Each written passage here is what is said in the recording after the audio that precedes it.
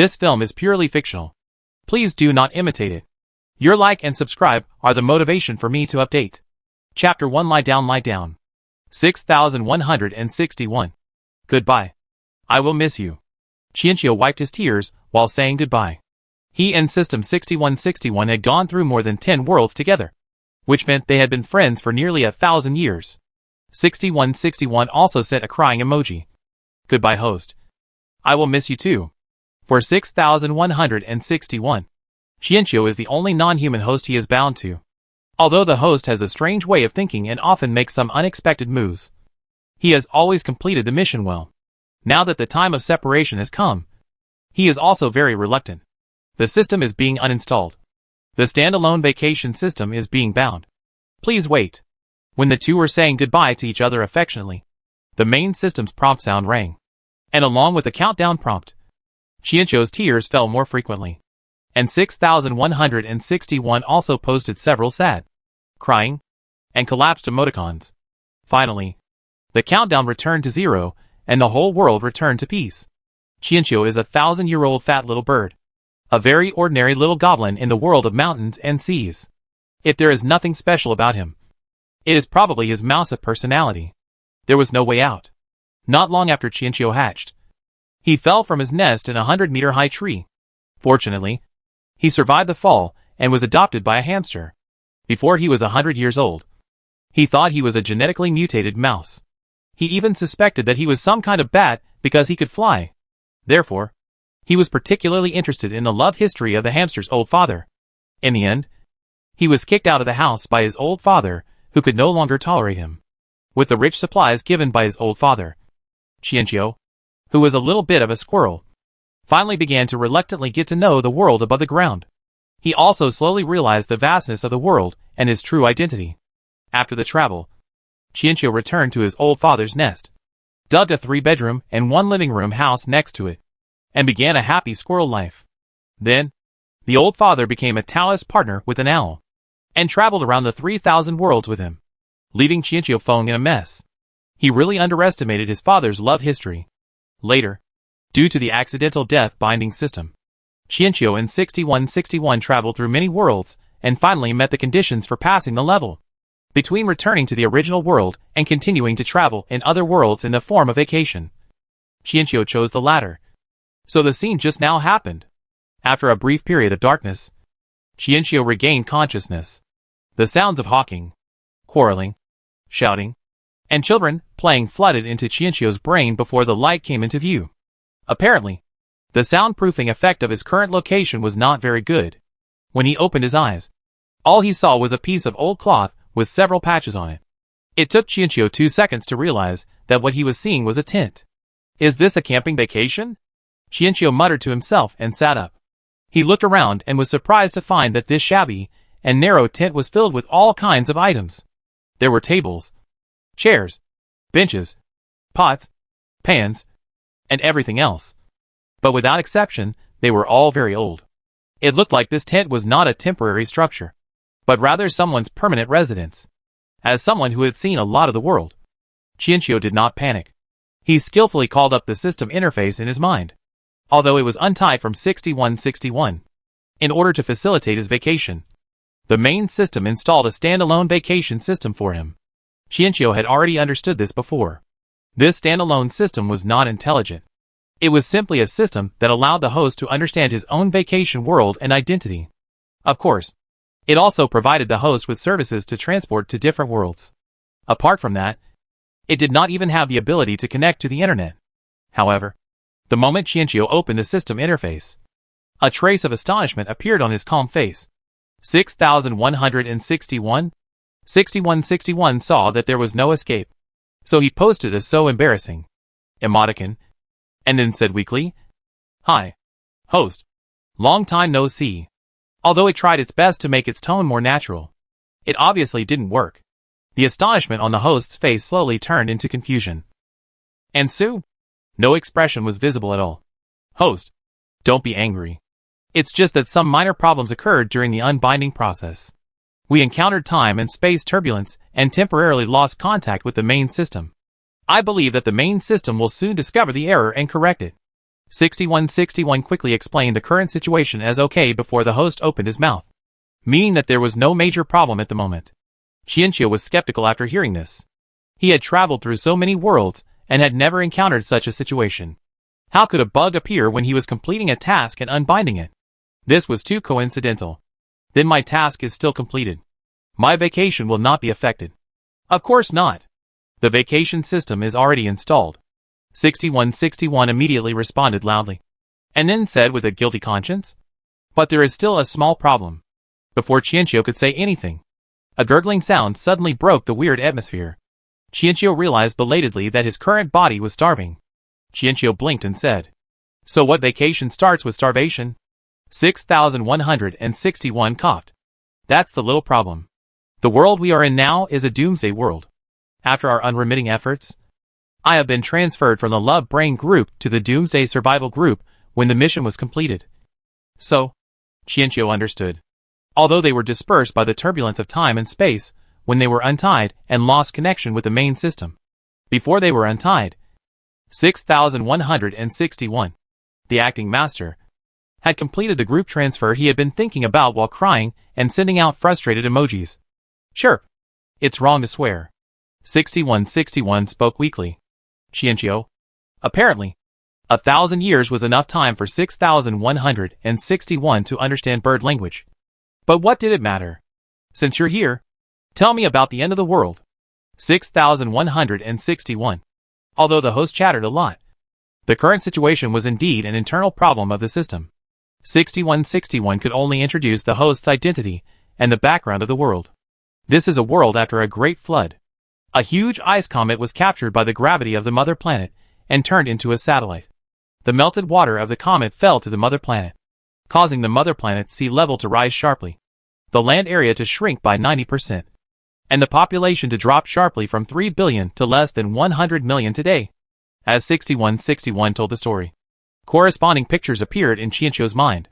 The sudden flood not only destroyed the original world system, but also led to a series of reactions such as loss of technology, interruption of civilization, extinction of species, etc.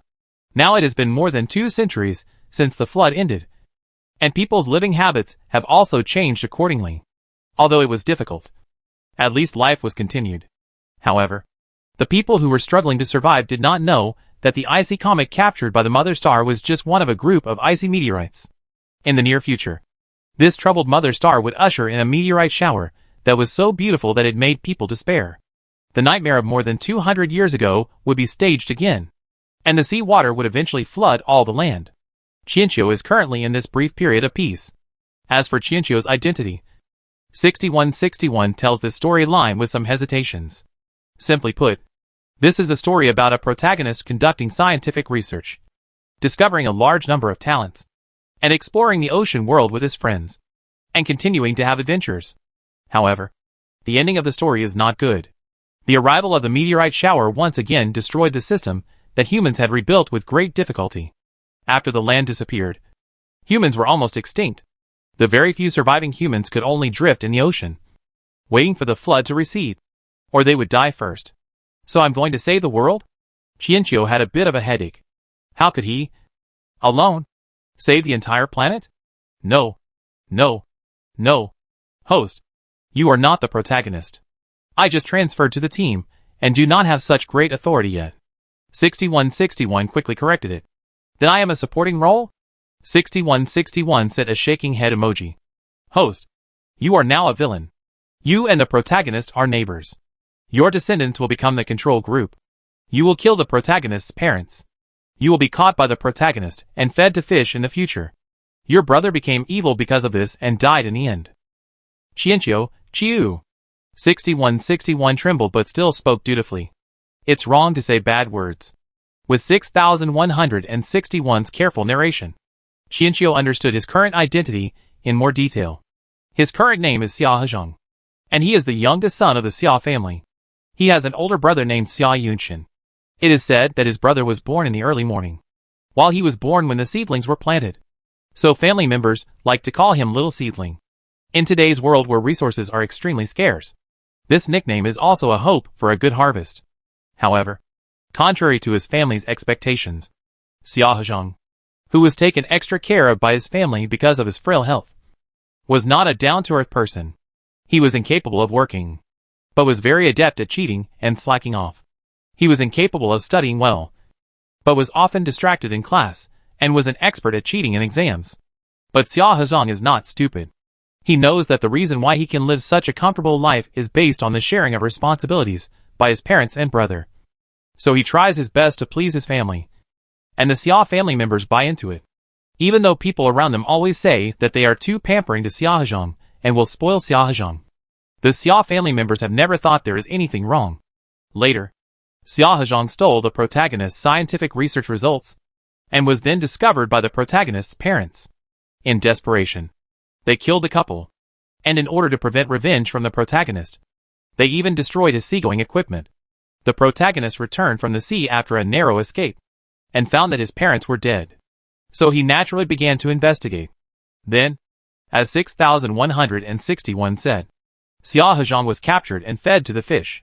When Xia Yunshan came back, he turned evil after his parents cried and complained to him, and began to be hostile to the protagonist everywhere. Compared with the rational and sober protagonist, Xia Yunshan's paranoia made his teammates gradually abandon him. And finally, he was buried in the sea during a storm. After reading the introduction about his identity, Chiino was silent for a moment and then said, "I can't follow this plot. If I want to leave, I can only take the last step and jump into the sea to feed the fish." Although he is not a human, he still does human things. Hearing this, 6161 was not in a hurry. "It's okay. We are in single-player mode now. It doesn't matter if we don't follow the plot. I don't want to follow this plot either. We can just lie down. I don't have any missions." Chapter 2 Doomsday Food. Hearing this, Chiino finally stopped caring.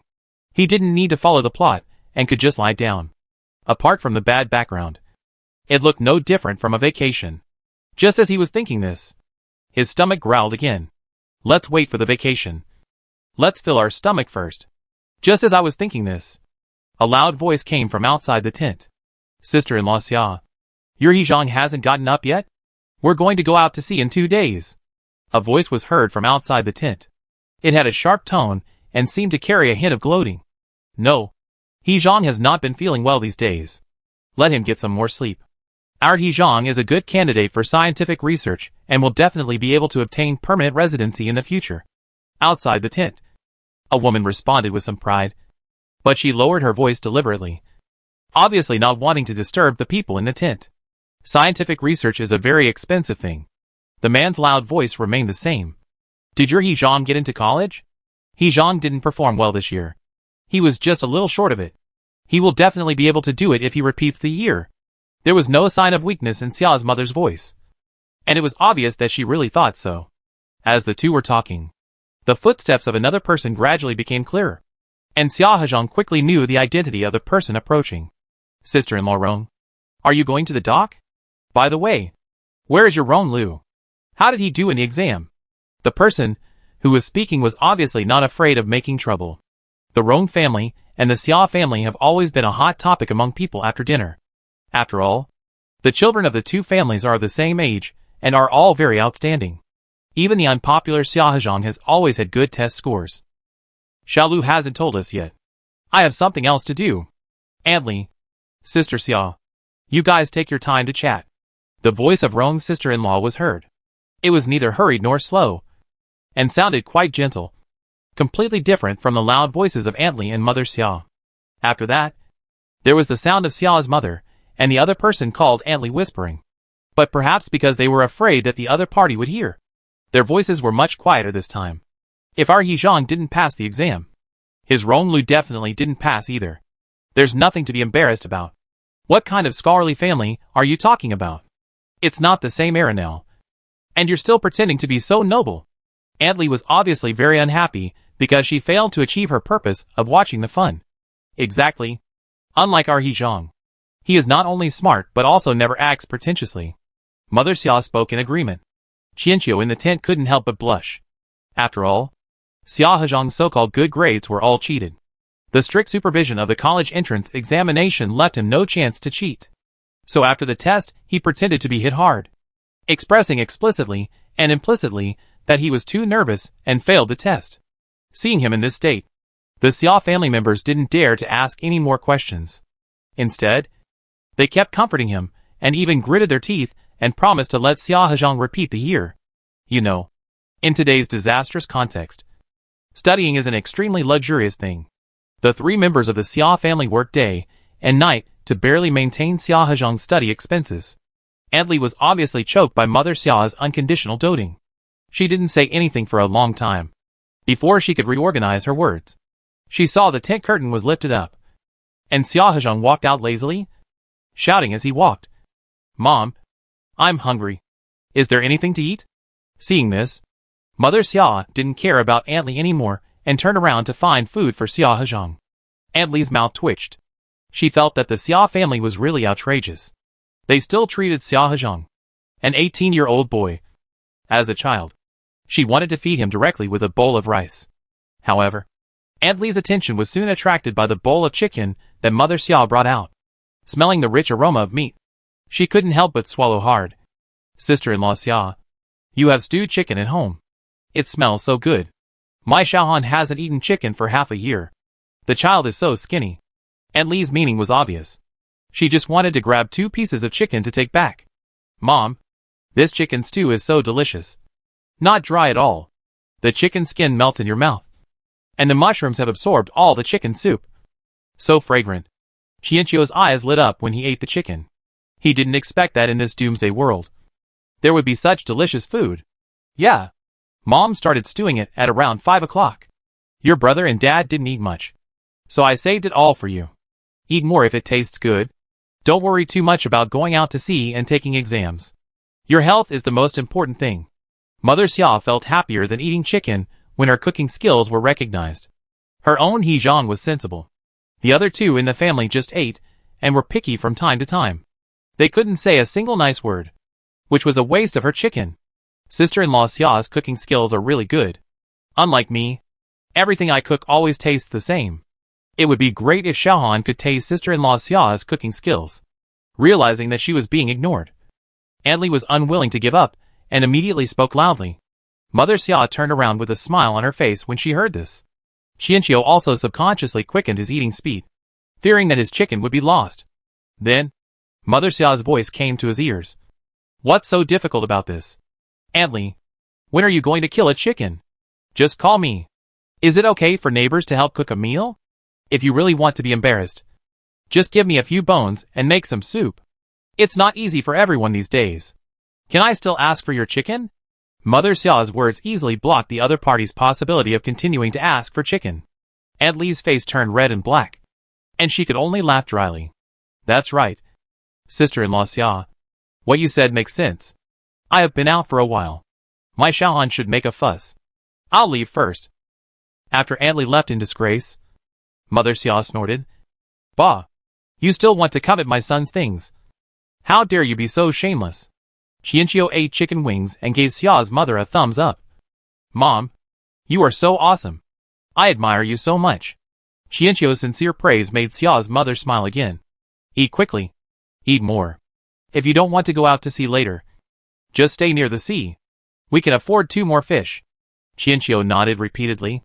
Seeing that her son was eating happily, Xia's mother felt relieved. Then she went out to work. When she left, she did not forget to remind Xia Hezhong to be careful when going out to sea. After Xia's mother left, Chiino enjoyed the food seriously. Such delicious food must be savored carefully. After he had eaten all the chicken, he leisurely got up and prepared to go to the ferry. Then, just as he reached the door, a child about 4 or 5 years old rushed in quickly. "Brother Xia, I heard from my mom that your family has a chicken dinner. I want to eat it too." Xia Hezhong was a little confused by the child's self-righteous attitude. He thought that he really didn't have any younger brothers in the plot. So this child was probably the child named Xiaohan who left Aunt Li's house before. Without waiting for Xia Hezhong to speak, Xiaohan rushed to the shabby wooden dining table and saw a pile of chicken bones that had been gnawed clean. The child was stunned for 2 seconds, then ran out crying, shouting as he ran. "Xia Hezhong stole my chicken. He ate all my chicken. Chiino. So I am not the only villain in the story. This naughty kid will also be a villain in the future." 6,161 sensed Chienchio's thoughts and quickly denied it. No. Chienchio was a little surprised. This naughty kid didn't grow up to be a villain? No. I mean, this brat has no future. Because Xiaohan cried so hard? Xiaohezhang felt very embarrassed. Then when they went out to sea, they found Xiaohan drowning on the beach, but didn't rescue her. This brat drowned tonight. 6161 explanation. Chienchio. As expected. I am the villain. After clearly recognizing his identity again, Chienchio left amid Xiaohan's crying. As for this naughty kid, he would just give him a beating when he fished him out. After all, he was just a kid. He had saved several cicadas before, not only taking care of them in their old age, but also collecting their bodies in the end. Collecting them completely. After Chienchio left, two people appeared behind him. If Chienchio looked back, he would find that he should know both of them. One was the protagonist and neighbor Ronglu, and the other was the person who followed his brother Xia Yunchen, but now appeared abnormally next to Ronglu. If you don't believe me, go to the reef beach tonight, and Xiaohezhang will watch Xiaohan drown with his own eyes. Fan Qingju spoke confidently. Ronglu's eyes flashed with deep thought, and when Fan Qingju became more and more anxious, he spoke lightly. Okay, if you really have the ability to predict the future, then I can make an exception and accept you into the team. Fan Qingju finally breathed a sigh of relief after hearing Ronglu's promise. The survival crisis in Doomsday does not only come from the harsh environment, but also from the unpredictable human heart. Joining a reliable team will greatly increase his chances of survival. However, precisely for the sake of reliability, the team usually will not accept traitors. He neither wants to go crazy with Xia Yunchen, nor does he want to join those temporary teams to risk his life. He silently said sorry to Xia Yunchen in his heart. When those illusory dreams came true one by one, he became more and more panicked. Especially after dreaming about the final meteorite shower. He finally made up his mind to follow Ronglu. The reason was that after that catastrophe, Ronglu's team survived and even became the most powerful force after the disaster. Watching Xiaohezhang gradually going away, Fan Qingju felt very complicated. If Xiaohezhang was not there, Xia Yunchen would undoubtedly be worth following. Xia Yunchen was not only capable, but also knew how to use people. He was a natural leader. So when they learned of Xiaohezhang's death, the people in their team were not actually very sad.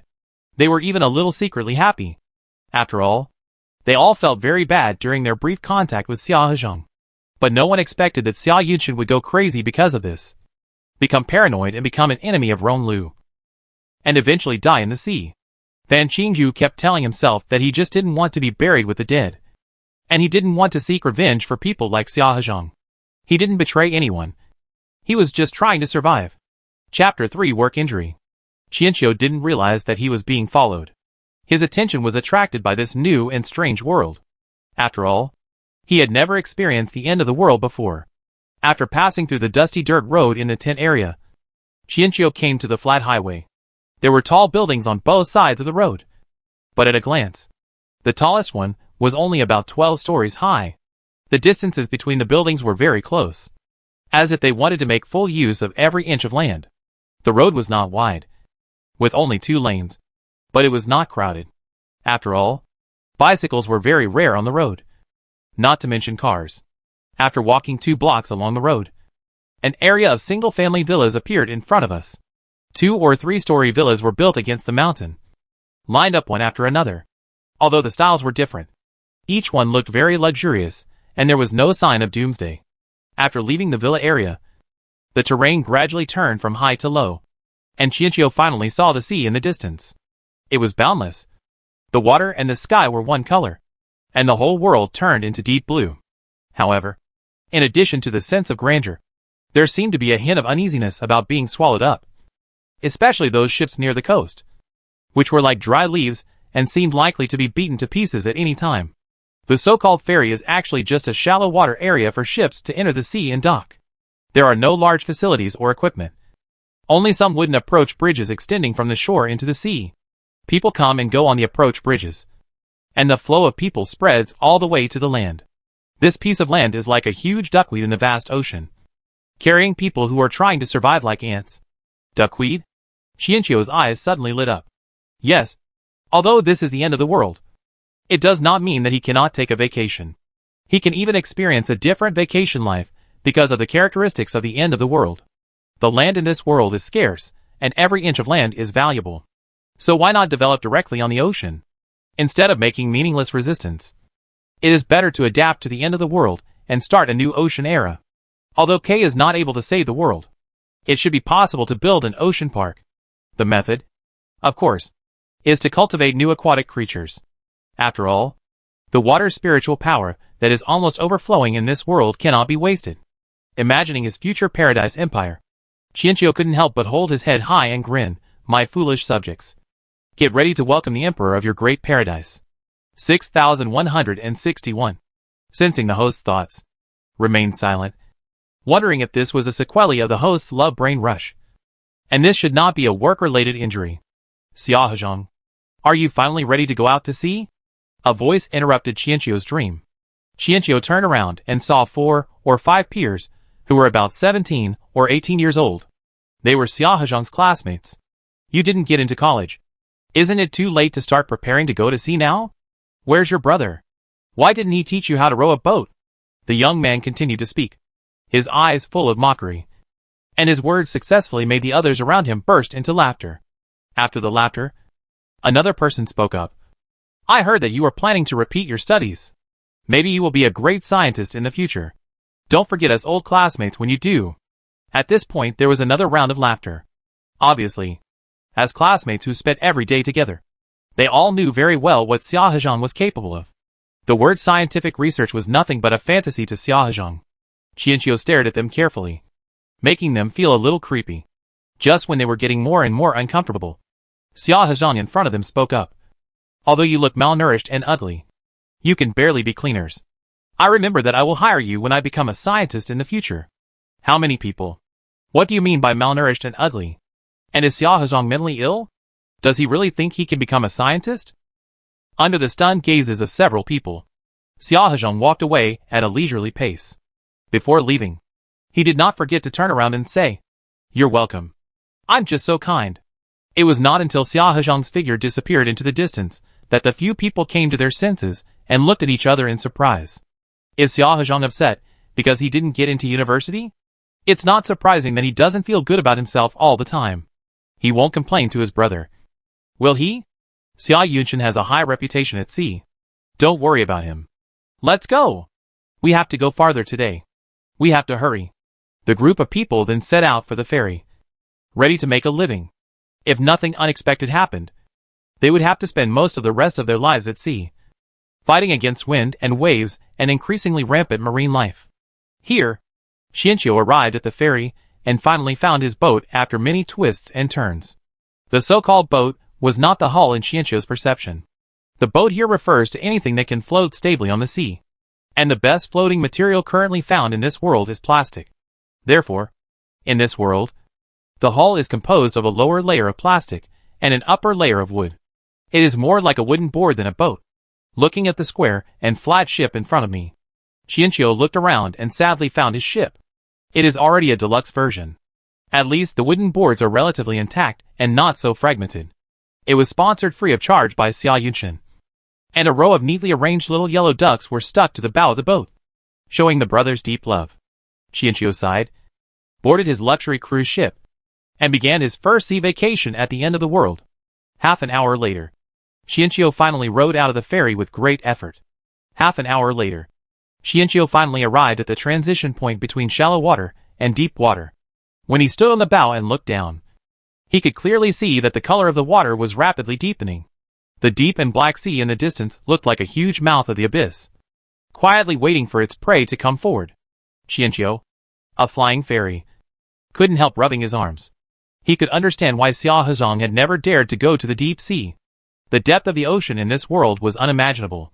And that bottomless abyss seemed even more terrifying after being covered by sea water.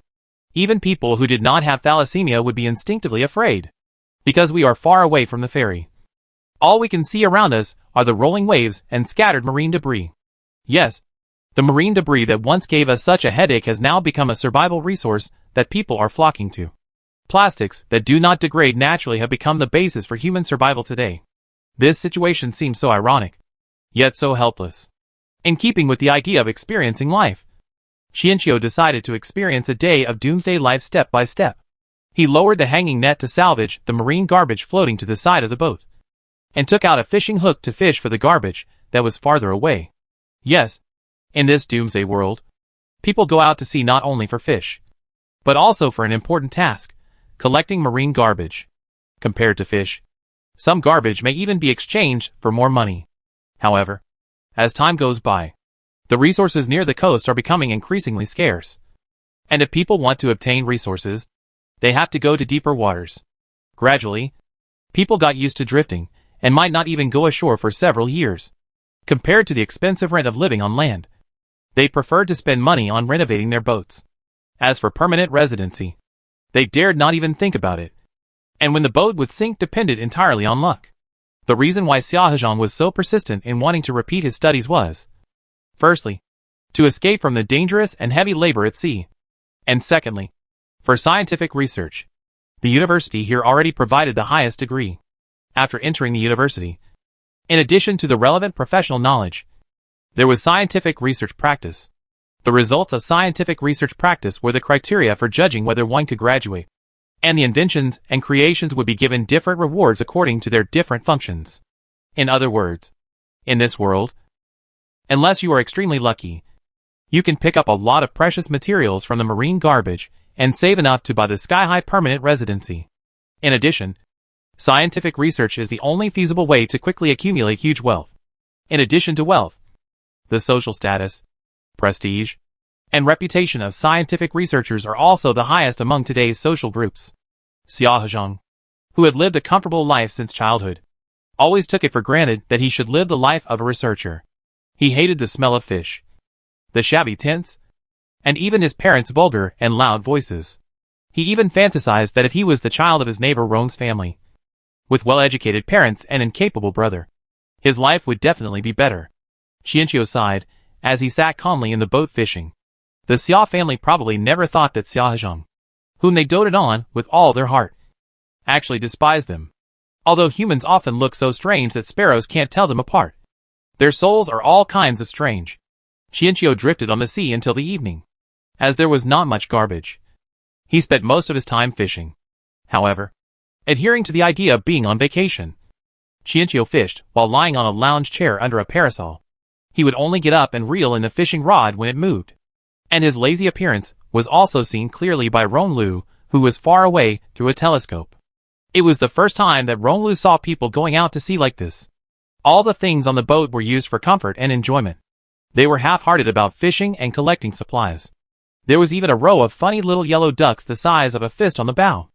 I really don't know what Xiahozhang was thinking. Although Ronglu had heard about his neighbor's behavior, Xiahozhang's appearance of traveling and playing still seemed a little outrageous to Ronglu. In today's society, children in their teens have to go out to sea to make a living, and Xiahozhang's carefree and playful appearance seemed too out of place. Ronglu really couldn't understand Fan Qingju's warning. How could a person like Xiahozhang pose a huge threat to him and make him regret for the rest of his life? As time went by, the afterglow of the setting sun spread across the sea. The person on the lounge chair in the distance finally moved. He stood up, stretched towards the sunset, and then finally slowly rowed back. He had to take a break after rowing for a while, which made Ronglu, who had always been patient, a little impatient. Watching Xiahozhang returning slowly, Ronglu couldn't help but wonder if what Fan Qingju had said before, that Xiahozhang would watch Xiaohan drown in the evening, was true. At Xiahozhang's speed, he might not be able to return until dark. However, his hesitation was soon dispelled. Xiahozhang on the boat suddenly remembered something and finally started paddling faster, as if he had remembered something urgent. Chapter 4: Delaying Tactics. After finishing the first day of vacation, Chiino just remembered that there was still a naughty kid to save. While dancing the oars almost leaving after images, he felt that he was so kind. By the time Chiino followed his memory and rowed to the sparsely populated reef area, it was already getting dark. Fortunately, he saw Xiaohan struggling in the water not long after rowing. The naughty kid had obviously fallen into the water for a while. Chiino rowed the boat over without delay, and then picked up Xiaohan when he was about to sink to the bottom. Then he put the naughty kid on the boat and began to slap his chest frantically. When Xiaohan spit out water and woke up crying, Chiino did not stop slapping him. Xiaohan, who woke up, was still in extreme fear of drowning. He immediately opened his mouth and burst into tears. But his crying was intermittent due to Chiino's patting. Chiino stopped only when Xiaohan could no longer spit out a drop of water. Xiaohan finally came to his senses. He looked at Xia Hezhang in front of him and rushed over to hug him, crying and shouting, "Brother Xia, I want to go home! I want to go home!" Chiino pulled the naughty kid off his body, handed him a paddle, and encouraged him. "Let's go! Let's go home!" Xiaohan took the oar in a daze, and his fighting spirit was ignited by Xia Hezhang's encouraging gaze. The fear of drowning turned into motivation to go home at this moment. He began to paddle hard, while Chiino supervised and encouraged him from the side, and kept praising him. In this way, Xiaohan carried Xia Hezhang out of the reef area and headed towards the ferry where people usually landed. Listening to Xia Hezhang's encouragement, Xiaohan felt that he had escaped from the cold sea water and the fear that had invaded his heart. Xia Hezhang beside him was like an angel who drove away the god of death, glowing all over. Chiino, who got a free crew member, held an oil lamp and admired the night view of the sea. The dark sea was lit up with lights. They were people who came back late or settled on the sea. The dotted fishing lights were connected into a piece, just like the starry sky that can be seen when looking up. Sure enough, today's vacation is a perfect day. On this day, Xia Hezhang became a hero in the tent area. The neighbors finally looked at Xia Hezhang for the first time. He was still fair-skinned and spoiled, but now he looked much more pleasing to the eye. Aunt Li's family thanked Xia Hezhang profusely, and Xia's mother was very proud. As for Xia's father and Xia Yunshan, they did not come back that day after going out to the deep sea, which made Xia's mother feel sorry for a long time. On the other hand, Chiino also gained his first die-hard fan in his life. Although this die-hard fan is just a naughty kid now, in the future, he will become the pioneer of a new field that even Chiino did not expect. Xia Hezhang was in a very good position, but the situation on Fan Qingju's side was more complicated. This was the first time that things developed differently from his dreams. He was afraid that Ronglu might not believe him, but he was also struggling with whether his betrayal would still make sense if reality could be different from his dreams. Fan Qingju glanced at Ronglu in front of him. Although he was only 18 years old, his face showed no thoughts or emotions, making it impossible to judge his true inner thoughts. Fortunately, after a long period of suffering, Ronglu told him that the team would be ready to go to sea in 3 days and asked him to make preparations in advance. But before he could be happy, Ronglu spoke again. "Since your ability is too incredible, and the situation is not completely consistent with what you said, you can only join the team as a temporary crew member. Whether you can be accepted in the future depends entirely on your own ability." Although he was only a temporary crew member, Fan Qingju still breathed a sigh of relief. No matter what the reality was, after the doomsday in the dream, Ronglu's team did survive, so he did nothing wrong. Comforting himself in this way, Fan Qingju finally showed a relaxed smile on his face. "I understand." Ronglu nodded and said, "Handle the relationship between you and Xia Yunshan's team within 3 days. Nature." Fan Qingju quickly agreed. After Ronglu's figure went away, Fan Qingju frowned again, thinking about how to explain to Xia Yunshan. What if Xia Yunshan went crazy? After all, betrayal is intolerable for any team. Fortunately, Xia Yunshan would not be back until 2 days later, so he still had time to think carefully. At this time, Xia Yunshan, who was drifting on the sea, had no idea what a lively scene he would face in 2 days. Now he was happy that he had salvaged another little yellow duck. He happily put it in his pocket and prepared to go back and stick it on the bow of his brother's boat. "Brother Lu, have you seen Brother Xia's brother?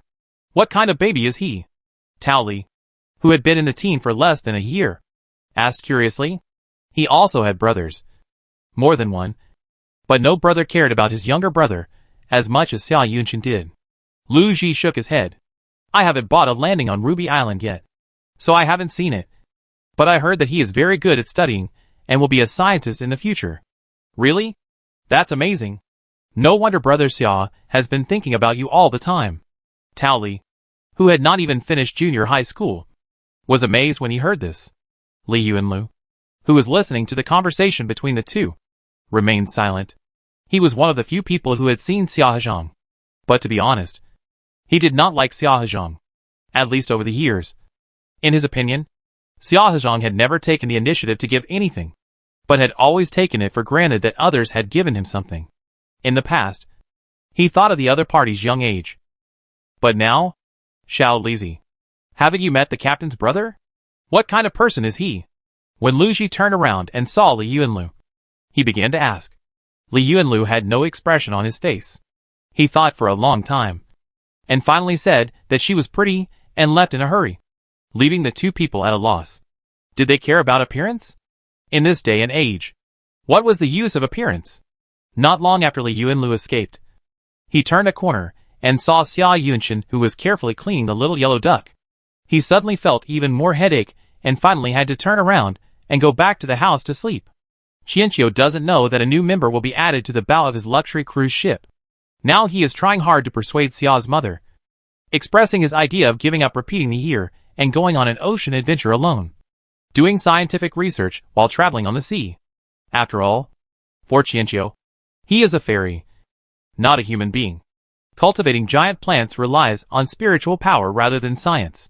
Instead of wasting time in school, it is better to get familiar with this world as soon as possible and better grasp the future direction of scientific research.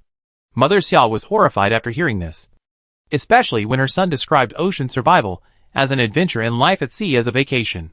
She was even more worried. Hezhong, did you hear some gossip today? Don't listen to them. Hezhong is a good candidate for scientific research. Mom believes in you. You will definitely be able to get into university if you repeat your studies for another year. Hezhong, life on the sea is not easy now. Although this tent is shabby, it is safe on land. You don't know that the creatures in the sea have become particularly dangerous. They are getting bigger and bigger, and it is getting harder and harder to catch them. Mom, I don't want my little seedling to suffer. Our little seedling is so smart. How can we take risks on the sea?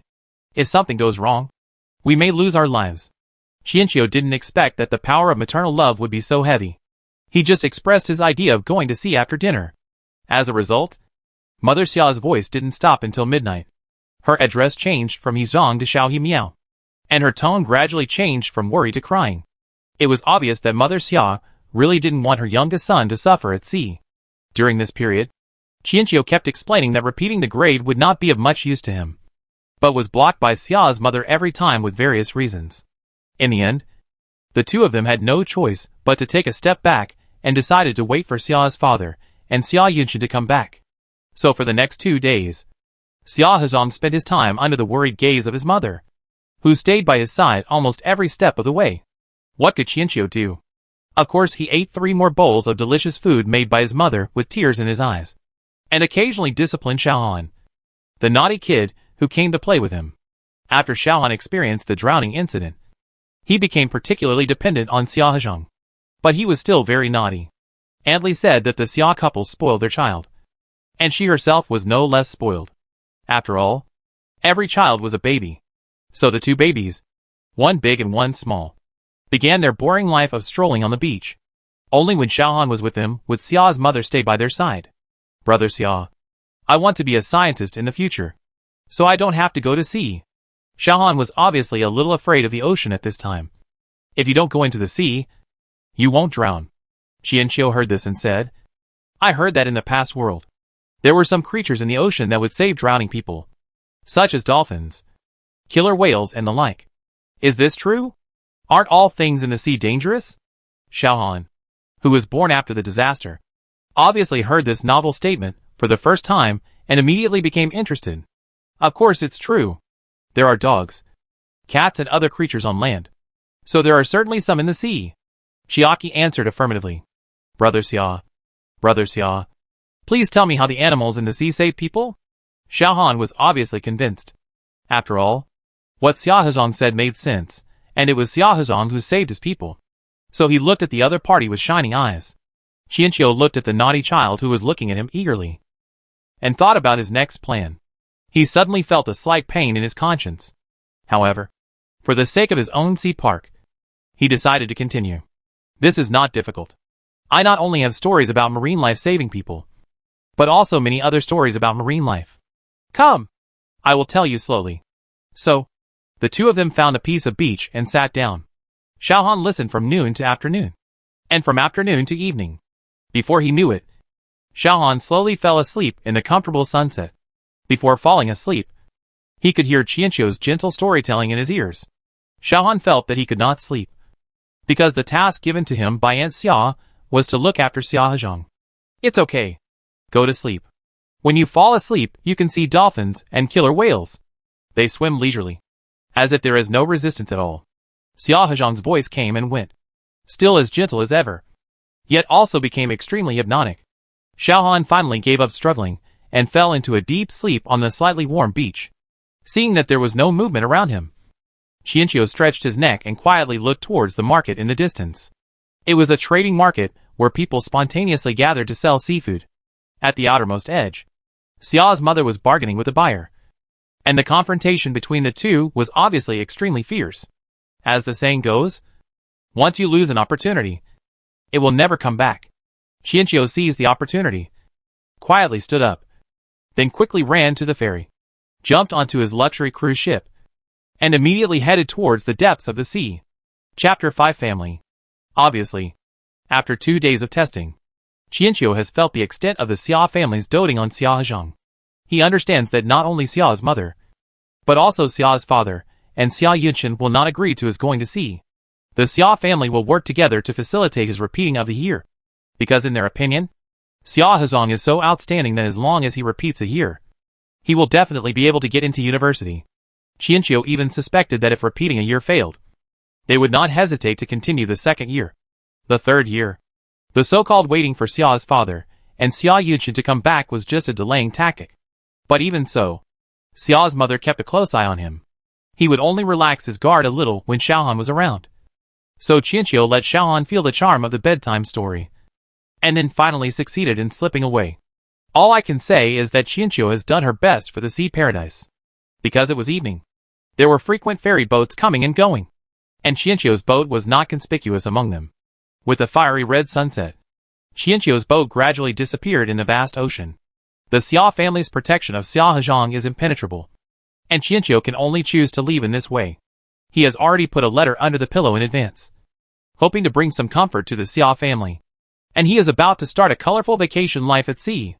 When Xia's father and Xia Yunchen returned to Ruby Island, it was the morning of the second day after Xia Hezhong left. They transported the spoils of this trip to the market, and then prepared to go home happily. However, along the way they could always feel the strange gazes of the people around them. Those eyes were indescribably complicated, as if they were gloating, but also as if they had some pity and sympathy. The two were a little confused by this, but the joy of returning home made them not care about much.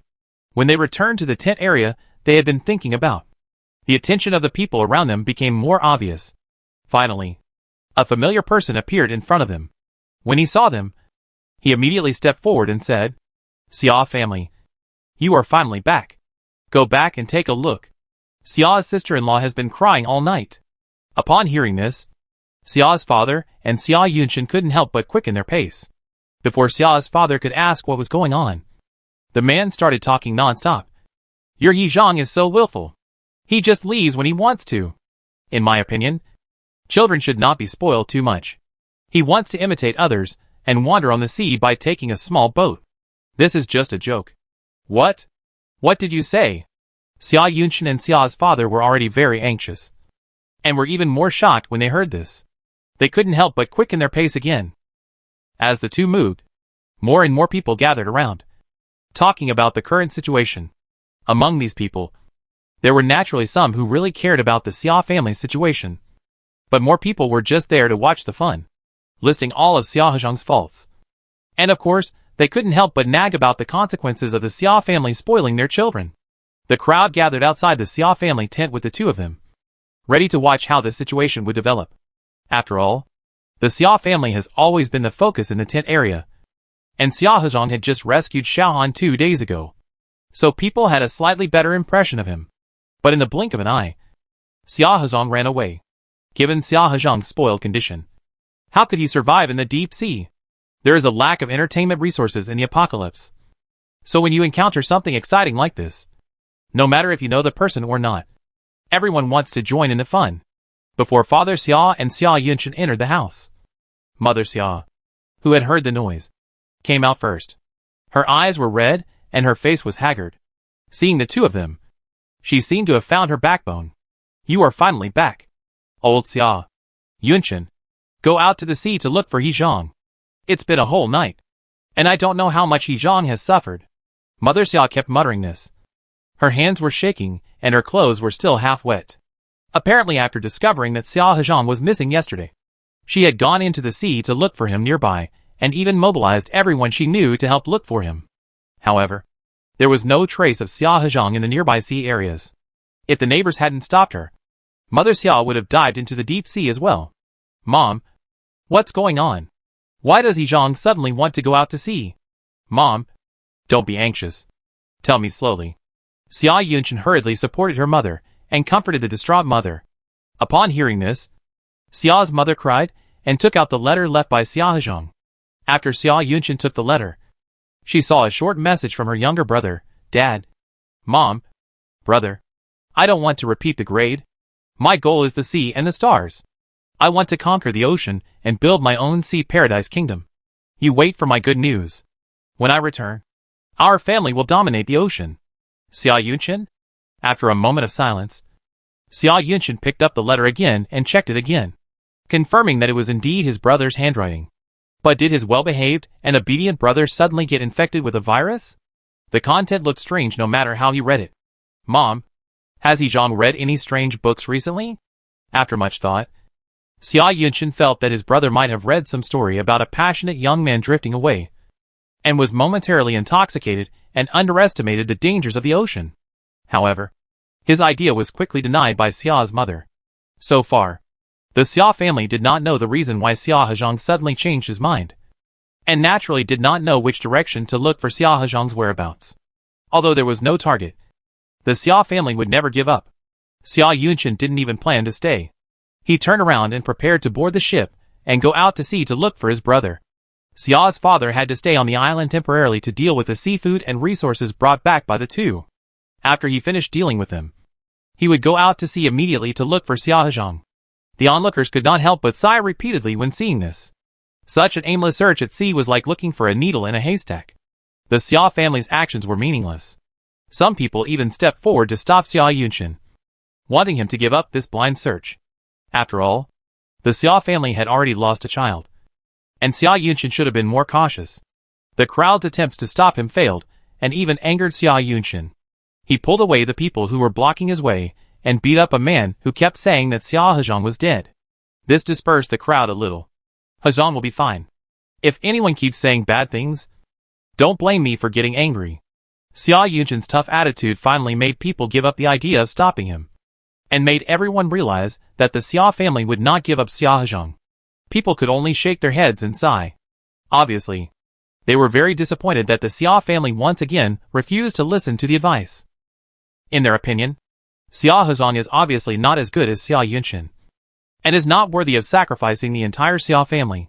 In this doomsday, human life is also something that can be measured. Seeing that Xia Yunchen was about to go to the ferry again to go out to sea, Fan Qingzhu, who was hiding in the crowd, finally couldn't wait any longer. If he let Xia Yunchen leave like this, he would miss the opportunity to join Ronlu's team. So he gritted his teeth and followed Xia Yunchen, who was in a hurry to get going. Soon found Fan Qingzhu following behind. He originally thought that he was going to return to the team, but the expression on Fan Qingzhu's face was too serious, which made Xia Yunchen a little confused. Qingzhu, what's wrong? If you are not feeling well, you can rest for a while. You don't have to rush back to the team. If you have other difficulties, you can tell me directly. Upon hearing this, Fan Qingzhu's face flushed, and he finally mustered up the courage to speak directly. Brother Xia, I have decided to quit the team and join Ronlu's team. Ronlu has agreed to accept me as a temporary team member. I came here today to explain this to you.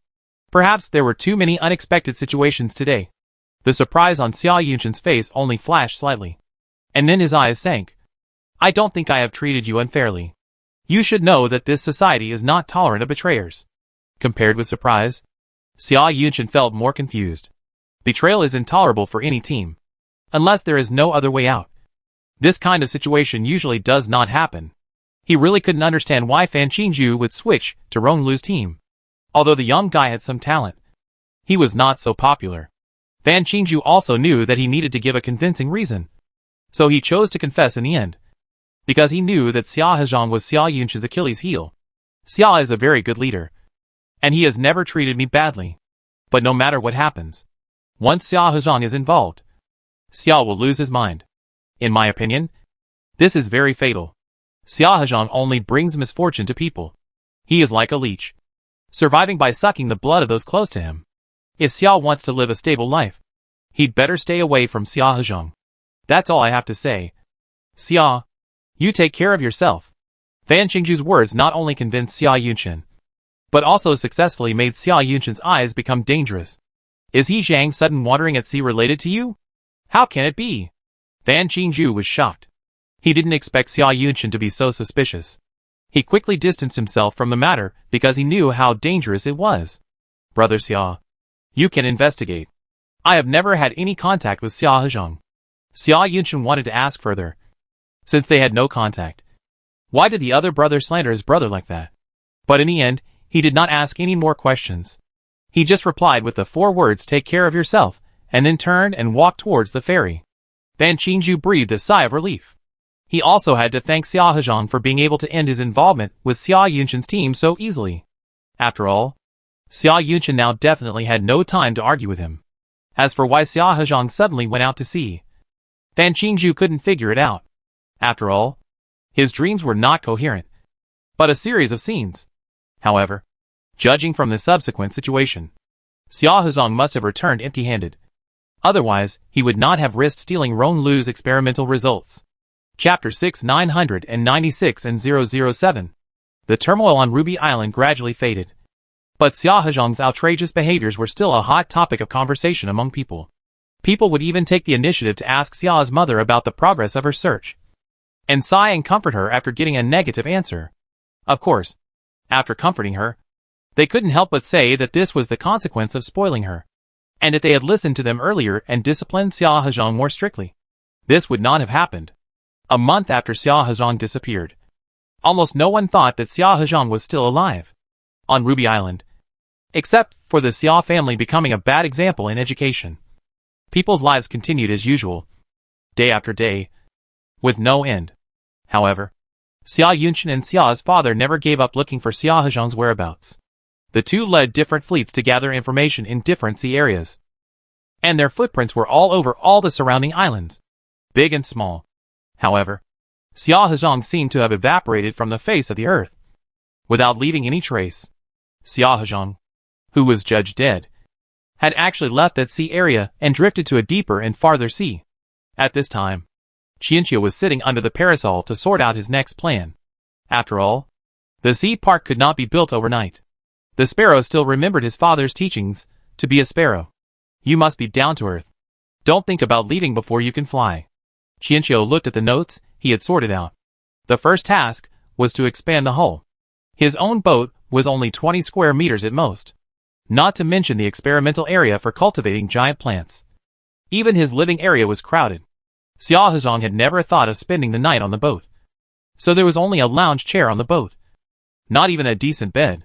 Chiino turned to the next page, which was a simple design drawing he had drawn himself, including the living area, experimental area, storage area, planting area, breeding area, and the most important sea park entertainment area, which would take up more than 10,000 square meters in total.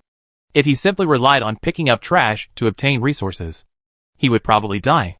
Chiino blinked and suddenly said, 6161. What does your newly installed doomsday system look like? Can I take a look? 6161, who was dozing off, immediately perked up after hearing this. Host, do you want to rebind with me? We are not in a completely bound state now, so the host cannot check the doomsday system.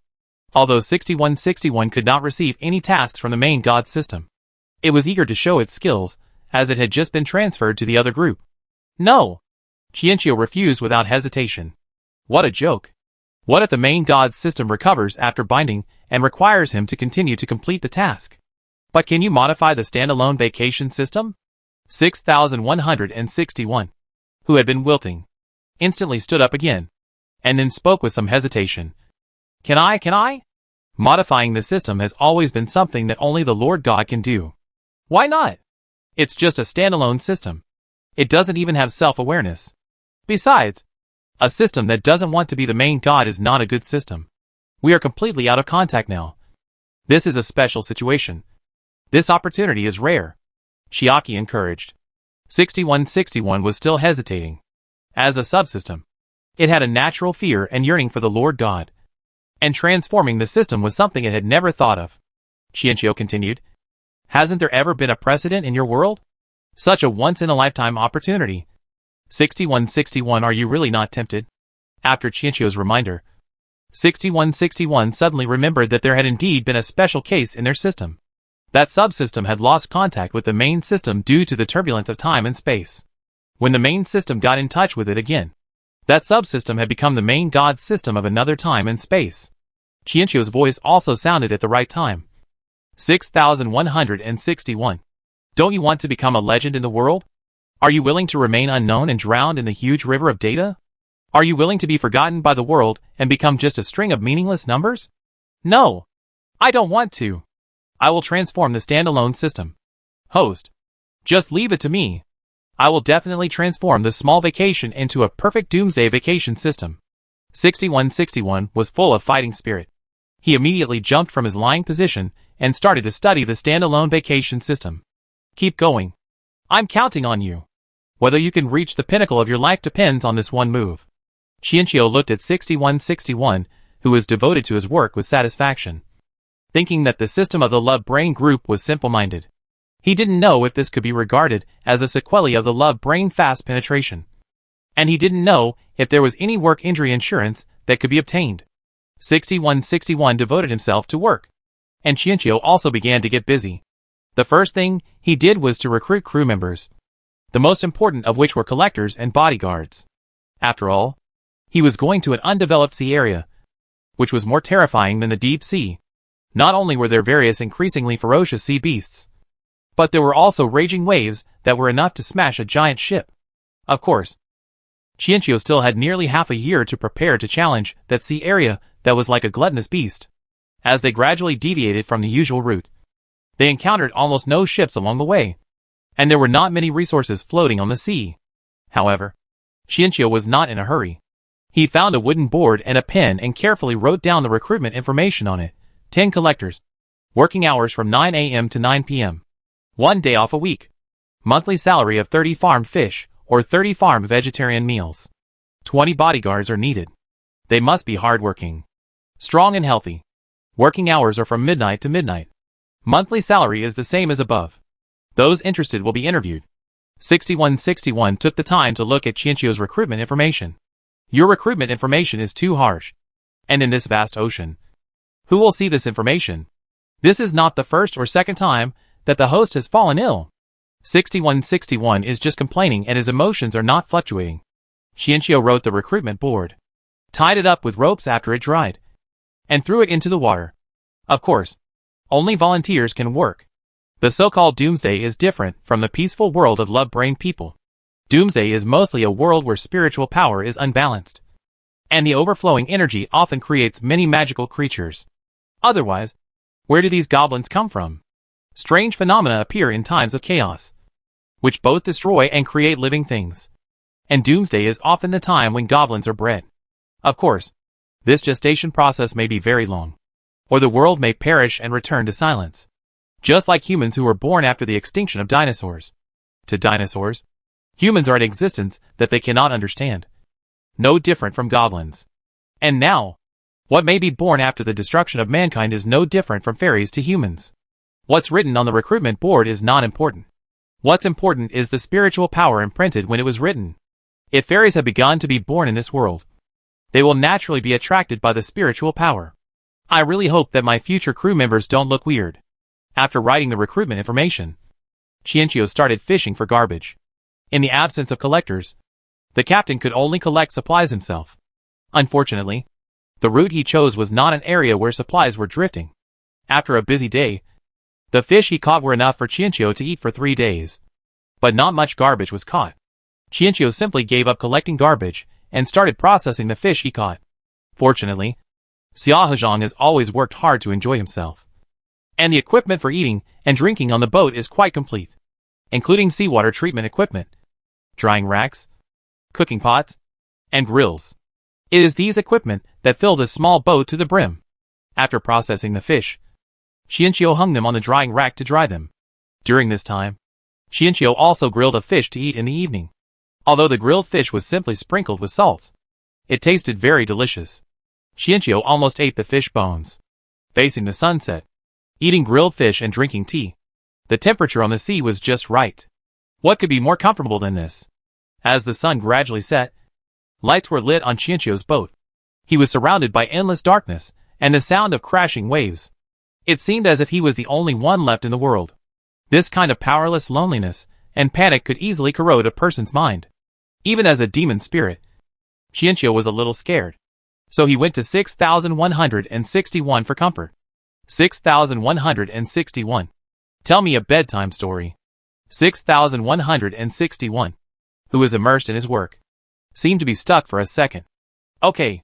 I have stories about deep-sea monsters, ghost ships, the sea of the dead, and mutant piranhas. Which one do you want to hear? There was silence for a few seconds, and then Xianqiu's snoring was heard on the boat.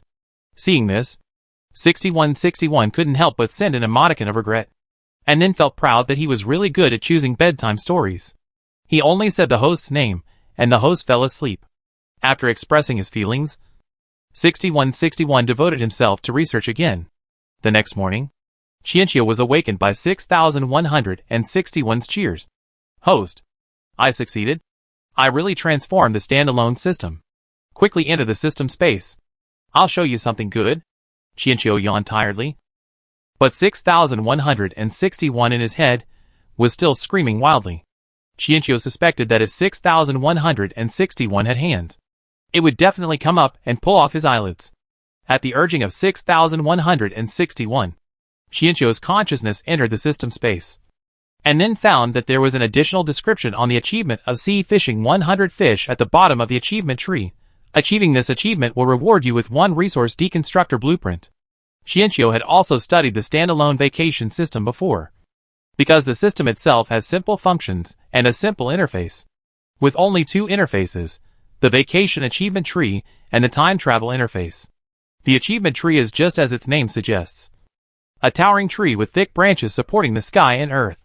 Many unripe fruits are hung among the lush branches and leaves.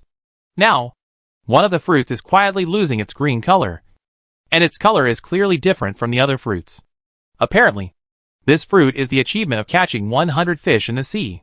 If it was the original vacation system, after Xianqiu went fishing for 100 fish, the fruit would mature and become an embellishment on the tree. Apart from that, it would have no other function. But now, after 6161's unremitting efforts, once the fruit matures, Xianqiu will be rewarded with a resource deconstructor blueprint.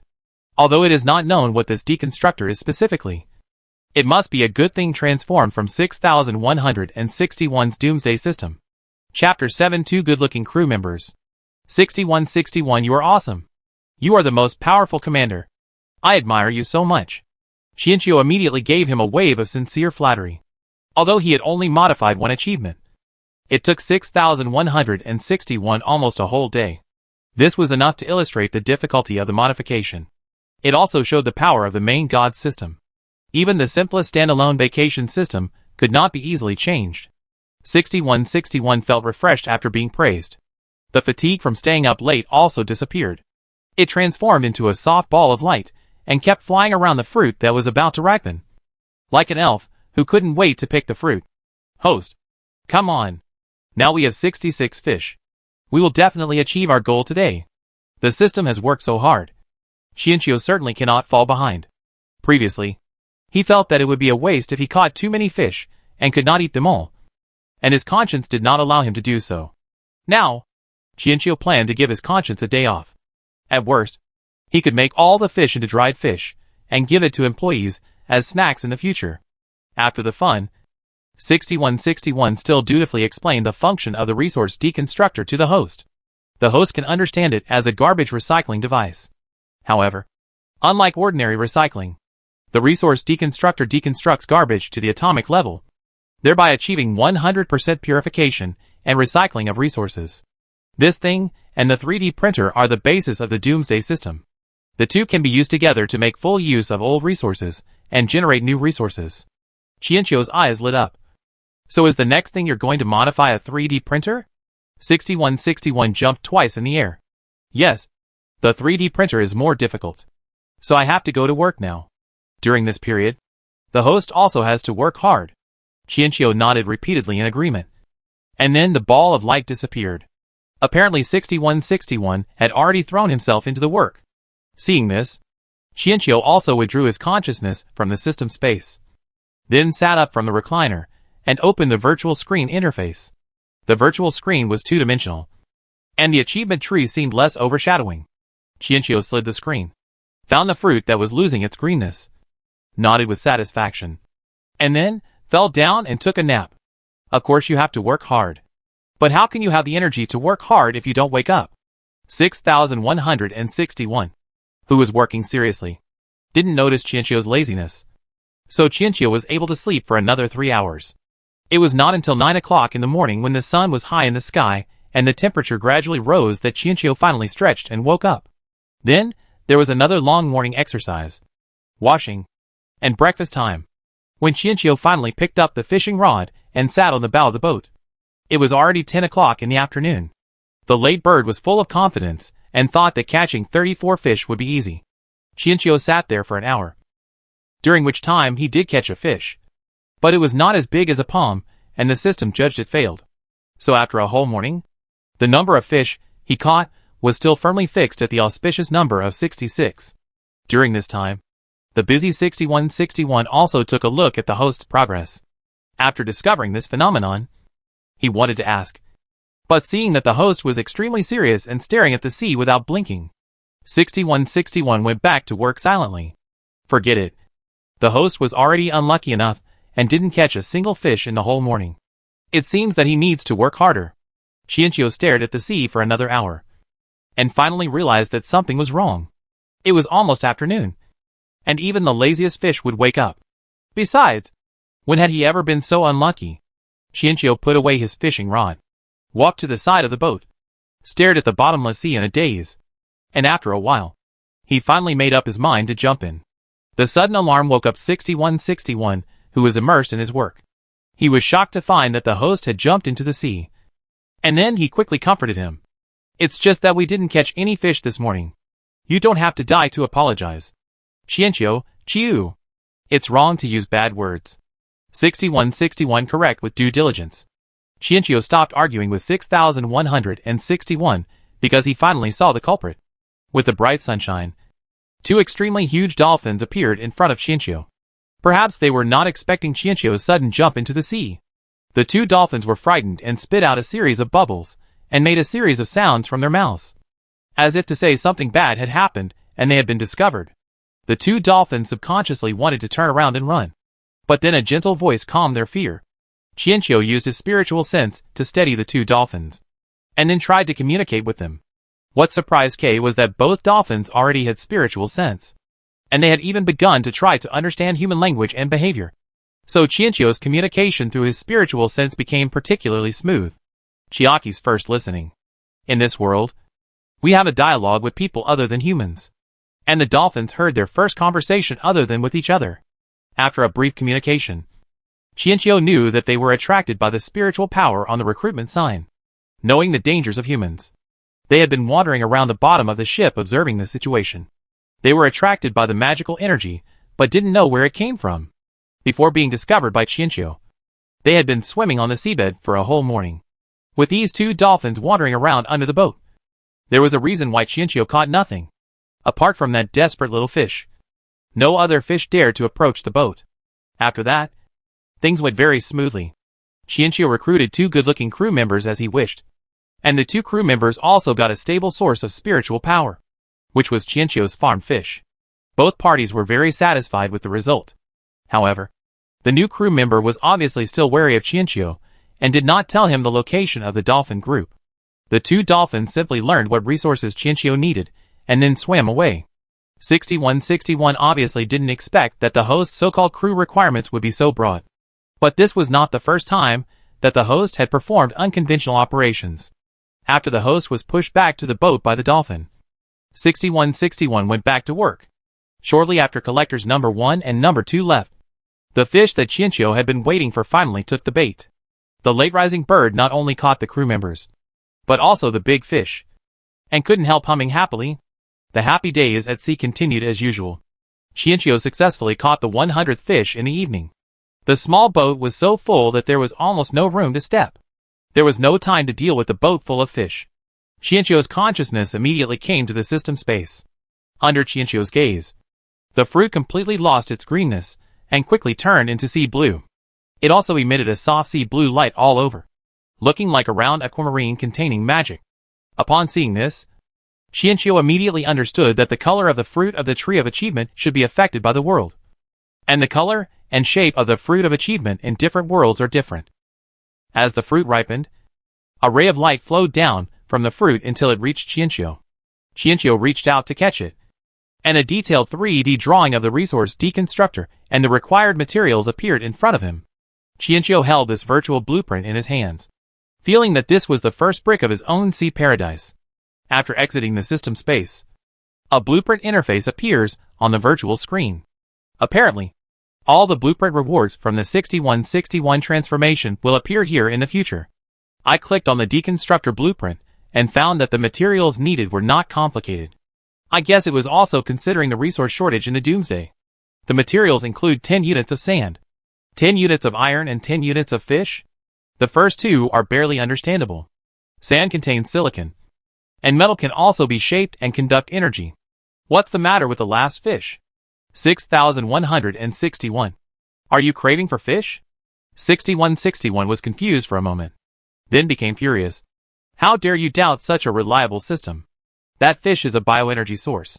A battery. Chiino, who came from an ancient world and had only a limited understanding of technology, blinked and said, "Oh, it sounds very advanced." 6161. What was going on with this tone that was as calm as death? However, as a reliable system, 6161 still explained responsibly.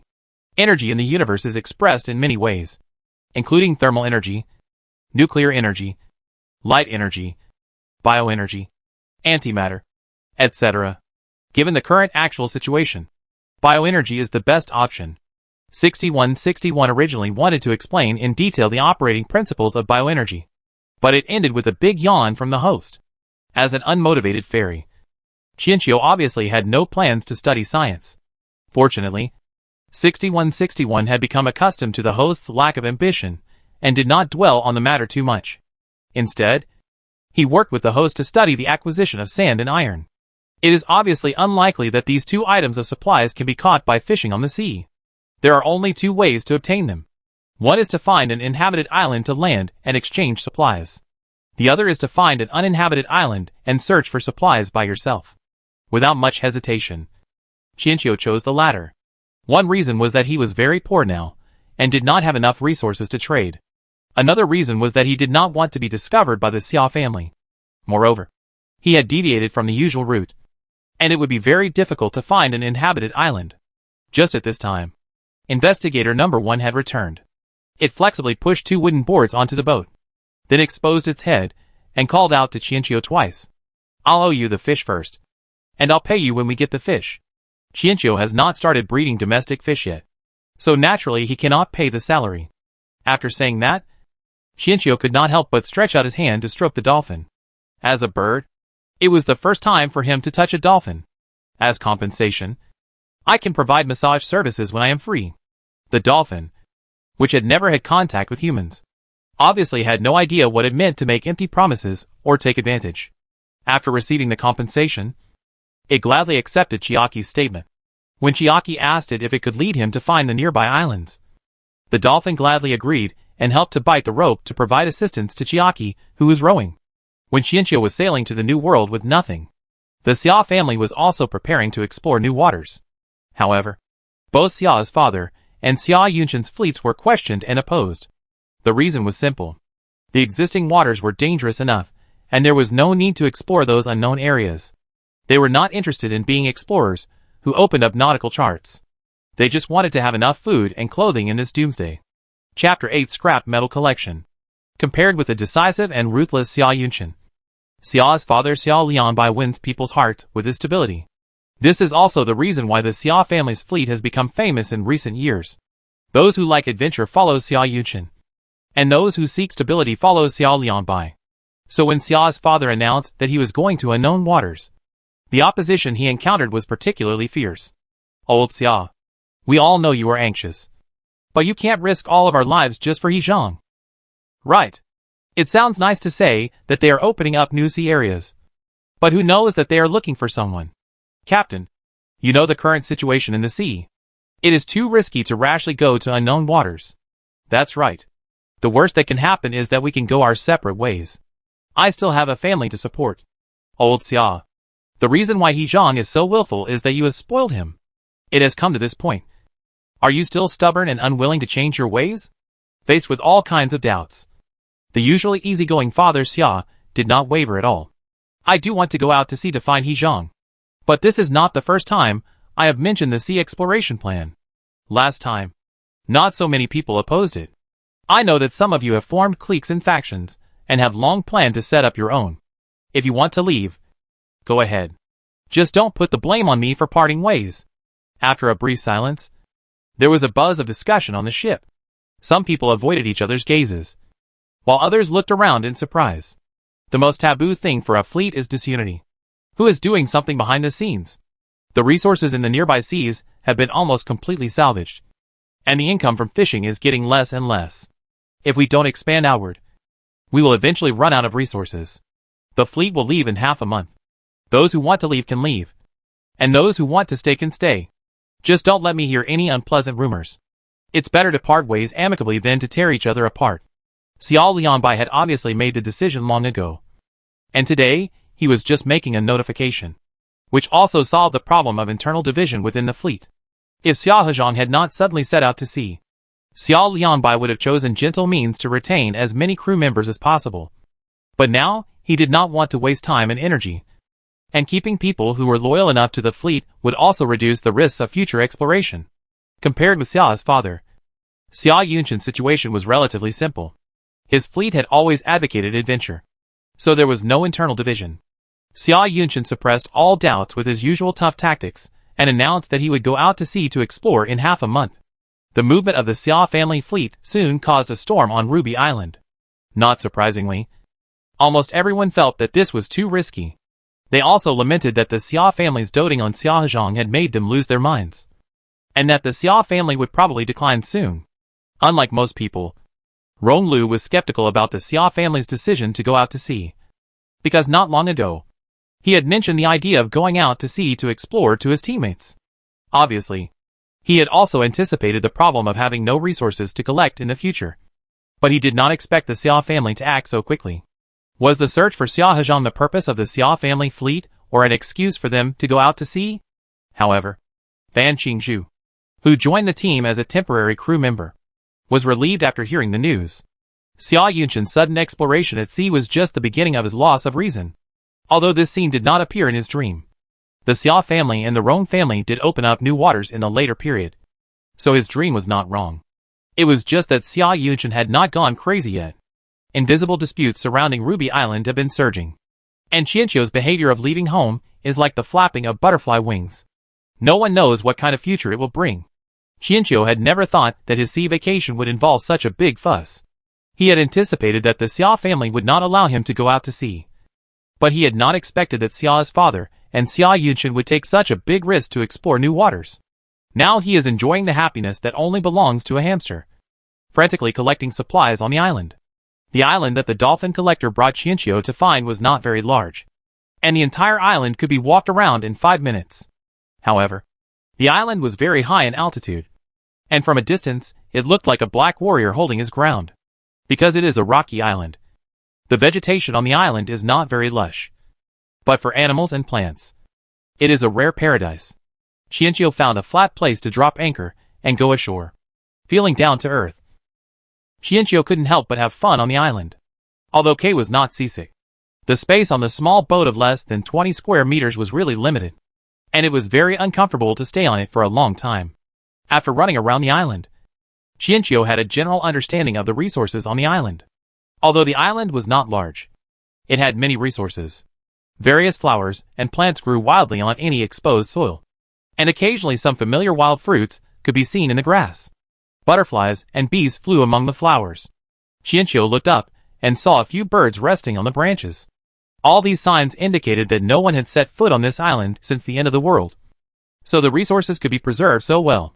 Chiino resisted the urge to clear out the island and started to collect the materials needed for the resource deconstructor.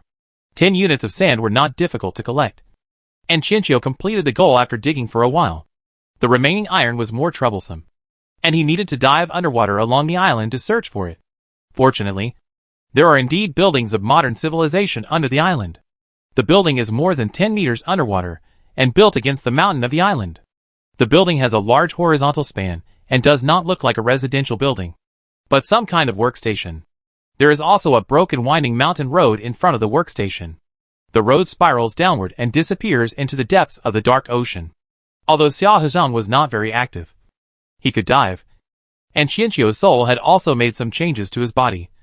So without much hesitation, Chiino jumped into the water and swam towards the building, intending to explore the workstation. After entering the water, Chiino finally caught a glimpse of a corner of the old world. This small island should have been a high mountain. As he continued to dive, he could see scattered buildings built on the mountain, but the one closest to the peak was still the workstation. Perhaps it was the nature of a flying spirit. Chiino's nerves became tense after entering the water. While fighting against the resistance of the water, he paid close attention to observe the situation. Fortunately, he did not see any large and ferocious fish when he looked around. After making sure it was safe, he quickly went to the workstation, and Dolphin number 1 followed closely behind him, intending to help. As they got closer to the target, the outline of the workstation gradually became clear. The workstation was built on a slightly flat part of the mountain. There was an asphalt road at the door that meandered towards the deep seabed. Of course, the road was intermittent, and only traces could be seen. The workstation was in the shape of a U as a whole. There was a row of 2-story buildings on one side against the mountain, and iron fences on the other 3 sides. However, after years of immersion in seawater, the iron fences have been covered with rust, and the row of buildings near the mountain is as dilapidated as a haunted house, with the dark windows looking like a pair of malicious eyes. Rusty iron doesn't matter, as long as it contains iron. The sudden voice in his mind scared Chiino so much that he blew bubbles.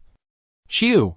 Dolphin number 1 next to him probably thought it was fun, and also blew a string of bubbles, and made a series of cheerful sounds at the same time, in order to prevent the host from swearing again. 6161 Mingji remained silent, and Chiino began to diligently pick up garbage. Broken fences, abandoned iron pots in the yard, tools, etc. After a while, Chiino collected a pile of garbage, then closed the fishing net, and swam to the sea with Dolphin number 1 with a scrap iron.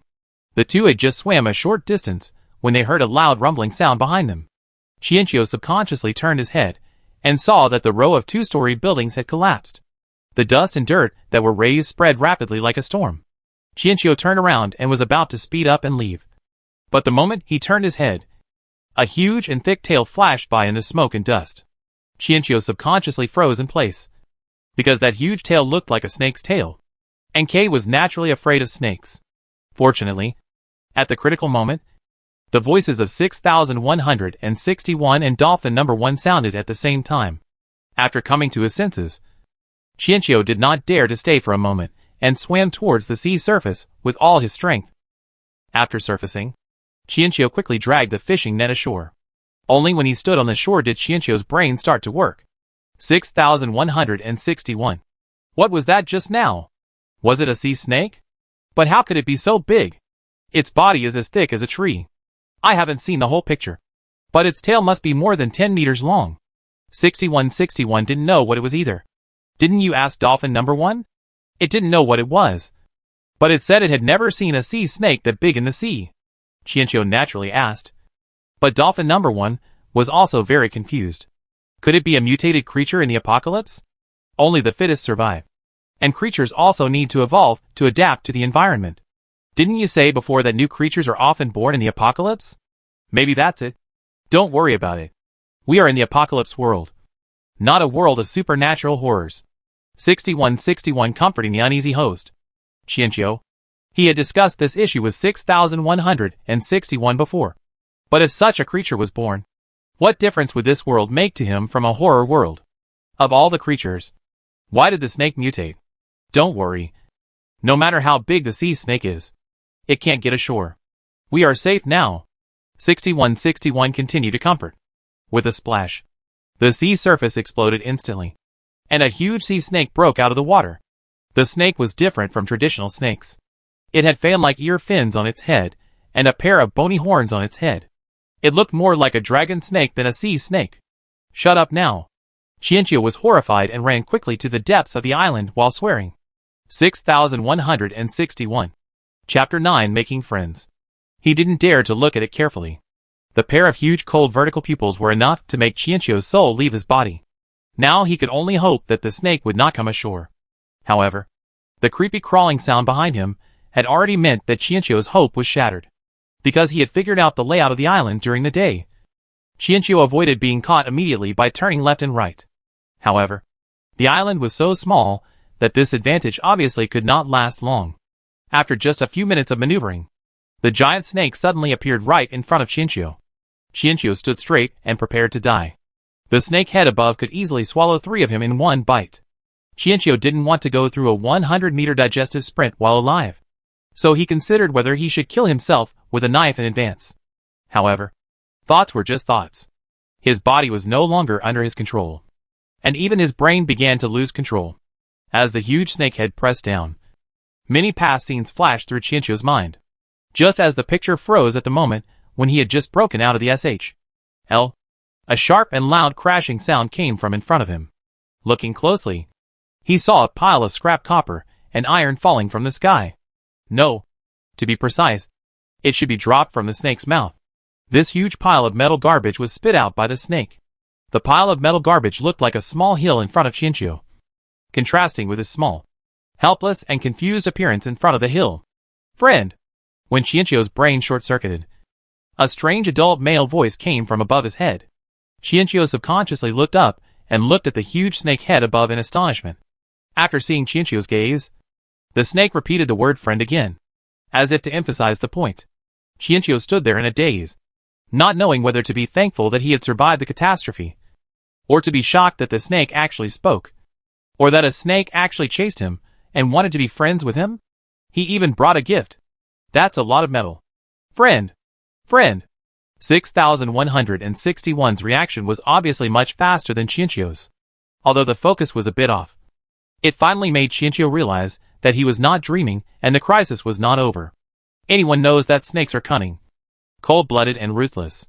Who knows if they will swallow a friend in the next second? With a safe mindset, Chiino gave a friendly smile. Do you want to be friends with me? The giant snake in front of him began to nod frantically, obviously understanding. Chiino smiled a smile that was uglier than crying. Hello. My name is Chiino. We will be friends from now on. Because he was too nervous, Chiino realized that he had said his real name only after he finished introducing himself, which made Chiino's expression even more distorted. The snake didn't care about Chiino's expression. He happily repeated the word friend and pushed the mountain of garbage in front of him forward with his head. The meaning was obvious. All of this is for you. Chiino thus exceeded the task of collecting scrap metal and gained a friend who dared not refuse. With the help of the big snake, Chiino returned to the shore with a small mountain of scrap metal, and then submitted the materials of the resource deconstructor at the urging of 6161. 6161 quickly plunged into the work and promised to complete the production in 2 hours. Chiino's mind was silent. He wanted to find someone to talk to, but he could only keep it to himself. He actually had a lot of questions now. Not only was the appearance of this snake beyond Xia Hezhong's cognition, but its intelligence was also a bit ridiculous. It could even speak human language. Even if it was an evolution, 200 years was far from enough. Unless this creature with the appearance of a dragon snake had already existed before the flood and had never been discovered by human society. But it's not just human society. Dolphin number 1 also said before that this guy has never been seen in the sea. Chiino has no doubt that dolphins are well informed about the information on the seabed. So where did this guy come from? No one discussed it with him, and he didn't dare to ask. Chiino could only turn his frustration into motivation and began to use his hamster characteristics to collect various materials on the island, including picking wild fruits, collecting branches and wood, and digging soil suitable for planting. The giant snake had been following Chiino not too far away. Its cold vertical pupils always made Chiino feel uneasy. When Chiino finally couldn't stand it anymore and turned back suddenly, he was shocked to see the giant snake holding one of the few coconut trees on the island and pulling the tree up by the roots. Chiino, forget it. Just watch it if you like it. What opinion can I have? The big snake carried the coconut trees back to the shore, where Chiino was sorting out supplies. It didn't take long before the big snake had plucked out all the coconut trees on the island. Chiino didn't dare to stop it. After all, it was helping, although the method was a bit of a drain on resources. Fortunately, there were still some small coconut trees on the island. The big snake worked diligently to collect supplies, and even brought over several large rocks. 6161 was immersed in his work and focused. After Dolphin number 1 found that there was no danger, it also continued to bring supplies from the seabed and pushed them to the shore. Soon Dolphin number 2 also arrived. Although Chiino's boat was not big and there were no crew members with hands and feet, it did not affect the speed of collecting supplies at all. In just one day after arriving on the island, Chiino went from being a poor household to a nouveau riche. 2 hours passed quickly, and 6161 completed the resource deconstructor as promised. Chiino originally thought that the deconstructor would be like a trash can as its function, but after seeing the real thing, he found that it was more like a scanner, about the size of a mobile phone, very suitable for holding in the hand. But it makes sense. After all, it is used to collect garbage, so it is more convenient to use it by hand. Under the guidance of 6161, Chiino quickly mastered the use of the deconstructor. Although this thing is very high-tech, it is very easy to operate. You only need to aim at the garbage to start scanning, and the blue energy will quickly cover the surface of the object like water. The specific composition of the garbage will also appear on the small screen. Continue to stay still for 2 seconds, and it will be decomposed by default. The decomposed elements will form small square cubes. The default size of the cube is 10 cubic centimeters, which is a volume that can be picked up and put in your pocket. After receiving the deconstructor, Chiino once again praised 6161 generously. 6161's work enthusiasm, which had not yet dissipated, became even more enthusiastic, and he immediately devoted himself to the research of 3D printers. The appearance of the deconstructor made it easier for Chiino to collect resources, and the pile of metal given by his natural enemy friend was no longer difficult to deal with. The gentle blue light covered the garbage mountain for a few seconds, and the huge garbage mountain turned into a pile of metal cubes of equal size and different colors, which were less than Chiino's waist height when added together. In addition to various garbage, Chiino also tried to scan the animals and plants on the island, and found that the deconstructor can not only analyze what elements the animals and plants contain, but also give explanations. For example, the deconstructor gave an evaluation of a flower scanned by Chiino, a flower that looks ordinary, but is actually a Norahe flower. However, its roots are just the opposite and have a certain detoxification effect. When Chiino saw the word detoxification, his eyes lit up. But after waiting for a few seconds, the flower in front of him was not deconstructed. Chiino immediately realized that living objects could not be deconstructed, which was normal. Otherwise the deconstructor would be too dangerous. Chiino glanced at the huge natural enemy friend not far away and denied that he had just wanted to use the deconstructor to get rid of his friend. The giant friend noticed Chiino's gaze and immediately crawled over happily. "Friend," Chiaki responded with a fake smile, pondering that while the snake could speak, it clearly had a limited vocabulary, and wondered if it was because of its brain or tongue. The big snake obviously also noticed the new object in Chiino's hand, and curiously lowered its head to check it out. Chiino didn't dare to scan its natural enemy rashly, but seeing that the natural enemy was very interested, he took the opportunity to raise the scanner. The big snake did not feel threatened and was very cooperative, and did not show any aggression when the blue light appeared and covered itself. Chiino breathed a sigh of relief. Although he couldn't eliminate the natural enemy, it was good to learn more about it. He was really curious about where this natural enemy came from. The energy of the deconstructor was almost not enough to support the blue light covering the big snake. This time, not only was the blue light covering speed very slow, But the analysis after covering also took a long time. The well-behaved big snake didn't move. And the nervous Chiino didn't move at all. The picture was still for more than 2 minutes before the scanning result appeared on the screen of the deconstructor. Some unknown snake species. The threat is unknown. The diet is unknown. It is recommended not to get too close. It is not very warm. Chiino? This thing is indeed a product of 6161. It is a bit stupid. When Chiino was having a heart attack, a huge cold snake head came over and squeezed in front of the small deconstructor, obviously wanting to see what was on it. Chiino naturally didn't dare to refuse. And he didn't even dare to move. After the snake finished reading and raised its head, he breathed a sigh of relief. At the same time, he thought that the scanning results given by the deconstructor were not completely useless. It was indeed quite cold when getting close. It was not known whether the snake understood the contents of the deconstructor. But after reading it, it did move away on its own initiative. Chiino could not see any emotion in its cold vertical pupils, and could only pretend that nothing had happened. It was evening. Chiino had scanned all the resources on the island. According to the original plan, he should stay on the island for a few days, one to collect supplies, and the other was that land was rare. So he wanted to sunbathe on the beach. But now Chiino felt that he could set sail immediately. His small boat could not accommodate the big snake, and maybe he could say goodbye to his natural enemy soon. Thinking of this, Chiino couldn't help laughing. Hearing the laughter, the big snake swam ashore from the sea with something hanging in its mouth. Chiino thought it was the supplies it had salvaged from the sea again.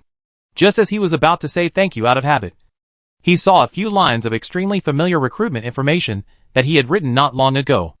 As Chiino looked distressed and terrified, Orochi placed the wooden board with the recruitment information in front of Chiino and said cheerfully, "Recruitment. Bodyguard. Chiino. Chapter 10 Captain Democracy. What could a weak, helpless and pitiful Geo do?" He wrote the job posting himself. And he dared not refuse it even if he knelt down. It will be more difficult. Do you want to reconsider it? Don't be afraid, my friend. These 4 short words strangled Chiino's last week's struggle. From then on, Chiino began to give up, and was no longer in a hurry to go out to sea.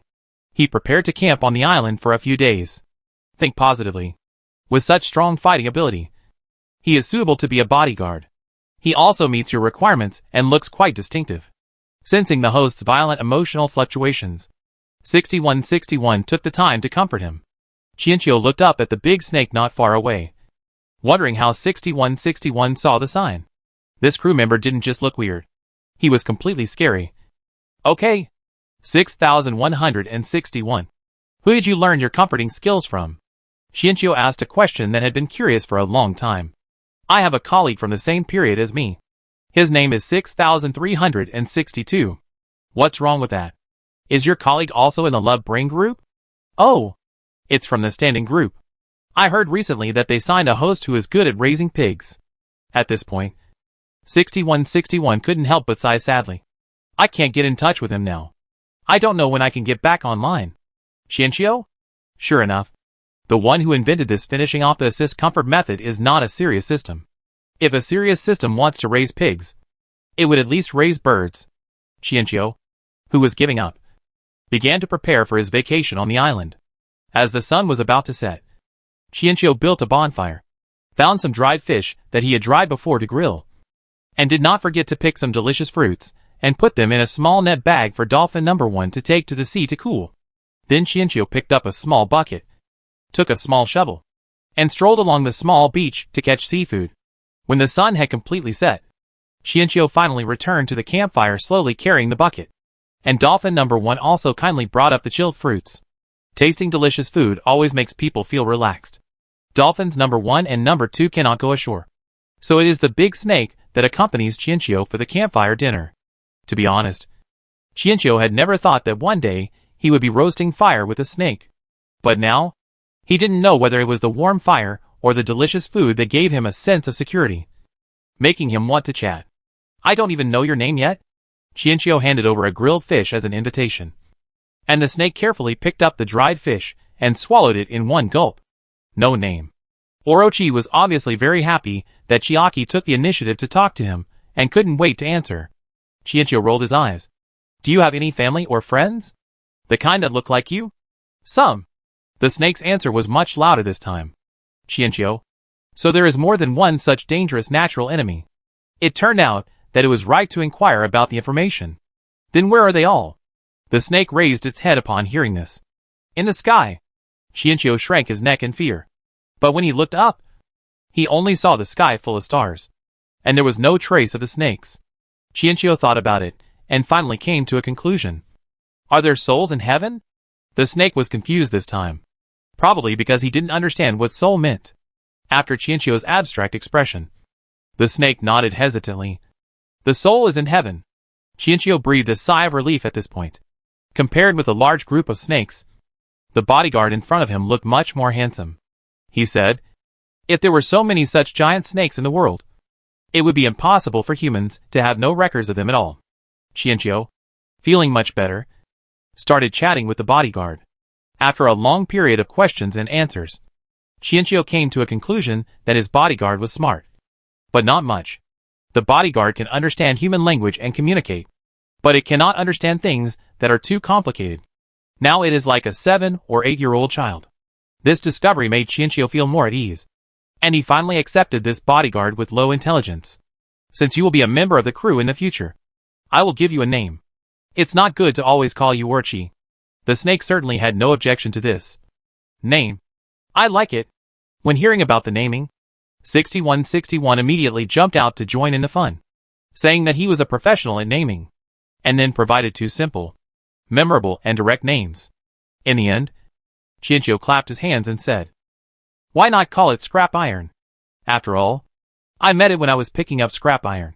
It has great commemorative significance. 6161.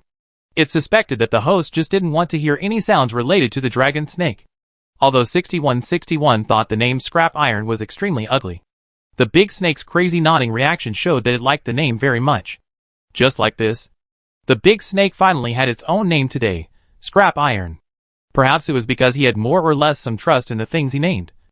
Or perhaps it was because he had not landed for a long time.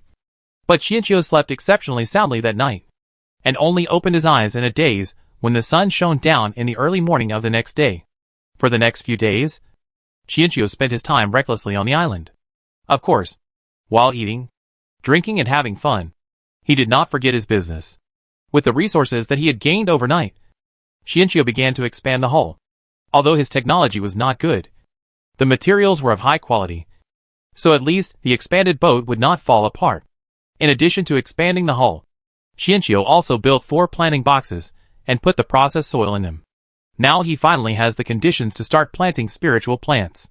Chiino carefully took out a handful of seeds as fine as sand from his soul space, and then scattered the seeds evenly in the 4 planting boxes that had just been built not long ago, covered them with a thin layer of soil, and then watered them with fresh water that he had purified with his spiritual power for several days.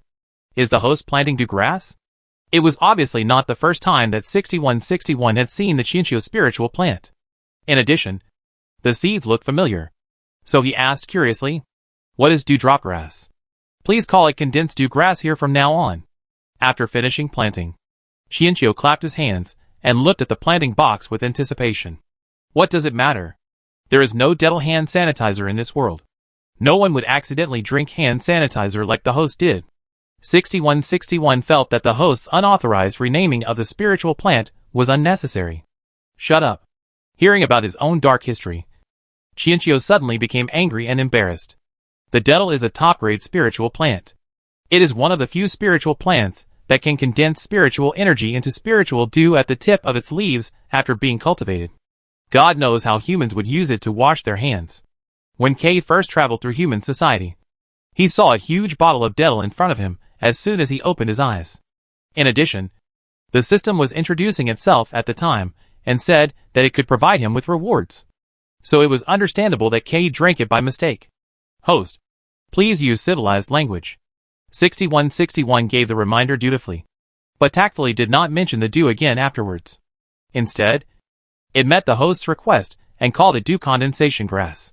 Now that we have spiritual plants that produce spiritual dew, we can cultivate domestic fish and new plants suitable for this world. The first thing Chiino wants to cultivate is a giant lotus leaf. This boat made of wood and plastic is really unattractive. and the hull has to be expanded by itself. Chiino thinks that a huge lotus leaf boat that does not leak and grows by itself would be the most comfortable. On the second day after the dew grass was planted, Chiino prepared to leave the island and continue to drift on the sea after confirming that the dew grass could grow normally. At the same time, the research on 6161's 3D printer was also completed. The unlocking condition was not harsh. It was to fish for garbage 100 times in the sea. Fishing for garbage may be more difficult than fishing in the ordinary world. But in this world, fishing for garbage is much easier. The area of the small boat leaving the island has expanded more than 3 times. But the boat is still made up of a few flat boards. And the boards are connected together with ropes to prevent it from falling apart while floating. There is no other way, as Xiaozong and Chiino do not know how to build a boat. So they can only continue to float on the sea in this plain appearance. The big snake scrap iron followed the boat from a distance, without any attachment to its former territory, and even showed some curiosity to try it out. In order not to affect Chiino's fishing, the big snake followed it from a distance underwater. Dolphins number 1 and number 2 went out to search for supplies. But when they were transporting the supplies back, they would subconsciously avoid the big snake. It was obvious that they were also very afraid of this behemoth. Chiino returned to the state of wandering on the sea again. But this time, there were obviously more things to do. For this reason, he specially wrote a plan for himself. With the time to get up, exercise, entertainment, work, and scientific research all arranged in an orderly manner. His life on the sea was very enjoyable. The only thing that made Chiino unhappy was the occasional storm. His small boat had no shelter from the wind and rain. Every time he experienced a storm, Chiino couldn't wait to do scientific research quickly. Not only to go ashore to exchange supplies and earn reputation, but also to avoid getting wet when it rained in the future. The unlocking of the 3D printer was very smooth. The resources required for the printer were the same as those for the deconstructor. Chiino, who had no shortage of resources, quickly got the 3D printer. Like the deconstructor, this thing was also handheld and looked similar to a gun. The difference was that the magazine was filled with element blocks instead of bullets. After the element blocks were decomposed by the 3D printer, new models were constructed according to the design drawings. The elements could be said to be seamlessly connected. The first thing Chiino printed after getting the 3D printer was a fish tank that was half a person's height. Because the structure was very simple, he could draw the design himself. And Chiino finished it with just a few lines. The glass that was previously deconstructed from the sand on the island was gradually transformed into a crystal clear large fish tank under the outline of the 3D printer. The pie has been in the making for a long time. And it is time to arrange for the promised domestic fish. Dolphin number 1 and number 2 were summoned. Of course, at the strong request of 6161. Number 1 and number 2 were now named Xiaohai and Xiutuan respectively. Chiino and 6161 even despised each other's naming skills and argued about whose name was uglier. Put some fish you like into the nets. I am a very democratic captain, and I will let you choose the flavor of your wages. Upon hearing this, Xiaohai and Xiutuan immediately let out joyful shouts, and then went into the sea to search for their favorite fish. These two naive kids didn't see anything wrong with catching the fish themselves. Salary. The sound of scrap iron came from behind. Chiino, who was so happy, turned her head and almost bumped into scrap iron's huge head. She was so scared that she quickly stepped back. Yes, wages. You can catch whatever scrap iron likes to eat, and I'll give it to you after I've raised it for a while. Chiino did not discriminate and also allowed the bodyguards to choose their own salary preferences. After hearing this, Fiat was very happy and turned around and dived into the sea. It didn't take long before the fishing net that Chiino had cast began to be loaded with fish that were carefully selected by Xiaohai and Xiutuan. Chiino selected more than 10 fish and put them into the fish tank, indicating that it wouldn't be long before the wages could be paid. Xiaohai and Xiutuan happily jumped out of the sea continuously. After waiting for a long time, Chiino still didn't see Fiat. He wondered if the bodyguard had lost his way.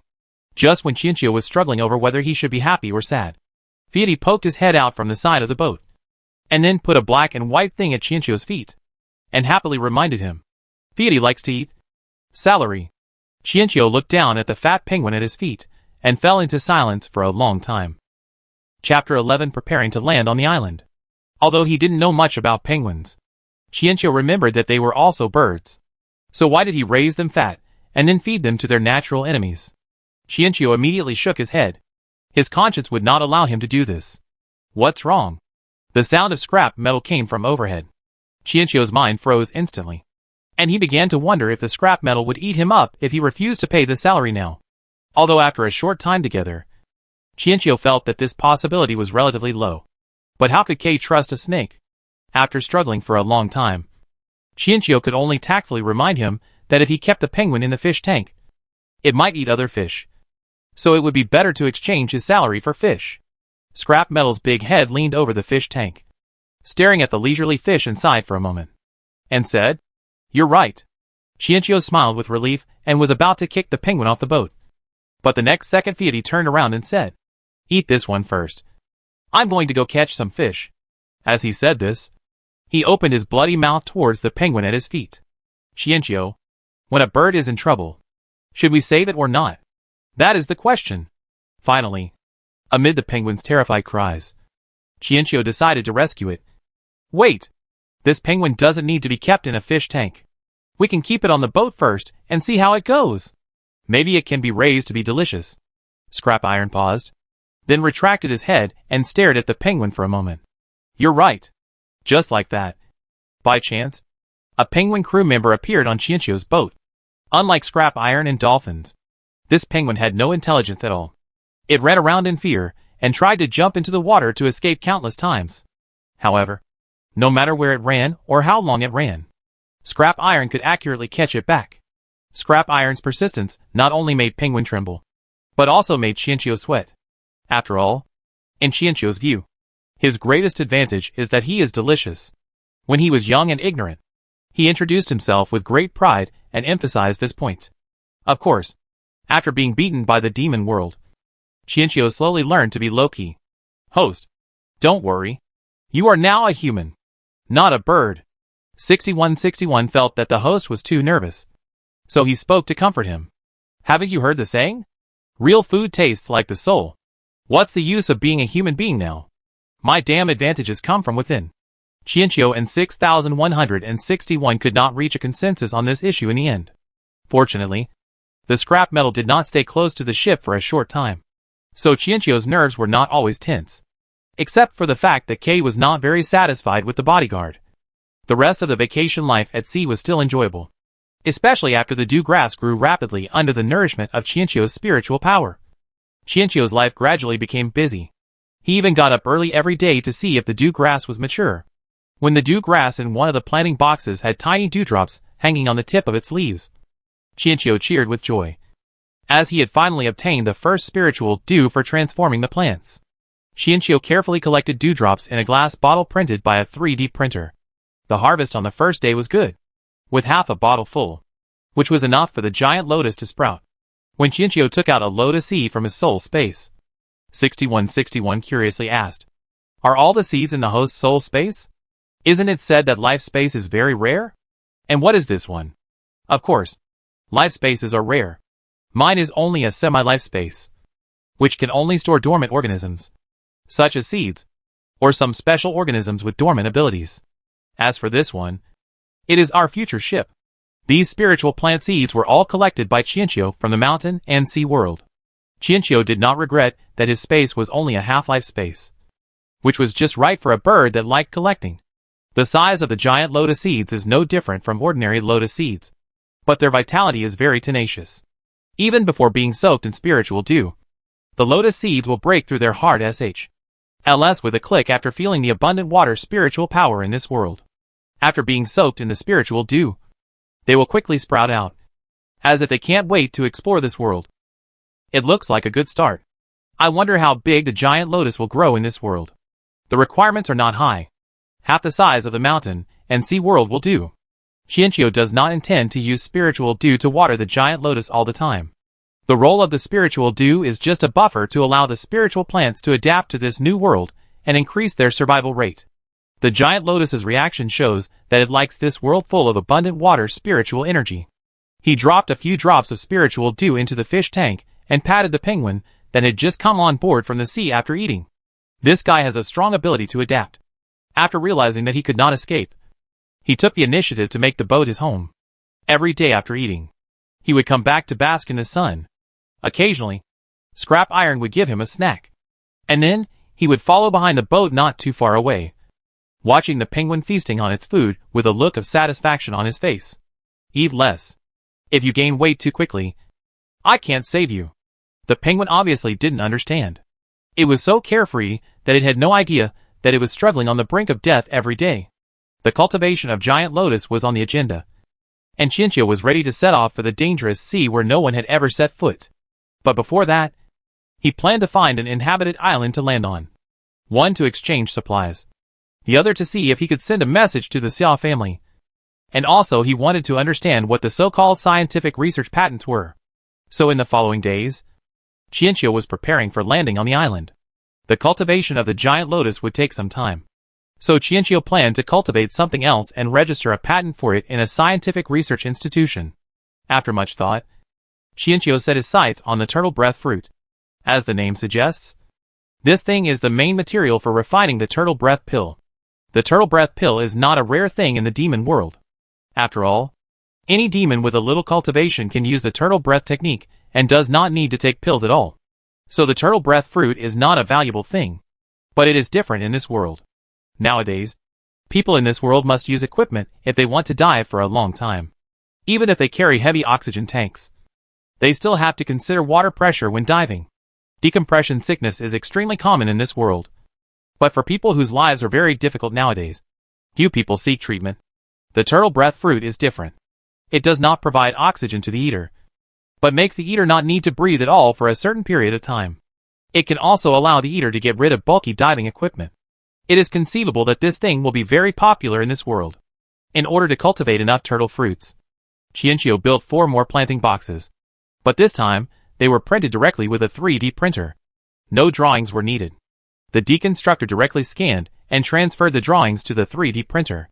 The printed planting boxes were exactly the same as the ones made by Chiino. It looks just as crooked as what the host did. Next time, the host can modify the drawing scanned by the deconstructor before printing it. It should look much better that way. 6161 suggested sincerely. Chiino, what do you mean by crooked melons and cracked dates? The planting boxes I made are praised by the condensed dew grasses. The grass can't talk. 6161 deny it immediately. The system seems to be using swear words. Please be careful with your words. Chiino happily returned the careful words to the system, and then went to plant the turtle-breathing fruit while humming a song. 6161. As a worthless spiritual plant that is like a weed in the world of mountains and seas. The turtle breath fruit has the same tenacious vitality as a weed, especially when watered with condensed dew. It grows even more wildly. Unlike the palm-sized condensed dew grass with only 2 thin leaves, the turtle breath fruit grew to knee-high in just a dozen days under the watering of condensed dew. Chiino counted the days and felt that his Xiaotuan was right. The turtle breath fruit should be ripe before he landed on the island. This time, Chiino didn't even need to row the boat to reach the island. The scrap metal bodyguard also served as the boatman, pulling the boat quickly across the sea. If Chiino hadn't told him not to go too fast, the boat would have probably been flying low over the sea. As the turtle-breathing fruit gradually matured from green, Chiino was getting closer to the target of this trip. The Kushu Islands. Now the most prosperous island in the Eastern Hemisphere. Chapter 12 Selling Junk. The name of the Kushu Islands comes from the Kushu Mountains, which was once the highest, widest and most complex mountain range in the world. After the flood, the Kushu Mountains were naturally submerged by the sea. However, due to its high altitude, it became an archipelago. The area of the Kushu Islands is one of the largest in the world today. As a result, it became the trade and exchange center of the East continent. Before Chiino entered the Kushu Islands, he could already feel that there were more ships coming and going around him. And even large fleets were not uncommon. Wooden plank boats were rare, which gave Chiino the illusion that a country bumpkin was about to enter the city. As more people came, Chiino no longer allowed the scrap iron to appear. It was easy to imagine what kind of uproar it would cause if the scrap iron appeared. Scrap iron was probably a little autistic and didn't like to show up in front of people. It didn't need Chiino to tell it at all. When it sensed someone nearby, it would dive into the sea early. Having lost her boatman, Chiino had no choice but to pick up the oars again and rely on her hands and the waves to move towards her destination. 2 days before landing on the island, The turtle fruit in the planting box finally matured, and all 4 turtle trees successfully bore fruit. The waist-high turtle trees looked almost the same as eggplant vines, and even the fruits were purple. The fruits were oval in shape, and about the size of a thumb. The ones that grew particularly well were kept as seeds, and the rest were all harvested by Chiino and then sorted according to their grade. During the sorting, Chiino couldn't help but sigh. After I leave, I'm going to plant more turtle-breathing fruits. Turtle-breathing fruits are also delicious when dried. They are sour and sweet and very appetizing. Save some and use them as snacks later. Thinking that he would travel around the world in the future. Some sea areas were not suitable for planting due to temperature issues, so it would be no problem to stock up on some food in advance. In addition to the turtle-breathing fruit, there are also beauty flowers, cedar mushrooms, 3-character melon seeds, mulberry fruit, and Wanyang wood. Aquatic rice. 6161 listened silently as the host counted the menus. A long time ago, it thought that the host had foresight, but later it found that it was all because of the host's foodie nature. But it didn't matter. After being together for so long, the host had hit the jackpot more than once or twice. Luck is also a kind of strength. Let's go! Let's go ashore and take a look. 6161 was obviously also very interested in this post-disaster civilization. After all, apart from Ruby Island, they had not seen any other human settlements. Don't worry. I will test the effect of the turtle-breathing fruit myself first, and I have to wait for the turtle-breathing fruit seeds to ripen. After all, the turtle breath fruit is to be sold for patent. So Chiino must first understand the effects of the cultivated turtle breath fruit. After all, this is not the world of cultivation, and the effect of the turtle breath fruit must be discounted. So Chiino started eating the turtle-breathing fruit under the pretext of understanding it. But he didn't eat much. After all, he was still thinking of exchanging this thing for resources. Chiino picked 3 at random to eat, and when the effect of one wore off, he ate another one. Finally, he came to the conclusion that the effect of one turtle breath fruit lasts for about 2 hours.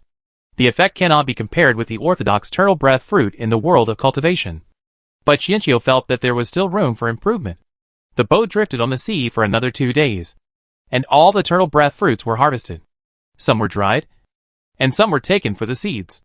Then Chiino pulled out the turtle-breathing tree and quickly planted 4 more, before rowing the boat towards the port of Kushu Island. Compared with the simplicity of Ruby Island, the port of Kushu Island is obviously much more majestic. The closer to the port, the larger and more advanced the ships are. Chiino, who is mixed in with them, is like a rag picker.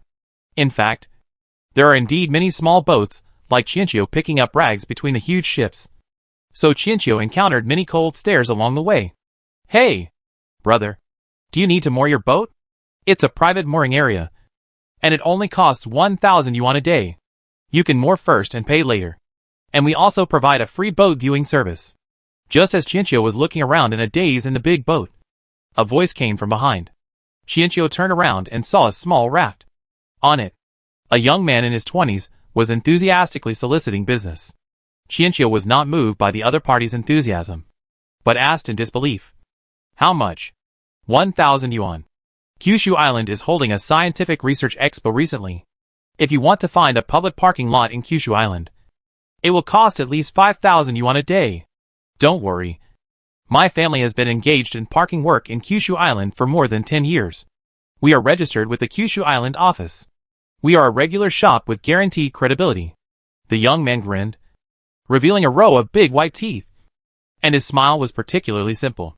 Perhaps sensing Chiino's concerns, the young man told him that he would come back later. And during this time Chiino could inquire about the price of mooring the boat in Kushu Island. After the young man left, Chiino began to ask people around him about the situation. And the information he got was exactly the same as what the young man said. Finally, Chiino accepted the young man's business solicitation, because the young man's parking business also includes material handling, personnel pickup and other services. And Chiino also realized for the first time what every inch of land is worth. In Xiahozhang's memory, the Ruby parking lot charged only 1,000 yuan a year. Under the guidance of the young man, Chiino sailed out of the giant ship area after many turns and stopped at a sea area far away from the shore. Compared with the tall cruise ships inside, the ship's dock here looked much more dilapidated. Some were even not as good as Chiino's small broken boat. Chiino immediately understood why the young man who docked the boat came to him. It was all the fate brought about by poverty. Under the guidance of the young man, someone came forward to evaluate Chiino's boat and finally concluded that the boat could stay for a maximum of 3 days. If Chiino did not pay the parking fee after 3 days, the boat would be detained. Chiino immediately understood that his luxury, the cruise ship, is only worth $3,000 in the other party's eyes. After both parties signed the contract, a small boat came over. The boatman got off the boat and asked what needed to be moved to the shore. Chiino immediately pointed to 2 snakeskin bags on the boat, which were filled with garbage that he had collected in the past few days. The boatman stepped forward and stretched out his hand to lift the bag, but he almost stumbled. He obviously didn't expect the bag to be so heavy. Fortunately, he was also a professional and finally moved the bag onto the boat. The young man took Chiino on board as well, and the 3 of them sailed towards the shore. There is a small pier that our family has rented all year round. When we get ashore, there is a trading market, which is also the largest trading market on Kushu Island. Not far from the market is the place where you can apply for an island landing permit. The island in the center of Kushu Island is where the Scientific Research Expo is held. Before the boat docked, the young man enthusiastically introduced the situation of the Kushu Islands. Which island is the largest?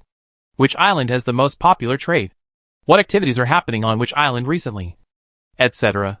This information is nothing to the local residents, but it is very important to Chiino, who is here for the first time. Especially in today's society where paper resources are scarce, and there are no guide maps distributed casually. After the boatman moved the 2 bags of garbage to the small item exchange area of the trading market, the young man said goodbye to Chiino. Before leaving, he reminded Chiino to come back early to pick up the boat. Chiino stood in a long queue to exchange resources and nodded to indicate that he would definitely come back. After all, the boat still had the dew-condensing grass, turtle-breathing fruit, and other supplies that he had worked so hard to grow. You're new here, right? This is the boat you docked at Zoe's house. After the young man disappeared, the person standing behind Chiino in the board-waiting queue asked this question with a sympathetic tone. Chiino nodded. The young man introduced himself as Zhou. Yes. What's wrong? Isn't his company a formal one? Isn't 1,000 a day too expensive? It's not expensive, but it's too formal, because they had to queue up. The man had nothing to do, so he started chatting with Chiino. The Zhou family's birth was very famous in the local area, not only because it was formal, but also because they liked to cheat newcomers and lower the valuation of their boats. A boat that was obviously worth 5,000 would be valued at 2,000. Once the ship owner failed to pay the berthing fee within the specified time, the boat would be detained with no room for negotiation. Unfortunately, the Zhou family's behavior was not illegal, and Zhou Island had never intervened. Chiino. So as soon as he arrived on the island, he felt the viciousness of people's hearts. He just hoped that he could earn enough 3,000 yuan this time. Otherwise, he would have to ask scrap metal to rob the boat. While chatting with the chatterbox brother, the team slowly moved forward.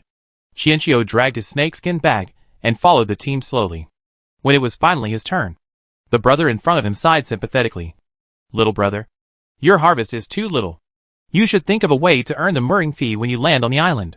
Chiino was a little flustered, but he still followed the staff's instructions and picked up the snakeskin bag to pour the things into the inspection area. With a series of crisp sounds and dazzling metallic light, everyone's eyes subconsciously gathered here. The staff was also startled, and their indifferent faces turned to surprise. These metals look so new. Such neat metal blocks. Wait a minute. As he spoke, he took out a metal analyzer and came over, with a series of beeping prompts. The staff member was a little excited. The purity is very high. Where did you salvage these from? Chiino. Where should I start? They are all decomposed by deconstructors, so of course the purity is high. The staff member was not surprised that he did not get an answer. After all, the salvage location was a personal secret for the salvager. He tactfully did not ask any further questions, but instead estimated the value of the pile of metal blocks.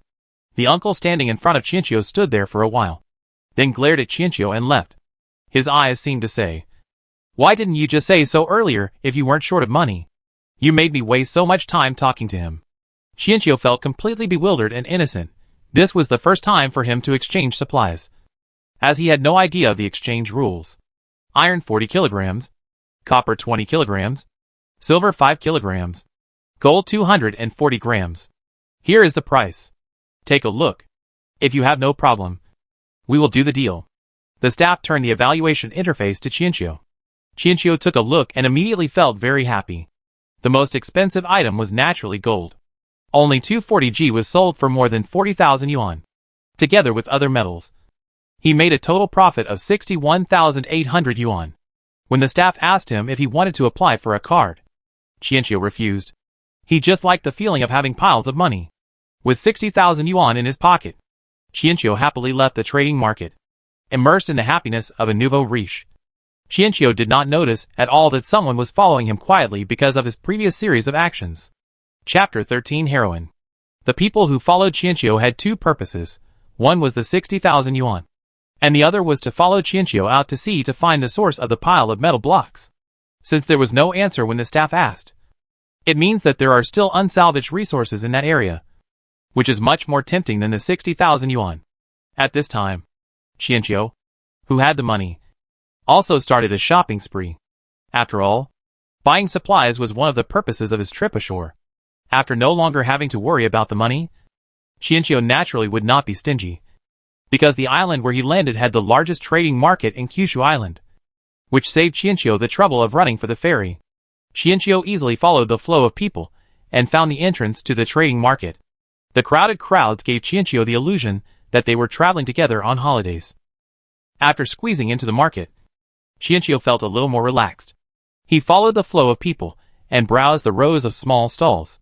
Of course, in addition to these small stalls, the market was surrounded by large supermarkets with more than 10 floors. Just looking at their luxurious decorations, one could tell that everything sold inside was luxury goods. Yes, even at the end of the world, there will be no shortage of rich people. Gold, silver and jewelry are still very popular in today's world.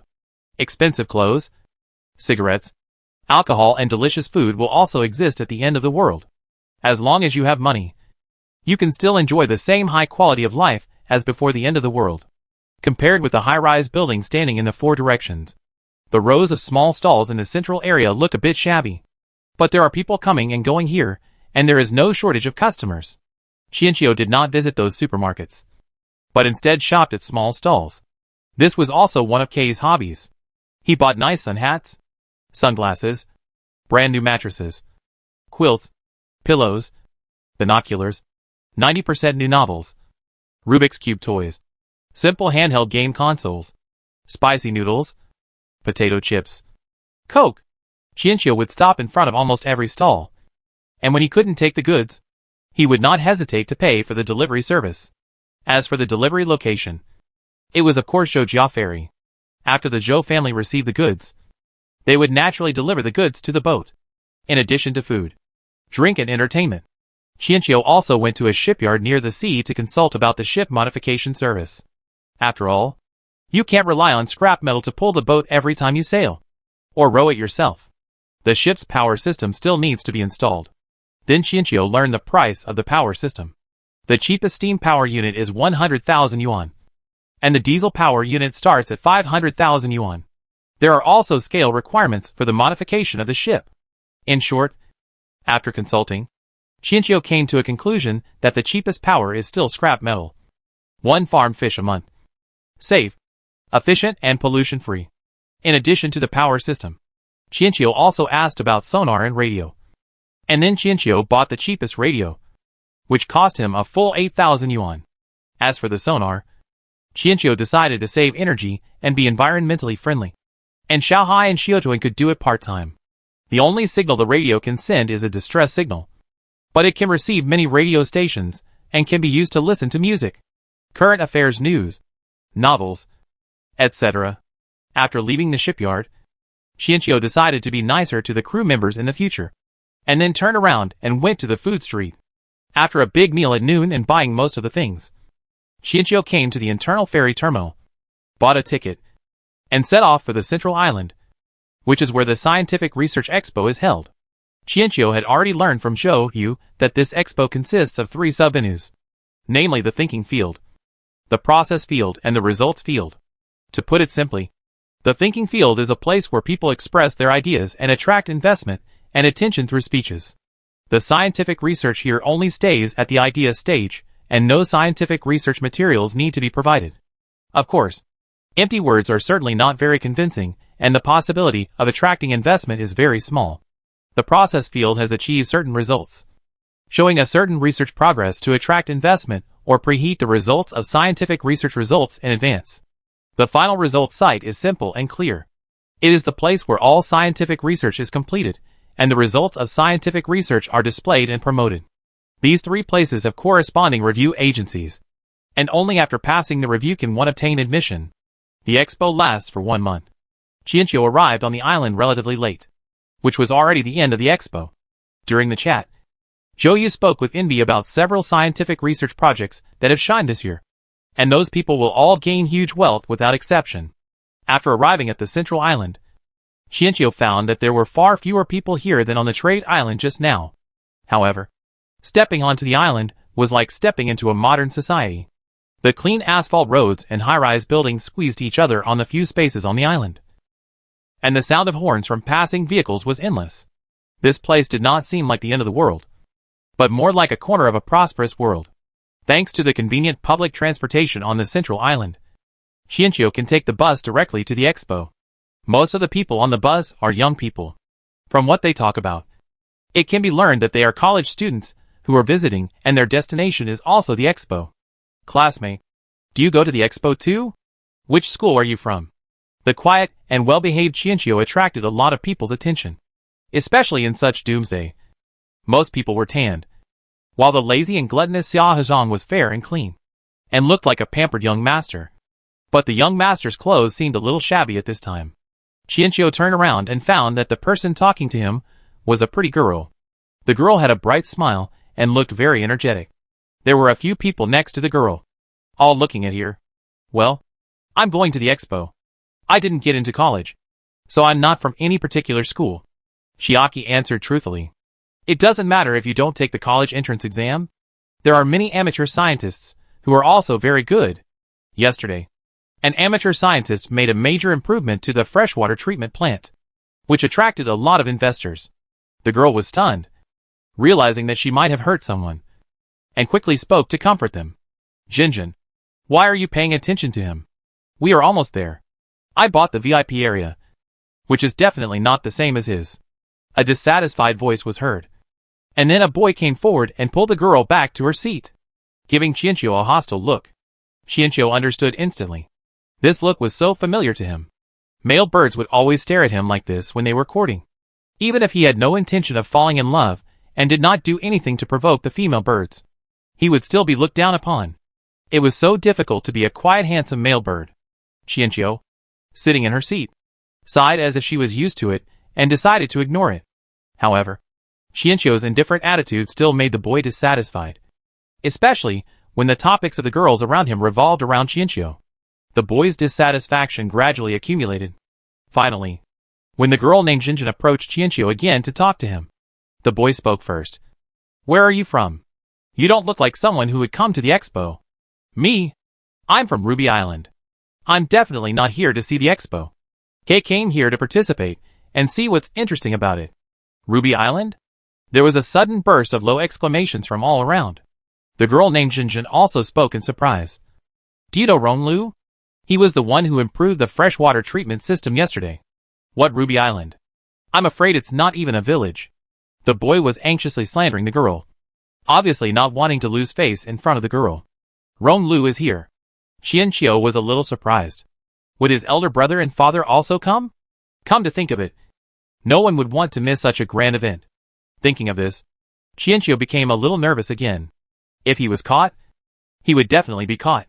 The Sea Park project had finally started, and he couldn't let it fail. Why don't you say anything? It doesn't matter if you don't know me. I just said it casually. You don't have to take it too seriously. After a long time without a response, Jinjin spoke in a somewhat strange tone. Chiino observed the girl and boy in front of him again, and then said, "Oh," lightly. The girl looked a little embarrassed. It was probably the first time she met someone who was so bad at responding. But she quickly changed the subject and said, "Why don't you come with us? We can buy your ticket." "Right. Jode Song?" The boy behind him immediately looked as if he had eaten shit. I don't even know him. Why should I buy a ticket for him? What do you mean by that? We just got to know each other as friends. If you don't buy it, I will. Hearing this, Jo Sung immediately said, How can I let you buy it? I will buy it. The girl smiled when she heard this, and then winked at Chiino playfully from an angle that Jo Sung couldn't see. My name is Gu Xinjin. What's yours? Chiino. He was too familiar with this scene. Those female birds that were being pursued would always come to him to show their charm. And then Chiino would be attacked by a group of male birds. Gu Xinjin. When Chiino was alert and ready to deal with the male bird, 6161 surprised voice suddenly came to his mind. Isn't this the heroine? A civilian girl who aspires to become a scientist. The heroine in front of him was still waiting for Chiino's response. Just then, the bus arrived at the stop. Chiino stood up at lightning speed and rushed out the door. His speed was so fast that everyone felt a gust of wind blowing past. It felt as if Gu Xinjin standing next to him was not a great beauty, but a man-eating monster. It was not until Chiino got off the bus that the stunned people in the car came to their senses. Suddenly, someone burst out laughing. Gu Xinjin looked back and her expression suddenly became even uglier. Hua Mingrui. You're here too. Yeah. Come and see our school beauty Gu's jokes. I didn't expect that there will be a day when her tricks will fail. It's really eye-opening. Hua Mingrui was in a good mood and was about to get off the car after she finished speaking. When she passed Jo Sung, she spoke again. By the way, Jo Sung, your brother asked me to tell you to concentrate on your studies and stay away from people with ulterior motives, so as not to affect your studies. Hua Mingrui's words caused a burst of whispers around. Gu Xinjin had an extremely embarrassed and aggrieved look on her face, but she bit her lips stubbornly and didn't say a word. Chiino didn't know what happened on the bus after he left. Kei just relied on his years of experience to fly away from the scene as fast as possible. No. He ran away from the scene. What is the host doing? 6161 asked in confusion. The heroine doesn't eat people. And we're not following the plot, so it won't have any impact. Well, Chiino sighed with an air of maturity. I don't want to be a tool for others to prove their charm. Nor do I want to spend other people's money to buy tickets. And I don't want to be involved in the courtship storm. Believe me, if you don't run, even if you do nothing, the end will be miserable. 6161. You birds speak so complicatedly. Chapter 14. The First Venue. Although he only had a brief encounter with the heroine, Chiino keenly felt that the heroine was not a simple white flower, but a very scheming person who knew how to use the resources around her. However, it is understandable that a truly simple person would not go far in such a doomsday. Following the guidance of the signboard, Chiino walked around to the side door of the exhibition crown, which was the entrance for participants in the scientific research exhibition. There were also staff at the entrance, but they were not checking tickets, but guiding participants to enter. Hello. Are you a researcher participating in the scientific research exhibition? Chiino, who was looking around, quickly attracted the attention of the staff. After receiving a positive response, the staff guided Chiino into the building and said, Please fill out the admission application here and confirm the venue you want to attend. We will arrange the admission order and time for you. Following the staff, Chiino came to an office. Perhaps because the expo was coming to an end, the office seemed very empty. Chiino sat at the table and filled out the admission application, which contained some basic personal information, including name, address, name of the scientific research project, project overview, and other basic information. The previous information was fine, but when it came to filling in the project name, Chiino was in trouble. He had naming difficulties and thought of several names, but none of them seemed appropriate. Either they were not comprehensive enough or they were not clear enough. The staff waited patiently for a long time, but Chiino still didn't put pen to paper. So they asked, Do you need any help? Nothing. I'm just thinking of a name for my project. Give me 2 more minutes. Chiino didn't even raise his head. His brows were tightly furrowed, and it was obvious that he was working very hard. The staff member was stunned, and although he still maintained his usual smile on his face, he was already complaining in his heart. Although the expo does have a thinking venue, isn't it a bit too ridiculous to even think of a name on the spot? It seems that this is another guy who dreams of getting rich overnight and comes here to try his luck. While the staff were immersed in their inner thoughts, Chiino finally filled out the form and handed it to the staff confidently. After receiving the form, the staff member took a quick look at it, and then his eyes widened. He repeatedly confirmed the information on it. There was no problem with the name and age, but the name of the project sounded not only absurd, but also a bit sensational. What is the Human No Breathing Project? Looking down at the overview, there is not much content. Just a few lines. Are you still worried about the heavy diving equipment? Are you still panicking about insufficient oxygen? Are you still troubled by decompression sickness? Just take a sour and sweet turtle breath fruit, and you will no longer breathe and realize diving freedom from now on. Staff? What the hell is this?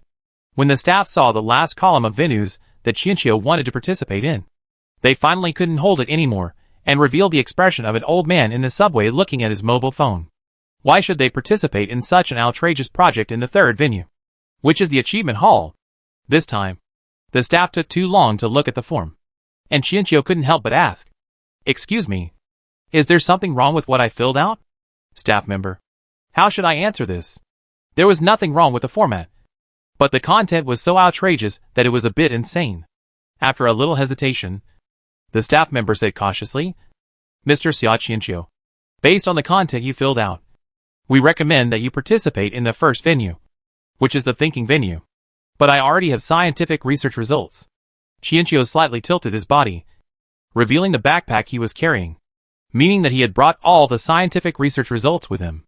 If you have achievements, you can also participate in the first venue. The thinking venue is not only a place to explain ideas, but also a place to publicize and promote ideas, especially for scientific research that has never been known to the public. It is often better to participate in the third venue after being promoted in the first venue. The staff explained. Chiino thought it made sense. People in this world didn't even know what turtle breath was. He had just thought about the explanation of turtle breath for a long time. It seemed that it really needed to be publicized and explained in advance. "Okay, then please help me arrange the first venue first, and then the third venue. Okay, please follow me to the waiting room." The staff member took Chiino out with the application form. After walking through a corridor, Chiino was taken to another room. There were a lot more people in this room, and except for the entrance, the other three sides were transparent one-way glass walls. Through the glass, you could see a huge conference hall outside. The seats in the conference hall were from low to high, and there was even a second floor. Such a huge conference hall was already full at this time. Chiino turned his gaze away from the dark crowd outside and looked at the situation inside the room. In addition to the door, there was a huge LCD screen on the entrance wall, on which were listed the scientific research projects and personnel waiting in line. Due to the limited size of the screen, only 5 pieces of information were displayed at a time as a reminder for entry. There are chairs and tables in the room. At this moment, most people are sitting in front of the tables, looking down at the thick documents in their hands. Some more advanced people are operating computers, and some are communicating with the staff. In short, everyone seems very busy, and the atmosphere is inexplicably tense. Chiino's arrival was only met with a faint glance from the crowd, and the staff member who led Chiino in whispered to the side. The thinking field is divided into morning and afternoon sessions. The afternoon session starts at 3 o'clock, and there are less than 18 minutes until the opening. May I ask if you have prepared theoretical models, film and television audio materials, or presentation PPTs? You can give them to me now. I am your assistant for this session, and can provide you with relevant services. Chiino then understood why there was only one staff member serving him since he entered the door. It turned out that the service here was one-on-one. Looking at the people busy in the room, Chiino felt that he couldn't be too out of place. So he turned around and asked the staff, "I don't have a model, but I have the actual results. I wonder if I can use it for display." "Sure." The staff kept smiling and asked, "Besides the physical display, do you have any other requests?" Originally, PPT was standard, but thinking about Chiino's temporary naming, the staff did not hold out much hope. As for the so-called physical object, God knows what the hell it is. Chiino found a fresh turtle-breathing fruit from his backpack. After all, they were the ones who were going to cooperate with him in the performance, so it was not too much to give them a fresh and delicious turtle-breathing fruit. Thinking of this, Chiino handed the turtle-breathing fruit to the staff with a distressed look on his face. "Take it. As for the others, we may need a fish tank for the third venue. A large fish tank that can hold a person." Staff, smiley face. Okay. By the way, can you find me a hat or mask? I don't want to show my face. Thinking that his brother and father might also be present, Chiino thought it would be better to disguise himself. Staff, smiley face. No problem. So you also know that it will be embarrassing soon, right? Although they were complaining inside, their professional ethics still made the staff maintain a fake smile and make preparations for the next step. Chiino stayed in the house, watching other researchers busying themselves.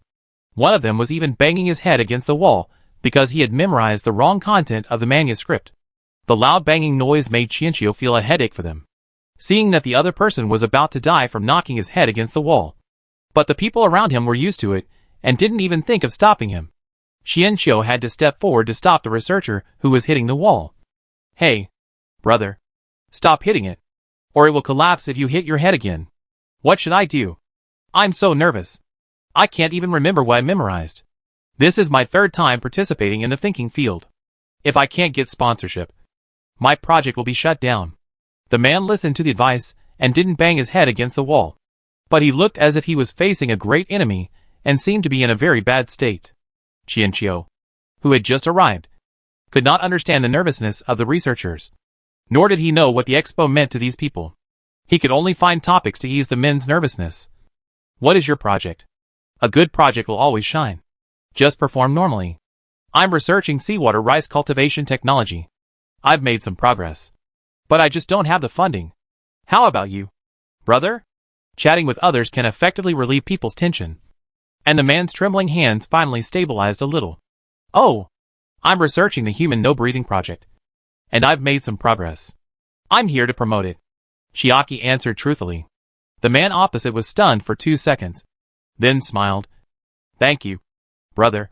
You are really good at comforting people. I feel much better now. You're welcome. Chiino wanted to say that he was always a helpful person. But at that moment, the reminder sound in the hall rang. The afternoon session of Thinking Field is about to begin. Please take your seats as soon as possible. Mr. Gene Siming, please be ready to enter the venue. Mr. Gene Siming's research project is the direction of improving the kinetic energy of ships. Hearing this, Chiino couldn't help but sigh. This seems to be a very profitable project. Who says it's not true? I heard that there have been some breakthroughs in the utilization of solar energy. The man who hit his head against the wall also sighed. And then he introduced himself. My name is Tangzhu. How about you, brother? My name is Chiino. Good name. Tangzhu praised. Looked down at the thick materials in his hands. And then looked at Chiino, who had nothing in his hands. Brother, are you ready? Yeah. All I need is a hat and a mask. Just as he was talking about this, the staff member who had left also came back and handed the hat and mask to Chiino. You asked for something. The hat is not new, but the mask is disposable. Thanks. Chiino took it immediately, and then armed himself tightly. After putting it on, he asked Tangzhu in front of him. Do you think I look good like this?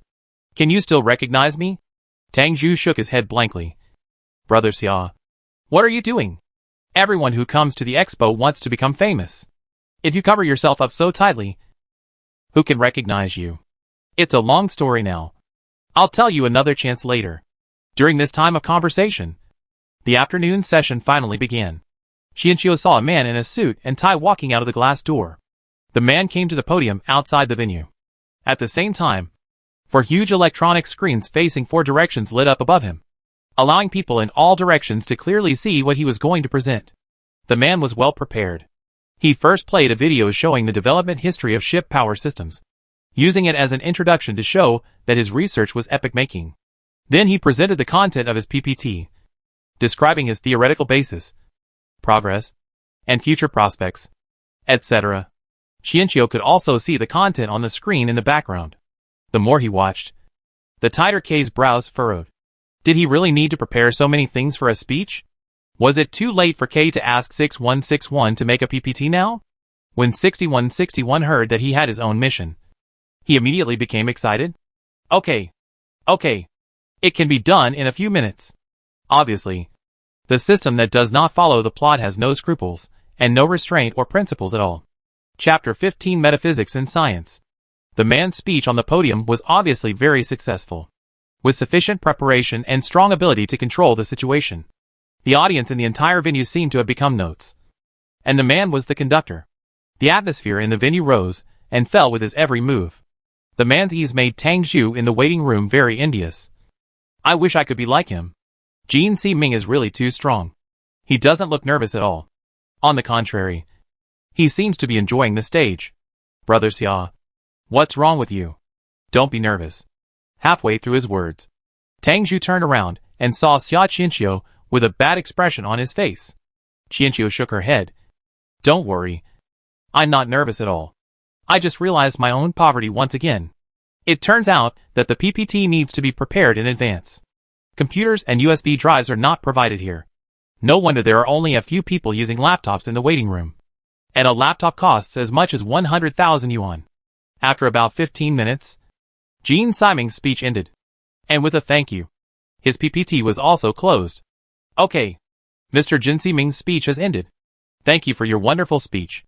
Please return to the waiting room to wait for the rating and investment intention. The host walked onto the podium from the side and signaled Jin Si-ming to leave. Jin Si-ming calmly returned to the waiting room. And at this time, everyone who was busy in the waiting room stopped what they were doing, looking at Jin Si-ming with different expressions, and waiting for a result. The waiting room was eerily quiet. Even Jin Si-ming, who had been speaking eloquently on the podium, couldn't help but look serious. The host on the podium also casually commented on Jin Si-ming's speech while the audience was giving their scores. The depressing wait did not last too long. Under the guidance of the host, the scores and investment intentions were quickly displayed on the big screen. Sure enough, everyone is optimistic about Mr. Jin Si-ming's project. It actually scored a high score of 9.6.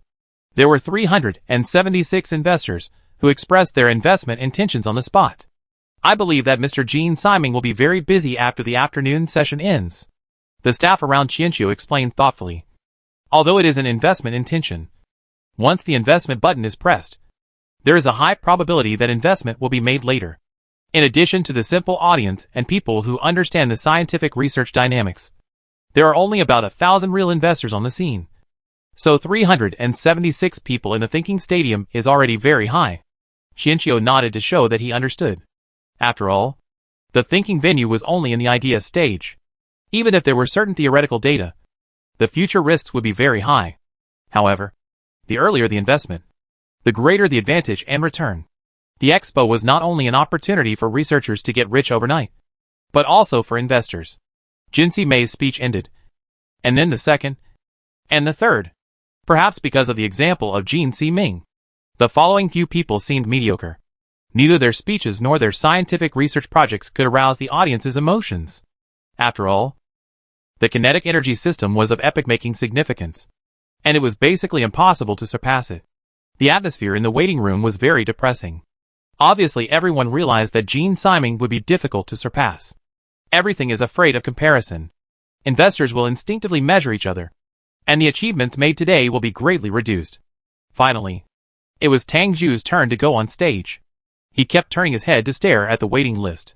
His whole body began to tremble uncontrollably again, and his expression looked mournful, as if he had already anticipated his tragic end.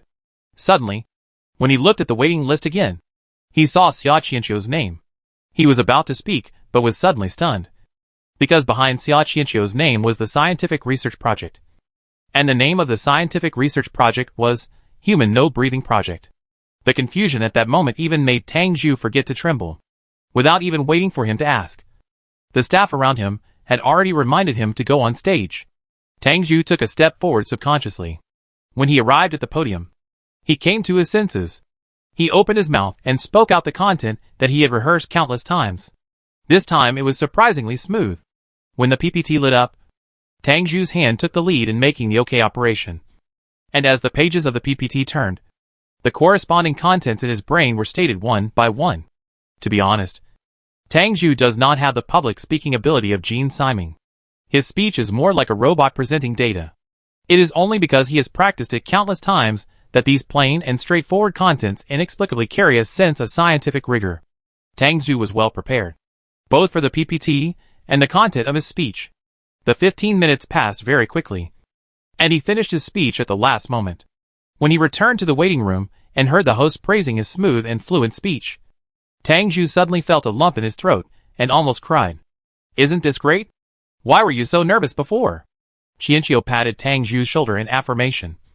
Don't bang your head against the wall anymore. Although the brain is a good thing, it is too fragile.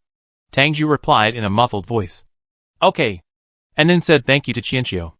Chiino looked at Tang Zhu strangely. Didn't this person say thank you before? Why thank you again now? Mr. Tang Zhu's speech scored 9.3 points. Wow! He is the second researcher today to score above 9 points. There are 110 investment intentions, which is also a very high number. Food is the first necessity of the people. I look forward to Mr. Tang Zhu's future development. When the host's voice came, Tang Zhu in the waiting room was completely relieved. This was the best result he had ever achieved. And it was also the second best result after Jin Si-ming in the afternoon session. After Tang Zhu, there were still 4 people left before it was Chiino's turn. Chiino was also the last speaker. The finale was as challenging as the opening. Tang Zhu was afraid that Chiino would feel pressured. Just when he was about to speak to comfort him, he suddenly thought of the project name that made people unable to bear to look directly at it. For a moment, he didn't know how to start. He scratched his head for a while before speaking. Brother Xia, your project is so special. Yeah. I thought about it for a long time before deciding to study this first. Chiino, who was bored, became interested instantly after receiving the affirmation and began to talk to Tang Zhu about the future development prospects of this project. In the waiting room, in fact, not only Tang Zhu was listening. Almost everyone was listening to Chiino's talk. After all, it was hard for people not to care about such an outrageous project. After a quick listen, they understood that the project was just as its name suggested. It could make people unable to breathe for a short period of time. Just when Chiino was speaking excitedly, a disdainful sneer was heard from the waiting room. Chiino and the others looked over and found that it was Jin Si-ming who opened the show in the afternoon. Jin Si-ming was not embarrassed by Chiino's gaze, and even looked directly into Chiino's eyes. Fantasy is not wishful thinking, and science is not metaphysics. Jin Si-ming has been a typical child prodigy since he was a child. He is arrogant and unsociable, but he unexpectedly has a good reputation because people assume that geniuses are always different. Although what he said at this time was unpleasant to hear, it was unanimously recognized by others. After all, they were all scientific researchers, and Chiino's outrageous behavior was somewhat embarrassing for scientific researchers. Science originates from fantasy, and metaphysics is not just idle speculation. Although Jiu is soft and fat, he is not easy to bully. Tang Zhu tugged at Chiino's clothes, reminding him not to argue with Jin Si-ming. The reason why Jin Si-ming was a child of destiny was because he was born into a family of geniuses. Whether in maritime trade or scientific research, the Jin family held a pivotal position. Perhaps because he was rarely refuted in person. Jin Si-ming was a little slow to react for a while, but soon he laughed indifferently. Really? I wonder if I will have the honor of witnessing the birth of your metaphysics before I close my eyes in this life. Don't worry. Unless you die the day after tomorrow, you will be able to see me tomorrow. After Chiino finished speaking, he looked at Jin Si-ming seriously twice, then counted with his fingers and spoke in a standard sorcerer's manner. Although you look like you will die young, it is not a problem for you to live to the age of 42 years and 3 days. In addition, your forehead is dark, which may indicate that your career luck is blocked. So be careful. Jin Si-ming, everyone at the scene. Not only did he start a fight on the spot, he even cursed Jin Si-ming in front of him. Oh my god! It really is the courage of a psychopath. Jin Si-ming was so angry that his face turned red. But he couldn't say anything to curse. After all, he had received elite education since childhood and had no training experience in this area. In the end, he could only say, I look forward to your speech. Let me also see your ability in metaphysics. Chiino snorted. You make it sound like you can walk. Regardless of the order in which researchers speak, they must wait until the presentation is over before leaving the waiting room. This rule is also to prevent investors from running to find researchers who have left first before the presentation is over. Everyone. The waiting room had become quiet at this point. But the atmosphere became even more depressing. Because it was too quiet, Tang Zhu didn't feel comfortable talking to Jin Si-ming in person, and planned to remind him privately after the speech. After scolding the person, Chiino called the staff and whispered a few words to them. although the staff member looked strange. He nodded and left the waiting room. In the weird atmosphere, it was finally the turn of the last researcher. The only highlights of the whole afternoon were the projects of Jean Siming and Tang Zhu. The audience was already a little tired at this time. If they were not allowed to leave early, many people would have left. While waiting, there was constant discussion in the venue until the door of the waiting room opened and a tightly covered person walked out. This strange look caused the crowd to be silent for a moment. And then, there was even louder discussion. After all, this speech was actually another form of interview. Regardless of how formal one should dress, at least one should maintain basic decorum. Hello everyone. My name is Chiino. Chiino deliberately lowered his voice, and the mask made his voice sound a little muffled. The scientific research project I'm talking about today is the Human No Breathing Project. The venue was completely silent. Just when they thought they had heard wrongly, the big screen lit up. Because Chiino did not prepare a PPT, the big screen only displayed the plain and down-to-earth project name. The eerie silence lasted for a moment. And then, there was an earth-shaking laugh. Is this some kind of impromptu comedy show? What's going on? Is he a comedian or a psychopath? What do you mean by no breathing plan? You might as well call it the death plan. Obviously no one believed in such an outrageous project. Jean Siming in the waiting room showed an expression of no surprise, and then prepared to watch the show. The scene reached its most enthusiastic moment in a way that had never been seen before. Amid the noise, Chiino's voice was heard again. My project is different from Mr. Jinsei Mei's. It is not used to mark an era, but to create a new era. Chapter 16 Madman or Genius. Jean Siming's face turned dark in the waiting room. He obviously didn't expect that this shameless guy would dare to mention his name at this time. Moreover, in order to step on him, he blurted out words like creating a new era. There was no limit to his shamelessness. The audience was also shocked by Chiino's increasingly outrageous speech. The discussions and doubts became louder and louder. But without exception, everyone's attention was attracted by Chiino. People's tiredness and irritability disappeared at this moment. They looked at the person on the podium in surprise, thinking that the person was really a lunatic. In the bustling audience, Xia Yunchen frowned. The figure on the stage looked familiar, yet it felt very strange. Captain, what's wrong? Tally was also very excited at this time. As the youngest one in the fleet, it was his first time to attend the Expo. He had been drowsy after watching for a whole afternoon. But he didn't expect that the appearance of this man at the end would instantly perk him up. He turned around to share his views, but saw that his captain looked strange. It's okay. I was just worrying too much. Although he said this, Xia Yunchen still decided to go and check on this researcher named Xia Chiino. He would not let go of any possibility of finding his brother. Captain, do you think the man on the stage is really a lunatic? Everyone says he might have just been released from a mental hospital. Tally spoke with great interest. Extreme madness can also be extreme genius. The atmosphere at the scene did not seem to affect him at all, unlike the people around him, who were talking excitedly. Xia Yunchen spoke very calmly. Tally nodded, thinking that the captain was worthy of being the captain. Then do we need to invest in our fleet? Let's see. Xia Yunchen's interest was piqued. After all, the man on the stage did succeed in attracting everyone's attention and interest. Even Jean Siming before had not been able to do that. Qian Qiujian on the podium had successfully attracted everyone's attention. And he began his speech. First, let me briefly introduce the meaning of my project name. I think it is relatively easy to understand. It is to make humans not need to breathe for a certain period of time. Of course, this does not mean death, but a state of hibernation. In today's post-disaster world, formal culture has been broken. Not to mention these mysterious things. No one has ever heard of the term turtle breathing. But with the literal understanding and Chiino's explanation, everyone gradually understood it. But precisely because they understood it, they could not understand it anymore. How could a person not breathe? Because it was too outrageous. And also because they were too curious. Everyone was captivated by Chiino's speech. The discussions at the scene gradually disappeared, and only Chiino's voice could be heard in the entire venue. Turtle breathing is a breathing method that uses vital energy and spiritual energy instead of air to nourish the body. This is the entry point for cultivation.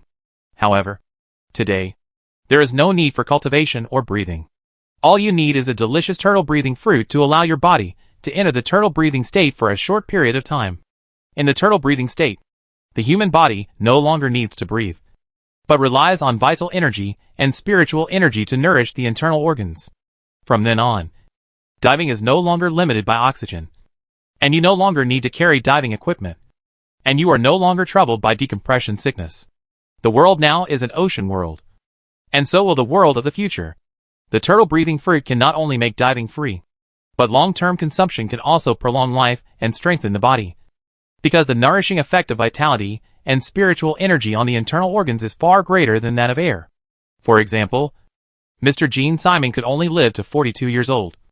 But if he takes the turtle-breathing fruit for a long time, then with the nourishment of the turtle-breathing fruit, living to 70 or 80 years old is not a problem. Gene C. Ming, who was named again. Everyone may be wondering what life energy and spiritual energy are, and why they have such powerful abilities. I won't go into the details. In fact, air is also a kind of spiritual energy. But the air is too turbid. The internal organs absorb oxygen to provide energy for the body. And this ubiquitous energy can now be absorbed by the body without breathing. Although the imagination is beautiful, what you said is too outrageous. Yes. May I ask, what information have you prepared to prove the feasibility of the project? You don't even have a PPT? Are you kidding us? Can it prevent decompression sickness? Is that true? What Chiino described was too beautiful and too tempting, but also very outrageous. The audience certainly did not come to listen to crosstalk today. What they need now is real data and information. If Chiino can't produce it, he would be making a fool of them. In the waiting room, Tang Zhu couldn't help but worry about Chiino. It seemed that Brother Xia was not prepared for anything. It would be difficult to convince others with just his words. If he aroused public anger, he might be beaten.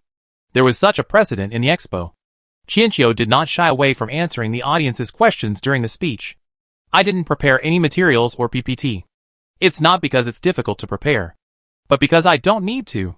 Even though the man on the stage was covered tightly, his confidence and boldness made him like the sun.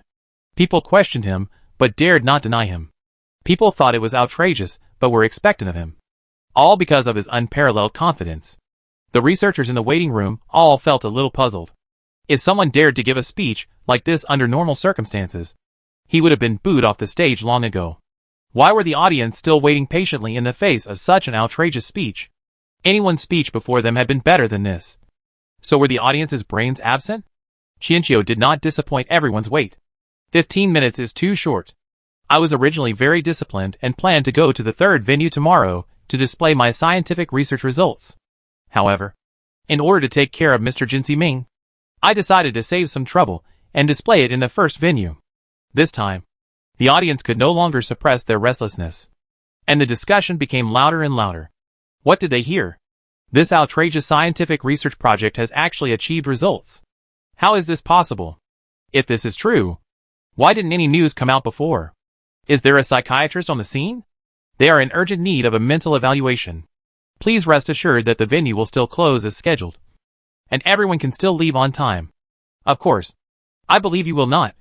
After all, everyone here will become a witness to the new era.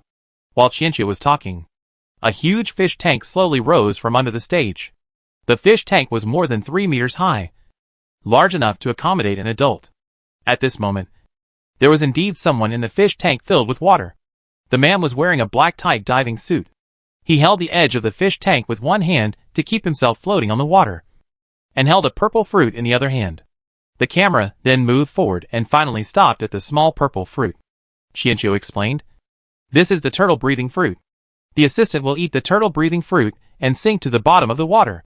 You can see that the assistant has a very good figure. You can also see the outline of his chest and abdominal muscles. It can be seen that he pays great attention to exercise. So please guess, how long can the assistant stay underwater after taking the turtle-breathing fruit? Facing the camera, the assistant in the fish tank maintained a professional fake smile. When he informed the organizer of Chiino's scientific research project and requirements as requested by Chiino, the organizer actually agreed. But it makes sense. In recent years, the presence of the thinking field has become increasingly weak. People generally believe that it has no value. The other two venues are enough. Those wild ideas are just a waste of money and time. Not only researchers need investors, venues also need investors. As this year's Expo is coming to an end, the thinking field is still lukewarm, and even the few highlights have not attracted much attention. regardless of whether Chiino's scientific research project is true or false. It can indeed bring explosive results. What the thinking field wants is popularity and more attention. The staff member could not understand all the organizer's thoughts. And after getting permission, he prepared step by step. Until now, when he appeared on the podium, he was still a little dazed, looking at the fruit in his hand. He still did not believe that this thing could have any aphrodisiac effect, compared with the miraculous effect. He was more concerned about whether this thing was poisonous. After all, Chiino on the podium did not look like a normal person. As the person on the podium indicated that they could begin, the staff member made up his mind and threw the fruit into his mouth. He couldn't lose this high-paying job no matter what. Risks and benefits coexisted. He just hoped that this thing would not kill him. The fruit was neither too big nor too small to be swallowed directly. As soon as the staff member took a bite, the sour and sweet taste immediately filled his mouth. Such a wonderful taste eased his expression a lot, and swallowing seemed no longer difficult. After all, in this doomsday, fruit is also a luxury. Okay. Please ask the assistant to enter the water. I hope the assistant listened to my advice and went to the toilet in advance. Chiino didn't want his assistant to affect his experimental results because of going to the toilet. After all, he had tested it before and found that one turtle-breathing fruit could maintain the turtle-breathing effect for about 2 hours. Staff member, is this the time to care about this? Although he was complaining in his heart, he still let go of his hand very professionally and slowly sank into the fish tank. After entering the water, he began to hold his breath. It was an instinct that he couldn't control at all. Moreover, he didn't feel anything after eating the fruit. So in the initial stage of entering the water, he still maintained his original diving habits. The camera was aimed at the fish tank, allowing the audience to clearly see the situation inside. In the first few minutes, the audience did not feel that there was anything special, and the assistant did not show any special performance inside. It looked no different from ordinary diving, which made people feel that they were really cheated. However, when they looked at the podium, the man was still calm and composed, and people's attention could not help but return to the fish tank again. As time slowly passed, the time on the big screen unknowingly reached 10 minutes, and the audience finally perked up again. Even with long-term training, the diving limit of ordinary people is only 10 minutes. A very few people can go higher, but most people will not exceed this value. At this time, all the afternoon speeches at the thinking hall were over, and the ending prompt sound echoed in the hall. But as Chiino said, no one chose to leave, not even in the waiting room. Not only that, the scene maintained an eerie silence, with everyone's eyes focused on the fish tank. They saw that the expression of the underwater assistant was becoming more and more natural, as if he had just adapted to the environment. The assistant no longer remained motionless, but changed his posture underwater like a playful child. His leisurely look showed no signs of drowning. Not only was time challenging the limit, but the assistant's state was as comfortable as a fish. Chapter 17 Boss. The speech was over, but no one left. Normally this time should be the most crowded, but now the first venue was quiet. This anomaly not only attracted the attention of the managers of the other two venues, but also made the audiences in the other two venues curious, fearing that something unexpected might happen. The Expo organizers and the managers of the other two venues sent people to investigate the situation. As a result, those who went to the first venue to check never returned.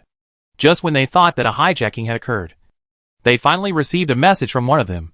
The scientific research project Human No Breathing Project was currently displaying its results, and the assistant's diving time had reached 23 minutes. No one in the audience left, and they were all watching. The content of the message was not only concise, but also very outrageous, making people suspect that there was no hijacking, but some kind of brainwashing activity. No matter which one it was, it made people feel nervous. The Expo was attended by many wealthy and powerful people, but hijacking incidents had indeed occurred. Later, the Expo was equipped with a strong security force, and this situation gradually disappeared. Thinking of this possibility, the management did not dare to be careless and immediately activated the emergency plan. The guards of the Expo instantly headed towards the first venue. In the first venue, the time on the big screen reached the 37th minute. The person in the fish tank had found the most comfortable posture, and he looked bored. It seems that the assistant didn't listen to my reminder to bring something to kill time. Chiino was a little bored and wanted to yawn at this time. But when he raised his eyes, he saw a pair of eyes that were bright enough to almost glow. The eagerness and seriousness made Chiino hold back his yawn. The assistant in the fish tank was complained about again. Now, not only did he not have any idea of refutation, he even wanted to kneel down and hug Chiino's thighs. He was short-sighted. He did not listen to the advice. He was blind. Chiino completely conquered him with a miracle. When he held his breath underwater as usual, after a few minutes, he still did not feel suffocated. And he did not even have the slightest urgency to breathe. When he turned around and looked up at the big screen, he confirmed that the time on it had reached 10 minutes. He was sure that he was not having a time illusion, but that he had really stayed underwater for a long time. So long that he had exceeded his diving limit. The shock made him stand still in the water for a long time. And then every cell in his body seemed to be excited. He really didn't need to breathe underwater. What Chiino said was actually true. Chiino was not a madman, nor a mental patient, but a genius who opened up a new era. The underwater assistant was extremely excited, because he was not only a witness of the new era, but also the first person to experience it. No one could understand his happiness and joy at that moment. This was a treasure that belonged only to him. Because he was too excited, he finally stopped maintaining his professional fake smile and tried different postures underwater, like a child returning to the mother's womb. The venue was very quiet, but it was not the depressed and sleepy quiet. Instead, it was the kind of quiet that felt like the strings were getting tighter and tighter, as if they would break in the next second, especially since this next second was being extended infinitely. This tense and high pressure became heavier and heavier. Everyone was waiting for the moment when the strings would break. They were looking forward to it, hoping for it, but also hoping that it could be postponed indefinitely. As the only person who knew the time limit, Chiino really didn't want to stand upright for 2 hours. So when people's attention shifted to the fish tank, Chiino quietly took 2 steps forward, came to a step on the podium, and sat down. Outside the venue, the managers of the other 2 venues had arrived at the scene, surrounded by armed guards ready to rush in and rescue the hostages at the command. To be on the safe side, they sent 2 more people in. These 2 people were wearing pinhole cameras to investigate the situation inside. The door of the first venue was not closed, but only a long corridor could be seen from the door. The 2 men stepped into the corridor with an extremely heavy heart, even with the determination to die. The corridor was so quiet that only the sounds of each other's footsteps and breathing could be heard. The invisible feeling of oppression made them breathe more lightly. The situation in the first venue was definitely not normal. With so many people, how could there be no sound at all? Finally, they arrived at the real entrance of the hall. The suddenly open space was filled with people. There was not a single empty seat.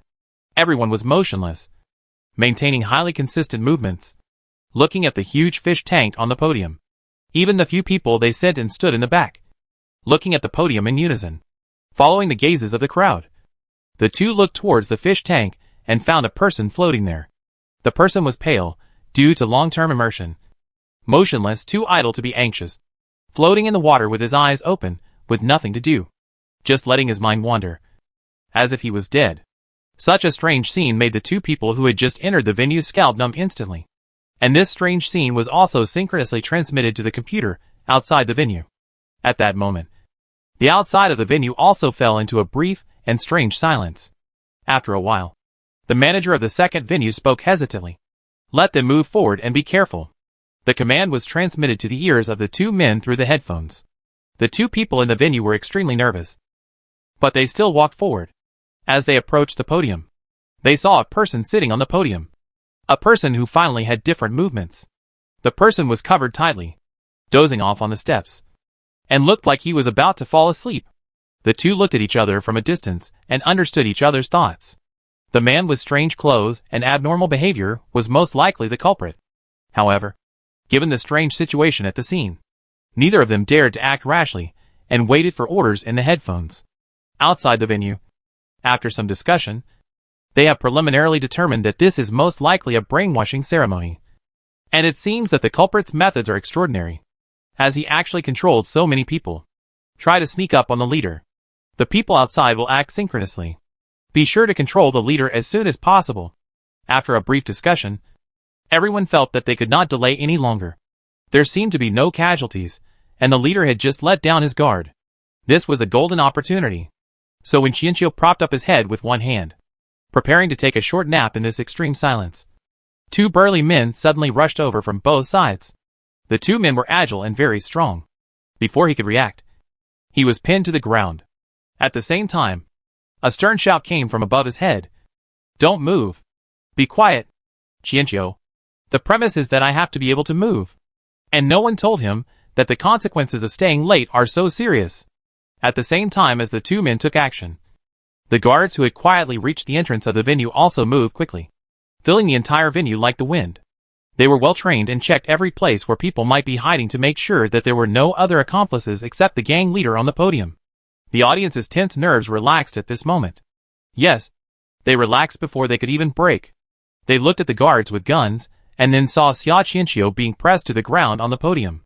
Wait! What are you doing? He's a genius who created an era. The venue suddenly became agitated, and many people subconsciously stood up, wanting to rush forward to rescue the genius. But as soon as they moved, guns were turned towards them. What are you doing? Why are you pointing a gun at me? Who are you? Let go of Researcher Xia. What happened? They're not here to rob people. Are they? When did the Expo become so lawless? Some people were panicking. Some were looking around in confusion. But a large number of people were staring at the fish tank, fearing that the assistant inside would float to the surface if they lost focus. At the same time, the guard reported to the outside. The situation has been controlled. The leader has been captured. As expected, many people wanted to rescue the leader, but they were also controlled. Some people are still in a state of brainwashing and confusion. There is no threat for the time being. The venue has been checked, and no other threats have been found. The audience who heard the report nearby? What the hell? What kind of leader? What kind of brainwashing? Did these people go to the wrong set? Although they were puzzled. Under the suppression of force, the audience could only stay where they were. After confirming that there was no danger at the scene, the managers of the Expo finally arrived. They went straight to the front row and shook the hand of one of the people. Old you are not hurt. Are you? Fortunately, we arrived in time. Don't rush to thank us. This is what we should do. Yu Yaoyun's face turned red, and he finally couldn't help but burst out. Thank you. Uncle! What's the matter? Is it so high-sounding to rob people now? You guys are eating meat in the second and third venues. And you want to overturn the table when we drink soup? Let my people go quickly. Otherwise, I will never let you go. Faced with the outburst of the first venue manager, the other few people looked at each other for a moment, and then said, What kind of brainwashing is this? Director Yu looks like he has suffered a lot from it. Yeah. Old Yu hasn't woken up yet. Would it be better to dispose of the carcass in the fish tank? Several people had never seen such a thing before, so they could only order people to deal with the fish tank, hoping to relieve Director Yu from the evil spirit. However, when the guards came to the fish tank, they were horrified to find that the corpse inside was alive and was staring at them with extremely angry eyes. In front of everyone's astonished gaze, the corpse raised both hands and gave them a firm middle finger. Guards? Something seems off. Chapter 18, Extraordinary Means. Seeing Yu Yaoyun taking out the communicator and planning to mobilize the guards of the first venue, the other curators ignored the strangeness of the fish tank and hurried forward to stop him. Yu Yaoyun was brainwashed, and if a conflict occurred under his command, it would be more trouble than gain. Hurry up and hold Curator Yu down. We have finally controlled the situation. The guards hesitated for a moment, but finally obeyed the order. Two of them stepped forward and firmly controlled Yu Yaoyun. Of course, they only controlled all his movements, but did not press him to the ground. Yu Yaoyun struggled but failed, and almost fainted on the spot out of anger. Fortunately, he regained his senses in the end. After calming down, he realized that these people might really not know what happened, which made his mind work again. I'm calm now, and I won't mobilize the guards. Let me go! Although they had their doubts, Yu Yaoyun did look a lot more normal, and he was the curator after all, so it would not be good to keep him detained all the time. So they waved their hands to signal the guards to retreat. After regaining his freedom, Yu Yaoyun subconsciously took 2 steps towards the podium where Chiino was. Everyone around him instantly became nervous, thinking that Yu Yaoyun was still in a brainwashing state. Yu Yaoyun also realized this and simply turned around and said, Come with me to check the fish tank. Don't worry. Your guards have been watching it for a long time, so there's nothing wrong. In fact, not only the guards looked at the fish tank, They all took a quick look at the fish tank after coming in. And the audience in the venue did not behave strangely or excessively after being awakened. So Yu Yaoyun's proposal was not rejected. However, several curators were obviously very cautious and told their trusted subordinates not to look at the fish tank, and to wake him up immediately if they found anything abnormal.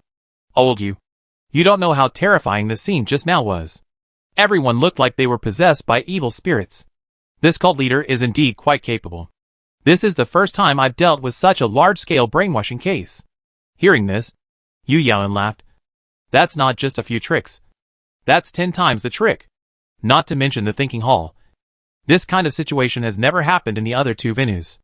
No wonder it is considered a cult/brainwashing. When he first heard about this project, he thought it was just a joke that could attract attention. Until now, he found that he was the joke. Several curators followed Yu Yaoyun to the fish tank. The guards surrounding there pushed aside one after another, revealing the angry assistant inside. Although the assistant had been in the water, water also transmits sound, so he heard most of the situation. Although he wanted to do something, he knew that the only thing he could do at this moment was to stay in the fish tank and complete the demonstration, so as not to let down researcher Xiao's fruit. At this time, looking at the several curators who had gathered around him, the assistant did not show any respect at all, but rolled his eyes. It's alive. Alive? What is this doing? Several curators did not quite understand why people were put in fish tanks for display. Yu Yaoyun raised his hand and pointed at the timer on the big screen. It's almost an hour. Several curators looked up and saw that the timer on the big screen had reached 59 minutes. But so what? Could it be that this evil ritual would take a certain amount of time to complete? Yu Yaoyun pointed to the assistant in the fish tank and said, the timing starts from when he sank into the water. During this period, he never surfaced. After a few seconds of silence, Fan Jiao, the curator of the 3rd venue, spoke first. Impossible. The other 2 also frowned and looked at Yu Yaoyun, wondering if he was still possessed by evil spirits. Yu Yaoyun was too lazy to explain. You can check the fish tank. This fish tank and the people belong to our venue. Before you broke in, all of us can prove that he has never surfaced. There is no point in saying more. Just check it for yourself. The scene was silent again. Why did he say such an outrageous statement in such a confident tone? Between finding a psychiatrist for Yu Yaoyun immediately and exposing the cult leader's trick on the spot, they chose the latter. And several people really began to check around the fish tank. The fish tank is placed on a transport board with universal wheels and can be pushed at will. The people inside are indeed not wearing any diving equipment. When things are thrown in, it is verified that the water is real water and there is no additional layer. During their inspection, the assistant never surfaced, nor even spit out a bubble. After several minutes of busying around, they didn't find any flaws. The assistant in the fish tank smiled more and more provocatively, watching them busy as if they were a group of clowns. But now they didn't feel angry at all. Shock had occupied their entire brains. 10 minutes later, several people stopped the meaningless inspection. Yes, how could there be any problem with Yu Yaoyun's own people and things? At this time, they looked up at the absurd name of the scientific research project on the big screen, and for a moment, they couldn't tell who was the clown. After the great shock, there followed an ecstasy that was about to make people dizzy. What was this? This was the beginning of a brand new era. Today, the land is in danger, but humans have been unable to conquer the ocean. Compared with the gentle and tolerant earth, the ocean is more like a group of wild horses, sometimes peaceful, sometimes crazy, and no one can figure out its temper. And now, they seem like the first fish that came ashore, and they could vaguely see the first person who entered the water, although the assistant in the fish tank looked at him with great disdain. The eyes of those outside the fish tank looking at the assistant became brighter and brighter. They couldn't help but stare at the fish tank without blinking like everyone else, and naturally fell into waiting, until Yu Yaoyun's dissatisfied voice came. You left my people in a daze. Several curators? That's right. The evil cult leader. No, the founder of the new era, is still being pinned to the ground by them. Several curators immediately turned around and rushed to Chiino, then hurriedly helped him up. Their attitude and tone also took a 180-degree turn. Researcher, we have seen your achievements. Please come to the 3rd venue to demonstrate them again tomorrow. You haven't made an investment yet? Come to our 2nd venue. Little brother, we are willing to be the largest investor. Why bother? I'm the manager of the entire Expo, and can provide much more help than the 3 branches. Chiino, who was almost crushed into a pancake, said, although humans only have one face. Their infinite variations often amaze people. Chiino pulled at his hat that was about to fall off, and then walked to Yu Yaoyuan, who was squeezed out. Hello, Director Yu. I wonder if my project presentation can continue. Certainly. Yu Yaoyuan held Chiino's hand firmly. He understood that this was Xia Chiino's response to his protective behavior. In his own home court, Yu Yaoyuan quickly restored order in the venue. People sat down again and continued to watch the assistant in the fish tank. As for the guards, even though they were reluctant, they still obeyed the order and left the venue. The first venue fell into silence again, and people continued to look at the fish tank on the podium in unison. Chiino, who was on the podium, felt a little familiar when looking at the scene below. After thinking for a long time, he finally remembered that he had seen this scene in a horror movie in the world of Love Brain, which seemed to be called something like Wax Museum. Waiting should be a long and boring thing. But because of the anticipation, the waiting time seemed to fly. The audience actually waited motionlessly until the time on the big screen reached 1 hour and 57 minutes. The assistant in the fish tank finally had a different reaction. The feeling of freedom, like a fish, disappeared. And what followed was a sense of urgency as oxygen was depleted. Chiino, who was counting the time, couldn't wait to speak up. No need to hold it in any longer. Just come up. The effect of one fruit will last for about 2 hours. After hearing this, the assistant did not delay any longer. He stepped on the bottom of the tank and quickly floated to the surface. The moment the assistant's water broke, the audience's long-suppressed emotions finally found an outlet. A few seconds later, the entire venue was filled with deafening applause, followed by uncontrollable shouts. And some people even had red eyes. They were not actually sad, but the strong emotions at the scene broke through their defenses, and tears became a channel for venting emotions. The applause lasted for a long time, and the host, who had been waiting for a long time, finally came on stage. He was excited and prepared to do a live interview. But when he hurried onto the stage, Chiino, who had been obedient and abided by the rules, had already returned to the waiting room skillfully. The host failed to catch Chiino, so he turned around and walked to the fish tank and asked the question that the audience wanted to know. How do you feel now? Even though he had been in the water for nearly 2 hours, the assistant's voice was still full of energy. It's really amazing. I have never experienced such freedom and security in the water. I don't need to breathe. Just like a fish. If this wasn't a fish tank, I would have been eager to swim in the sea.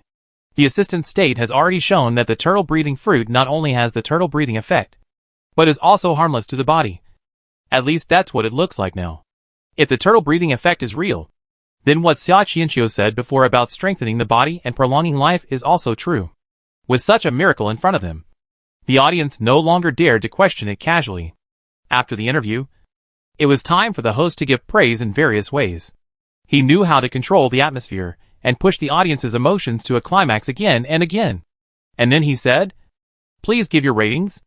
In the waiting room, Chiino did not see Jin Si-ming. Tang Ju whispered to Chiino. And when Chiino was about to return to the waiting room, Jin Si-ming quickly left. Although Jin Si-ming left the stage early, the host's voice still reached his ears through the speakers. Oh my god! It's 10 points. The only full score since the establishment of the Scientific Research Expo. It is said that it is difficult to satisfy everyone. But today we have reached a consensus, with 1,030 people expressing investment intentions. Jin Si-ming quickened his pace and put the host's voice behind his mind, as if this could help him get rid of the embarrassment. Chapter 19. Old tricks again. The success of the speech made the subsequent investment work go very smoothly. As the director of the first venue, Yu Yaoyuan personally presided over the collective signing event for Chiino. The contract was also modified item by item after he carefully consulted Chiino's opinion. The other directors felt that this old fox was a bit shameless. By showing off like this, he meant that he tacitly acknowledged that the first venue was Xia Chiino's agent. Chiino naturally knew that Yu Yaoyuan wanted something. But it didn't matter, because K just happened to need such a capable agent. Moreover, he came to the shore to exchange supplies and make money. Now that these two goals have been achieved, it is time for him to leave. After all, he is a man who wants to travel around the world. Upon learning that Chiino was leaving, Yu Yaoyuan was very confused. In today's world, People work hard from dawn to dusk just to seek a stable life. With Xia Qianqiu's current strength, he can easily buy a nice house on Kushu Island. Why bother taking risks at sea? In order to keep this genius, Yu Yaoyan kept offering generous conditions. From food, clothing, housing and transportation to gold, silver and jewelry. He said everything he could get. But the other party remained indifferent. Yu Yaoyan was a little confused about Xia Qianqiu. When signing the contract, he clearly asked the other party what he wanted. At that time, Xia Qianqiu answered very firmly that he needed money. But now, with so much money in front of him, he still chose to go to the crisis-ridden ocean. What's the point of staying here? I want to travel around the world and see every inch of the ocean. Qianqiu was full of fighting spirit and looked like he couldn't wait to set sail. Then you must be more careful. I will equip you with a satellite radio. Please keep in touch with us at any time. Yu Yaoyan had no power to stop Xia Qianqiu from leaving. After his persuasion failed, he could only keep reminding the other party to be careful. Qianqiu felt a familiar smell at that moment. It was the tone and look of Xia's mother when she first learned that he wanted to go to sea. Qianqiu immediately understood that he needed to set sail quickly and secretly again. Otherwise, he would be detained on Kushu Island. It has to be said that Qianqiu is very sensitive to human emotional fluctuations. Yu Yaoyan did have thoughts in this regard. If it were anyone else, it would be fine.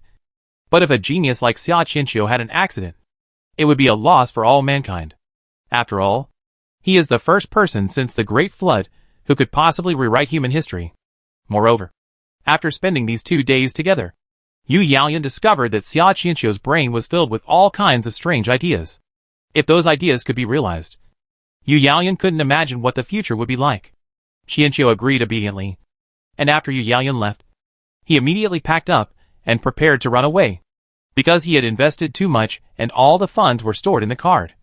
Qianqiu didn't want to take much, so he easily slipped out of the residence prepared for him by Yu Yaoyan. Although he met some people who greeted him enthusiastically when he left, no one suspected that Qianqiu was going to go out to sea with empty hands. After leaving the residence, Qianqiu once again covered himself tightly and went to the dock in a low-key manner. Just when Qianqiu successfully boarded the ferry to leave the central island, he met an unexpected person on the boat. That is the heroine. Moreover, among the many passengers, the female protagonist spotted him, who was covered tightly with a blanket, and ran over to greet him with a bright smile. It's you? You left in such a hurry that day. I didn't even know your name. At this moment, Qianqiu finally realized that something seemed to be wrong. 6161. Is there something wrong with this heroine? She meets me too often. 6161 was also very confused. What happened on the bus that day was not in the plot. At that time, it just thought that it was caused by Qianqiu's intrusion into the plot. But now, even it can feel that the heroine seems to be running for the host. And the host just decided to run away today. Is there a radar installed on the heroine? How did she find him so accurately? Facing the self-familiar heroine, Qianqiu said calmly, Ma'am, you got the wrong person. How could that be? Have you forgotten that we chatted on the bus that day? My name is Kushu. The heroine moved closer, as if wanting him to see her more carefully. Qianqiu subconsciously took 2 steps back. Birds don't like to get too close to people they don't know. Seeing that the other party was determined not to give up until he recognized her, Qianqiu could only sigh. Okay. I wanted to pretend that I didn't know you. After all, it would be embarrassing to just say that I don't want to know you. What can I do for you? Kushu. The people around were not watching intentionally, but they just happened to watch the whole process. Qianqiu didn't expect that even after leaving the venue, he could still mute himself wherever he went. The surroundings were quiet for a moment, and Qianqiu took the initiative to break the silence. If there's nothing else, I'll go over there. After saying that, he left the scene as if he was trying to avoid it, leaving Kushu gritting her teeth there. After a moment, there was a buzz of discussion all around. After all, Kushu was a rare beauty. It was rare for a beauty to take the initiative to strike up a conversation only to be rejected. Perhaps unable to withstand the inquiring gazes of the people around her, Kushu quickly left the spot. But her eyes were indescribably terrifying. Kushu didn't expect that her tried-and-true method would fail on Xia Qianqiu. Yes, she actually knew Xia Qianqiu's name. When they first met on the bus, she was shocked by the terrifyingly strong aura on him. After careful observation, She discovered that the man had two such strong auras. This was so strange. Ever since she had the ability to see other people's luck. It was the first time that Gu Xinjin saw such a strong luck. Not to mention two lucks in one. Gu Xinjin was too curious. So she couldn't help but approach and strike up a conversation. But the other party ran away. Just when she was thinking about where to find him. She saw him again on the podium. The man who called himself Xia Qianqiu. Although covered up tightly, his strong luck was really too conspicuous. It was not until Xia Qianqiu verified the incredible scientific research project that Gu Xinjin finally understood why the other party had such a strong luck. But this still could not explain why there were two lucks. Gu Xinjin waited for a long time, and finally found an opportunity to talk to the other party again. But ended up hitting a wall again. But who could say that the luck was so tempting? If she could gain the other party's favor. Gu Xinjin couldn't imagine how much luck she could get. Since this method didn't work, she would try other methods. For the luck that was so rich that it was purple. She had plenty of patience. Qianqiu didn't know that he had been targeted by the heroine by accident. And that the other party was not going to give up easily. Fortunately, Qianqiu acted quickly enough and left without any delay. Gu Xinjin did not expect that Xia Qianqiu would choose to leave when his reputation was at its peak. So when she regrouped and prepared to try again, Xia Qianqiu was no longer on Kushu Island. Xia Yunchen was also caught off guard. There were too many people who wanted to meet Xia Qianqiu alone. And Xia Yunchen was still waiting in line. Then the news that Xia Qianqiu ran away from home spread on Kushu Island. Fortunately, although Xia Qianqiu left, he still left behind letters, turtle-breathing fruits, and turtle-breathing fruit seeds. The letter described in detail the precautions for planting turtle-breathing fruit, and explained that the results of the remaining batch of seeds might be slightly worse, but the effect would definitely last for an hour. It also promised to continue to cultivate and improve turtle-breathing fruit at sea, and then regularly send the seeds to Kushu Island. Although the other party promised to send the seeds back, the situation at sea was unpredictable, and no one could guarantee their safety. After learning that Xia Qianqiu had left not long ago, many forces on Kushu Island sent fleets out to look for Xia Qianqiu. Some of them did so for protection purposes, while others did not. After all, whoever caught Xia Qianqiu would get countless turtle fruits. Xia Yunchen also made an investment, so he got the corresponding turtle-breathing fruit and seeds. As soon as he got the things, he took Tao Li away from the central island, returned to the dock, and led the fleet to quickly leave Kushu Island. Captain, where are we going? Tao Li felt a little regretful that he couldn't get close to the genius. But it seemed that his captain was in an even worse mood than him. After a long while, Xia Yunchen spoke up. Let's go southwest, cross Southern Cross Island, and continue south. Tao Li opened his mouth and wanted to say that Southern Cross Island was already the southernmost point of the current nautical chart. But thinking that their trip was to explore new waters and expand the nautical chart, he stopped talking. Xia Yunchen handed the thing he had been holding for a long time to Tao Li. Give it to Liu Enlu, and ask him to cultivate the turtle-breathing fruit according to the information given. Okay, Captain. Tao Li excitedly took the seeds and information and ran to find someone happily. After he came back, he hadn't told anyone else about the Expo, thinking of other people's possible reactions. Tao Li immediately became interested. Tao Li's figure disappeared behind the door. Xia Yunchen stood alone at the bow, staring at the sea in a daze. Xia Qianqiu, whose surname was Xia, never showed his face. He also left a letter and left. His strong intuition told him that he must have missed something. Xia Yunchen's fleet was just one of the fleets leaving the island. After learning that Xia Qianqiu left the island on an unpowered wooden boat, all the fleets with some ideas and abilities set out. Many people were confident that they would be able to find Xia Qianqiu. It had been a long time since the area around Kushu Island was so lively. People were searching for the traces of the genius, like they were shopping on Taobao. But they didn't know that their genius had already used the natural and pollution-free kinetic energy of the dragon snake to leave Kushu Island at a speed almost like flying at low altitude. Chapter 20 Kinetic Energy. The sun is shining brightly. The sky is clear, and there is no land in sight. The ocean and sky are completely blended together and inseparable. In this boundless blue world, Qianqiu's small boat becomes the only different color. And it is a colorful one, with a new bright red parasol, log-colored wooden boards, white sails, green planting boxes, and huge light pink lotus flowers that are as tall as a person. Yes, Qianqiu's giant lotus has bloomed. In fact, It had bloomed before leaving the port, but the lotus was still the normal size at that time. When Chiino went to pick up the boat, Zhou sighed. Nowadays, boats have become people's homes, so all kinds of things are raised on boats. But it was the first time he saw someone planting lotus on a boat, and the lotus grew very well. Zhou therefore believed that Chiino was not only a scientific research genius, but also a poet with sentiment. Chiino breathed a sigh of relief when he saw the lotus at the stern, which had returned to its normal size after not seeing it for a few days. Fortunately, he arrived in time. If he had arrived a little later, Zhou might not have been so emotional. After Chiino inspected the wooden boat and found no problems, he paid the berthing fee and left the port smoothly. Although Zhou knew his identity, he did not stop him at all, which made his impression of Zhoujiao Wharf not so bad. Although he deliberately lowered the valuation of the wooden boat, he still did what he should do. Zhou also saw what Chiino was thinking from his expression, and couldn't help laughing. Everyone in Zhoujiao Wharf has their own business philosophy. If you come across a store that is spotless one day, Brother Xia should be more careful. This sounded somehow reasonable. Chiino felt that if he came to Kushu Island again in the future, he would still be willing to continue to stay at Zhoujiao Wharf. After saying goodbye to Zhou, Chiino rowed his boat slowly away from the land that gave people an infinite sense of security. When they were far enough away, dolphins number 1 and number 2 couldn't wait to jump out of the water to greet them. And quickly each of them held a piece of fishing net in their mouths and hung it on the boat. Chiino collected the fishing net and, not surprisingly, found that it was full of various supplies. It was obvious that Xiaohai and Xiaotuan had not forgotten their work as collectors in the past few days. Chiino picked out a few fish that were growing well from the fish tank and paid wages to Xiaohai and Xiaotuan.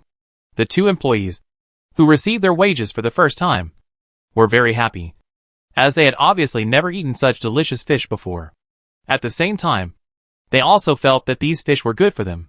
After receiving their wages, the two employees' enthusiasm for work was particularly high, and they soon continued to go to the deep sea to collect supplies with fishing nets in their mouths. Chiino on the boat had nothing to do, so he watered the turtle fruit and the giant lotus with spiritual dew. Then scrap iron came late, broke through the water with a splash, and threw the fat penguin onto the boat with a shake of his head. It was obvious that the reason he was late was because he went to take the penguin for a walk. Looking at the fat penguin standing on the boat and shaking off the water, Chiino seemed to see its body becoming increasingly fat and thin. As if he couldn't understand Chiino's complicated expression, Fiat happily moved his big head closer. Chiino thought he wanted to get close to him, so he subconsciously stepped back. But Fiat opened his mouth and spit all the garbage he had collected in the past few days onto the boat. Fortunately, it was all metal garbage, just like the first time they met, and there wasn't much strange smell. After vomiting, Fiat shook his head and asked for reward. Chiino also fed him. Compared with dolphins, Fiat's neck was more flexible. No matter how Chiino threw the fish, Fiat could catch it steadily, which allowed Chiino to feed him 2 more fish without realizing it. Humph! As expected of the cunning snake clan, Chiino would certainly not admit that the mistake was caused by his playfulness, and he just thought it was a trick of the snake. Scrap iron stared with its big eyes innocently, as if it didn't understand. However, when Chiino said that it wanted to leave, it quickly picked up the rope and pulled the boat towards the deep sea. It was obvious that it didn't like the diving area. The wooden boat was moving fast and steadily. Chiino on the boat started to use the deconstructor to decompose the resources on the boat. After a long time of hard work, the harvest was very good. 13 pieces of plastic, 33 pieces of iron, half a piece of gold, and 2 pieces of silver. Chiino was happily organizing the supplies like a hamster. Finally, he took out a 3D printer to print out a few square plastic boxes, and put the supplies into them according to different categories. The neatly stacked supplies in the boxes made Chiino, who had a slight tidying obsession, feel very comfortable.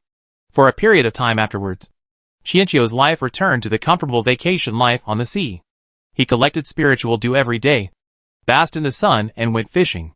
The turtle grass and giant lotus were tenacious and adapted well. Apart from watering them with spiritual dew regularly, Chiino basically did not need to worry about anything. Soon the boat could no longer carry the huge load. So Chiino tied the huge load to the stern with a rope and pulled it forward. Fortunately, scrap iron was willing to work hard and was strong enough. But this is obviously not a long-term solution. The giant lotus that I want to cultivate will require a lotus leaf of hundreds of square meters. When that time comes, even scrap metal may not be able to pull the boat. Therefore, the research on kinetic energy systems must be put on the agenda. When thinking of this, Xianqiu suddenly remembered the fortune he had read for Jin Ming before. Jin Ming's kinetic energy research should have had a promising future. But in reality, his career was full of obstacles. Now it seems that the obstacle to Jin Ming's career might be himself. However, Xianqiu could only apologize for this. He would definitely study the kinetic energy system. After all, in Xianqiu's eyes, neither steam nor diesel was very efficient. 6161. How is the research on solar energy transformation going? K obviously had foresight. After the 3D printer was modified, Xianqiu asked 6161 to work on the energy system. For this kind of technology that may cause great changes in the world, it is very difficult to modify the fruit of the achievement tree. Xianqiu did not aim too high and asked 6161 to study the solar energy that the world already has. However, the solar energy modified by 6161 will definitely be better than the existing technology. It will be unlocked in 2 days at most. Even though it was a relatively easy solar energy, 6161 had been working on it for nearly a month. Although it was only one step away from success, 6161 still reminded the host. Even the solar energy I transformed is not enough to support a huge cruise ship. Don't worry. Solar energy is just for transition. Leave the real energy core to me. Xianqiu looked like he had his own plans. Although the host's train of thought was unusual, he always acted cautiously. After hearing this, 6161 put aside its worries. However, it couldn't help but be curious about how the host planned to solve the energy problem. Speaking of this, I have to thank you for reminding me. Xianqiu started to search the soul space as he spoke. In addition to various seeds, there were also deconstructors and 3D printers. The semi-living space can accommodate dormant life forms. And naturally it can also accommodate inanimate objects. It's just that Xianqiu doesn't like to cram everything into a limited space. So he only put the 2 most important things there. Xianqiu soon found the target, which was a seed with a hard wooden SHL. The surface of the seed was smooth and the size of an egg. But it was not oval, but a standard sphere. This is the seed of the Wanyuan vine. The special thing about the Wanyuan vine is that it can absorb any energy and convert any energy. This characteristic gives it a super strong ability to reconcile. Even water and fire can coexist in it. Therefore, it is highly sought after by alchemists and weapon refiners. It is a treasure that is priceless. Xianqiu seemed to be much more cautious when holding the seeds, which was completely different from his previous attitude towards the turtle-breathing fruit and giant lotus seeds. The host's attitude made 6161 even more curious. You don't want to use this thing as an energy source? Do you? Why not? Didn't you say before that biomass energy is also a type of energy? You also said that these energies are just expressed in different ways. You actually listened and remembered it. 6161 was even more surprised. Apparently, in its opinion, the host was a lazy person who only cared about food and had no interest in technology at all.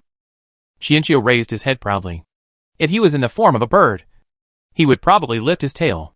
Although I don't understand your scientific terms. For us fairies, energy is also a kind of spiritual power. And operating and utilizing energy is just the beginning of cultivation. As the saying goes, no matter how things change, they still remain essentially the same. And the same is true for spiritual power. This time it was 6161's turn to feel sleepy. As a product of technology, 6161 obviously could not understand the cultivation of fairies.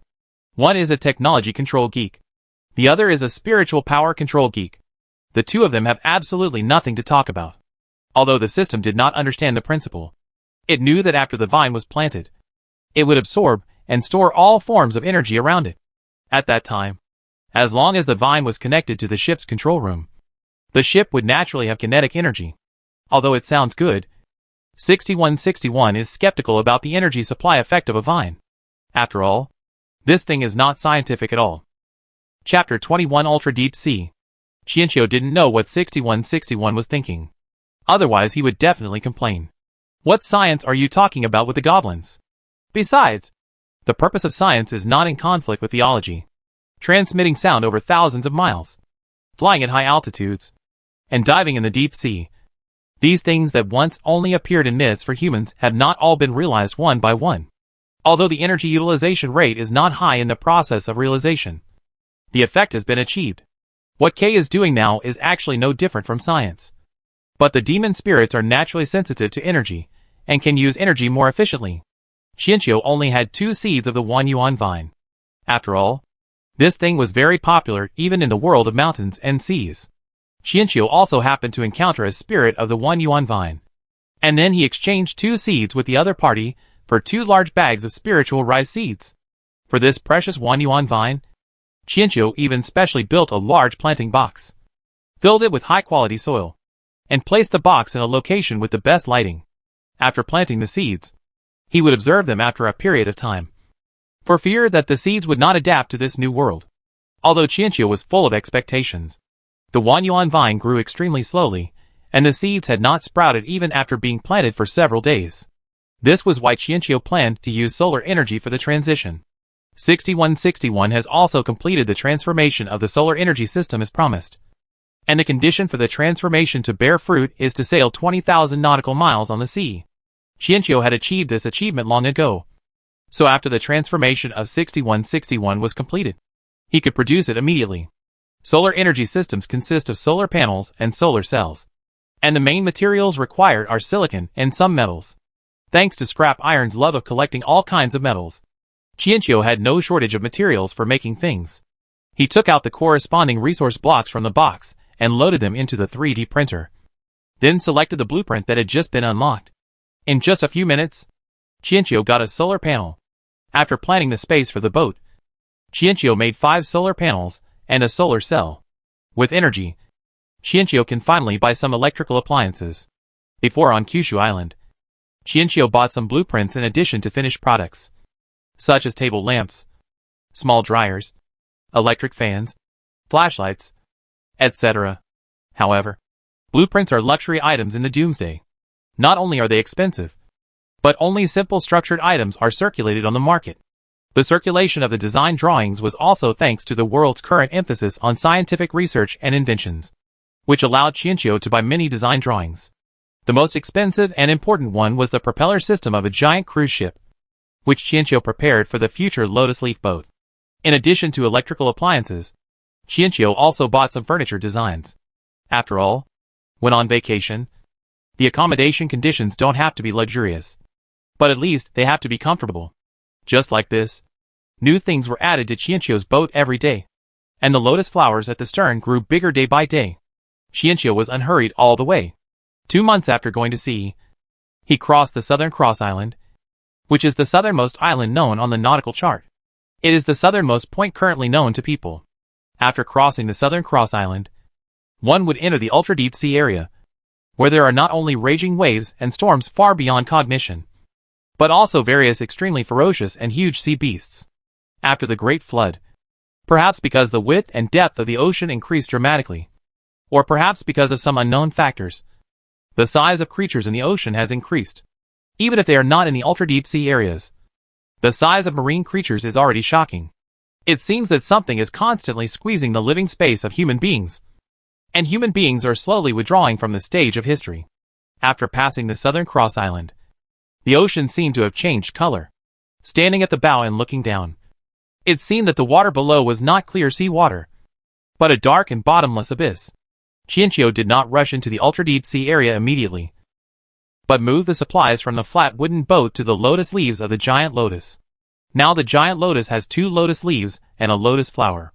Each lotus leaf is about 30 square meters. Although the total area is not as large as the modified wooden boat, its stability, comfort and sturdiness are far superior to those of a flat wooden boat. The lotus leaf of the giant lotus is generally disc-shaped, but the edge of the disc is folded up at 90 degrees. The 2-meter-high folded edge can effectively prevent seawater from entering. The reason why the giant lotus leaves can grow so big is that they are more like trees than plants. They are light but strong, and their surface is as waterproof and moisture-proof as a wax floor. If one has to describe it, it is probably foam coated with super strong tempered glass. In the words of 6161, this thing was born for drifting on the sea. Except for its inappropriate shape, its other performance features are better than those of ships. Chiino didn't care much about the shape. After all, he was here for vacation, and the main purpose was to kill time. After moving into the giant house, Chiino no longer had to worry about waves rushing onto the wooden boards. And he no longer had to get wet. What he had to do next was to build a second floor for the lotus leaf boat. After all, the vision was poor on the first floor, and it was not conducive to observing the situation. The only thing that bothered Kay was that the giant lotus was still growing. According to Kay's previous prediction, a lotus leaf would have to grow to at least 100 square meters. So the construction of the second floor was more particular. After much thought, Chiino did not have the skills in this area. Fortunately, the giant lotus seemed to be able to sense Chiino's worries, and in just a few days, it had sprouted another leaf. This leaf was not floating on the sea, but was held high above the sea by the stem. Chiino suddenly had an idea when he saw this. He called for scrap iron, and forcibly pulled the lotus leaf onto the top of the lotus leaf boat.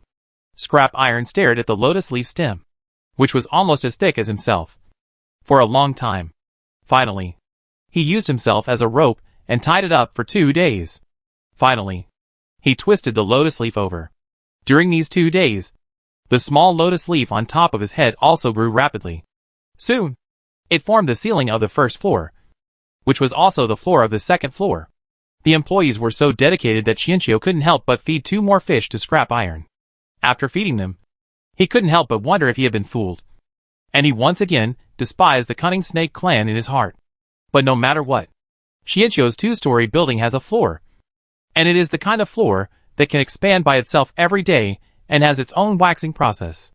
These days, 6161 is modifying tempered glass, which is an advanced technology for submersibles. Yes, Chiino is not only going to travel on the sea, but also to explore underwater. However, Chiino's main goal is gold. Last time in Kushu Island, Chiino saw how precious gold is, so he plans to focus on collecting it, which is why he asked 6161 to study the diving system. As for where to collect gold, we have to mention those large cities that were instantly submerged by the flood. Whether it is a bank vault or a gold jewelry store, as long as Chiino finds a few, he feels that he can achieve financial freedom. Although money is of no use to a sparrow, it can be exchanged for many things, such as various rare and expensive drawings, delicious food and seeds. There are always a few that catch the eye and can be collected into the soul space. This is the eternal wealth. As the lotus leaves on the second floor grew, Chiino moved the planting boxes upstairs. In order to facilitate going upstairs, he specially dug a hole in the middle of the lotus leaves on the second floor and built a spiral wooden staircase underneath. As for the first floor, electric lights, fans, dryers, large beds, tables and chairs were added. As the content of the lotus leaf boat became richer, Chiino's wooden boat was also dismantled. The wood from the wooden boat was used by Chiino to make furniture, and the plastic was printed into plastic sheeting by Chiino, which was laid in the gap between the second and first floors to prevent rain leaks. After all, the lotus leaves on the second layer grew later, and could not cover the lotus leaves on the lower layer. After the wooden boat was completely dismantled, the Wanyuan vine leaves finally sprouted and grew leaves. The small ones looked no bigger than a palm, which made 6,161 more skeptical whether this thing could operate the increasingly larger lotus leaf boats. Today's lotus leaf boats are still pulled forward by scrap iron. But after entering the ultra-deep sea, the ocean currents can also slowly carry the lotus leaf boats forward. Chiino was not in a hurry, and just went with the flow. The first few days after entering the ultra-deep sea were relatively peaceful. The occasional big waves did not have any impact on the lotus leaf boat. The giant lotus was not only as strong as steel, but also had a certain flexibility. Chiino felt that it would be difficult to destroy it with just the huge waves. This confidence was maintained until they encountered the first storm. This storm was not considered strong in the ultra-deep sea. It could only be described as mediocre. But it still dealt a heavy blow to the intruders. As the clouds in the sky grew thicker and thicker, the sunlight quickly dimmed, and soon the whole world became dark. It was daylight 1 second, and pitch black the next. Lightning exploded overhead accompanied by deafening thunder. The strong wind turned the heavy rain into a whip that lashed the hull wildly. Chiino even had the illusion of being through a thunder tribulation, fearing that he would be struck by lightning in the next second. The lotus leaf boat swayed on the huge waves that were more than 10 meters high, and was sometimes even thrown into the air for a short time. The second layer of scrap iron was coiled into a circle to press down the plastic sheet, preventing the storm from blowing into the first layer. Chiino on the first floor was curled up on the bed, holding a penguin. She never expected that in such a doomsday situation, the thing that gave her a sense of security would be a snake. Chapter 22 God? The terrible storm came and went quickly, and in less than half an hour, the sky was completely clear and returned to its sunny state. Chiino lamented the unpredictable weather at doomsday while checking the condition of the hull. The lotus leaf hull was not affected in any way, but some furniture that was not fixed to the floor was damaged to varying degrees. Chiino was glad that he nailed the planting boxes to the lotus leaf floor. Otherwise the loss would be great. He used a deconstructor to recycle the damaged furniture and then reprinted it with a 3D printer.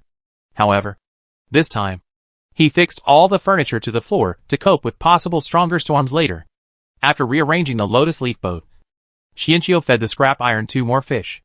Thanks to the scrap iron for acting as bricks to hold down the plastic sheet during the storm. Otherwise, who knows what would have happened to the first floor now.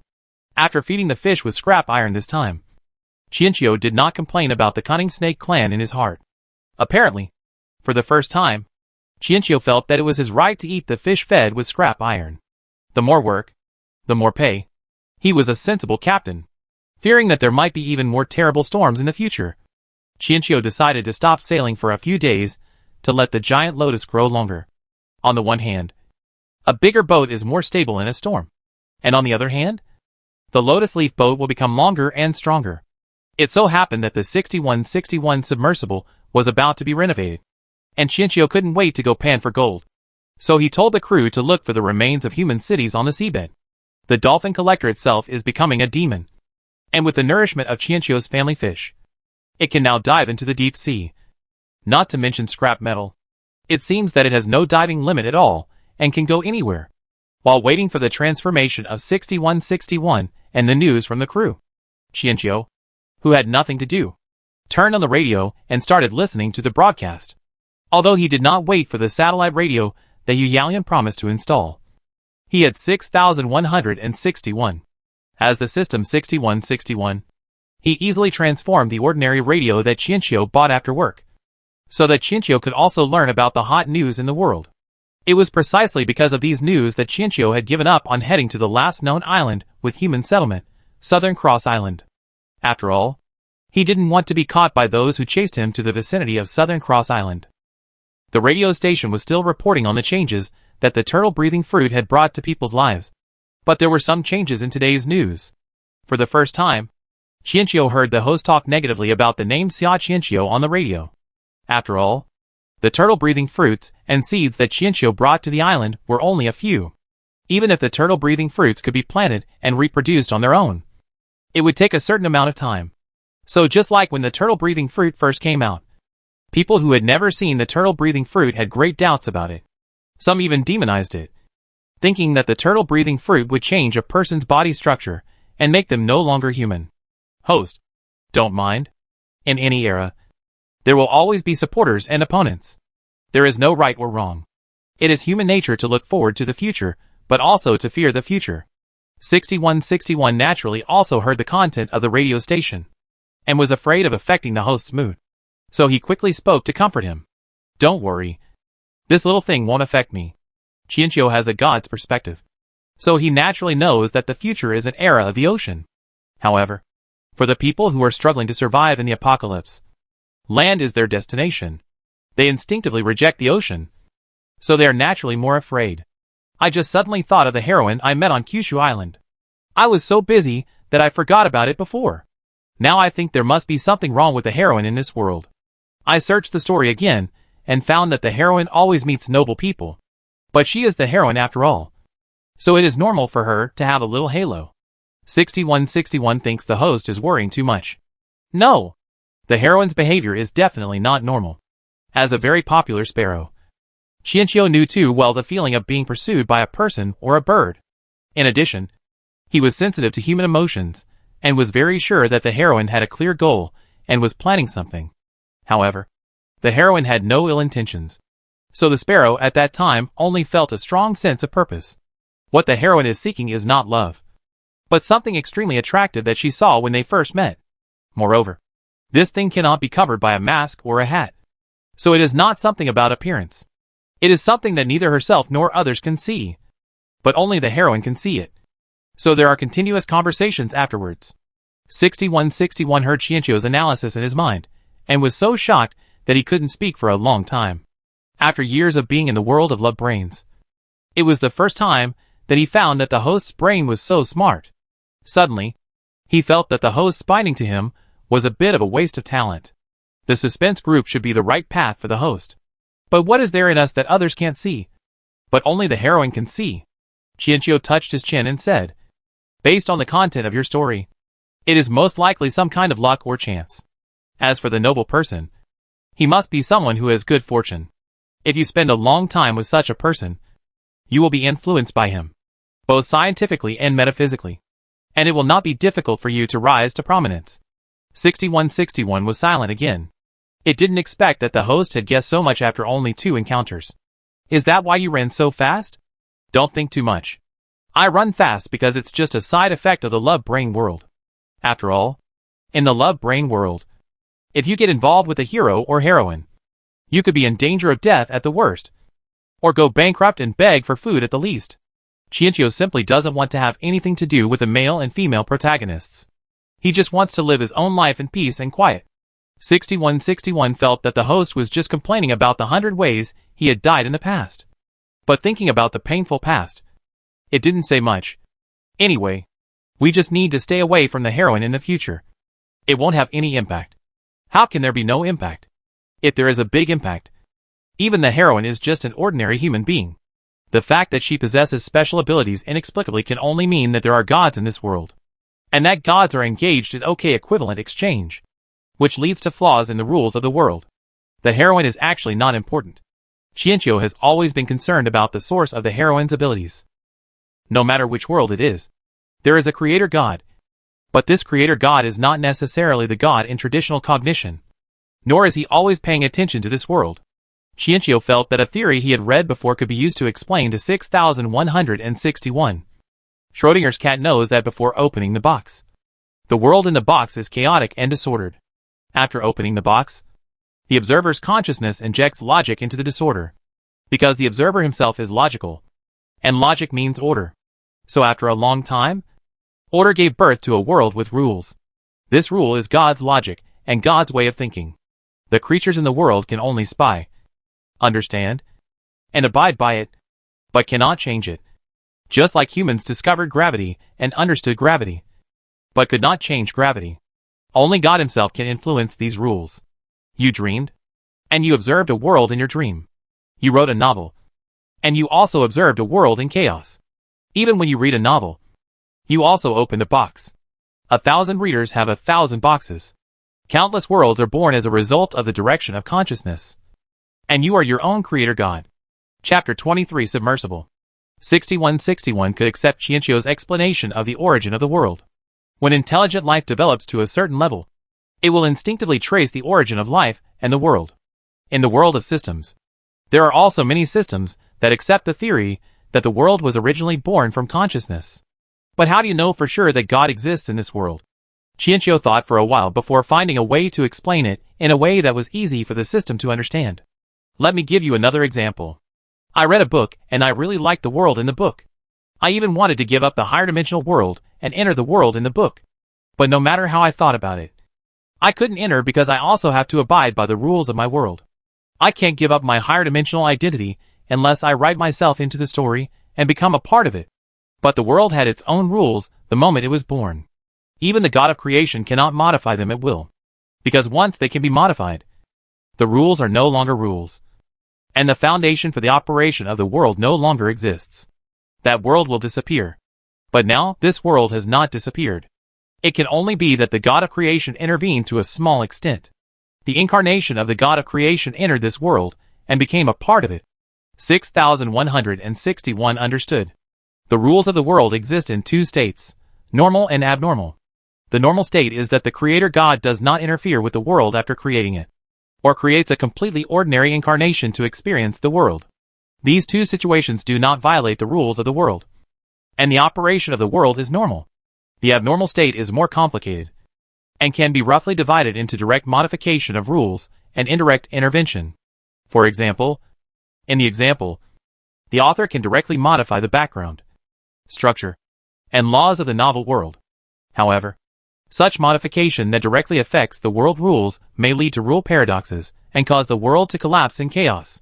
The other is to create an incarnation to enter the world. But it is not an ordinary incarnation. Instead, special conditions are added to the incarnation. This has a smaller impact, and the world can still function. The heroine in the abnormal situation obviously meets the second incarnation. So the host is sure that the Creator God is in this world. But what is the Creator God doing in this world? And what is equivalent exchange? Maybe the Creator God wants to experience the world he created. Or maybe he wants to save or change the world. Who knows? As for equivalent exchange, it is the price of breaking the rules. If the God of creation only created an ordinary incarnation, it would not have much impact on the rules of birth, aging, illness and death in this world. However, our God of creation obviously prepared special abilities for his incarnation. As a price, someone in this world will also gain similar abilities. So host, what you mean is that there are two people in this world who have the ability to see other people's luck. One is the heroine, and the other is the God of creation. 6161 thinks the host's analysis makes sense. Chiino sighed. This is just the simplest case.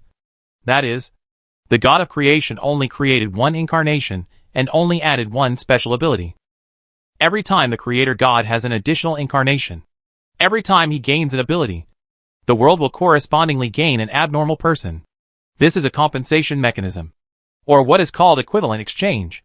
6161 finally understood why the host sighed. A female protagonist already brings unpredictable variables. If there are more people like the female protagonist in this world, or if these special abilities fall into the hands of people with evil intentions, then it is hard to say what the future of this world will be like. What's more, if one just wants to experience the world, the God of creation would not have to impose special conditions on the incarnation. So the God of creation most likely came with the purpose of changing something, and this increased the uncertainty. It would be fine if the heroine was the only flaw, but if the world is already full of flaws like a sieve, then the world will sooner or later return to disordered chaos. Compared to chaos, the Great Flood is too gentle. Chiino came here for vacation, not to patch up the world. Kay doesn't want to work so hard to build a sea park, only to see the world destroyed in the blink of an eye.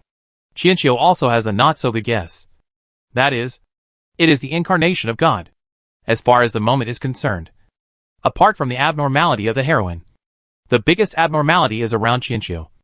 And like the heroine, Scrap Iron also came here on his own initiative. A snake takes the initiative to work for a bird, which is very abnormal no matter how you look at it. What's more, until now, Chiino has not found a reasonable source of Scrap Iron's identity. Unable to actively get rid of Scrap, Chiino could only observe slowly, hoping that he was just worrying too much. In fact, after spending some time together, Chiino still hoped that Scrap was just an ordinary snake, and Kay was still willing to travel around the world with him. After telling 6161 his thoughts, 6161 remained silent for a long time. Obviously, as a lying system, it never expected that its host could be favored by the God of creation. 6161. You don't have to be too nervous. We are in the sea after all. The heroine can't affect us for the time being. Have a happy vacation and enjoy the present moment. That's the most important thing. Fearing that the system would be under too much pressure, Chiino kindly comforted her. 6161, however, said a shaking head emoji. I'm not nervous. I just feel that this unique condition is a bit wasted. Why is the internet disconnected? Why can't we get any missions? Not only have we won the favor of the heroine, but we may also have a creator god by our side. What a great opportunity to complete the mission. 6161 was beating his chest and stamping his feet, feeling upset about the internet outage. Chiino, I forgot that this guy is also a workaholic. Have you finished remodeling the submersible? Get to work and stop dreaming. 6161 was quite obedient and fully demonstrated his nature as a workaholic, immediately pouring his passion, which had nowhere to vent, into the transformation. The crew soon made a discovery. 40 nautical miles under the sea, there were the remains of a human city. According to the description of the 3 crew members, it should be a large city. Chiino immediately decided to set sail. And the boat was pulled by scrap metal and slowly headed towards the sea above the city ruins. After arriving at the target location and waiting for another half a day, the transformation of 6161 was completed. The condition for unlocking the achievement fruit was to watch the whale leap 10 times. Whale leap is originally a low probability event. But Chiino did not play by the rules and immediately ordered Fiati to dive into the deep sea to chase the whale. Forgive K's cheating and observe a moment of silence for the whales in the sea, who told him that he really needs a submersible now.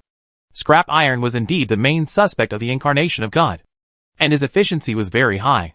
He caught up with a huge blue whale in just half an hour. At the moment the blue whale jumped out of the water, Chiino felt the shock from the ocean beast. He didn't know how long the blue whales in the ordinary world could be, but the one in front of him was at least more than 50 meters in size. Huge crystal waves were splashing in the air, and together with the water sprayed by the whale, a rainbow was formed in the air. Chiino immediately took a photo using the camera function of the vacation system. This was the first photo of his vacation in this world. He saved it in the album, and sat on the second floor of the lotus leaf boat to continue watching the whales leap. What followed was the blue whale's hard performance. It can be seen that it actually wanted to dive into the seabed, but it was always caught up by scrap iron, so it was forced to complete the performance again and again. Chiino did not expect that scrap iron would catch a whale and pull it out. When the blue whale completed its last whale leap, Chiino threw out 2 domestic fish as a reward for the performance. Although the blue whale had not yet awakened its wisdom, its instinct told it that the fish was a good thing. So after swallowing the small fish, it dived into the deep sea and disappeared from Chiino's sight. After completing the achievement, Chiino received the blueprint of the submersible and found that it was just as he had originally requested, with a simple structure, compact and exquisite, and a tempered glass cockpit. After receiving the blueprint, Chiino couldn't wait to start making it. The manufacturing issues were obviously taken into consideration when the 6161 was modified. The main materials required are carbon steel, high-strength glass fiber, and some polymers. Chiino was very satisfied with this, and felt that although 6161 often spoke in a pessimistic way and liked to give consolation, he was never sloppy in his work. Under the blue light of the 3D printer, particles of various materials are automatically arranged and combined according to the blueprint, and high-strength connections can be formed between atoms without even the need for adhesives. Although the structure of the submersible was kept as simple as possible at Chiino's request, it was a submersible after all, and the printing took a full 40 minutes to complete. The newly launched submersible looks like the front of a small high-speed train, with a large area of high transmittance tempered glass in the front, and a mixture of carbon steel and high-strength glass fiber on the top, bottom and back. The overall shape is as smooth as a bullet head, and the color is a low-key dark gray, which looks very high-end, considering that we currently have a solar energy system. The power source uses rechargeable ion batteries. This submersible now comes with a set of batteries, and the host can print 2 more as backup. The submersible is equipped with a mechanical arm that can complete simple excavation and collection tasks. And this is just the front of the vehicle. If the host is interested later, I can transform some carriages, such as planting carriages, bedroom carriages, entertainment carriages, etc. This submersible is transformed based on the deep sea train template, as long as the host is willing. It can even survive completely under the ocean. When talking about the finished product of his modification, 6161 immediately started talking non-stop. It was obvious that 6161 was very satisfied with the results of his modification. Chapter 24 Gold Rush. This time, 6161 did not explain the scientific and technological principles, but instead focused on introducing the functions and operating methods of the submersible. Chiino listened with great interest and quickly followed the instructions to the top of the front of the submersible, opened the circular sealed door, and entered the interior of the submersible. 6161 also continued to explain along with Chiino's movements, such as which side is the oxygen generator, which side is the temperature control device, which button is for lighting, and how to operate the robotic arm, etc. According to 6161, the deep-sea train can be upgraded to an automatic driving mode, but Chiino currently does not have the corresponding materials. If enough materials are collected later, it can also upgrade the deep-sea train, because it was a simplified version of the deep-sea train. Chiino quickly mastered the basic operations. He controlled the train to dive slowly, When the sea water submerged the submersible, the world seemed to become much quieter in an instant. As he continued to dive, the light quickly dimmed. Chiino controlled the train for a circle underwater and gradually found the fun of driving. He became more and more proficient in the operation. Unlike trains on the ground, deep-sea trains can not only move forwards and backwards, but also move up and down at high speed. Kay can even imagine that if a large number of carriages are installed, the deep-sea train will definitely look like a dragon entering the sea when diving rapidly. After making sure that he could operate it proficiently, Chiino officially dived. As the depth on the electronic display screen rose rapidly, Chiino seemed to be falling into a bottomless black abyss. Everything around him seemed to be pulled away, and the world became extremely empty in an instant. Since they were going down to the sea to collect resources, the 3 crew members naturally followed the train. In the residual light of the train lights, the crew members' figures eased Chiino's increasingly tense nerves. As a flying spirit beast, this was Chiino's first trip to the deep sea. It was also the first time that Kay understood the fear brought by the deep sea, especially the huge sea beasts that flash from time to time in the lights. This strong sense of loneliness and abandonment could drive people crazy. Chiino had no doubt that if the 3 crew members had not been around, the front of his mini-train would have been attacked long ago. As the diving depth on the display screen reached 3,000 meters, the shapes of the marine life visible around became more and more bizarre. There were nether jellyfish that were several hundred meters long with bodies like silk ribbons, and giant squids that wanted to attack but were chased away by scrap metal. There were even more strange creatures that Chiino couldn't name, and some of them didn't even look like creatures at all. When a huge black fish shaped like a ship quickly passed in front of the submersible, Chiino stopped. Only then did he realize that his palms were sweating unknowingly. He now had an urge to surface and escape from here immediately. The surroundings were too dark, except for the headlights of the car. It seemed like a void, but this was not a real void. Various monsters were lurking and cruising in the darkness.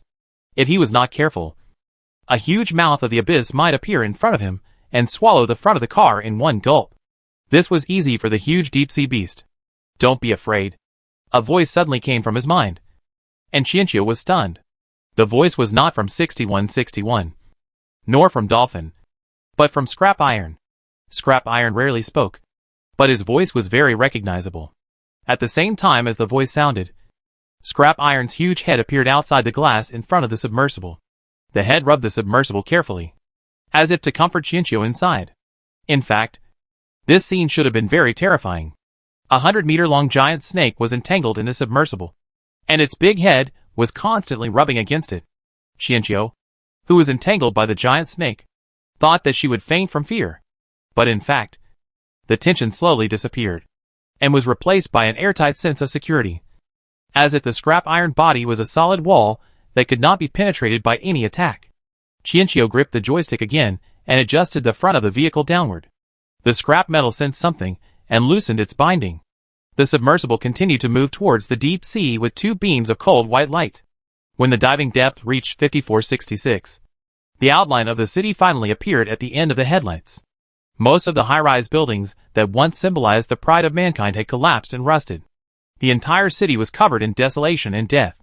Most of the streets were broken, and some even had a deep crack, which was so dark and deep that it seemed to reach the center of the earth. Unexpectedly, there are quite a few creatures in the city. It seems that in the desolate seabed, the buildings here have become a rare hiding place. In the area not illuminated by the car lights, there was actually a light source.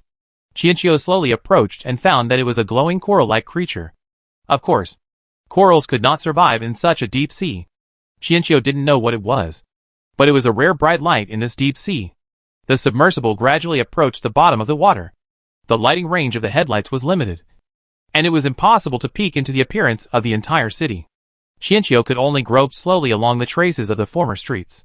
Occasionally, he would encounter some big fish of similar size to the submersible at a corner. In addition, the submersible with a light source also attracted a lot of small fish. So such a magical scene appeared on the seabed. A train locomotive was running on the ruined streets, occasionally stopping to wait for passing big fish. A group of curious small fish followed behind the train.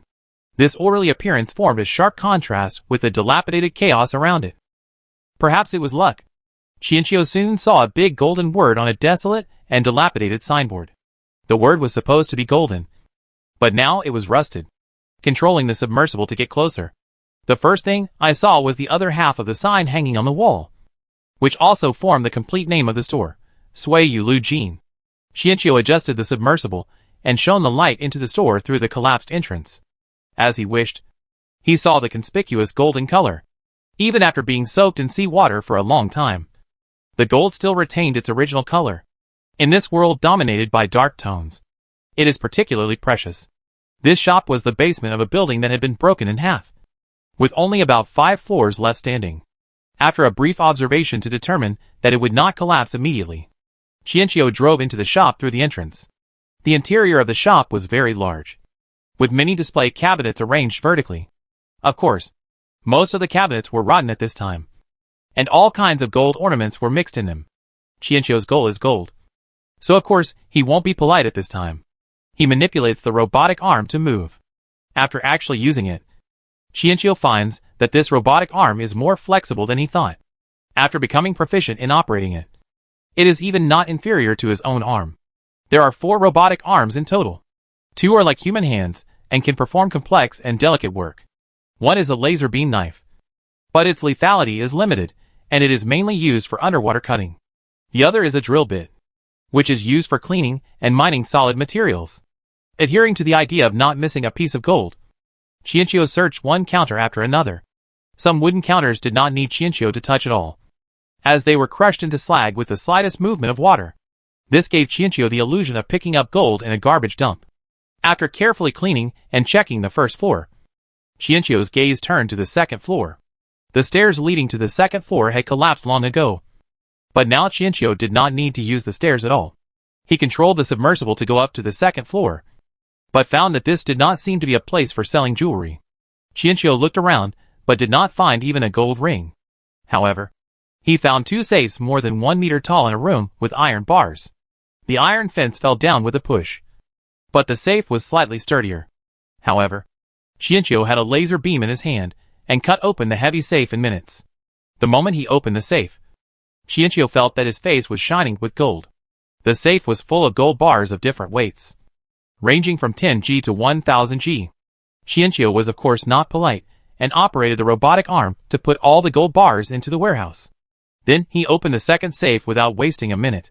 Unfortunately, there were only papers stored in it. Once the safe was broken, the papers were instantly reduced to ashes. Faced with this situation, Chiino comforted himself that 1 safe was already enough.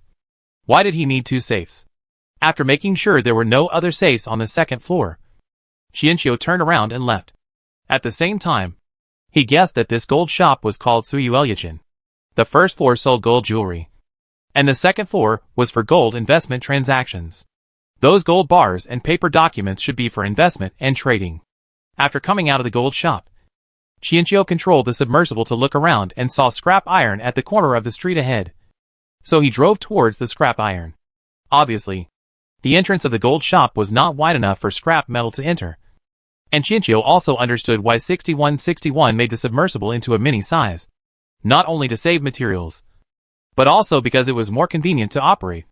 Under the illumination of the submersible's light, the silhouette of the scrap iron gradually became clearer. But as it got closer, Chiino tilted his head in confusion, wondering if it was because of the light. The color of the scrap iron scales in front of him was slightly golden. Could it be that the scrap iron had just found the gold mine and was rolling around in it? The submersible continued to advance. Just as it was about to get closer, scrap iron's anxious voice came from behind. Chiino, come back. The sound passed through the seawater and reached Chiino's ears through the submersible, although it was a little blurry. The content was very clear. Chiino was extremely confused. Come back? Where to? No. Wait. Why did the sound of the scrap metal come from behind? If the scrap metal was behind me, then what was in front of me? Chapter 25 approaching. When he realized that the scrap metal was behind him, Chiino didn't dare to look back, because through the glass, he saw the scrap metal in front of him. It was already moving. The huge body lying in coils began to slide slowly.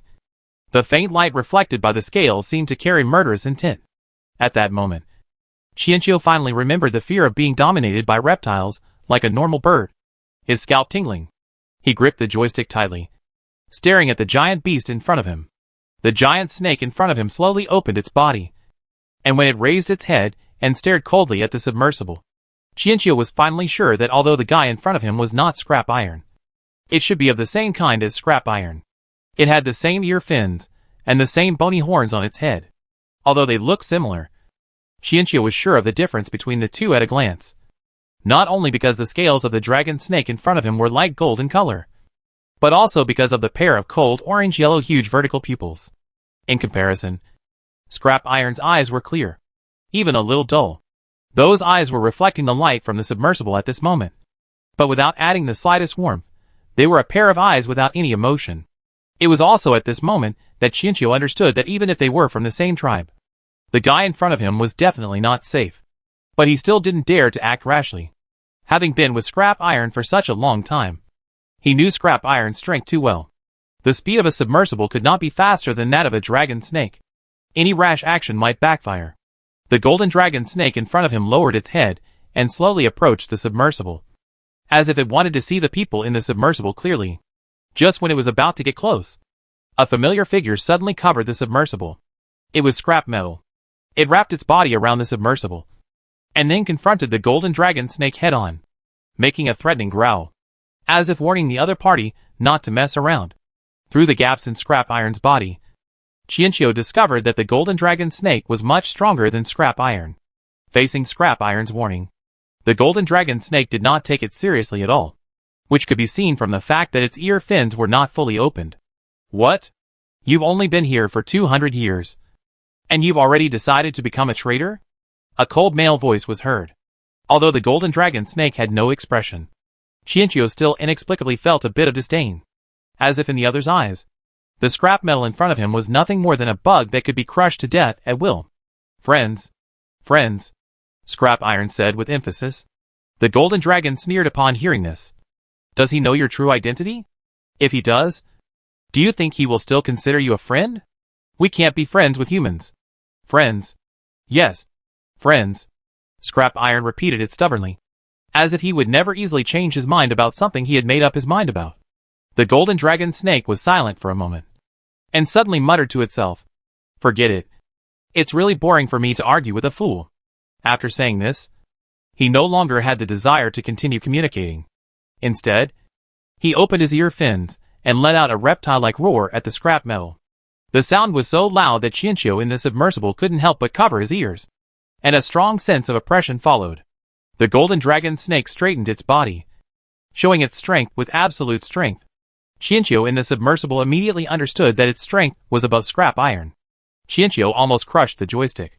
The strong prey on the weak, and the strong are respected. This is not only the law of nature, but also the same in the demon spirit world. If scrap iron chooses to give up on him at this time, Chiino can also express his understanding. So at this time, he is ready to fight to the death. But slowly, Scrap's dark silver cold body filled up the gap that Chiino saw when he looked outside, until it was truly airtight. It was a defensive wall built by Scrap's body, and it was also his response to his fellow tribesmen, who were more powerful than himself. When the last crack disappeared, there was a loud bang, followed by a violent shaking, the roar of reptiles, and the occasional sound of steel colliding. The diving depth of the submersible was decreasing rapidly, and it was obvious that the scrap metal was carrying him up quickly. Chiino couldn't see the situation outside. The silent collision seemed to hit his heart. The driving seat was well fixed and protected his body. Apart from the discomfort of shaking, he didn't suffer any injuries. Chiino held the joystick tightly, as if he could contribute a little bit of his strength in this way. But the fact was that he could do nothing. He didn't even dare to call Fiati's name, for fear that Fiati would be distracted. The diving depth value was sometimes high and sometimes low. It was the scrap metal fighting against the opponent. 6161. Does the submersible have an attack system? 6161's tone was also very depressed. No. There was originally a deep-sea train, but we didn't have enough resources to build it. After that, there was a suffocating silence, coming from the world of Love Brain. Even in Chiino's native world, he had never been protected like this. But the funny thing was that the one who was trying to protect him was actually his natural enemy. In a trance, Chiino remembered what his old father said before he left for the journey. When you meet a person whose identity, race, gender, age, or even life and death cannot stop you from getting close to him. Don't hesitate. Grab him. No matter friendship, family affection, or love, he will be an incomparable treasure. At that time, Chiino didn't understand why his old father, a mouse, would become partners with an owl. There was only food between natural enemies. No feelings between them. But now, Chiino finally understood what his old father said. It turned out that there really was a fool who didn't care about identity, race, or even life and death, and came close to him just to become friends. As the submersible shook, the light from the submarine occasionally shone through the gaps outside, allowing Chiino to see a lot of blue liquid spreading on the glass of the submersible. The blue color was like faded indigo paint and had a kind of beauty of its own. But Chiino soon realized that it was probably the blood of scrap metal. The banging sounds continued. Although the submersible was often forced to sink, it was floating up rapidly more often. Chiino didn't know at what price the scrap metal had exchanged for such a chance to escape. But the blue outside the glass was getting more and more.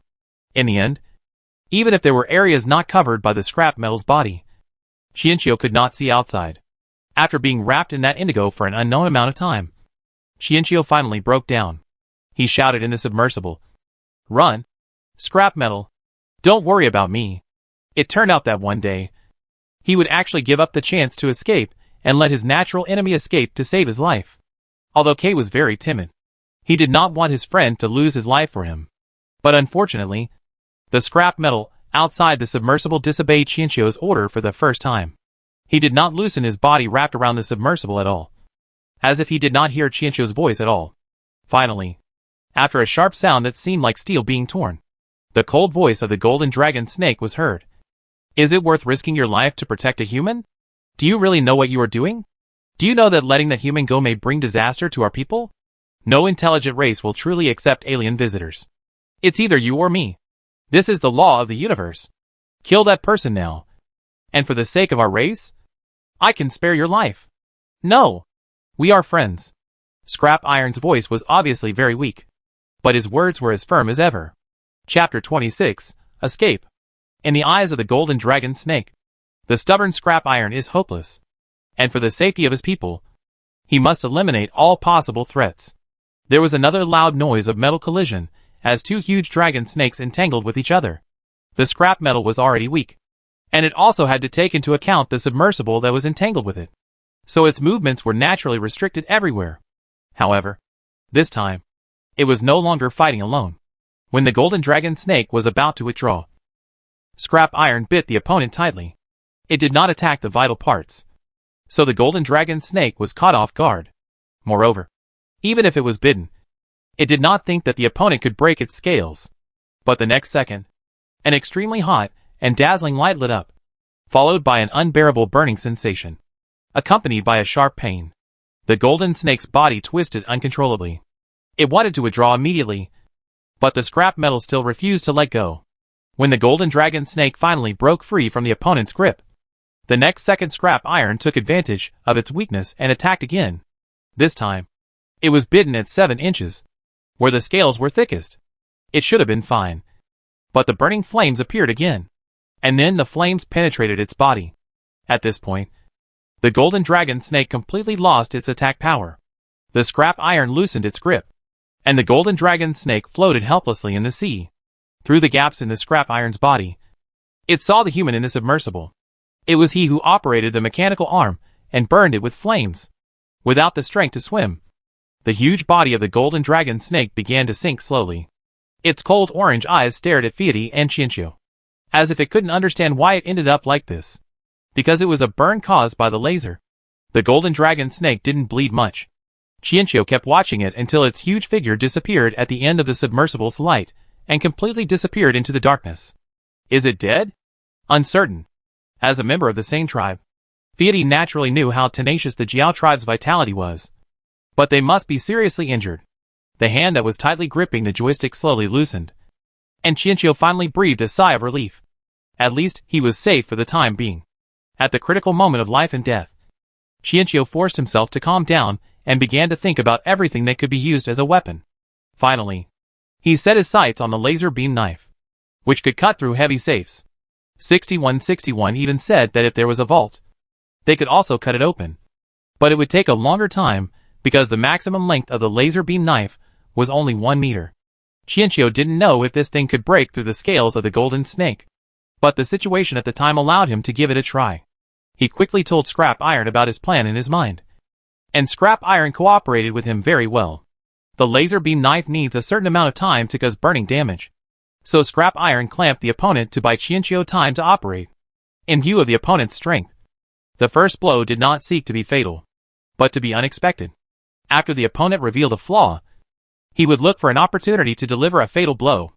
Fortunately, the laser beam knife was able to break through the opponent's defense. Chiino guessed that it was because the opponent's attribute was water, while the laser beam knife was fire. So even though the dragon snake's scales were hard, it could not resist the burning of the laser beam. The injured golden dragon snake also showed a flaw, which allowed Chiino and Fiat to escape danger. At this time, the surrounding seawater had been dyed light blue, which was all Scrap Iron's blood. Chiino controlled the submersible to prepare to float up, and Scrap Iron loosened his grip and followed Chiino to the surface of the water. The lights of the submersible gradually became less conspicuous, and the sunlight shining through the sea water diluted the darkness. Looking at the bright colors above, Chiino had a feeling that he was about to escape. The speed of the submersible had been adjusted to the maximum, but he still felt it was a little slow. Finally, with a splash of water, the submersible jumped out of the sea, flew briefly in the air, and then landed again. When the submersible was slightly stable, Chiino immediately opened the hatch, climbed out, jumped onto the lotus leaf boat, and called Scrap Iron to get on board. Scrap Iron rarely stays on the boat. In the past, the wooden boat could not bear it. Later, he knew that Chiino was afraid of him, so he would not appear on the boat unless it was a rainy day like before. After hearing Chiino's call, Fiat poked his head out and climbed onto the boat carefully. Despite his huge body, he didn't make much noise.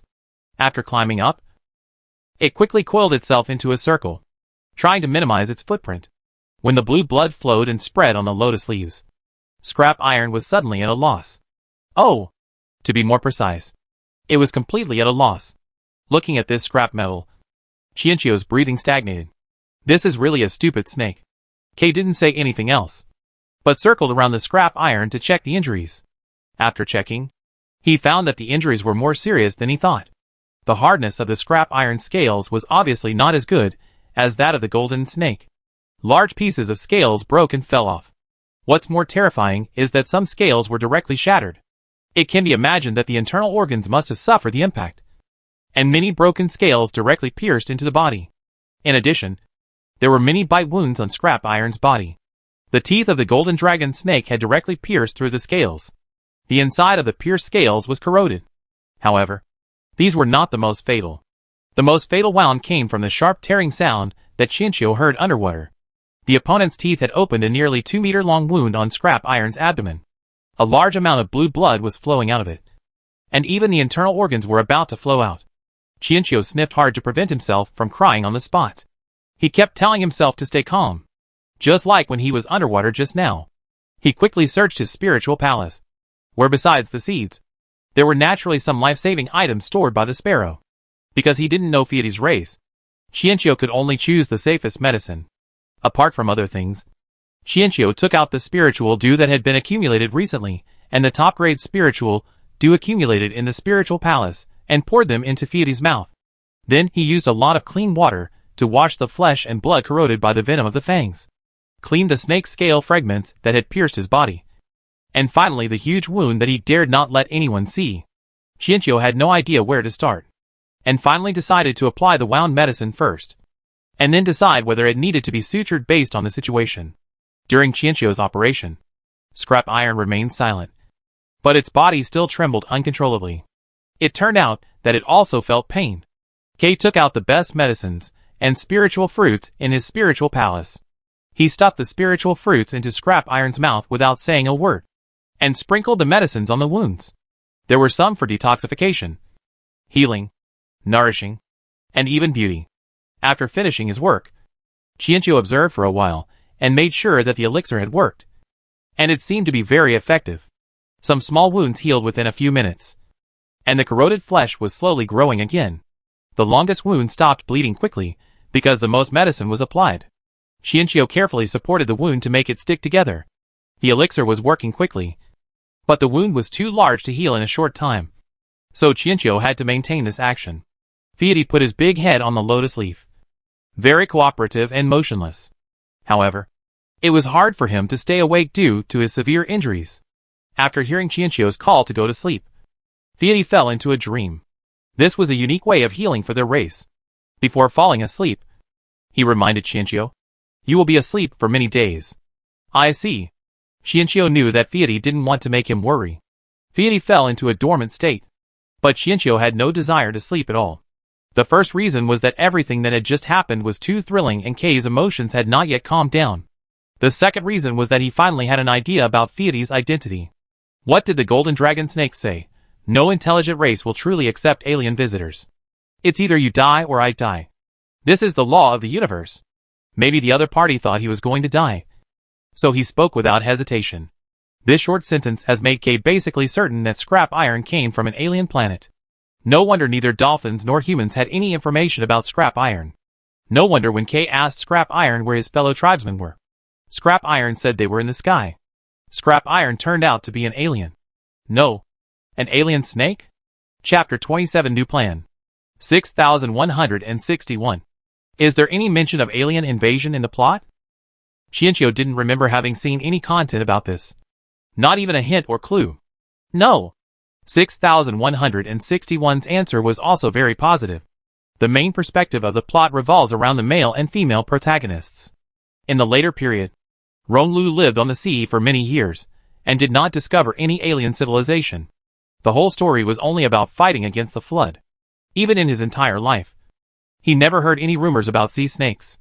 Chiino looked down at the sleeping scrap iron, his mind full of questions. If scrap iron was an alien snake, how did they arrive on this planet? What was their purpose here? How many dragon snakes are there in the sea now? Will there be other snakes coming in the future? As for why the hero and heroine never found any trace of the dragon snake, the reason is not difficult to guess. Nowadays, human technology has come to a standstill, and the great flood in the near future will destroy the last technological fire of mankind, and human society will fall completely. In other words, it is impossible for humans to have the force to face a powerful opponent like the dragon snake. The golden dragon snake had mocked scrap iron before, and decided to become a traitor in just 200 years. Which means that the time when scrap iron arrived here was close to the time of the Great Flood. And 200 years is not a long time for the dragon snake. And the dragon snake can survive in the deep sea. So it is likely that they have been living in the deep sea. Humans, with the cessation of technology, have no ability to set foot in the deep sea, and naturally cannot find their traces. Even if a few people happen to find the dragon snake, they will be killed by the dragon snake. Just like the golden dragon snake just wanted to kill it. The dragon snake is consciously avoiding being discovered by humans. If there hadn't been the laser beam knife, if there hadn't been the scrap metal clamps to hold the opponent, Chiino would never have been able to seriously injure the dragon snake. Moreover, the dragon snake has extremely strong vitality, a long lifespan, and is naturally adapted to the ocean. No matter how you look at it, humans have no chance of winning. This planet may have to change hands in the future. Chiino turned his head to look at the sea outside the lotus leaf boat, and couldn't help but shuddered as he imagined the scene of countless huge snakes lurking in the sea. Unexpectedly, 6161's crow's mouth came true again. The new protagonist of this world in the future is really a snake. Although this snake did not evolve from this planet, it will indeed replace humans. As of now, the only good news is that the dragon snake does not seem to have the intention of actively attacking humans, but is waiting for humans to die naturally. When the second flood comes, there will be no land in the world, and human extinction is only a matter of time. Although the male and female protagonists subsequently thought of various ways to avoid this tragedy, humans are ultimately unable to adapt to the ocean. But is this good news really good news? Chiino had limited contact with dragon snakes, but he could clearly feel that the dragon snakes were clearly capable of destroying humans in a short period of time. However, not only did they not do so, but they carefully hid themselves and preferred to stay in the deep sea and wait for humans to die naturally. Is this the kindness of the dragon snake? After witnessing the ferocity of the golden dragon snake, Chiino obviously couldn't think so. Only a fool like Fiat would come up to him on his own initiative. But Fieri was obviously avoiding other humans. So what was so special about him that made the Heroine and Fieri come up to him on their own initiative? Moreover, in the eyes of the golden dragon snake, Fieri seemed to be an alien, which made Chiino's previous speculation that Fieri was the incarnation of the god of creation more certain. If the Jiao snakes were hiding out of kindness, it meant that there was something more powerful that forced them to do so. Would something that the Jiao snakes feared be friendly to humans? But K was not a human being. So was there any need to worry about the future of humans? Chiino thought a lot at once. And in the midst of these fanciful thoughts, his previously surging heartbeat finally slowly calmed down. After the sense of urgency to escape disappeared, he seemed to feel the warmth of the sun on his body. He lowered his head to check the wound on scrap iron. The wound was still healing slowly, so K could only continue to maintain this posture until the sunset dyed the sea surface. The setting sun seemed to burn the sea water red. That moment brought Chiino not only beauty, but also a sense of security. It seemed as if the seawater was really ignited by the setting sun, and all the cold threats under the sea were driven away. Scrap iron's wound finally healed together. But this was only on the surface. The inside still needed a lot of time to repair. With the powerful vitality of the dragon snake and the effects of the elixir and dew, Scrap iron's life could be guaranteed. After releasing his hand, the wound showed no sign of reopening, and Chiino was finally free. Because Fieri said that his fake hibernation state would last for several days, Chiino no longer stayed by his side and started to replan the future. No matter what the fate of mankind would be, K would definitely become enemies with the Jiaxia clan, and the future would still be an ocean world. So it seemed that K would perish before mankind. This time I was able to escape because of the surprise attack. But next time, if the other party is on guard, it won't be so easy to escape. Therefore, Chiino urgently needs to replan the future. First, the hull must be modified. The dragon snakes that come here cannot be allowed to go without return. But at least they cannot be allowed to attack the Lotus Leaf boat recklessly. Second, increase the efforts to recruit crew members. Although the dragons and snakes are ferocious, the marine life in this world is becoming more and more difficult to deal with. After all, the other side comes from outer space, and they certainly do not have an advantage in numbers. If you add in your own deliberate cultivation of spiritual power, it is hard to say who will win or lose. Third, transform scrap metal. Although the first friend in this world is a natural enemy, friends should take care of each other. Before meeting the golden dragon snake, Chiino always thought that Fieri was very powerful.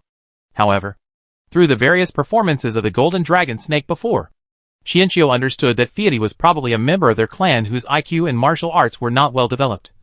So the other party was so reckless. The sparrow needs to grow some spiritual fruits to improve its qualifications. It is a bit far-fetched to help the scrap iron turn into a dragon, but at least it cannot be slaughtered by others. Chiino was grilling fish to fill his stomach while distracting himself from selecting seeds from his spiritual palace. Since it was confirmed that giant lotus could grow in this world, Chiino took out 2 more seeds. A lotus leaf boat was still not big enough, so at least he had to give the scrap iron a living space. His own sea paradise also had to be put on the agenda, but this time a defense system had to be added to the paradise. 1 red thorn vine, which can climb and grow on the bottom of the ship to prevent dragons and snakes from hitting the hull. 2 dragon roar grasses, which can emit a dragon roar when dragons and snakes approach. The sound can not only serve as an early warning, but also has a natural deterrent effect on dragons and snakes with bloodlines below the true dragon. There is also the soul-controlling vine, the nemesis of the snake clan. It likes to parasitize on snakes. It can control the soul of the other party after a long period of parasitism, so it is named. However, the scrap iron must be given an antidote first. After this search, Chiino gradually gained confidence. After all, he was a bird, and there were many things in his spiritual palace that could restrain the snake clan. Chiino did not feel that he was cruel at all, facing a group of natural enemies of unknown number that could kill him at any time. Kindness would have no effect except making you more delicious. However, Chiino is not sure how effective these things for snakes will be on Jiao snakes. Maybe after Fieri wakes up, he can ask Fieri for his opinion. The sense of urgency made Chiino's leisurely life become busy. Without the help of scrap iron, the lotus leaf boat could only drift with the waves. Chiino paid more attention to cultivating the Wanyuan vine. Almost all the dew condensed by the dew grass was fed to the Wanyuan vine. During this period, the dew grass seemed to feel the nervousness of its owner, and even condensed more than a dozen top-quality dew with a faint golden glow. This is also the reason why Chiino likes to plant dew-condensing grass. As the planting time increases, the chance that the dew-condensing grass can condense top-grade spiritual dew increases. With the nourishment of the top-grade spiritual dew, the 1 yuan vine begins to grow wildly. The newly cultivated giant lotus is also sprouting and growing leaves. The red thorn vine has been placed on the bow of the ship, and the small fiery red leaves are now testing the surrounding space. There is one dragon song grass at the bow and stern of the boat. Because of its small size, 2 flower pots can solve the space problem. In addition to defensive spiritual fruits, Chiino also built 2 planting pots to plant nourishing spiritual fruits, namely cedar ganoderma and soul replenishing wood. One to replenish the body, and the other to replenish the soul. When the 1 yuan vine grows up, the extra spiritual dew will be fed to the scrap iron. He doesn't believe that the scrap iron will not grow. In addition to spiritual plants, Chiino also made many wooden recruitment signs with spiritual power, and then gave them to Xiaohai and Xiaotuan, who then passed them to the group of dolphins. He believed that with the help of the group of dolphins, who were distributing small advertisements everywhere, new crew members would come to apply soon. Chapter 28, No Classy Name. After sending out all the flyers, Chiino felt a lot more relieved. It is said that there is strength in numbers. In addition to the fat and thin penguins on this ship, there should be more permanent crew members. He hoped that the crew members this time would not look too strange. Don't worry. They are all from the sea. They can't look that weird. They won't fly into the sky anyway. 6161, who is busy modifying the weapon system, comforts the host. Hearing 6161's comfort, Chiino's alarm bells immediately went off. Fortunately, after being alert for a long time, there was nothing unusual around him. Chiino breathed a sigh of relief. You? Just shut up. Host, please use civilized language. 6161 was corrected. Chiino didn't care and turned around to collect the fishing nets, preparing to disassemble the collected garbage. Suddenly, Kay felt a chill on his head, and the sunlight dimmed, as if a cloud just brushed over his head. Because it was cloudy that day, Chiino didn't pay much attention to it. He just sorted the fishing nets for a while. The clouds above his head hadn't floated away yet, so Chiino looked over. Then Kay froze in place. About 10 seconds later, Kay screamed and quickly ran towards the only huge shelter next to him, scrap iron. 3 days have passed since Fiat went into a hibernation, and Fiat has not woken up yet. However, Kay has checked and found that Fiat's wounds have almost recovered, except that the places where the scales are gone look a little bald. Chiino wanted to try some hair growth liquid on Fiat at that time, but was afraid that the medicine was not suitable, so he never took action. It was not until Chiino squeezed himself into the circle made of scrap iron that he realized that the thing in the sky seemed to be the natural enemy of snakes. So was his action a bit like buy one get one free? Before Chiino could figure out what was going on, the black shadow in the sky began to expand suddenly, and it was obviously descending rapidly. Along with it, there was a clear and refreshing long cry of an eagle. This sound often makes humans feel open-minded and comfortable, but Chiino couldn't help shuddering. As for flying spirits, no one dared to say that they were not afraid of birds of prey such as eagles, vultures, and owls. Moreover, from the quick glance just now, the guy in the sky was a little too big. Although he was scared to death, Chiino still looked up, and then he raised his head to see that the other party was falling accurately towards the lotus leaf boat. Chiino was confused. But what could Kay do? Jump into the sea to save himself? But Fiat was still unconscious. The eagle looked like it had a wingspan of nearly 10 meters, which was as high as a 3-story building. Moreover, such a big creature had just circled overhead without making any sound. Chiino felt that this world was too unfriendly to him, with all the snakes and eagles, and he seemed afraid that he could live one more day, without giving Chiino any time to think about how to save himself. The nearly 5-meter-tall guy landed on the lotus leaf boat without a sound, accompanied by a gust of wind. He stood firmly on the edge of the lotus leaf boat, his sharp claws firmly grasping the raised edge of the giant lotus leaf, and his sharp eyes looked at Chiino, who was lying on the snake. Chiino, did the other party feel that he was too lucky today and didn't know which one to eat first? 6161. How long will it take to transform the weapon series? 6161 was also speechless, wondering if the host had been unlucky recently. First it was the dragon snake. And now it was the sea eagle. It will take at least 10 days. When Chiino was in despair, the sea eagle that stood on the edge of the lotus leaf boat like a two-story building opened its mouth. And then spit out a word in Chiino's horrified eyes. Hey! The voice sounded a little strange. Like a parrot imitating a human voice with a bit of cuteness.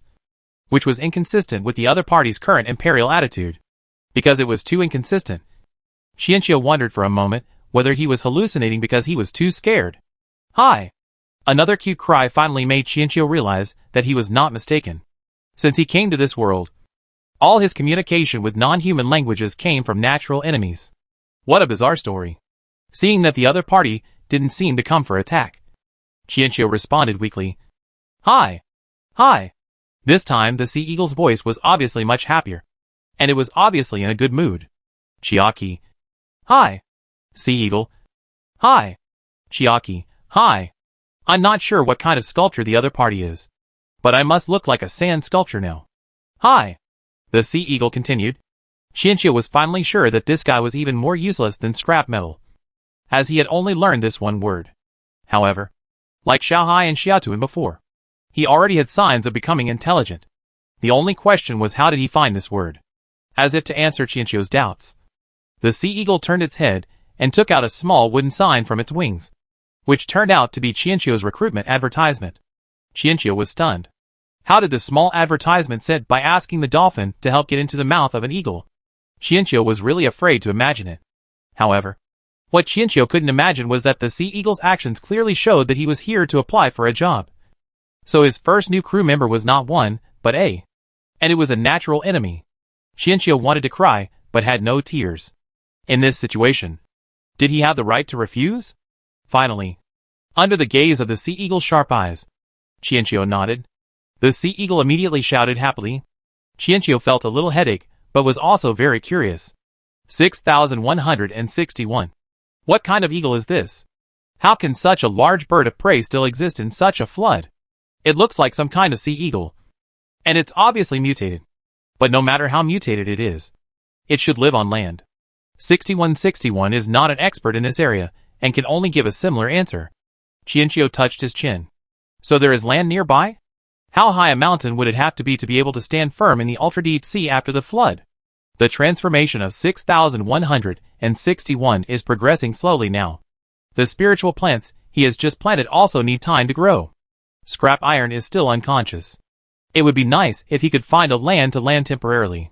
Thinking of this, Chiino looked at the new crew member, Mr. Sea Eagle, and said, I see that you are full of murderous intent.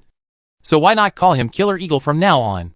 Using the sea eagle's intelligence, which had been opened but not fully developed, Chiino decided on the other party's name. 6161 was speechless about this, as there was not a single high-class name on the entire ship. Hi!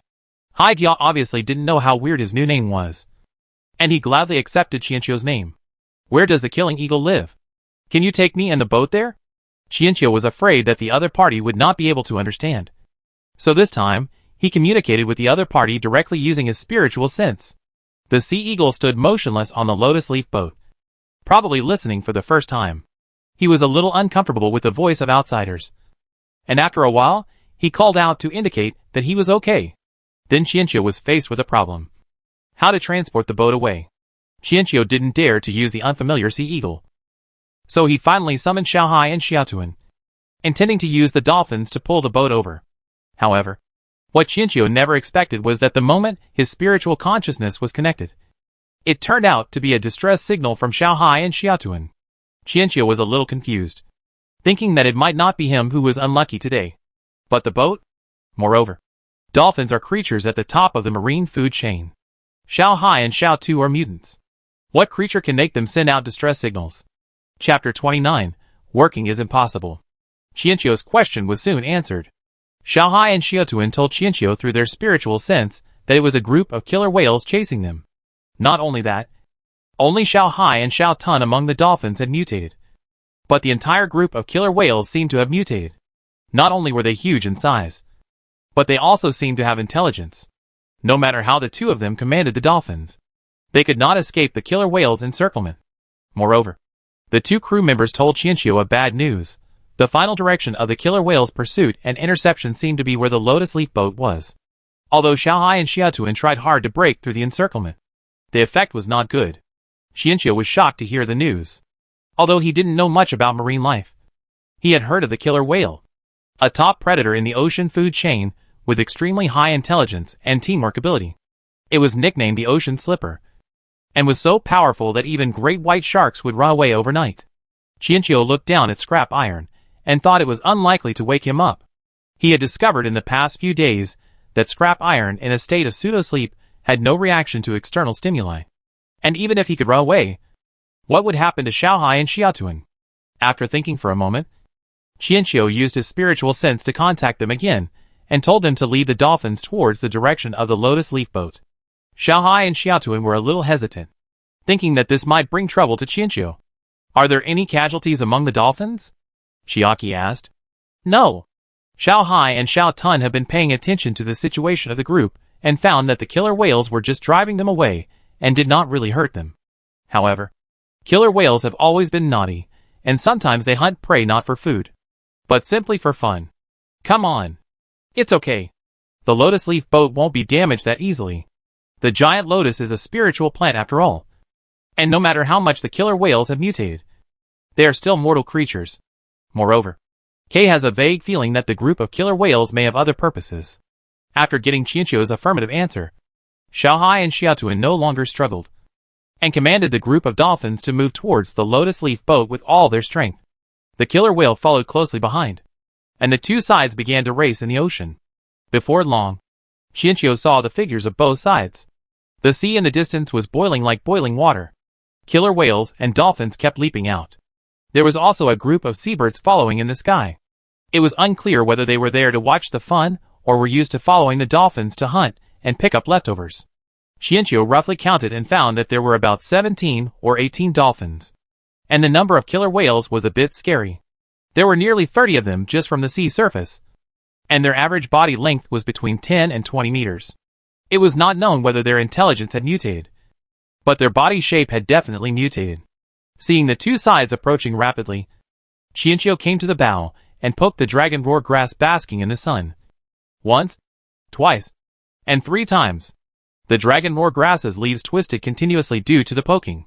But there was no other reaction. Qianqiu thought about it, picked up the dragon roar grass and came to Fidi. Then climbed up the hill, opened Fidi's mouth, and put the dragon roar grass in. This time, the dragon roar grass finally couldn't bear it anymore, and began to roll up its leaves.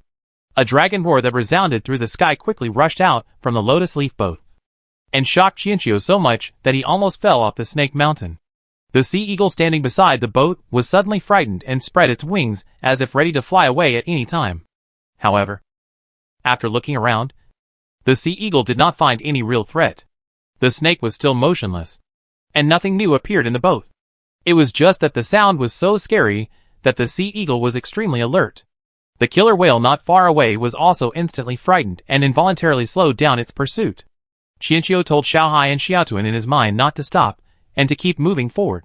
So the group of dolphins did not slow down. In this way, they finally put some distance between themselves and the killer whales. Qianqiu breathed a sigh of relief when he saw this. The next second, the sea eagle beside the boat suddenly cried out. Qianqiu turned his head, and saw that the eagle was spreading its wings, and seemed a little frightened. Although they were both birds, Qianqiu obviously could not understand the eagle's language. He could only politely comfort it. It's okay. Don't panic. As soon as he finished speaking, the sea surface that had just calmed down began to boil again. The hesitant killer whale seemed to have heard some signal, and began to speed up again. This time, the speed was even faster than before. In the blink of an eye, the slight distance advantage that they had opened up with the dragon roar grass disappeared. When they were 40 or 50 meters away from the lotus leaf boat, the killer whales finally formed a circle again and surrounded the dolphins. Qianqiu on the boat was shocked. Why could the killer whale be so fast? And the deterrent of the dragon roar grass was obviously effective. But why did it suddenly fail? It was as if the killer whale knew in an instant that the sound was not a threat. Wait! Qianqiu turned his head sharply to look at the sea eagle beside the boat. Kate clearly remembered that the killer whale group started to act after hearing the eagle's cry. And how can a sea eagle, which flies in the sky, have a recruitment billboard? But is it possible for a flying creature and a swimming creature to communicate with each other? The sea eagle was still standing beside the boat, its huge and upright body still looking so fair and strict, as if tipping off had nothing to do with it. It's you, right? Do you know the killer whale? Chiino communicated with the sea eagle in her mind. Hi. The sea eagle responded. Chiino, can you say anything else besides this? Chiino was disappointed. The sea eagle was not very smart, and there was no way to communicate with him. But soon, a strange voice came from his mind. It was a woman's voice, clear and sharp, with a bit of heroism. I asked it to do this. Now we can have a good deal. Following the sound, he looked towards the sea, and beside the lotus leaf boat, a huge killer whale over 20 meters long slowly emerged from the sea. When he looked into that pair of dark eyes, Chiino clearly felt the wisdom. In this world, there were actually living creatures that took the initiative to talk to him. What do you want to discuss? After the shock, Chiino asked in his mind. Of course. It's a trade to redeem these dolphins.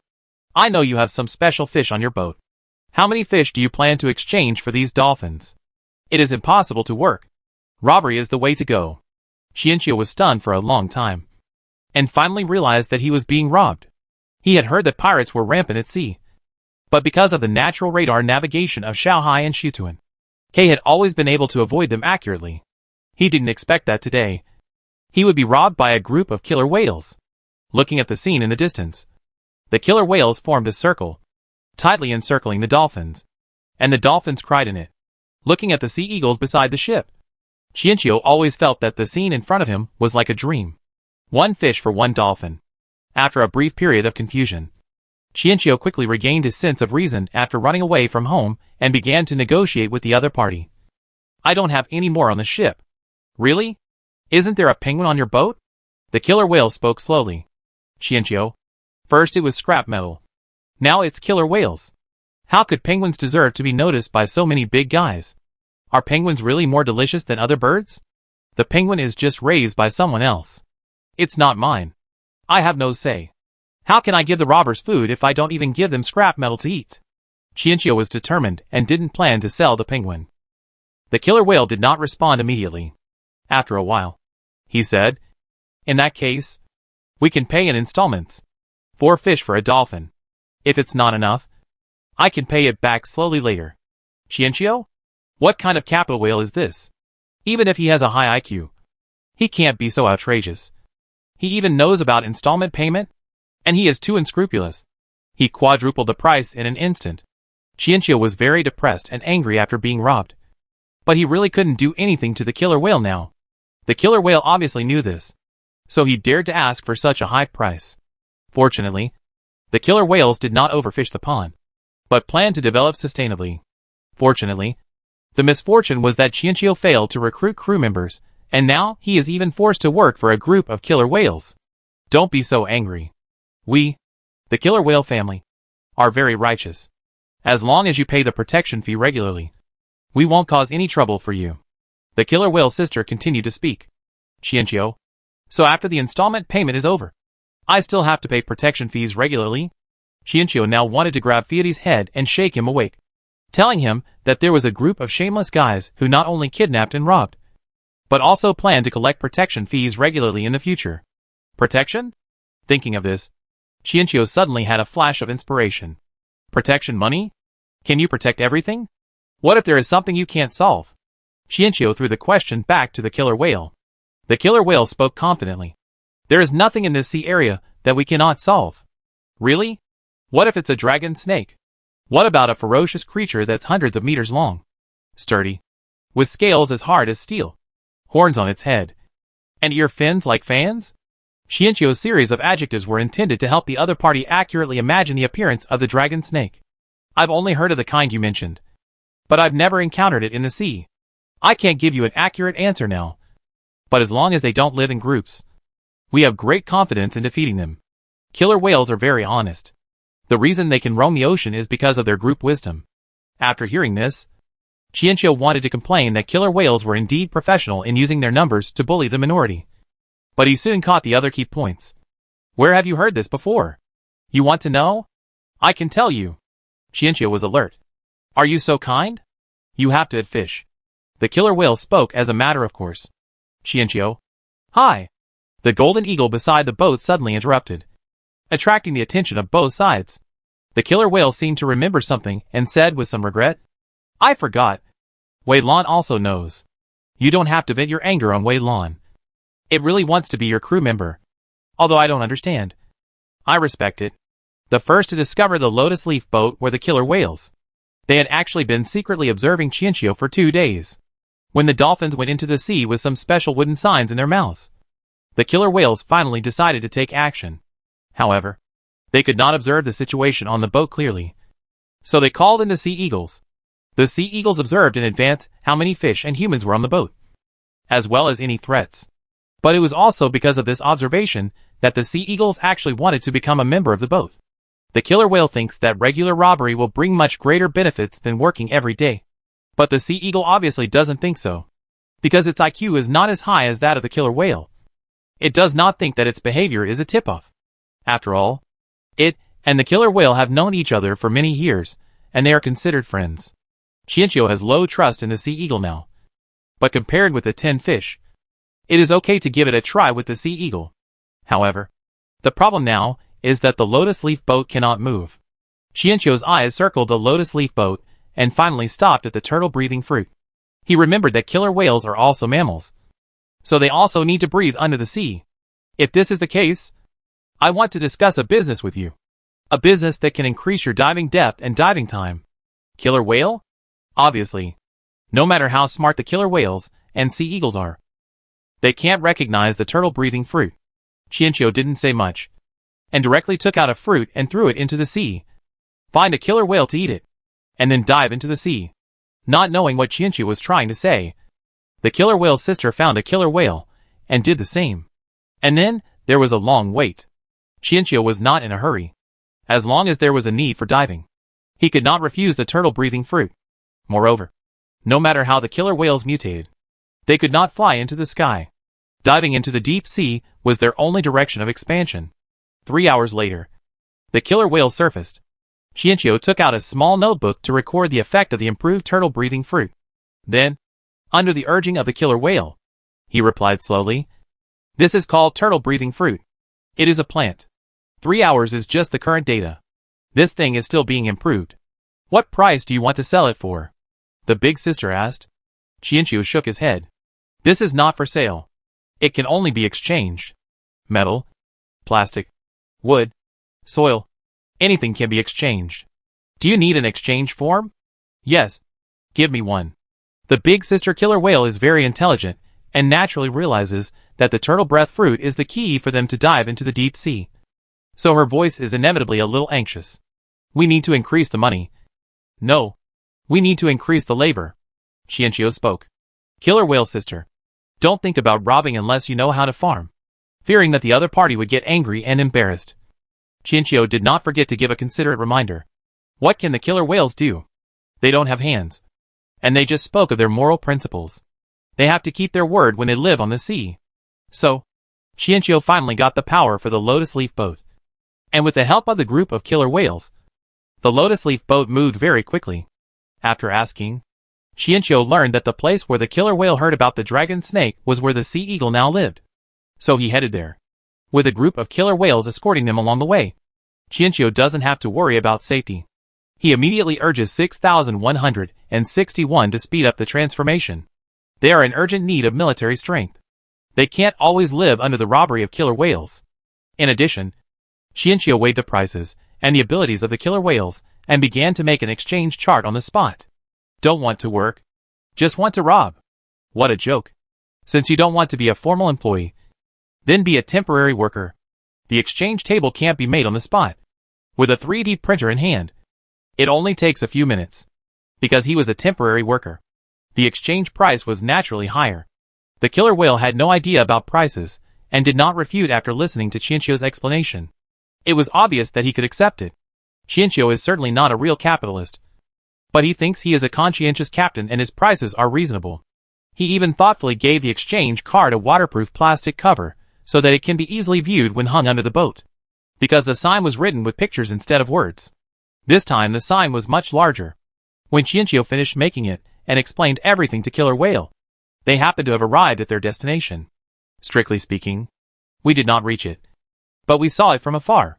Even today when the flood is raging, the towering peaks still give people a feeling of being majestic and unclimbable. Looking up, the nearly 1,000-meter high peaks are like the last skyscrapers in the world. The tops of the mountains are covered with snow. Even if the flood washed the world, it could not melt the snow on the peaks. The black mountains are dotted with different levels of green, which is the aesthetic difference caused by the generation gap between the old and new pines and cypresses. The towering peaks stand tall, like the only solid Noah's Ark in the flood. Chiino had no idea about the mountains in the old world, but this snow-capped mountain was probably one of the best in the old world. As the giant lotus got closer, Chiino felt more and more insignificant. But soon, his attention was attracted by some man-made buildings on the mountain. In addition to a striking white building halfway up the mountain, there was also a full-glass elevator. The top of the mountain was too high, and there was only a vast expanse of white, making it impossible to see the specific situation clearly. There was nothing strange about some of the buildings on the mountain. What was strange was that the buildings did not look dilapidated, at least not like they had been abandoned for 200 years. With great curiosity, Chiino came to the snowy peak. The group of killer whales began to slow down, as if they were going to use inertia to slowly stop the lotus leaf boat. But there was obviously some error in the calculation, and it was about to hit the mountain. Chiino was not worried about the lotus leaf boat being damaged, but he made preparations for collision avoidance. However, the next second, the mountain in front of the lotus leaf boat flashed like a double electric door, slowly opening to both sides. Chiino was a little confused, but the killer whales were familiar with the place, and pushed the lotus leaf boat into the mountain. The space inside the mountain was huge and very bright. Looking up, one could see the cold white light that almost covered the ceiling. This seems to be a base station for ships to dock and repair. Everywhere is filled with a sense of technology that is inconsistent with the end of the world. There are also several small boats of different colors and shapes docked at the innermost part of the base station. Not all of the killer whales entered the mountain. Only the big sister and the two boat pushers went into the mountain. The three killer whales were a little crowded in the huge swimming pool inside the mountain, so the other two killer whales left quickly. This is where I heard about the Jiao snake.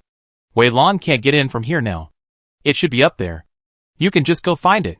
The killer whale acted as casual as if he was home, and told Chiino where to take the elevator. Are there any humans living here? Chiaki asked after getting off the boat. Yes, but I haven't seen him in a long time. He hasn't come down for a long time. The killer whale was a little sad. It's a good opportunity for you to go up and take a look. Is he dead? Chiino didn't ask any more questions. He stepped onto the bank of the pool and headed towards where the electronic device was. The elevator was not difficult to find. He just walked to the end and went through the door at the corner. Chiino was worried that he didn't know the floor he was on, but it turned out there was only one button. As the elevator slowly rose, Chiino saw the blue sea outside the mountain through the glass. About a minute later, the elevator opened with a ding, and Chiino arrived at the target floor.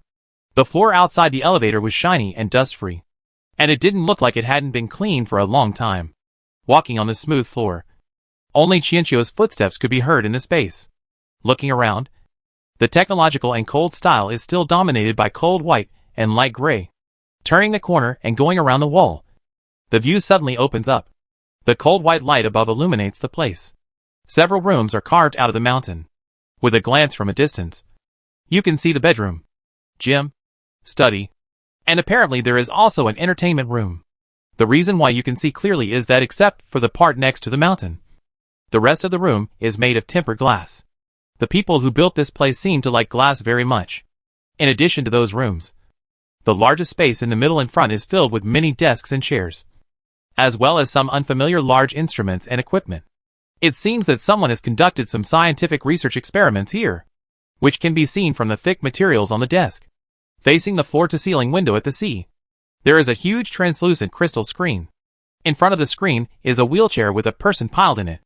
The reason why the word pile is used is because even from more than 10 meters away, Chiino can see that it is a skeleton wearing clothes. The posture of the bones looks a bit strange. Not like they are sitting there naturally, but they are stacked up. And the person who stacked them obviously doesn't have very good skills. And it looks a bit weird, like building blocks that are not stacked well. Chiino took a few steps forward, and the huge crystal screen in front of the French window suddenly lit up, as if sensing something. Chiino stopped alertly, and saw a line of eye-catching words on the big screen in a glance. Our oceans have been poisoned. Our planet has been targeted. And yet, we are still deceiving ourselves and living in peace and prosperity. Chapter 30, Traveling Around the Starry Sea.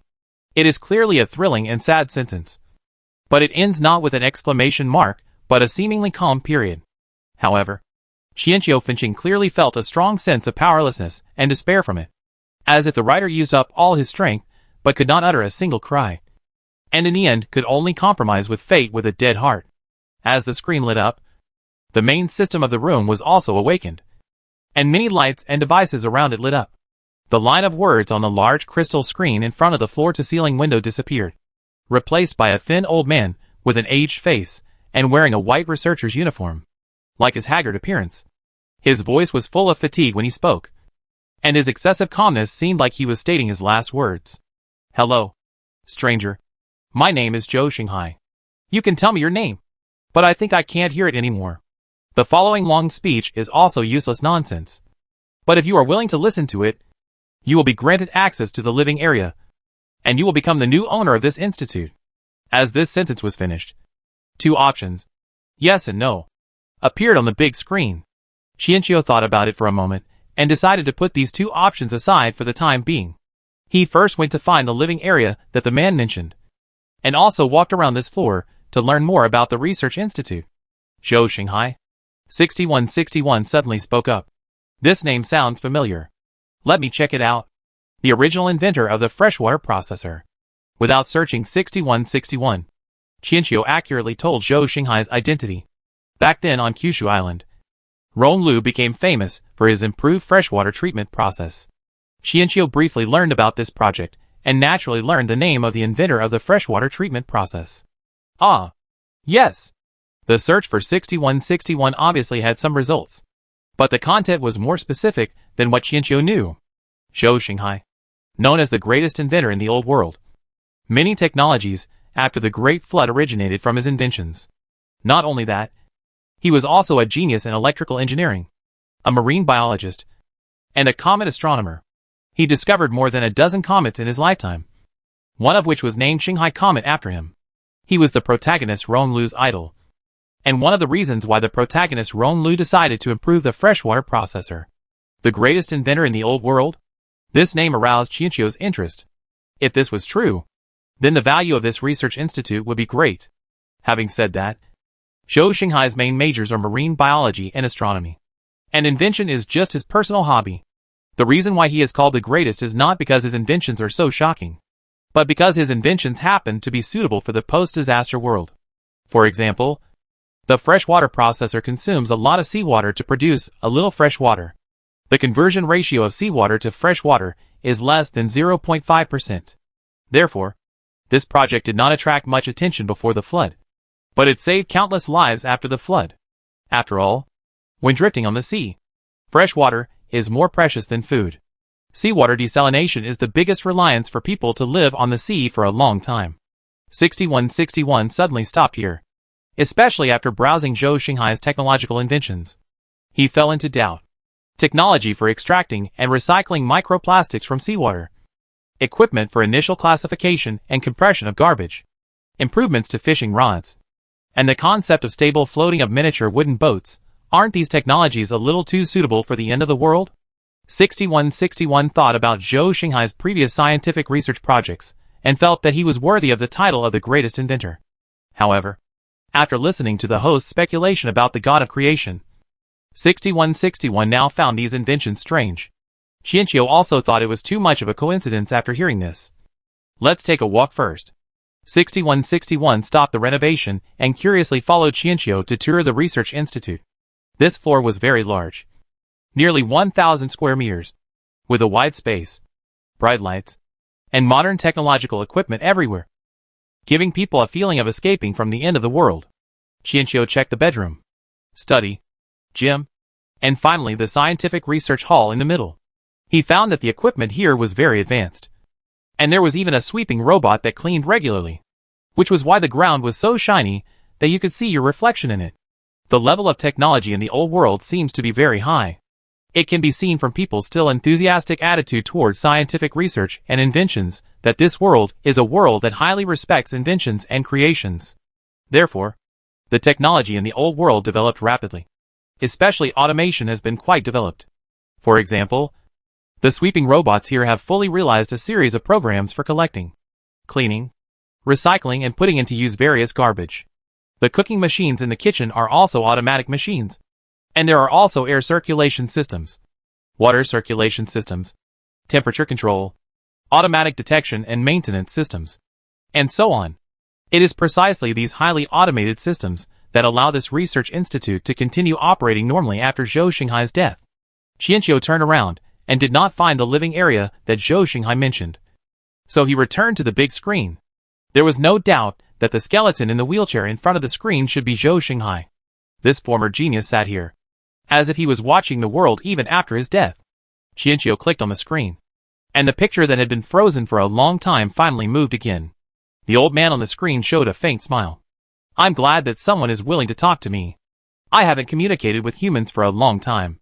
If you don't mind, sit down and chat with me. The old man in the video was looking at a point outside the screen. Chiino looked over and found that it was an office chair.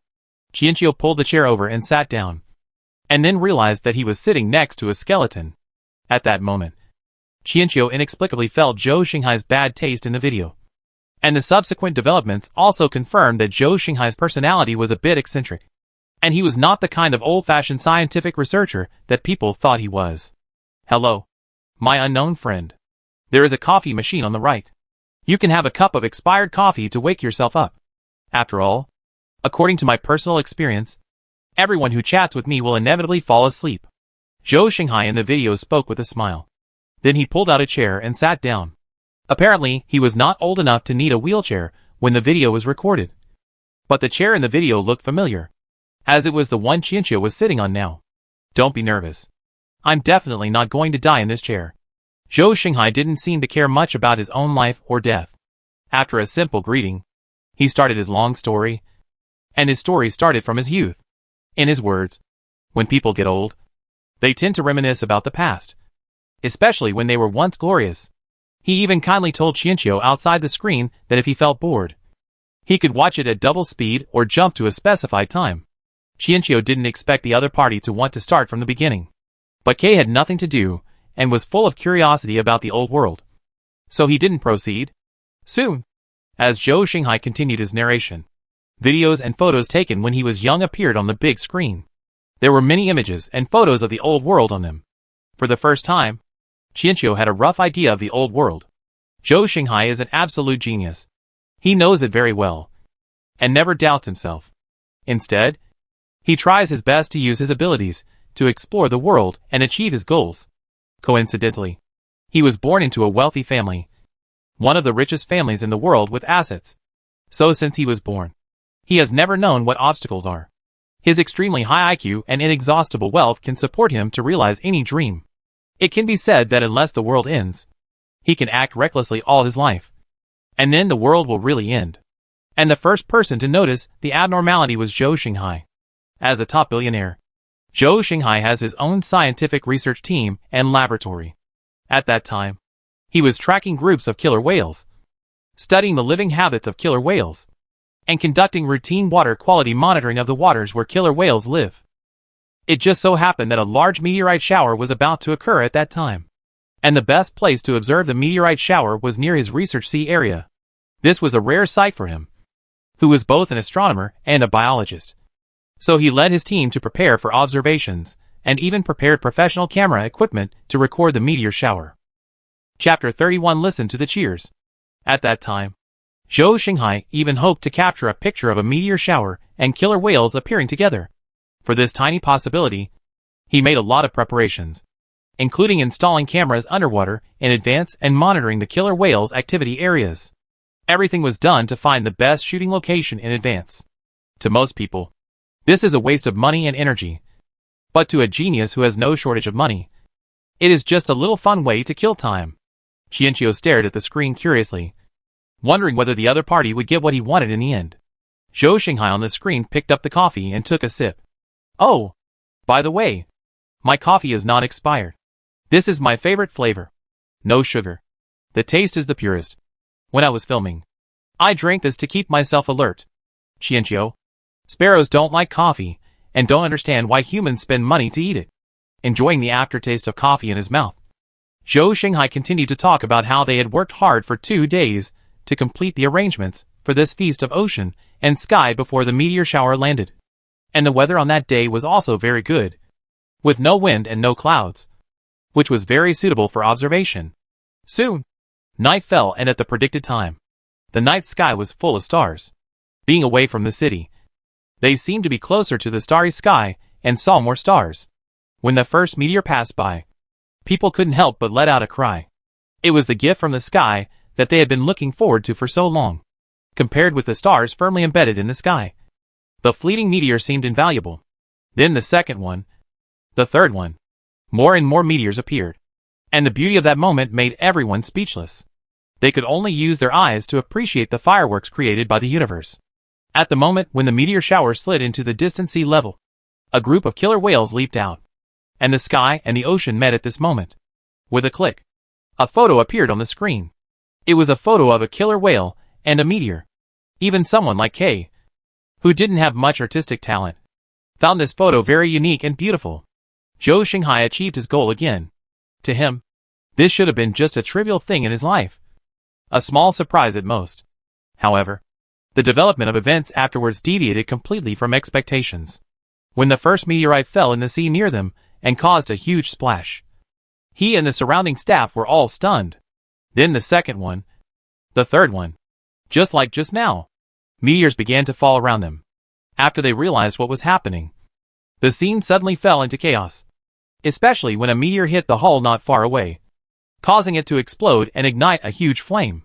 The scene that was extremely joyful just now instantly turned into AHL on Earth mixed with screams of terror. The meteor shower falling from the sky hit their filming location. But this was almost impossible. Although Zhou Xinghai liked to explore the unknown and pursue excitement, he never sought death. After all, he did not want to experience the regret of dying without spending his money.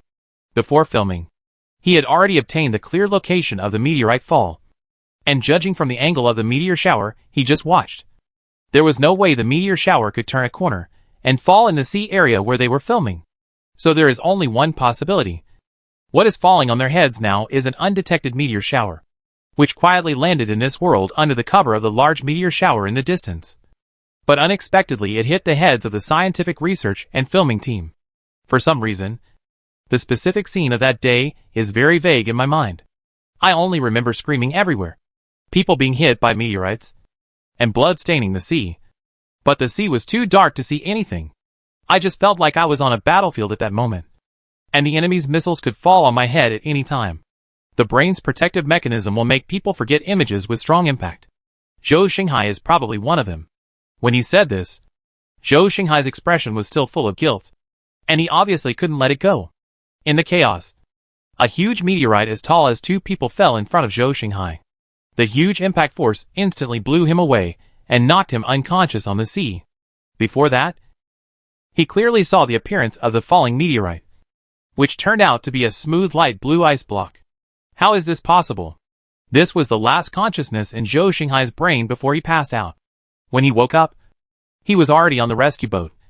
And then he learned the sad news that 4 members of the team had died and 13 were seriously injured. But at that time, his mind was full of the huge ice meteorite. He even wanted to rush out of bed and go back into the sea to try to find the meteorite. But then, he was pushed back into bed, as a matter of course. People felt that he had suffered too much of a shock, and someone from his family quickly came to handle follow-up matters, including financial compensation, public opinion, etc. Zhou Xinghai forced himself not to think about the huge ice meteorite for the time being and dealt with the casualties of the scientific research team. The Zhou family was very generous in terms of compensation. But even so, the damage could not be erased. But in the end, people did not blame Zhou Xinghai for the accident. After all, the probability of a meteorite hitting his head was too small, and no observatories in various places had predicted that a meteorite shower would fall in that sea area. Before the storm subsided, Zhou Xinghai had quietly returned to the sea area, because he could not let go of the meteorite. or meteorite ice, that he saw that day. Generally speaking, meteorites are divided into three categories: stony meteorites, iron meteorites, and stony iron meteorites. Ice is not a common component of meteorites. In fact, it appears more often on comets, and is the main component of comets. Even if meteorite ice falls off from a comet, it is difficult for it to pass through the atmosphere and fall to the ground. Moreover, even if it is meteorite ice, the purity of the ice is too high, and it is almost translucent. Zhou Xinghai himself is a comet astronomer, and is very familiar with the current level of space monitoring technology for planets. A meteorite as large as that seen that night must have had a considerable volume before entering the atmosphere. If it had come close to a planet, it would have been detected. But it wasn't. No observatory in the world observed it. Zhou Xinghai even suspected that the ice did not come from outer space. But an investigation team had already conducted an aerial check and confirmed that there were no aircraft in that airspace at the time. Perhaps it is a common problem for geniuses. He, who had been smooth sailing until now, began to dwell on it after encountering something he could not explain. Determined to fight to the end, he continued his research in that sea area. Of course, he failed to salvage the huge meteorite, and multiple investigations also yielded no results. Just when he thought the matter was over, he discovered an abnormality in the water quality monitoring report. Water quality monitoring was originally just a routine matter. There was no marine pollution in the sea area where they were, so no one paid attention to those reports at first. However, Zhou Xinghai was a very rigorous person, and he would check every monitoring report. Gradually, he discovered that the oxygen content of the seawater in the sea area where the meteorite fell had been slowly rising since the meteorite fell. The numerical value fluctuates very little, and usually no one pays attention to it. In addition, with the changes in climate and ocean currents, the oxygen content in seawater will also fluctuate. However, by comparing several reports with reports from previous years, Zhou Xinghai found that although the numerical value has increased very little, it has been steadily rising. Zhou Xinghai felt it was very strange. In recent years, the global climate has been warming, and the increase in temperature has caused the oxygen content in seawater to decrease. So this increase now makes no sense. In order to find more data, Zhou Xinghai began to search for the place where the meteorite fell around the world. No matter where it was, no matter whether the news was true or false, as long as there was any relevant information, he would lead the team there. Everyone in Zhou Xinghai's research team thought that their boss was crazy. Even Zhou's family thought that Zhou Xinghai could not get over the meteorite incident, which was why he did all these bizarre things. However, the family was rich, so as long as Zhou Xinghai was happy, they would let him do whatever he wanted. He traveled on the sea for 3 years, and Zhou Xinghai's footprints covered almost the entire world, whether on land or in the sea. As long as there was news of meteorite ice, he would appear. After paying attention to meteorite ice, Zhou Xinghai discovered that meteorite ice had appeared frequently on the planet at least 10 years ago. In recent years, the frequency of its appearance has become increasingly higher, and the volume of meteorite ice falling to the ground has also become larger and larger. Meteoric ice that falls to land disappears quickly, leaving little data behind. Testing of meteorite ice that fell into the ocean found that the oxygen content was rising at an extremely slow rate in the sea where the meteorite ice fell. Zhou Xinghai marked the sea area where the meteorite fell on the map, and then listed the oxygen content data on it. The result was more intuitive. Although he didn't know what this meant, he instinctively felt uneasy. Any change in the overall oxygen content of seawater, even if it was only a tiny value, would affect the entire marine ecosystem, and the ocean would indirectly affect the entire planet. Somehow, he felt that a pair of big hands were about to cover the entire planet. This premonition suffocated him, but he was worried all day because he couldn't see it. Finally, Zhou Xinghai organized his findings and published them in academic seminars, media, and books. At that time, he felt vaguely that if he didn't do something, it would be too late. The sense of urgency made him anxious every day. In the eyes of outsiders, everything Zhou Xinghai did at the time was alarmist, and Zhou Xinghai's emotions were obviously unstable, so his remarks did not attract anyone's attention. The main reason was that Zhou Xinghai himself could not explain the reason for the increase in oxygen content and the possible consequences. His actions at the time made him look like a clown who wanted to attract everyone's attention. Looking back now, Zhou Xinghai still sighed heavily and said that he was driven crazy by the sense of urgency at the time. He wanted to find allies and a sense of identity. But after all the trouble, he didn't find a single ally. And the number of people who thought he was just trying to attract attention was increasing day by day. So in the end, he could only explore the ocean alone. It felt like he was fighting against an ancient god as huge as a planet on his own. At that time, he was under unimaginable pressure both mentally and physically. Fortunately, the Zhou family doted on their only son. When everyone thought he was crazy, they still did not give up on him. They sent a team of psychologists to follow him around the world and unconditionally supported his various whims. In the video, Zhou Xinghai thanked his parents more than once, saying that being their child was the greatest happiness in his life. They unconditionally trusted him, cared about him, and tolerated him. And this has been the case all his life. Under this sense of crisis, Zhou Xinghai dared not stop for a moment, and it was difficult for him to sleep well. The team of psychologists tried various methods, but with little effect.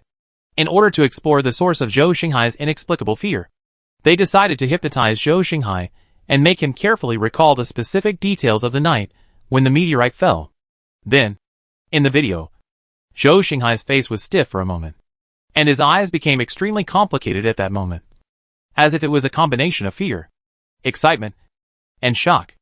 I was once again present at the attack from the universe. Countless meteorites fell from the sky, and screams filled my ears. Finally, I saw the huge meteorite that I had been thinking about day and night. I saw the translucent light blue ice, and also saw the strange creature in the ice. The creature was hidden in the ice and the night. It was like a snake entrenched in the ice, but it had horns on its head and ears like fish fins. The moment the meteorite passed in front of me, I saw its orange-yellow vertical pupils move slightly. Zhou Xinghai in the video fell silent, as if he was recalling the bizarre scene at that time in his mind. Chiino outside the video was also silent, shocked by the information he had just learned. The Jiao snake was actually hidden in the comet fragments and came to this planet with the falling meteorite ice. As a Jiao with a system. As a Jiao who has traveled countless times. As an outsider, Chiino was shocked to the point of confusion. One can imagine how shocked Zhou Xinghai was at that time. He was already very mentally strong if he didn't go crazy. Zhou Xinghai almost went crazy at that time, because everything he investigated was collapsing the worldview he had built up since childhood. Meteorites fell to the earth, and there were things inside the meteorites. If that thing was dead, he could still comfort himself that it was an alien specimen. Although this sounded outrageous, it was better than having living alien creatures land on the planet. When Zhou Xinghai told the psychologists what he saw during hypnosis, the psychologists remained silent. They never expected that after their team's treatment, their boss' condition became more serious. On that occasion, Zhou Xinghai was forcibly sent to a mental hospital, not only because of the weird words he said, but also because he was unable to control himself and committed self-harming acts, which his parents could not tolerate. But he came out a week later because he finally controlled his overwhelming fear. He also learned his lesson and no longer tried to make others believe in him or find a sense of identity. He resolutely moved forward alone. This time, in addition to the team of psychologists, Zhou Xinghai's parents will also accompany him around the world when they have time. Just as they originally expected, the whole family will accompany him to travel around the stars and the sea. During his travels, Zhou Xinghai invested more financial and material resources in seawater monitoring to understand changes in global ocean oxygen content. At the same time, he organized a scientific research team to improve space monitoring technology. His hard work paid off. The space monitoring system once detected information about meteorite ice, and the information showed that a huge comet with a size comparable to that of the moon was on the way. In addition to the huge comet itself, there would be a large number of comet fragments that would arrive in advance. However, as mentioned above, this information was only detected once, which is also the strange thing. The comet and meteorite ice seemed to upgrade automatically and blocked the monitoring signal again. The information monitored this time was too outrageous and was therefore considered a mechanical failure. Or perhaps people at the time were unwilling to believe this result, because if it were true, they would be close to destruction. Zhou Xinghai believed the monitoring results. He asked his team to analyze the sea level after the comet fragments fell based on the information. Not to mention the alien life. The comet fell carrying a large amount of meteorite ice, which would first cause tsunamis and rising sea levels. In worst cases, if the comet does not disintegrate and fall, it will directly collide with the planet, and the great destruction is imminent. Although the research team felt that their boss was not in a good mental state, they were given too much by the other party. So they naturally followed their boss's lead and tried their best to calculate the data. When the calculation results came out, the scientific research team was stunned. If all the monitored meteorites and comets fell, the sea level would rise by at least 3,800 meters. The research team thought that the boss would regain his sanity to some extent after seeing this outrageous result. But the opposite was true. The boss actually persuaded his parents to spend a huge amount of money to buy a mountain on the second highest peak in the world, and then began to secretly build a research institute on it. Everyone in the research team, although they signed a confidentiality agreement and could not complain to outsiders, they had already been talking about it like crazy among themselves. And the topic kept jumping back and forth between having money really can do whatever you want and the boss's whole family has gone crazy. In this way, Zhou Xinghai continued to collect information and quietly built this research institute. It took him 3 years. During these 3 years, Zhou Xinghai made his scientific research results public more than once. But all he received were doubts and criticisms. Even the Zhou family was suppressed. However, the Zhou couple seemed to have gone crazy along with their son. Instead of making corresponding corrections, they began to shift the focus of the family business and started building shelters around the world. During that period, the Zhou family became the veritable focus of the world. Look, the Zhou family, who almost became the world's richest family, went crazy. Look, the Zhou family had money but nowhere to spend it, and began to buy a large amount of land and mountains above 3,800 meters above sea level. Look, the Zhou family began to sell tickets to the shelter. It's no wonder that the Zhou family's crazy behavior did affect a group of people, and even set off a doomsday trend, with many people starting to move to places with higher altitudes. At that time, Zhou family shelter tickets, Zhou family lifeboats, Zhou family survival supply packs, and other commodities came out of nowhere. Miraculously, the Zhou family turned losses into profits and made a fortune. The Zhou family immediately invested the money into the construction of high-altitude areas.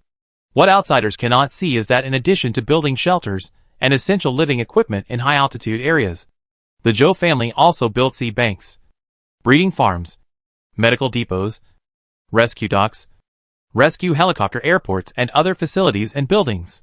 Every time a place is mentioned, a corresponding picture will appear on the screen, and those will become the basis for people's survival after the apocalypse. In the video, Zhou Xinghai raised his hand and gave a thumbs up to the camera. I am a scientific research genius, and my parents are business geniuses. They have accomplished what I have never been able to accomplish. They have encouraged many people to voluntarily go to high-altitude areas to live, and have allowed many people to learn self-rescue knowledge in advance and prepare emergency supplies. One can imagine how the Zhou family turned the tide at that time and changed people's views on doomsday with their own strength. It must have been a crazy time, and also a time when people were grasping at straws. Zhou's parents turned the tide through business means, while Zhou Xinghai began to create various inventions suitable for doomsday and post-disaster worlds with his super high IQ. Even a bird began to envy Zhou Xinghai's parents' trust in him, and Zhou Xinghai seemed to know what the people outside the video were thinking. I once asked my parents, what if everything I detected was fake? What if the end of the world doesn't come? My parents said that would be great, and they would have another chance to start from scratch. And it's not like they started from scratch. Let me explain. Zhou Xinghai in the video raised his head proudly. They are the best parents in the world, the best businessmen, and my pride? Chiino nodded involuntarily, acknowledging Zhou Xinghai's pride. While waiting for his fate of destruction, Zhou Xinghai did try to find ways to save himself. But even with his genius, he was unable to figure out a way to change the comet's orbit in a short period of time. Not to mention changing it. He couldn't even monitor any information about the meteorite ice afterwards. The enemy is in the dark while we are in the light, and Zhou Xinghai is powerless to deal with it. What's worse, the seawater monitoring system invested by Zhou Xinghai has also made new progress. They found that in addition to the increase in oxygen in the ocean, there are also some strange substances spreading. The research team compared almost all the material maps on the planet, but found no corresponding one. It seemed that some strange substance was melting in the ocean. At this time, Zhou Xinghai's scientific research team gradually accepted Zhou Xinghai's statement. After all, they were the ones who could see the data results most directly. Zhou Xinghai was not surprised by this. Since meteorite ice was an alien object, it was normal for it to contain substances that they could not detect. He was more concerned about the impact of those unknown substances on the local biological communities.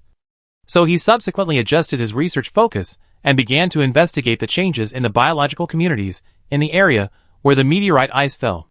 Coincidentally, their research team was already familiar with the killer whale groups in this sea area, so they chose killer whales as the main research and observation objects. The unknown substance also has an extremely slow impact on native creatures. This alien race seems to be very good at boiling frogs in warm water, which is also a bad sign. It may mean that the other party's lifespan is much higher than that of humans, so they don't care about time. After a long period of research, they were surprised to find that the size of killer whales was slowly expanding, and their intelligence was also improving. It is not surprising that the body size has increased. They know that the oxygen content is proportional to the size of the organism. However, the improvement in intelligence is too terrifying. Killer whales are already highly intelligent creatures. If they continue to improve, will they be comparable to humans in the future? However, these questions were never answered before the end of the world. Because of the limited data obtained, the doomsday time announced by the Zhou family could only be accurate to the month. When the doomsday came that month, the whole world fell into panic. Even though observatories around the world kept issuing announcements that they had not detected a large number of approaching meteorites, they could not soothe the fear brought about by Zhou Xinghai's prediction. The Zhou family took this opportunity to once again increase their publicity efforts, successfully getting many people to choose to seek refuge in high-altitude areas at the last minute. Of course, during that month, the Zhou family encountered the most curses and boycotts in history. Only a minority of people believed in the doomsday theory, and more people believed that the doomsday was just nonsense, especially as time went by and the predicted ice meteorite shower had not yet appeared. Countless people threatened to kill the Zhou family to compensate for the losses and panic caused during this period. The Zhou family fled to the shelter early. They were powerless in the face of the chaos and turmoil, and they themselves hoped that the end of the world would not really come. But things don't always go as planned, and what is coming will eventually come. The eastern and western hemispheres were in different nights and days, but at almost the same time, they all saw meteor showers all over the sky. Especially those in the nighttime zone saw the endless river of stars pouring down from the sky, with meteors dragging their tails and sliding down. Some meteors failed to break through the atmosphere and disappeared in midair, while others disappeared on the horizon. The meteor showers were like a pearl curtain hanging from the sky. The coming of doomsday was so beautiful, but the people at that time were overwhelmed by panic after the shock. People in the daytime saw fireballs of varying sizes running across the sky with smoking tails. The enormous destructive power that fell from the sky seemed to be able to destroy everything. When the meteorites fell, the world became a battlefield. Fortunately, the positions and angles of the ice meteorites seemed to have been deliberately adjusted before they fell. Almost 90% of the ice meteorites fell into the ocean, and did not directly destroy the buildings on the ground. Even so, the destructive power of that 1% of the ice meteorites was extremely terrifying. But the survivors had no time to reminisce the past or repair their homes, because what followed was a huge global tsunami, and then a rapid rise in sea levels. 2 hours after the meteorite fell, all coastal cities fell, and people rushed to the inland port set up by the Zhou family, and boarded the Noah's Ark that represented survival. Countless people died in the disaster. Men, women, children, and the elderly, representing only humanity at this moment. Synchronized with the explanation were videos of cities around the world. Chiino witnessed the prosperity of human cities in the old world from the videos, and also saw the destruction of the cities in just a few minutes. This once gentle and all-embracing mother planet is now ruthlessly depriving its children life, and this is not what it wants. The humans who were fleeing frantically couldn't believe that the doomsday had come true, and the one who could save them now was Zhou Xinghai, the person they had once racked their brains and used all their life's knowledge to laugh at. After the meteorite fell, the rescue system that the Zhou family had established for a long time began to operate. The families of those rescuers had already been sent to high-altitude areas. The rescuers originally came for the Zhou family's high salaries. When their families were forced to go to high-altitude areas, many people expressed their incomprehension, and some even resigned. But now, they are extremely grateful to the Zhou family for everything they have done, which allows them to focus on saving their compatriots. There is more than one Zhou family that is actively operating in the doomsday. influenced by the Zhou family. Many countries have secretly prepared a rescue system and even built shelters in advance. And now, they are also in operation. The flood destroyed almost all human civilization and killed at least 90% of the human race. Those who survived could not sit back and relax. There were more survival challenges waiting for them. When they came to their senses from the huge impact of the doomsday and tried to continue surviving, they discovered many inventions left to them by Zhou Xinghai. People want to find Zhou Xinghai and his family because under the current circumstances, only the Zhou family can lead humanity again. But they were disappointed. The Zhou family disappeared from their sight. Some people suspected that the Zhou family members unfortunately died in the doomsday. Some people speculated that Zhou Xinghai was disappointed with mankind. But in fact, Zhou Xinghai felt that he had more important things to do. Although Zhou Xinghai announced the Doomsday Ice Meteorite Group, he did not mention the alien invasion. Because apart from the hypnosis, he did not actually collect any relevant evidence. And the data on ocean abnormalities could not be used as evidence. What's more, the prophecy of the Great Flood had already caused such panic. If the human population that had just survived was informed of the imminent invasion of alien creatures, the human population that had just survived would suffer a heavy blow again. Chiino expressed his understanding. Zhou Xinghai almost went crazy when he learned about the existence of alien creatures. Not to mention the survivors, who had just experienced a flood and were extremely mentally fragile. Although everything the Zhou family prepared could not allow humans to return to the past, it could still support them to survive and re-establish order. From then on, human civilization entered the post-disaster era. Zhou Xinghai has been living here and conducting experimental research for 60 years. He has also changed from a vigorous young man to an old man. During these 60 years, his research has never stopped. It's just that this time, no one will share his research results, which makes him feel very sorry. So one day, he suddenly had an idea and recorded this video as a gift for the destined person. I'm glad you listened to my long speech carefully. You can choose whether to stay here. Don't worry about food. Enter your fingerprints now, and you can go to the living area. Go and have a look first. If you decide to stay, I will teach you the specific operation and maintenance of the institute when you come back. It's not difficult. Zhou Xinghai in the video seemed a little sleepy. After all, more than 2 hours had passed since he started telling the story. The picture on the screen froze again, and then a prompt for fingerprint entry appeared. Chiino followed the prompt and covered the fingerprint extraction area with his palm. After a short scan, a voice prompt sounded in the space. Fingerprint entry completed. Access to the living area has been obtained. Chiino looked around. He had obtained the authority. But where was the living area? Just as he was thinking this, a light green light suddenly lit up on the wall at the corner in front of him. It was an arrow indicating the direction. Chiino looked back at the big screen, and the prompt on it changed again. The fingerprint entry prompt disappeared, replaced by 2 options: yes, meaning to stay and live, and no, meaning to leave. Chiino found it very strange that Zhou Xinghai finally expressed his regret that no one shared his research results. But the entire video did not introduce what he had discovered and invented in the past 60 years. Instead, in the end, he invited him to go to the living area first, and then decide whether to stay here. Moreover, during the time that Kay has lived outside, he has discovered that communications in this world have not been completely cut off. People can already publish information through radio stations, and even achieve radio communications within short distances. Of course, the price is expensive. If Zhou Xinghai wanted to share his scientific research results with others, he could just release it directly via radio. Why didn't he say anything until his death? With many questions in mind, Chiino followed the green arrow and came to the elevator again. However, this time, in addition to the elevator buttons, there was also a fingerprint collection area. Chiino covered it with his palm. The elevator started, and after walking in, the elevator actually began to move upwards this time.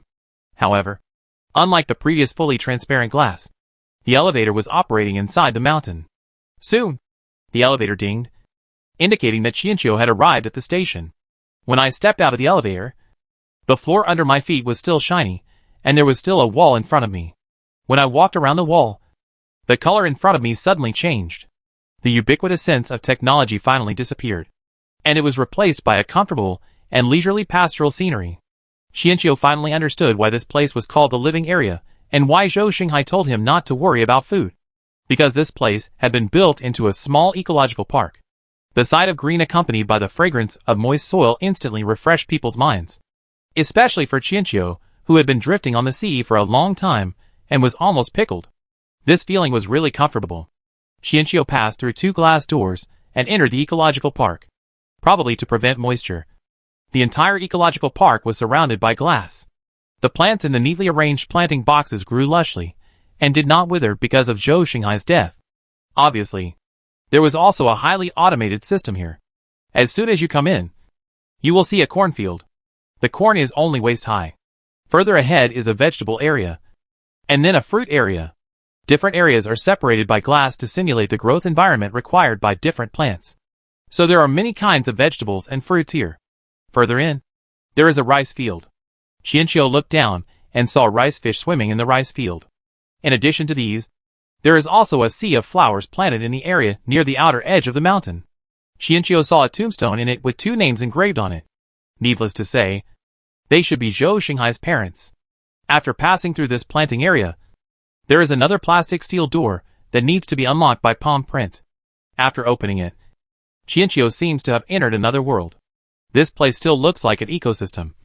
But the protagonists here are not plants, but various animals, such as chickens, ducks, geese, poultry, pigs, cattle, sheep and livestock. There are not many kinds of animals, but they are all commonly eaten animals. Hi! A familiar voice was heard, and Chiino became alert instantly. He looked carefully, and saw a head popping out from behind the green vine wall in front of him. It was the sea eagle named Azure. Before Chiino could speak, several heads popped up from under Wei Lan's fair and strict head, looking at Chiino curiously. Chiino, help! He should wait for the scrap metal to wake up and come up together. He can't let a single bird face a group of natural enemies. While he was stunned, Wei Lan came out from behind the vine wall. His huge body did not seem crowded in this space. One could imagine how big the internal space of this breeding area is. Following Wei Lan's figure, 3 sea eagles, 1 big and 2 small, also came out from behind the vine wall. Chiino could easily tell that they should be a family of 4. He didn't expect that Wei Lan actually had a wife and children. Hi! Hi! Hi! Hi! Compared to the dazed Chiino, the sea eagles were much more enthusiastic. They greeted him one after another. Some of them didn't even say hello once, but continued to greet him. The breeding area was instantly filled with cheers, making Chiino feel as if he was surrounded by enemies. In order to protect his poor ears, Chiino finally raised his hand and greeted weakly. Hi! The sea eagles suddenly became quiet, and then they all stared at Chiino with curiosity. Chiino felt that Alexander, even though he was a small sea eagle, was as tall as his shoulders. Chiino also thought of a terrible problem. He was going to travel around the world in the future, and Wei Lan would definitely board the ship if he wanted to be a crew member. Then, would his whole family have to move with him? Chiino, who was worried, lost the mood to sightsee. He quickly looked around the breeding area and then left the breeding area amid the 2 little sea eagles' uneasy laughter. Fortunately, the sea eagles did not follow him. Otherwise the sparrow would have been really angry. When Chiino finished browsing and returned to the office area on the lower floor, he found food already laid out on the desk in front of the crystal screen. There were 4 dishes and a soup, a combination of meat and vegetables, which looked delicious. The staple food was rice with each grain distinctly formed, which was emitting the unique fragrance of rice. Chiino felt very strange, as if these things were the preparations Zhou Xinghai wanted him to make if he stayed. The camera on the screen may have detected Chiino's arrival, and Zhou Xinghai appeared again. It was time for him to eat in the video. While tasting the food, he introduced the recipes that could be eaten here to Chiino and praised the robot's craftsmanship. Chiino has seen cooking robots in the kitchen. The robots in this world do not have human appearance, but are simply mechanical. Chiino sat down and tried a bite, and unexpectedly found that it tasted very good. It tastes good, right? The learning materials recorded by this cooking robot are all from the world's top chefs. Although it is not as good as the chefs themselves, it is definitely much better than ordinary people. How about it? Have you made up your mind? If you choose to stay, you can live a life of ease and comfort until old age. There is everything you need for food, drink and entertainment here, and it is no problem to provide for more than a dozen people. Zhou Xinghai spoke in a rather tempting tone. Chapter 32 Knowing Half. To be honest, the information I have received since I entered the door has been too tempting for me to stay. In this era, if you want to live, you have to pay a price. Fight with the ocean. Compete for survival. And having enough food and clothing is people's lifelong goal. And eating well and living well has become people's dream. Now, Chiino has only seen the living area and has not seen the entertainment area. He believes that the resources there will not disappoint people. It is not an exaggeration to say that this place is a paradise for people in the doomsday. Chiino hesitated to touch the option on the screen. And Zhou Xinghai on the screen did not urge him. Although the two were in different time and space. They ate in the same leisurely manner. After the meal, Zhou Xinghai on the screen spoke again. How about it? Have you thought about it? If you choose to stay, you can eat such delicious food every day in the future. But if you choose to stay, you must be prepared to stay at home for the rest of your life. Because this place will be permanently closed soon. And it will be completely cut off from the outside world. Don't ask why. If you choose to stay, believe me, isolation is the best protection for you. Similarly, if you choose to leave, you will not be able to enter again after you leave. However, as a reward for your courage, I can share with you my scientific research results over the past 60 years. I know this is a difficult choice, but sometimes you can't have your cake and eat it too. Zhou Xinghai briefly explained the consequences of the two options, and also explained that the institute would be completely closed in the near future. Perhaps it was because of the long period of inactivity that Zhou Xinghai could see the indecision of people. So he also gave his own advice in the video. From my personal point of view, if you are a person who doesn't like adventure and can stand loneliness, then it's best to choose to stay. My scientific research results are of little value to me personally. If you have a global vision and are willing to devote yourself to humanity, leaving here and making a great career can be considered a success. Zhou Xinghai's suggestion still sounded somewhat ambiguous, but Chiino understood it. The main point of his words was about his research results. His research results did not have much effect on individuals, but they were of great use to mankind. However, Zhou Xinghai did not pass these on as pressure to the people who came here. He admired those who bravely fought in the doomsday. And he did not reject someone coming here to be a happy salted fish. To be honest, Chiino was somewhat tempted. Kay had originally planned to go on vacation. In this precarious apocalypse, is there any place more suitable for vacation than here? But in the end, Chiino still raised his hand and touched the option to leave. He didn't want to save mankind, but simply didn't want to be a canary. Besides, the promised paradise had not yet been realized. Although Kay was small, he never broke his promise. After touching the option to leave, the screen suddenly lit up, and then a huge flower scattering emoji appeared, which scared Chiino in the seat. When this emoji full of the atmosphere of the elderly disappeared, Zhou Xinghai's figure appeared again. This time, his eyes were obviously much brighter. I'm glad that someone finally touched this option. As Zhou Xinghai's voice sounded, a countdown appeared at the top of the big screen. Countdown to permanent closure. 71 hours 59 minutes and 59 seconds. Apparently once the choice is made, the institute will be closed within 3 days. This also means that Chiino only has 3 days left. Fortunately, the moment the countdown started, a prompt sounded in the room. All permissions have been granted. The experimental area is open. The entertainment area is open. The mausoleum area is open. The medical area is open. And the armory is open. As each area was opened, Chiino's expression kept changing. The experimental area was naturally where Zhou Xinghai conducted experiments. The entertainment area was also easy to understand. So why there was also a mausoleum area. However, when he heard about the armory, he became alert. Zhou Xinghai had met a dragon snake once before, so his armory must have some meaning. A blueprint of the entire research institute appeared on the big screen. Chiino then realized that it was even more complicated and huge than he had imagined. In order to avoid mountain collapse, these areas were intricately divided into various parts, including the top of the mountain, the foot of the mountain, the center, and the edge. It seemed that the Zhou family had hired someone to design it specially. The various functional areas are located on different floors, and there are access control systems in and out. If you don't have permission, you can't even know where you are, let alone enter. Time is limited, so let's talk as we go. Open the first drawer, and I'll show you around here. Zhou Xinghai on the screen spoke up to remind him. Qianqiu opened the drawer in front of him and found a tablet computer inside. He took the computer and started it. Then the content on the big screen was transferred to the tablet. Zhou Xinghai reminded him to go to the elevator. Qianqiu walked towards the elevator while listening to Zhou Xinghai introduce the research institute.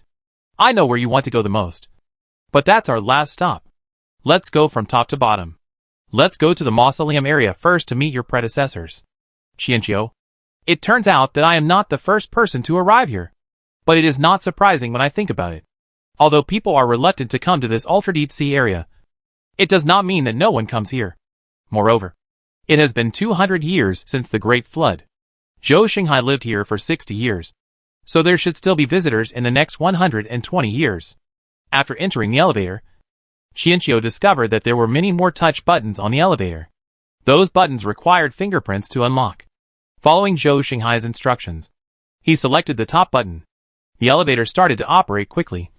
But this time, the elevator did not go up vertically, but moved horizontally for a distance before starting to go up.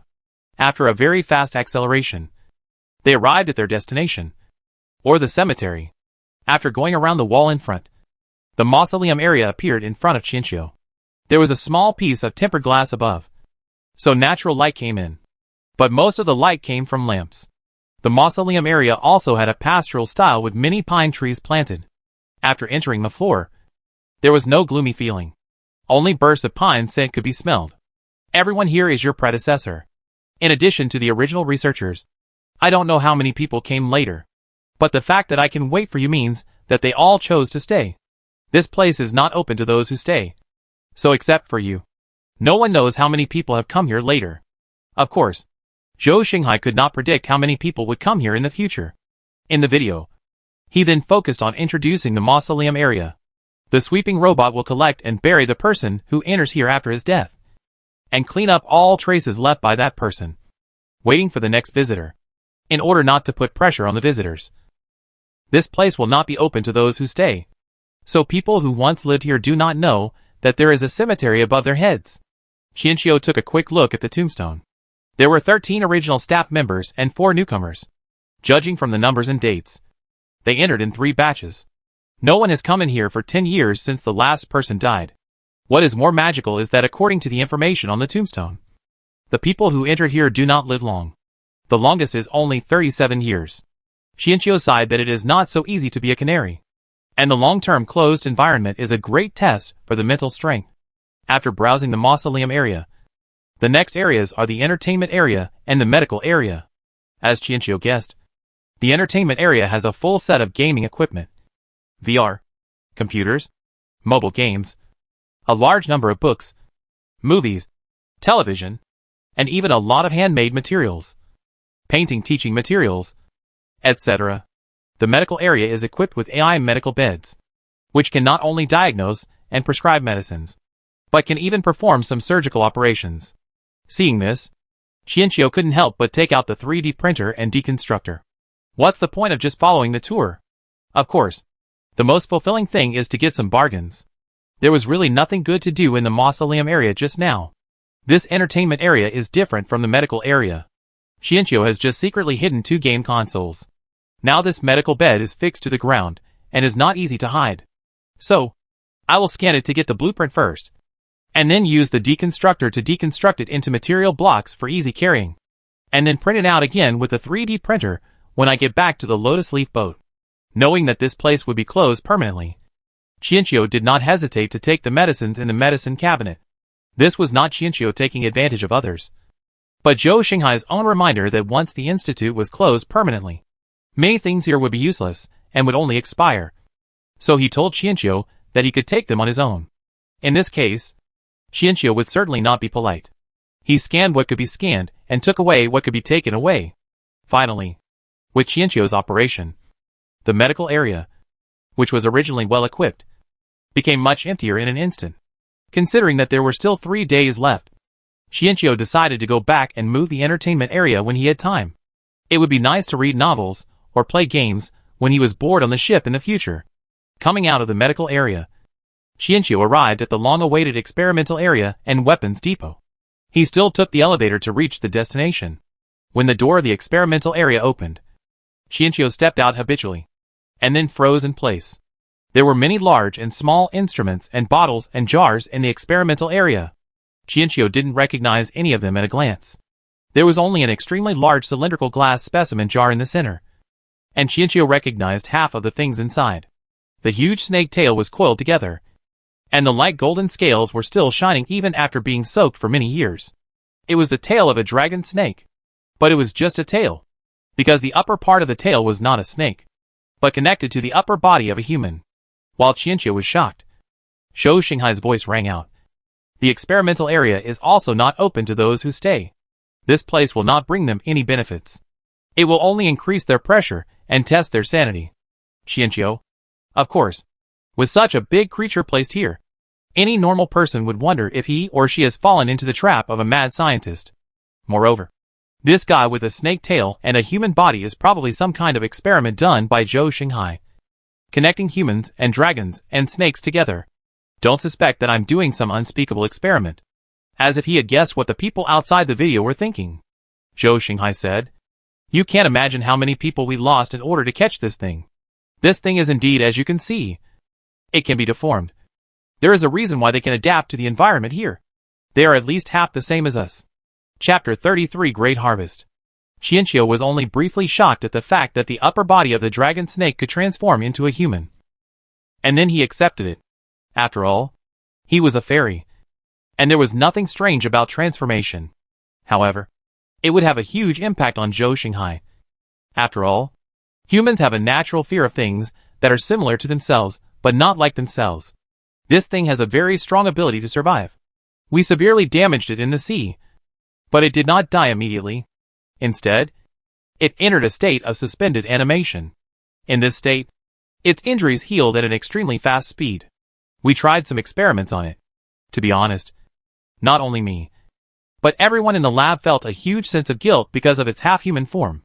Fortunately, it remained aggressive, which gave us some self-comfort. Zhou Xinghai had complicated feelings about this alien invasive species. They could communicate with humans, but they were very aggressive. He had tried to reconcile with them, but they always looked at him as if they were an ant. Zhou Xinghai knew at that time that there was no possibility of reconciliation between the two sides, and they could only fight to the death. That's the detailed data of the experiment. Their intelligence is comparable to ours, but their bodies are much stronger than humans. Their scales are very hard, and can only be penetrated by a sharp knife. The head or the 7-inch blade can cause fatal injuries. If it is a semi-human form, the heart or decapitation can also kill it. In addition, the half-human form possesses some special abilities, which you can understand as magic, which is why they came here on meteorites instead of spaceships. Their race is most likely not to develop technology, but to master some methods to directly drive energy. However, technology is also a way to use energy, so we are not completely without a chance to fight back. Just like it can still be killed by us. The large screen in the laboratory displayed the appearance of the dragon snake in all directions, and marked where its fatal weaknesses were, as well as several videos of the dragon snake using magic. Chiino observed for a moment, and from a fairy's perspective. This was a kind of spiritual power that came from practice. In addition, I also extracted some samples from its body, and found that its blood is very magical. It can trap all kinds of toxins, making it immune to all poisons. After introducing the method of killing the dragon snake, Zhou Xinghai led Chiino to the experimental area on the other side, where there was a large extraction instrument, and the shells were filled with test tubes of various colors. Zhou Xinghai could be said to have made full use of the dragon snake. He conducted experiments on its blood, scales, and snake skin. Finally, Chiino obtained 10 bottles of antidote, the raw materials of which were the blood and gall of dragon snake. Chiino felt that he would not drink it unless it was absolutely necessary. After all, it was the product of natural enemies. And just thinking about it made Kay feel uncomfortable all over. There are also 10 bottles of strengthening potions, the raw material of which is an unknown spherical object found in the body of a dragon snake. Zhou Xinghai guessed that it was some kind of stone, but Chiino thought it should be the inner elixir of a fairy. I don't know if you've seen Wei Lan and Hua Hu. They both took this strengthening potion, and after taking it, they both awakened their wisdom. But Hua Hu's effect was obviously stronger. In addition to these, the area in front is the plant experiment area. I mentioned before that some unknown substance has infiltrated the seawater. After 60 years of continuous attempts, I finally succeeded in extracting it. However, the purity is not high. Animals will suffer from chronic poisoning after taking it. However, it has achieved unexpected results after watering the plants. Following Zhou Xinghai's guidance, Xianqiu came to an experimental field and saw a large area of spiritual plants. Chiaki. Therefore, geniuses are truly not restricted by the world. The reason they can grow spiritual plants in this world is because they are actually growing spiritual plant seeds, which they then water with spiritual dew. But Zhou Xinghai actually extracted spiritual liquid from seawater without anything. Although the purity was not high enough to drink directly, it actually cultivated spiritual plants after watering them. Not only that, if Zhou Xinghai was in the world of cultivation, he would definitely become a master of alchemy. The universal antidote and the enhancer of spiritual awakening and wisdom are all valuable even in the world of cultivation. After generations of improvement, the quality of the spiritual plants in the experimental fields is now very good. Zhou Xinghai generously said that Qianqiu could take away whatever he could, even the things in the warehouse. So Qianqiu began to harvest without hesitation. Zhou Xinghai improved the plants from this world, including rice, corn, tomatoes, and even 2 apple trees. The warehouse was filled with grains that could be stored for a long time. The whole room was filled with grains, which made Qianqiu, who had a limited space in his spiritual mansion, scratch his head. Of course, the shrewd K was unwilling to let go of any supplies, and finally decided to move all the supplies even if he had to go without sleep or food for the next 3 days. In addition to these crops, Qianqiu certainly did not forget to scan and deconstruct the seawater purifier. Although this thing is not as good as the dew grass, as long as there are enough materials, it can be mass-produced, and large-scale planting is just around the corner. Reluctantly bidding farewell to the experimental area, Qianqiu came to the last armory. As the heavy tempered door opened, a room full of weapons and equipment appeared in front of Qianqiu, including guns and ammunition of various types, large harpoons that looked like bazookas, and high-explosive mines shaped like a piece of sugarcane. These were all easy-to-carry weapons, and they all seemed to have been improved. There was also a clothes rack facing the door, with more than a dozen sets of pure black clothes hanging on it, which looked like one-piece diving suits. The ones on the hanger are diving suits. They are made from snake scales and skin. They can withstand deep-sea water pressure and have a certain degree of defensiveness. The pure black bullets on the shelf over there are also made from scales. They have great lethality and can easily break through the opponent's defense. These are some conventional weapons, but they have been tested to cause damage and can be used underwater. Zhou Xinghai introduced himself calmly, totally unaware of the shock his words had caused to others. Faced with a room full of weapons and equipment, Qianqiu felt that he had met him too late. At the same time, he apologized for his short-sightedness. Zhou Xinghai was more than just a master of alchemy. He must also be a master of refining equipment. Apart from anything else, the diving suit can allow K to dive freely in the deep sea without being trapped in the submersible. Coupled with these weapons, not to mention a head-on fight with a dragon and snake, he will definitely not be helpless like last time. Qianqiu certainly wasn't willing to let go of such good stuff, so he took them all away. He also scanned and deconstructed the forging table and sewing table. Zhou Xinghai probably also thought about letting these things see the light of day. Neither their appearance nor their operation were designed to be too complicated, as if it was for someone to come here one day and take these things away. After a round, Qianqiu's small spiritual house was already filled with resource blocks. But these were just a drop in the bucket. Apart from the accumulation of resources in the warehouses of the planting and breeding areas over the past 120 years, one could imagine how huge the resources were. This made Cade feel a sense of crisis. He was afraid that he would not be able to move all the resources in 3 days. After all, he still had to scan the ventilation system, automation system, and the kitchen robot here, which had to be moved away.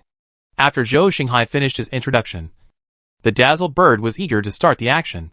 However, Zhou Xinghai on the tablet suddenly became extremely serious and said, "You can use whatever you want in this research institute, but don't think you can fight against the alien half-snake tribe with it, because their most powerful weapon is not themselves, but the large amount of meteorite ice they brought with them. Remember the comet mother body I mentioned before?" Qianqiu outside the screen nodded subconsciously, then realized that the other party couldn't see his nod. The sea level rise after the flood was lower than the initially estimated 3,800 meters. Only more than 2,000 meters. Which means that the meteorite ice did not fall completely. Zhou Xinghai sighed heavily. Yes. If we want to migrate to other planets, we will definitely not land all at once.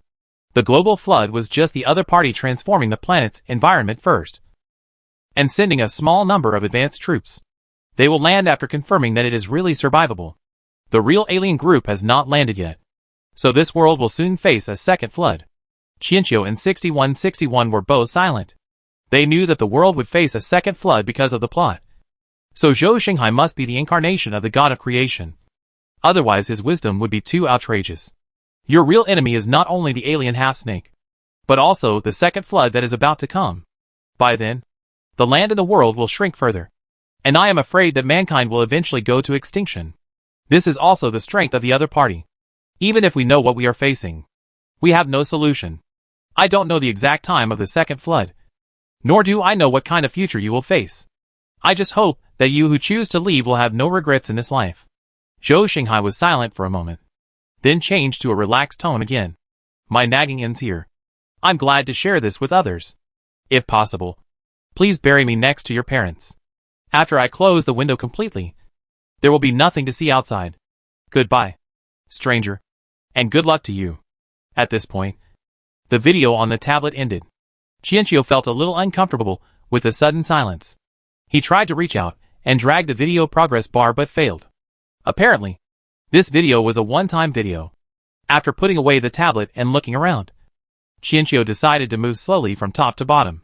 But before that, he had to bury Zhou Xinghai next to his parents' grave.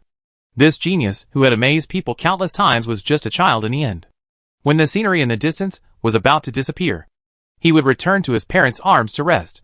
Chapter 34 Pirates and Robbery. Chiino buried him as Zhou Xinghai wished. After burying him, she thought about it and wrote Zhou Xinghai's name on the tombstone. Perhaps in the years to come, no one will visit here again. But Kate always felt that Zhou Xinghai's name should be on the tombstone. After fulfilling Zhou Xinghai's last wish, Chiino started to move the supplies. 3 days seemed like a long time. But the problem was that Chiino was the only one with hands and feet. And the scrap metal hadn't woken up yet. The dolphins couldn't enter the research institute. So the only ones who could help were the new crew member, the sea eagle's family, and a penguin that stored food. Chiino drove the lotus leaf boat out of the cave, so that the sea eagles in the breeding area could fly back and forth to transport supplies. As for the penguins, Chiino found a backpack, put the deconstructed resource blocks in it, and then let the penguins go back and forth on the lotus leaf boat to transport them. After a busy morning, the moving progress was very slow. At this rate, it would be almost impossible to empty the place in 3 days. During the short break at noon, Chiino found the killer whale and told it that the people in the research institute had died and would not come down again. Of course, he also explained that the research institute would be closed permanently. The big sister killer whale, who was called the painted tiger by Zhou Xinghai, didn't say anything after hearing this, but swam in circles in the cave, making a mournful cry from time to time. Chiino knew that the person Huahu had been waiting for was Zhou Xinghai, the person who gave it wisdom. As Zhou Xinghai said, although they both took the enhancer, the effect was much better after the killer whale took it, which also meant that the killer whale had more longing and sadness than the sea eagle. Ignoring the killer whales swimming in circles, Chiino had a simple meal and prepared to continue moving things. After all, the more he could move, the better. This situation of hamsters moving did not last long. After the redeemed dolphins learned that they could not help with the move, they went out diligently to collect supplies. Unlike the previous work of Xiaohai and Xiaotuan, this time the entire group of dolphins went out. After all, Xiaohai and Xiaotuan knew that Chiino had given the killer whales a lot of fish for them, and now they completely trusted Chiino. So they naturally led the group of dolphins to act. In the afternoon, Xiaohai dragged a fishing net full of supplies back to the lotus leaf boat. Chiino was also transporting things to the lotus leaf boat at that time. Xiaohai immediately called out to him twice, telling Chiino in his mind that there were pirates nearby and reminded Chiino to be careful. Chiino nodded as usual. The dolphin-shaped radar reported this information more than once or twice. Suddenly, Chiino, who was sorting out the supplies, suddenly stopped. Pirates! Humans? With hands and feet. Can help with moving. At that moment, Chiino's hamster heart came alive completely. He immediately put down what he was holding, turned around and rushed back into the cave, shouting at the killer whale circling inside. Stop circling. Let's go! I'll take you to Rob. Let them see what a real pirate is. Draw a tiger? After being stunned for a moment, Wahoo came back to her senses from her sadness, and the spirit of robbery was burning. In fact, over the years, she had already realized that the father-like man should be gone. But she was still a little sad to get the definite answer today. However, now, she still had to work hard to support her family.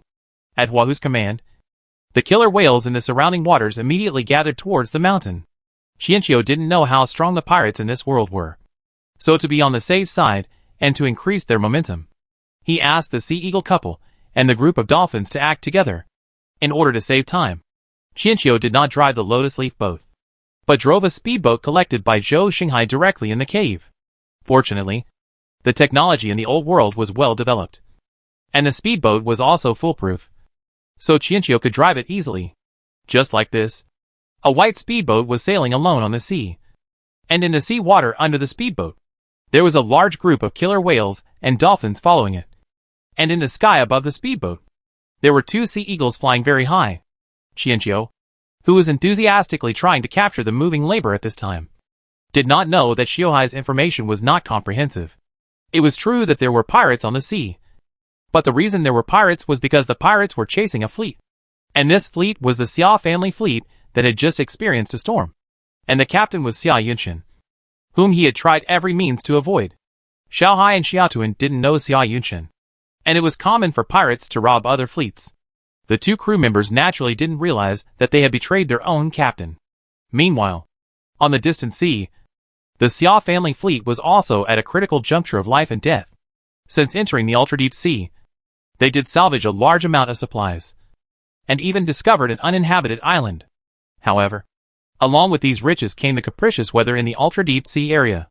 The storms here were extremely destructive, and they finally escaped from it, only to encounter a pirate ship in the blink of an eye.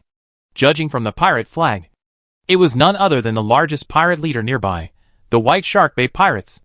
The Xia family fleet went out to sea this time with a large merchant ship and two medium-sized merchant ships. Although they were merchant ships, they were actually modified with weapons. Otherwise, who would dare to go out for business these days? But even so, their military strength was far inferior to that of heavy warships, especially after they had just experienced the ravages of a storm. Xia Yunshin assessed the situation of the fleet and knew that he could not confront them head-on, and that the pirates' support might arrive at any time. So he decisively ordered the ships to flee. The heavily modified pirate ship did not have an advantage in speed, but the Xia family fleet had just suffered heavy damage, and the two sides were attacked by each other's artillery fire when they met. The two sides ran on the sea for more than 2 hours without being able to pull away. Captain, the number 2 ship's bottom compartment has been leaking. If we don't stop for repairs, it will sink sooner or later. Lu Ji, who was soaked all over, shouted at the top of his voice. Xia Yunshin frowned, wondering whether to abandon the ship to save himself. Generally speaking, pirates are after money. If they pick up the crew of ship number 2 now, and abandon ship number 2, and leave quickly, the pirates will usually stay and rob the abandoned ship of its supplies. This is a tacit agreement between both parties at sea. Captain, let's abandon ship. Ship number 2 can't be saved. Lu Ji is the deputy captain of ship number 2. He would not speak like this unless it was absolutely necessary. At this time, another person also hurried over, all wet. Li Yuanlu seemed less impatient than Lu Ji. He calmly analyzed. The original name of the White Shark Bay Pirates was Baisha Bay, which means sand on the beach. However, this group of pirates not only seeks wealth, but is also known for brutality and murder. Not only do they rob ships, but they also distribute rewards based on the number of people they kill. That's why people later called them the White Shark Bay Pirates. Even if you abandon the ship now, I'm afraid they will pursue you relentlessly. Then what do you say we should do? There is no way to repair the boat now. Lu Ji was very impatient. He gritted his teeth and said, why don't we take the crew over? I'll stay on the boat, and I'll drive boat number 2 to ram him. Damn it. He's been chasing me all the way. The worst that can happen is that we'll die together. Li Yuanlu frowned. It was obvious that they had been in the same boat for so many years. He definitely didn't want Lu Ji to die. However, there was really no good way offline. Calm down first. It won't be like this yet. Li Yuanlu couldn't think of a way to break the impasse. In fact, he was somewhat resentful of Xia Yunshin in his heart. If Xia Yunshin hadn't been so determined and insisted on entering the ultra-deep sea to look for Xia Hezhong's trace, they wouldn't have been so eager to venture deeper. Exploring the sea chart was indeed their other purpose. But he could clearly feel Xia Yunshin's impatience these days. The ultra-deep sea was so unpredictable that they shouldn't have ventured so deep. Not to mention that Xia Hezhong might not have entered the ultra-deep sea area. Li Yuanlu's already low impression of Xia Hezhong lowered further. But it was too late to say anything now. He was not the type of person who liked to blame others when things went wrong. He could only rack his brains to think of a solution. Xia Yunshin also knew that it was difficult to escape now. They were just out of the pirates' range. As long as they slowed down, they would be caught up by the pirates. Moreover, there was no shelter in the nearby sea area. And there was no place to hide or make a detour. After thinking it over, Xia Yunshin finally said, "Slow down number 1 and prepare to pick up the crew of number 2. Lu Ji will stay here, and Li Yuanlu will keep an eye on him. I will drive number 2. Don't worry. I will jump off the ship before they collide." After saying that, Xia Yunshin was about to set off, preparing to ride a motorboat to ship number 2. The pirate ship was not a fool who would wait for you to crash into it. And it was extremely difficult to control the ship. Although Xia Yunshin said he would jump into the sea, everyone knew the danger involved. The other two wanted to step forward to stop them. But before they could take a step, they heard Tao Li's panicked footsteps. Before he arrived, his voice came over first. "Oh no! There are pirate ships ahead too. We are surrounded." Obviously, 2 hours was enough time for the pirates to call for reinforcements. After observation, they determined that this was a fat fish and naturally would not let it get away. The captain's room fell silent. There was no need to argue about who was going to ram the ship. According to Tao Li, there were pirate ships in front of the left and right, including the chasing ship. There were 3 heavy pirate ships in total. Only the white sharkbait pirates had the strength to send out so many heavy warships. The crew members on the Xia family fleet all had a feeling that they were about to die. They all suspected that they did not check the almanac before going out today. There were not many pirates in the ultra-deep sea area, and not many of the pirates had heavy warships. Even if they encountered them, they could still run away if the hull was not damaged. As a result, it just happened that all the pirates were caught up by them. On the calm sea, the Xia family fleet slowly slowed down, preparing to try a final negotiation. If the negotiation failed, they would probably have no choice but to fight to the death. The 3 heavy warships also surrounded the Xia family fleet in a triangle. The main ships of both sides soon faced each other from a distance. Xia Yunshin stood at the bow, and in front of him, there were many people holding bulletproof shields. The situation on the opposite pirate ship was similar. It was obvious that both sides were very familiar with this set of anti-sneak attack methods. The opposing fleet should give up resistance immediately. We at White Shark Bay may consider sparing your lives. You are lucky to have caught up with our boss when he was expanding his slave trade business. Don't let me waste my breath. If there is no response in 3 minutes, we will start fighting. The pirate leader was already familiar with the robbery process, and was well aware of the rule that villains die because of their talkativeness. So he simply set a deadline of 3 minutes and then stopped talking, as if there was no room for communication. The people on the Xia family fleet were both sad and happy. They were happy that they could survive, but sad that they were going to be sold as slaves. For a moment, everyone was in a state of struggle and entanglement. Seeing the other side's attitude, Xia Yunshin knew that there was no possibility of negotiation, and he could only choose to surrender or fight to the death. The crew members soon gathered at the bow. They looked at Xia Yunshin with burning eyes, obviously waiting for his orders. Prepare for war. 3 minutes was too short. After just 30 seconds, Xia Yunshin made a decision. Upon hearing this, the crew members quickly dispersed in a well-trained manner, each finding their own position, ready to share the fate of life and death with the ship. Slavery and death were both daunting, and since the captain had given the order, they obeyed. The actions of the Xia family fleet naturally did not escape the eyes of the pirates. The pirates felt a little surprised about this. One was surprised at the execution and coordination ability of the Xia family fleet, and the other was surprised that the other side actually chose to fight. You know, in the past, at times like this, they would enjoy watching the fun. The news that the pirate boss wanted to sell slaves was true. But the pirates would not carry out their orders so obediently. Usually after they finish shouting, the besieged fleet will fall into civil strife, and may even start killing each other in just 3 minutes. If they cannot reach a consensus after 3 minutes, the pirates will use this as an excuse to launch an attack. After a round of artillery attacks, they will go on board to fight, and only those who survive will be captured as slaves. Therefore, it was the first time that the pirates had seen a fleet like the Xia family fleet that could make a quick decision in a short period of time and enter a state of combat readiness in an orderly manner. The will to fight was already made, and both sides immediately entered combat status with swords drawn. At this critical moment, a roar of an engine was heard in the distance. They were all people who had been drifting on the sea for many years, and they soon recognized that it was the sound of a speedboat. But how could there be a speedboat in such an endless sea? Both sides thought that the other side was playing some tricks, and subconsciously looked in the direction of the sound. Then, they saw a white line approaching quickly on the sea from afar. It was the trace left by the speedboat sailing on the sea. As the speedboat approached, the silhouette of the person on the speedboat gradually became clearer. The people on both fleets looked at the approaching speedboat in confusion. What was the purpose of a person approaching the pirates during the robbery? Regardless of where this person came from, shouldn't he run for his life in this situation? Could it be that he wanted to get a share of the spoils? The Xia family fleet did not think that the other party was here to rescue them. They would rather believe that this person was here to join the pirates.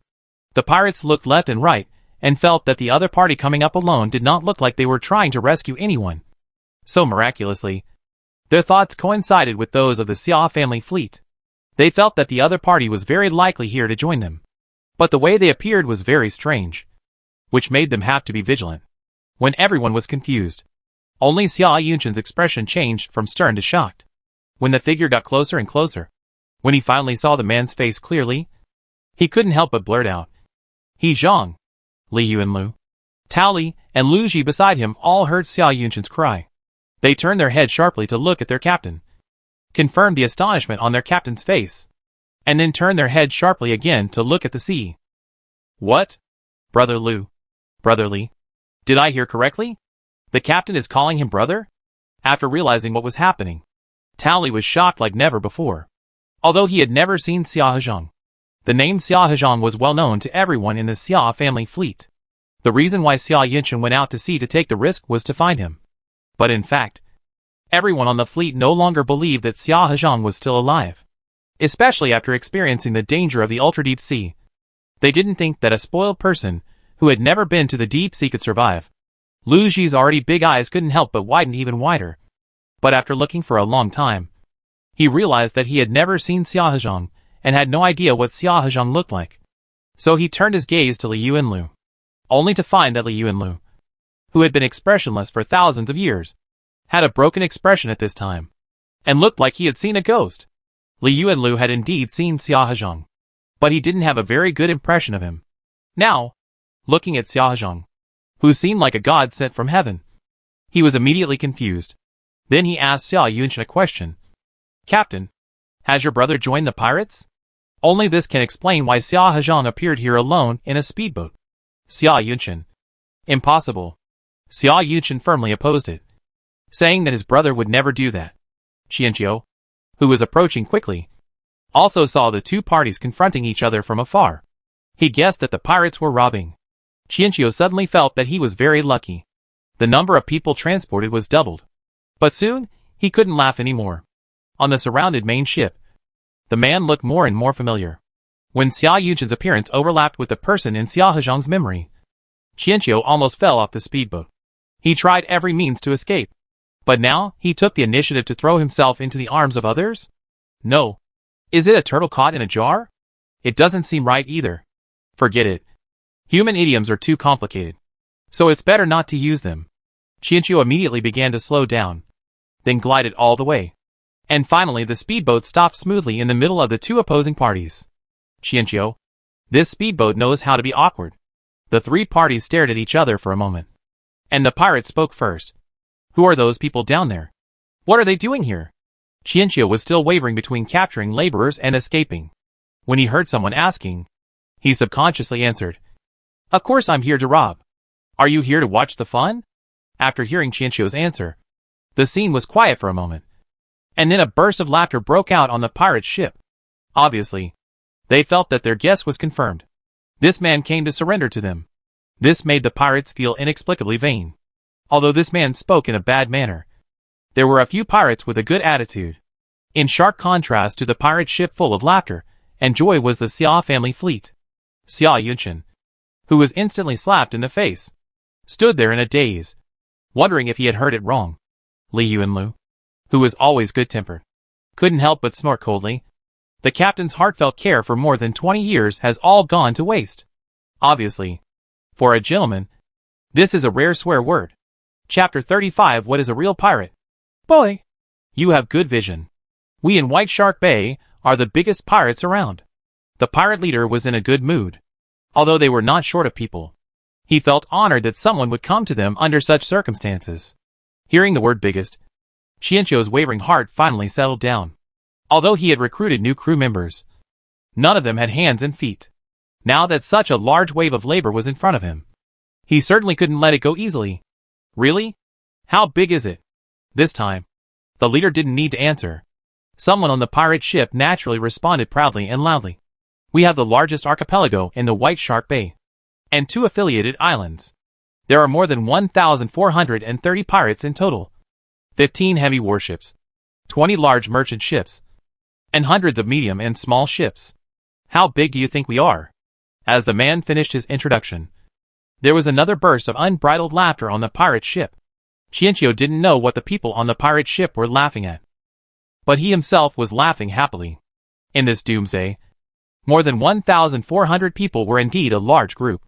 Kay's eyes began to look back and forth on the pirate ship again.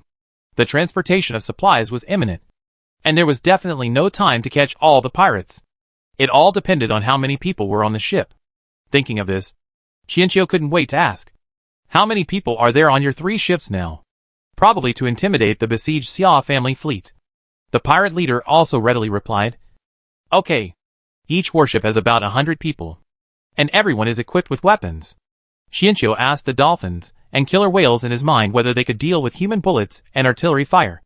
Both sides said there was no problem, especially the big killer whale, who proudly said that they had tested it a long time ago.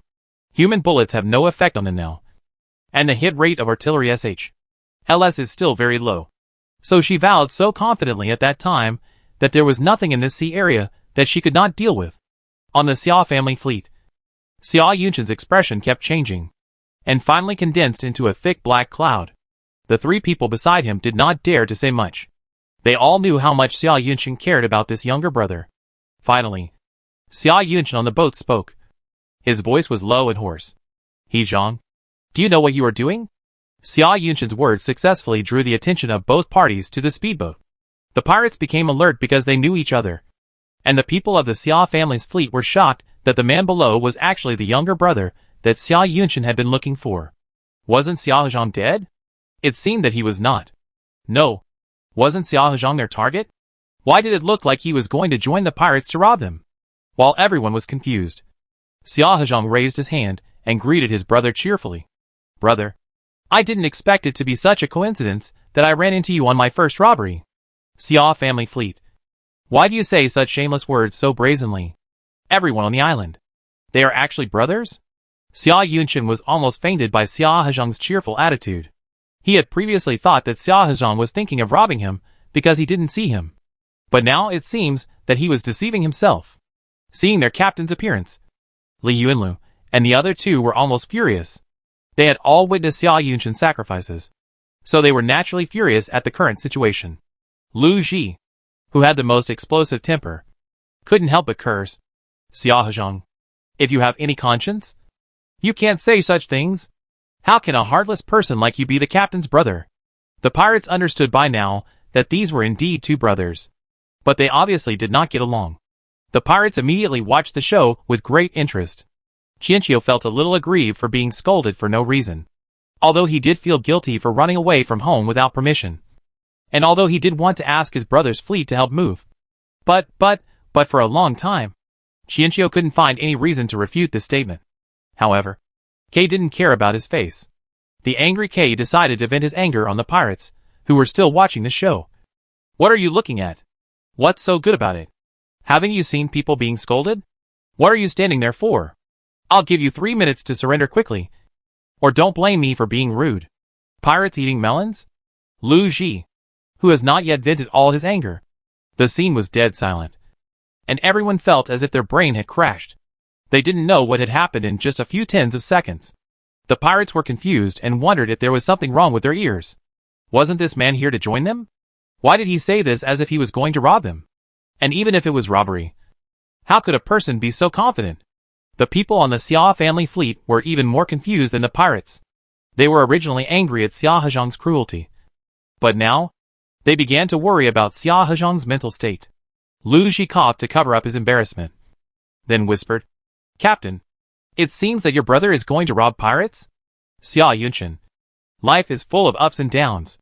But now he, like the other crew members, is beginning to worry about his brother's mental state.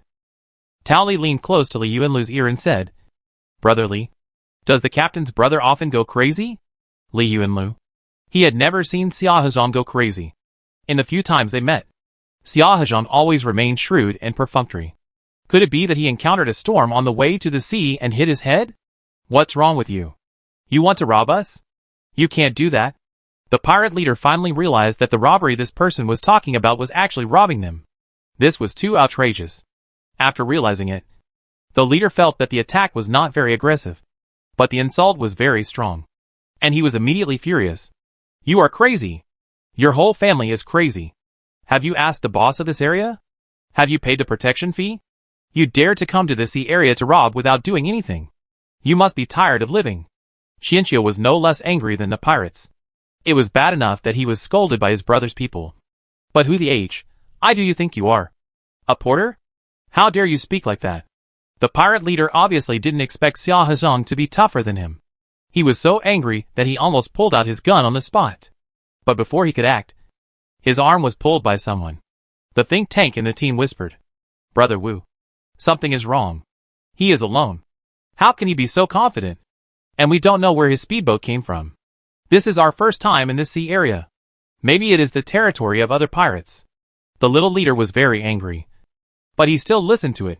The main reason was that Xia Hezhong's attitude was even more arrogant than his, which was really hard to understand. So he patiently asked, What is the name of the boss of this area you mentioned? If he really offended me, I will come to apologize. We in White Shark Bay are not unreasonable. Chiino asked the big sister in her mind if the killer whale group had a name. The big sister said no.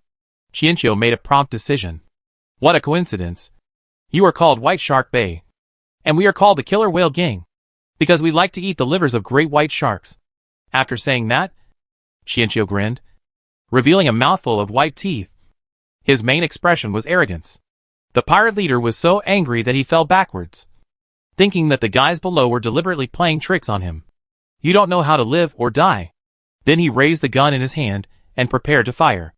The people on the Xia family fleet instantly became tense when they saw this. Especially Xia Yunchen. They didn't expect Xia Hezhong to provoke the other party like this, resulting in him having no way to stop him. Bang! There was a loud noise. But it was not the sound of a gunshot. But the pirate ship suddenly tilted sideways, as if it was hit hard by something huge. The pirate leader lost his balance in an instant and couldn't even stand steadily, let alone shoot. What happened? Captain! Something is hitting the ship in the sea. The radar can't detect it. What the hell?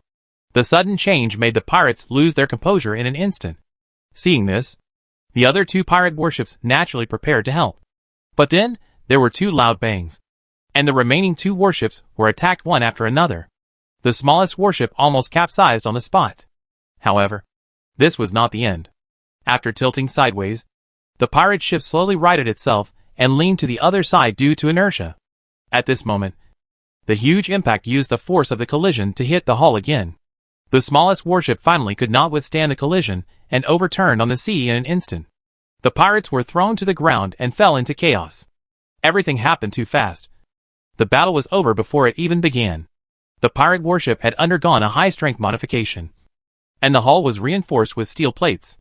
Although this greatly enhanced the warship's defense, it was unable to withstand the killer whale's repeated attacks by inertia. After falling into the water, the pirates abandoned their ship. In this world, no one can't swim. After a brief moment of confusion, they regained their senses. But the next second, an unspeakable fear spread in everyone's heart. It seemed that something huge was swimming quickly in the water under their feet. Some people who just floated out of the water shouted at the top of their lungs, "Sea monster? Huge sea monster! Help! Help me! Pull me into the boat! Run away!" The pirates who fell into the water instinctively swam towards the other two pirate ships. But they soon stopped because the other two warships were also in danger, swaying from side to side, as if they were about to capsize at any time. The huge banging sounds continued, striking in everyone's hearts. Chiino drove the speedboat a little further away from the pirate ship to prevent the other party from launching another sneak attack. Seeing the pirates on the boat almost being thrown upside down, he instantly felt refreshed. "You don't even cherish the time I gave you. The killer whale gang. Show up. It's time to let them see what real pirates are." The pirates no longer had time to pay attention to the crazy Xiahozhang. They were now experiencing the sideways swaying of the pirate ship. Some of them were thrown off the ship before the ship even capsized. Xia Yunshin, who was originally worried, once again felt his brother's second-year soul and looked at everything in front of him in silence. 6161 sent a face-covering emoji, feeling that the host's lines were too embarrassing. Why is it embarrassing? In the world of Love Brain, there are many more shameful lines. 6161. You can't forget your roots so quickly. Chiino was educating 6161 in his mind. The killer whales and dolphins obviously had no idea what middle school was. When they heard Chiino's call, they immediately jumped out of the sea and made bursts of calls. At that moment, the sea was in an uproar. The pirates, who were struggling in the water, even forgot to struggle and stared blankly at the incredible scene in front of them. The pirates on the ship were distracted and were thrown behind again. But until they fell into the water, they all thought they were hallucinating because of dizziness. The killer whales, as the overlords of the ocean, had mutated into extremely ferocious forms after the disaster. How could such a dangerous group of beasts listen to the command of one person? But before the shock wore off, they soon saw a huge group of dolphins leaping out from the killer whale. So this killer whale gang not only had killer whales, but also a large group of dolphins. The pirates on the ship had already lost their fighting spirit at this time. The moment the killer whale jumped out of the water, they knew they had no chance of winning. The largest warship among them was only more than 70 meters long, while the length of this group of killer whales was between 10 and 20 meters. Several killer whales attacked the side of the hull rhythmically, and there was no possibility for the ship to be stable. That's not all. When everyone was dizzy, two clear and melodious eagle cries were heard in the sky. The pirates couldn't help but suspect again that they were hallucinating. How could there be eagles in this world full of ocean? Soon, however, two huge rocks fell from the sky and accurately hit the two pirate ships that were still struggling. The rocks fell from the sky and instantly penetrated the deck with irresistible force, with a power comparable to that of a bomb. As the eagle's cry got closer and closer, they looked up and saw two huge sea eagles with a wingspan of nearly 10 meters covering the sky. The pirates could not describe their feelings at this moment. They suspected that they were having a nightmare that felt extremely real, but the content was extremely absurd. Suddenly, a sigh sounded in the nightmare. "Brother, these pirates are quite brave. They still refuse to surrender even in such a bad situation." This is a feeling from Chiino. The pirates finally came back to their senses. It wasn't that they didn't want to surrender. Faced with this situation, who would still remember to surrender? With this reminder, the sound of surrender rang out one after another, both on the ship and in the sea. Not to mention the pirates' bizarre attack methods. The Xia family members, who were watching, had all forgotten about surrendering. They were only just brought back to their senses by the pirates' surrender shouts. Standing on the boat, they looked as if they were in a dream. "Captain, I am not dreaming. Your brother is really amazing." As the youngest in the fleet, Tao Li's thoughts usually wander, and he was the first to come back to his senses when he saw this scene. At this moment, he was staring at Chiino on the speedboat with bright eyes. He didn't know if it was because of their blood relationship, but even though it was the first time he saw Xiahozhang, he felt a sense of familiarity. Xia Yunshin didn't say anything, although he always thought his younger brother was very capable. This level of capability was still beyond his understanding. After the pirates surrendered, Chiino climbed onto the boat, rubbed against his brother, and then obediently sought his help.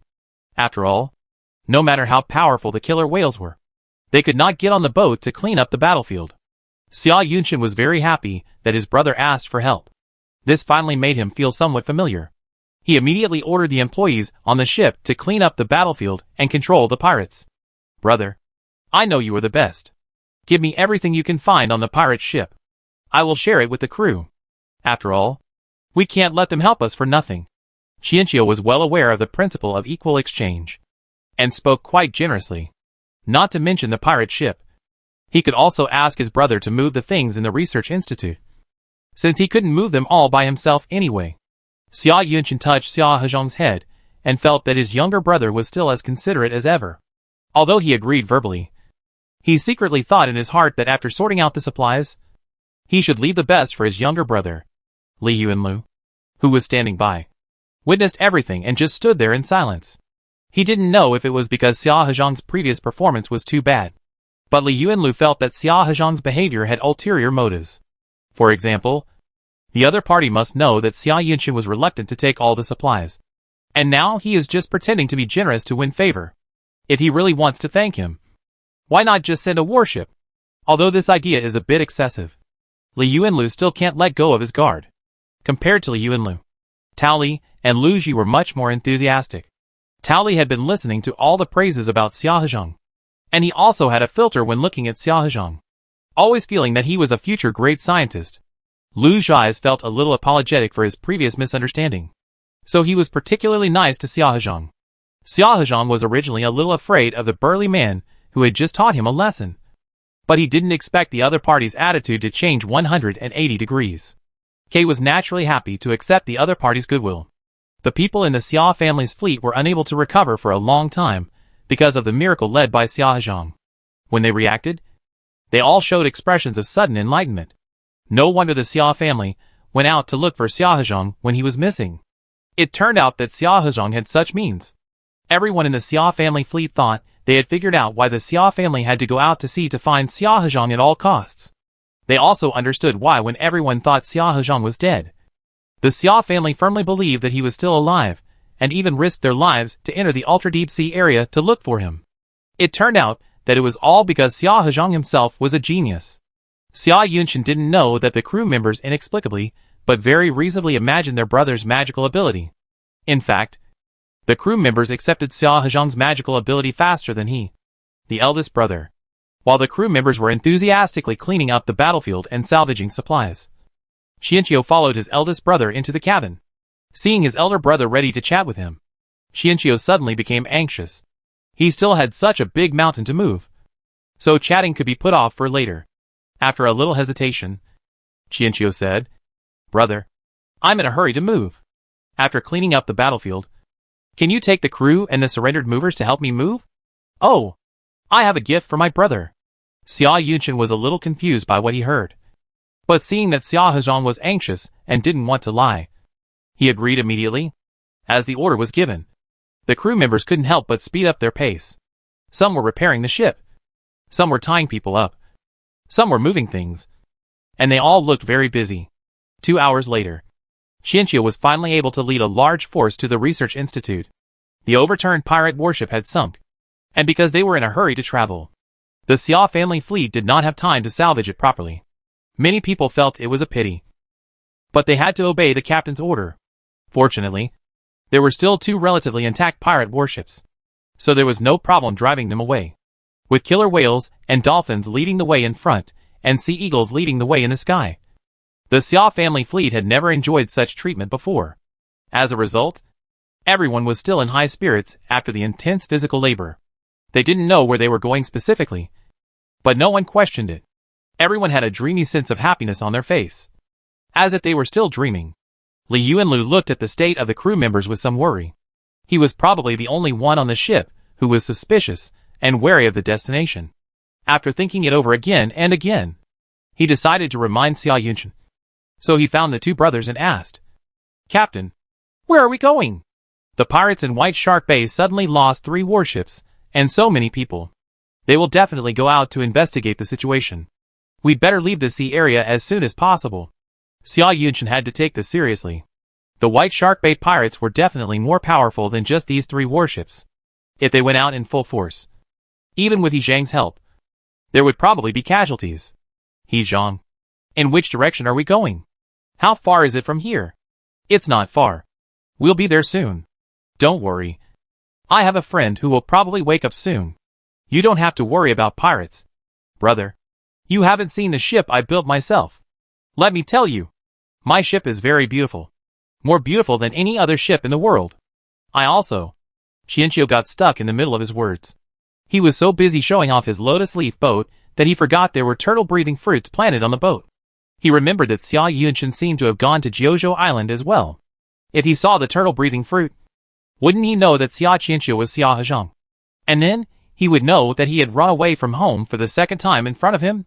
This kind of knowingly committing a crime, and repeating the crime again and again should probably not be that serious. Thinking of this, Chiino, a habitual escapee, couldn't help but feel a little guilty. Chiino's guilty conscience did not attract Xia Yunshan's attention, but was noticed by the meticulous Li Yuanlu. He immediately began to wonder what Xia Hezhang was planning. Knowing that they were not far away, Xia Yunshan decided to go and help with the move. After all, with so many of them, it would not take long to move. After moving, they could evacuate quickly, which should not be a problem. As for what Xia Hezhang said was the most beautiful ship in the world, Xia Yunshan had no idea. In his eyes, the most important thing for a ship was that it was sturdy. And it didn't matter whether it was beautiful or not. The group of people went to the research institute with different feelings. And the pirates of Baishabe Islands also received the distress signal sent by the warship. At first, they thought the signal was wrong. What did they mean by encountering the killer whale gang? The 3 warships had no ability to fight back, and they requested support. The signal was only repeated twice, and then interrupted. It seemed that the person who sent the signal was also controlled. The radio station felt the situation was strange, and reported it truthfully to the pirate leader Hong of White Shark Bay. After asking some questions, Hong hesitated for a moment and gave an order. Except for a small number of pirates, who stayed in the White Sand Islands. The rest of the pirates went to the point where the signal disappeared to investigate the situation. And all the warships in the port were dispatched. No matter how the 3 warships were in distress, the appearance of a force called the Killer Whale Gang in the territory of the White Shark Bay pirates was clearly a provocation to them. It has to be said that the leader of the White Shark Bay pirates knew how to grasp the key points. He decided to mobilize all the troops just because of the name of the Killer Whale Gang, which was a lucky coincidence. Chapter 36 I Have a Friend. Led by the pirate leader, the pirates marched towards the scene of the incident in a mighty force. Chiino also successfully led a large force to the hilltop, where the research institute was located. From afar, people saw the towering Black Mountain. Such a dangerous peak made many people feel dazed. After the apocalypse, small islands were not common, let alone such a high peak. After the shock, people's attention shifted from the tall mountains to more detailed places. A white building could be vaguely seen on the mountain. It should be the so-called research institute. From the outside, the building did not look big, so it should not take too long to move. As Xia Yunshan thought so, his sight naturally continued to move downwards. And then, he saw an extremely huge lotus floating at the foot of the mountain. At that moment, he couldn't help but widen his eyes, wondering if he had seen it wrong. How could a lotus grow in the sea? And grow so big? The reactions of the others were similar to Xia Yunshan's. Inexplicably, the shock they received from the towering peaks was not as great as that from the huge lotus at the foot of the mountain. The lotus must be 100 meters high, and the lotus leaves covered the entire sky. One lotus leaf looked to be 100 square meters in size. How could such a thing appear? Brother, that's the research institute. It's so big inside that I can't move it all by myself. And there are too many things. So my boat can't hold them all. Oh, that's my boat. Isn't it beautiful? Chiino proudly puffed out his chest, waiting for Xia Yunshan's praise. But after waiting for a long time, Xia Yunshan still remained dazed and did not respond. It wasn't just Xia Yunshan. Looking around, everyone was maintaining the same posture, staring at the lotus leaf boat with a look of unacceptable intent. Elder brother? Chiino increased the volume and finally succeeded in bringing Xia Yunchen back to his senses. Chiino thought for a moment, and in his mind asked the killer whales and dolphins to help move the lotus leaf boats away so that the Xia family fleet could enter the mountain. Everyone's heads moved involuntarily with the movement of the lotus leaf boat. Chiino couldn't help but secretly feel fortunate that he had cultivated 2 more giant lotus seeds before. One for his brother, and one for his father. Brother, let's get down to business first. I'll show you my lotus leaf boat after we're done. Chiino twisted Xia Yunchen's head and made him shift his gaze back to the research institute. Xia Yunchen. Because of his brother's tough measures, Xia Yunchen finally came back to his senses from the shock. The doting brother-loving man would certainly not refuse Chiino's proposal. After making sure there was no danger in the research institute, he quickly gave orders to divide the crew into several small teams to enter the research institute to help move things.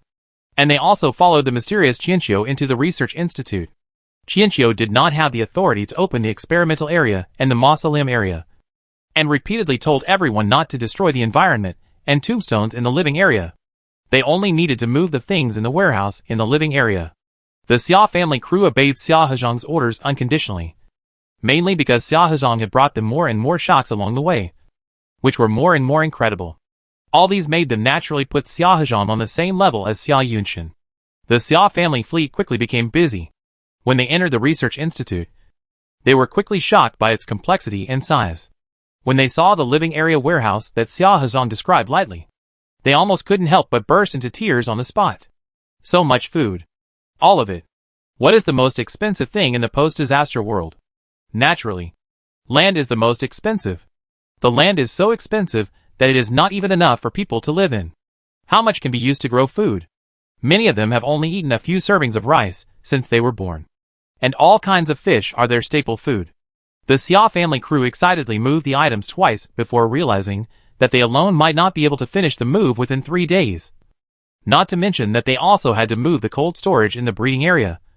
And there were so many livestock that they were drooling with excitement just thinking about it. So soon, they organized the pirates and sent a few people to supervise the pirates while they worked. Not only did this improve efficiency, but it also made their own work a lot easier.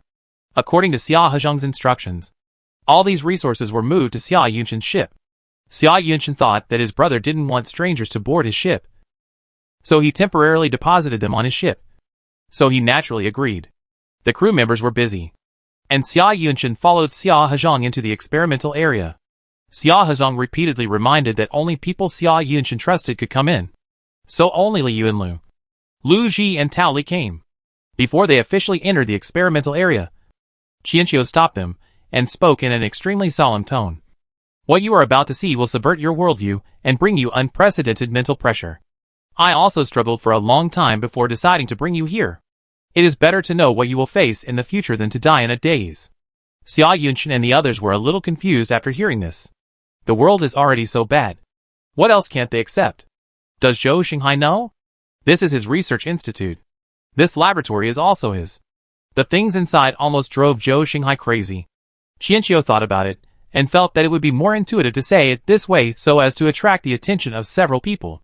Sure enough, after he said this, the expressions of several people quickly changed from shock to solemnity.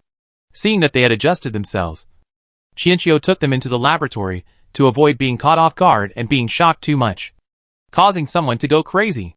Sure enough, the moment they stepped into the laboratory, Chiino heard a few uncontrolled inhalations, followed by a long period of dead silence in which not even breathing could be heard. In the huge specimen glass column in the center of the laboratory, a strange half-snake, half-human creature floated quietly in the preservative fluid. Its lifelike appearance made it seem as if it would open its eyes in the next second and stare at them with cold eyes. What's this? After a long time, Xia Yunchen's suppressed voice sounded in the empty laboratory. When they saw the thing for the first time, Xia Yunchen and the other 3 couldn't help but get goosebumps all over their bodies. It was humans' natural fear of reptiles. And the thing in front of them was even more terrifying than a real snake.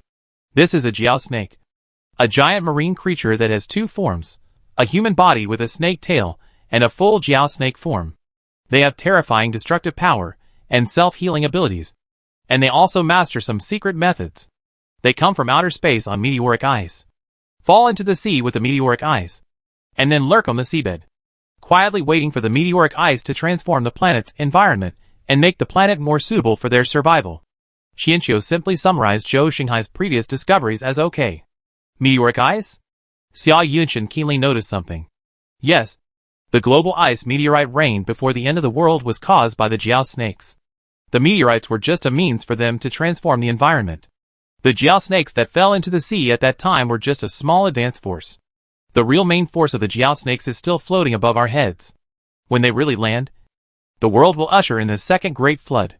At that time, the sea level of the entire planet will rise again, to a height of 3,800 meters. The laboratory fell into silence for a long time again. Xia Yunshan and the other four had just been attacked by a huge and strange alien creature, and were about to face the cruel truth that the world would be destroyed again. Now they understood why Zhou Xinghai almost went crazy because of this. Under this level of disaster, they were not even ants. What could be more desperate than being powerless? Brother, don't be afraid. I'm here. Chiino knew that Xia Yunshan was different from himself. After all, he was an outsider, and had a relatively high level of acceptance of these things. The harm that this kind of mental shock caused to the local residents was something that he, an outsider, could not understand. Xia Yunshan's heartbeat calmed down with his brother's comfort. He raised his hand and touched Xia Hezhong's head. It's okay. I'll take care of everything. Chiino naturally rubbed Xia Yunshan's palm. No bird can resist being stroked on the head. It's not just us. There's also Zhou Xinghai.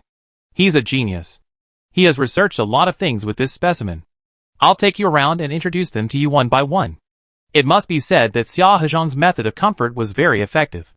After hearing this, the four people present at least felt that the feeling of suffocation was much less.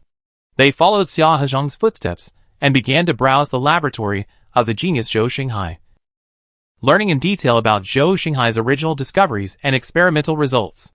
Then, little by little, they were amazed again, and little by little regained hope. Brother, with these things, we are at least not completely defenseless. You don't know how badly I was beaten when I encountered the dragon snake before. Looking at the dragon snake specimen, Chiino couldn't help but recall that tragic and terrifying past. Xia Yunshan felt his heart skip a beat. What did you say? You encountered this kind of dragon snake? When?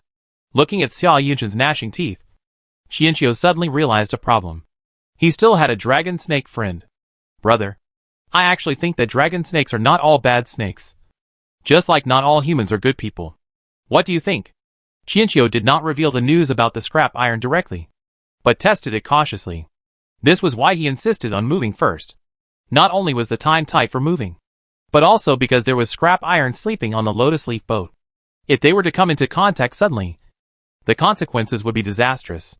How many human beings were destroyed by a great flood? What good could they have? Lu Ji obviously didn't think there was anything good in the dragon snake. It was no exaggeration to say that the hatred of genocide was irreconcilable. Xia Yunshan and Li Yuanlu did not jump to conclusions immediately. Xia Yunshan thought for a moment and then said, if their intelligence is comparable to that of humans, they may indeed have a social structure similar to that of humans. This will lead to conflicts in thinking and cognition. We cannot compete with the Jiao snake race with our own strength. But if we can unite with the righteous people in the Jiao snake race, we may be able to form an opposing situation. Hearing this, Chiino couldn't help but give Xia Yunshan a thumbs up. He just wanted Xia Yunshan to accept the scrap metal. But he didn't expect Xia Yunshan to have thought so far ahead. And this idea sounded very reliable. The only problem now is whether scrap iron is an isolated case among the dragon snakes. If it is true as Xia Yunshan guessed, this is indeed the most likely way for humans to compete with the dragon snake clan. Li Yuanlu also nodded in agreement with Xia Yunshan's words. It may be difficult to break a powerful thing from the outside, but it is much easier to break it from the inside. As long as we can communicate, it means that we have similar logical thinking, and there is a possibility of forming an alliance. However, these are just assumptions at the moment. We have no idea whether the other party is really as we guessed, and how to get in touch with them. Chiino didn't expect what this man named Li Yuanlu would say. Chiino, who is extremely sensitive to human emotions, naturally realized that this man, with a gentle smile, didn't like him. But he didn't care. Chiino coughed lightly. Brother, actually I have a friend who happens to be from the Jiao snake clan. He's a little silly for a snake, but he has a gentle personality, is generous, eats little, and never complains of being tired when working. Most importantly, he is very friendly to humans. After hearing this, Xia Yunchen had nothing to understand.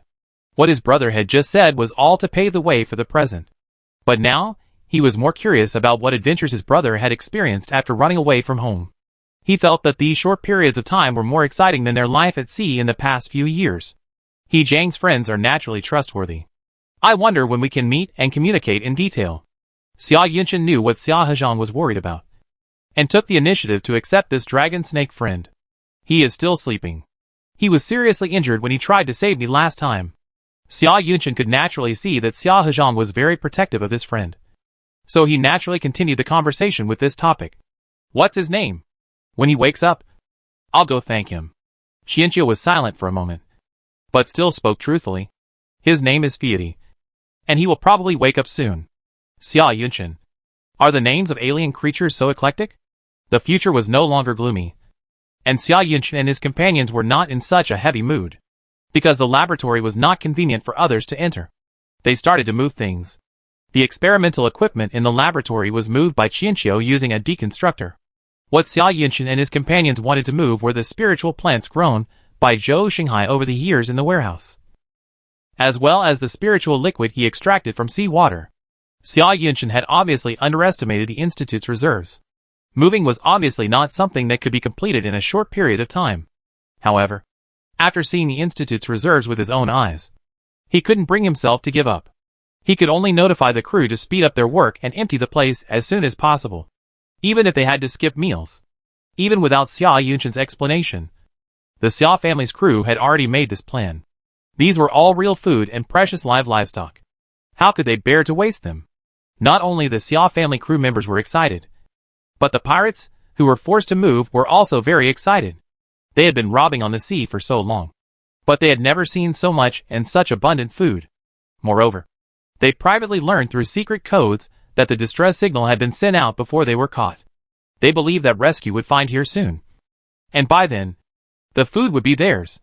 Although those killer whales are difficult to deal with, if all the white shark-bait pirates go out in full force, they are not without a chance of winning. Therefore, for various reasons, everyone in the Institute is in high spirits and is carrying out the transportation work with great efficiency. Chapter 37 Gentle Friends. Although moving is physically demanding, it is also a pleasant thing to do. The group was busy until the evening. Finally, Qianqiu felt bad and ran to the kitchen to customize a menu. The chef robot was very efficient, and with local ingredients, the delicious meal was quickly ready. The Xia family crew was embarrassed to eat before finishing their work, but when they smelled the smell, they couldn't help but feel unable to move. Rice, steamed buns, stir-fried vegetables, braised pork, oh my god. If they could eat a bite like this in this doomsday, they would die of happiness on the spot. Qianqiu's customized dishes are all home-cooked meals. Although they lack some refinement, they are large in quantity and filling. Moreover, they are produced by robot chefs, so the taste is absolutely guaranteed. At his cordial invitation, the crew members looked eagerly at Xia Yunchen, who finally nodded helplessly. Everyone dispersed on the spot and found places to have a picnic in the Research Institute. People gathered in twos and threes, tasting the rare doomsday delicacies. Occasionally, some people would cry while eating. The scene was very lively. Xia Yunchen and Xia Hezhang also found a table in the laboratory and chatted and ate.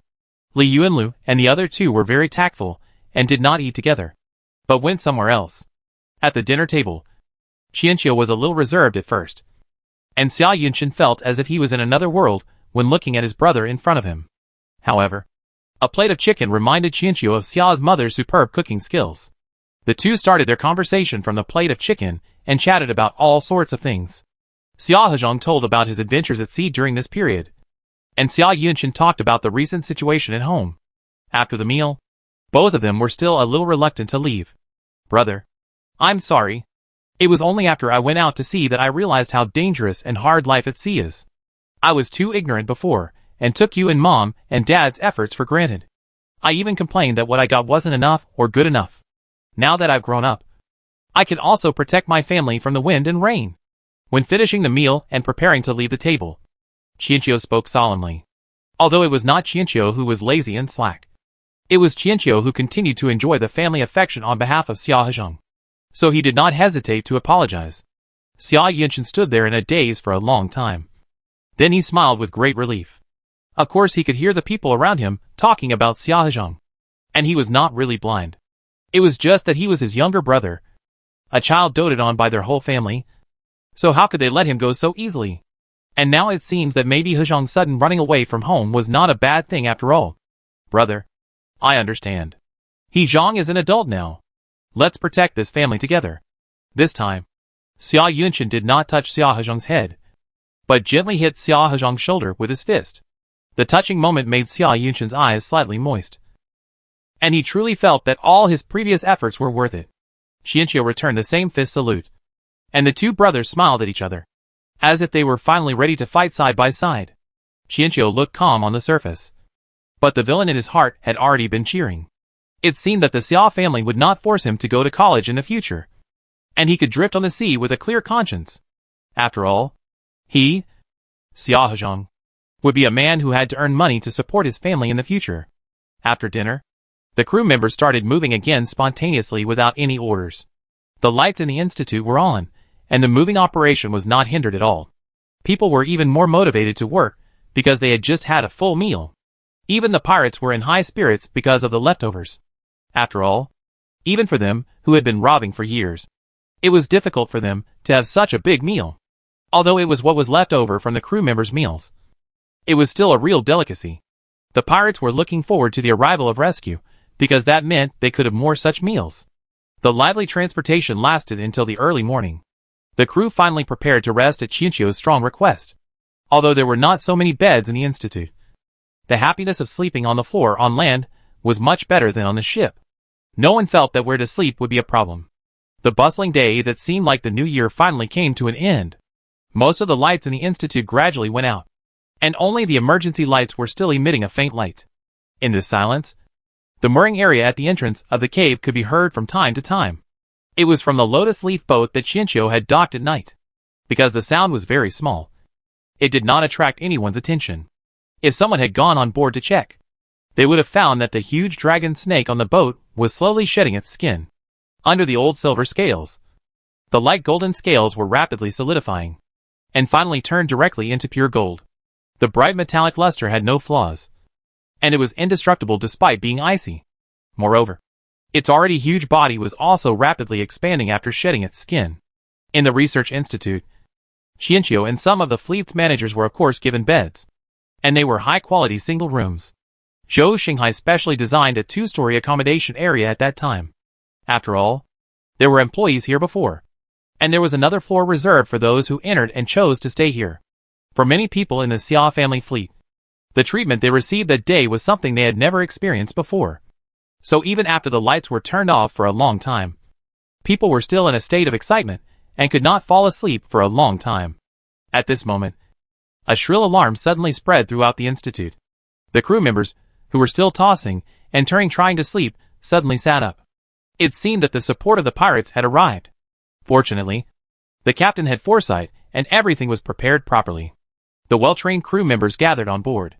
Xia Yunchen had been waiting there for a long time. He could clearly see the movements of the pirates through the night vision telescope. After thinking for a moment, Xia Yunchen decided to sail out to fight. So many good things in the arsenal gave them enough confidence. Moreover, the research institute itself did not have the ability to attack. It would be bad if they were trapped by pirates. Qianqiu turned on several long-range headlights outside the research institute, and the lights illuminated an area on the nearby sea. The gate at the entrance of the mountain slowly opened, and under the command of Xia Yunchen, one ship after another sailed out of the mountain. With their backs against the mountain and facing the pirate ship, all the ships anchored in the mountain were driven out by them. The main point was that they could not lose in momentum. The pirates had actually been near the institute for a long time, but they had not taken any action.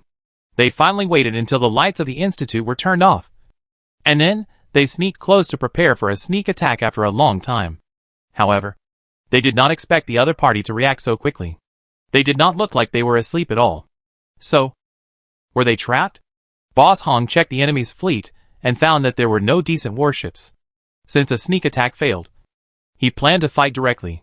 After all, no matter how you looked at it, His side had more firepower. Taking advantage of the opportunity when the enemy ship had not yet completely emerged from the cave, Boss Hong gave the order to open fire. Xia Yunchen was well prepared. The first ship that sailed out was carrying a rocket launcher modified from Zhou Xinhai's arsenal. Almost at the same time as the pirates opened fire, the Xia fleet's attack also began. The dark sea surface was instantly lit up by flames. When the armor-piercing LS fired by the rocket launcher hit the pirate ship, the steel plates of the pirate ship instantly cracked as if they had hit their nemesis, and the hull was immediately severely damaged. The attack was like a blow to the head, catching Boss Hong off guard. He had never expected that such an incongruous merchant caravan that didn't even have a proper warship would have such lethal weapons. While ordering the ships to dodge, he also ordered the crew to use heavy weapons to be able to become the largest pirate gang in this area. The White Shark Bay pirates have some wealth. They felt that it was unnecessary before, but now that their lives and property are threatened, they naturally will not be stingy. Flames, explosions, gunfire, and shouts formed the main theme of the night. The pirates had rich experience in looting and fighting for many years, and Boss Hong was not an incompetent person. In addition, the White Shark Bay pirates never spared their output on the battlefield, so an overwhelming trend was formed in an instant. However, the Xia family fleet did not collapse immediately because of the weapons improved by Zhou Xinghai. Boss Hong once again ordered to intensify the firepower attack. Just when he thought he could gain an absolute advantage this time, the hull was suddenly hit by some huge impact. The entire hull was even knocked off its direction, and the people on the ship could not stand firm. What happened? Boss Hong was shocked and angry. The impact must have been huge, but he didn't receive any warning. Boss, there's something in the sea. It looks like a group of killer whales, but the radar can't detect it. The pirates quickly reported the situation, and at this time, other pirate ships were also attacked in the same way. Boss Hong was puzzled. Why would a group of killer whales come to join in the fun in such a battlefield full of gunfire? And why did they choose to hit the pirate ship? Although he was puzzled, Boss Hong quickly calmed down and realized the attack method of the killer whales. He ordered the crew to turn the fire to suppress the movement of the killer whales, so that the killer whales could not use the force to fight and continue to push the hull. Although bullets could not hurt the killer whales, the same could not be said for guns and cannonballs. Faced with the pirates' fierce artillery fire, the killer whales could only temporarily avoid the attack and hide in the sea to look for other opportunities.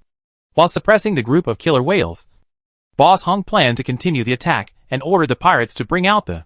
He had not used this kind of LS for a long time. The LS themselves were not very lethal, but they would quickly spread and burn once they touched the hull, and the extremely high temperature could melt steel. As soon as this thing was taken out, the pirates immediately realized that the boss was irritated and did not intend to take the ships on the opposite side. Xia Yunchen also saw the other party's actions. This kind of LS is in short supply. He didn't expect that the pirates of White Shark Bay would have stocks of them. He immediately ordered all ships to take shelter. But at this critical moment, a deafening roar drowned out all the artillery fire. The sound was like the violent roar of an ancient behemoth that was awakened, making everyone's legs go weak. Chiino suddenly turned back to look at the cave. It was the dragon roar grass. But why was the dragon roar grass suddenly activated for no reason? Not only Chiino, but everyone's eyes were involuntarily focused on the cave where the horrifying roar came from. They didn't know what that thing was, but they instinctively felt that perhaps only the legendary dragon could make such a terrifying roar.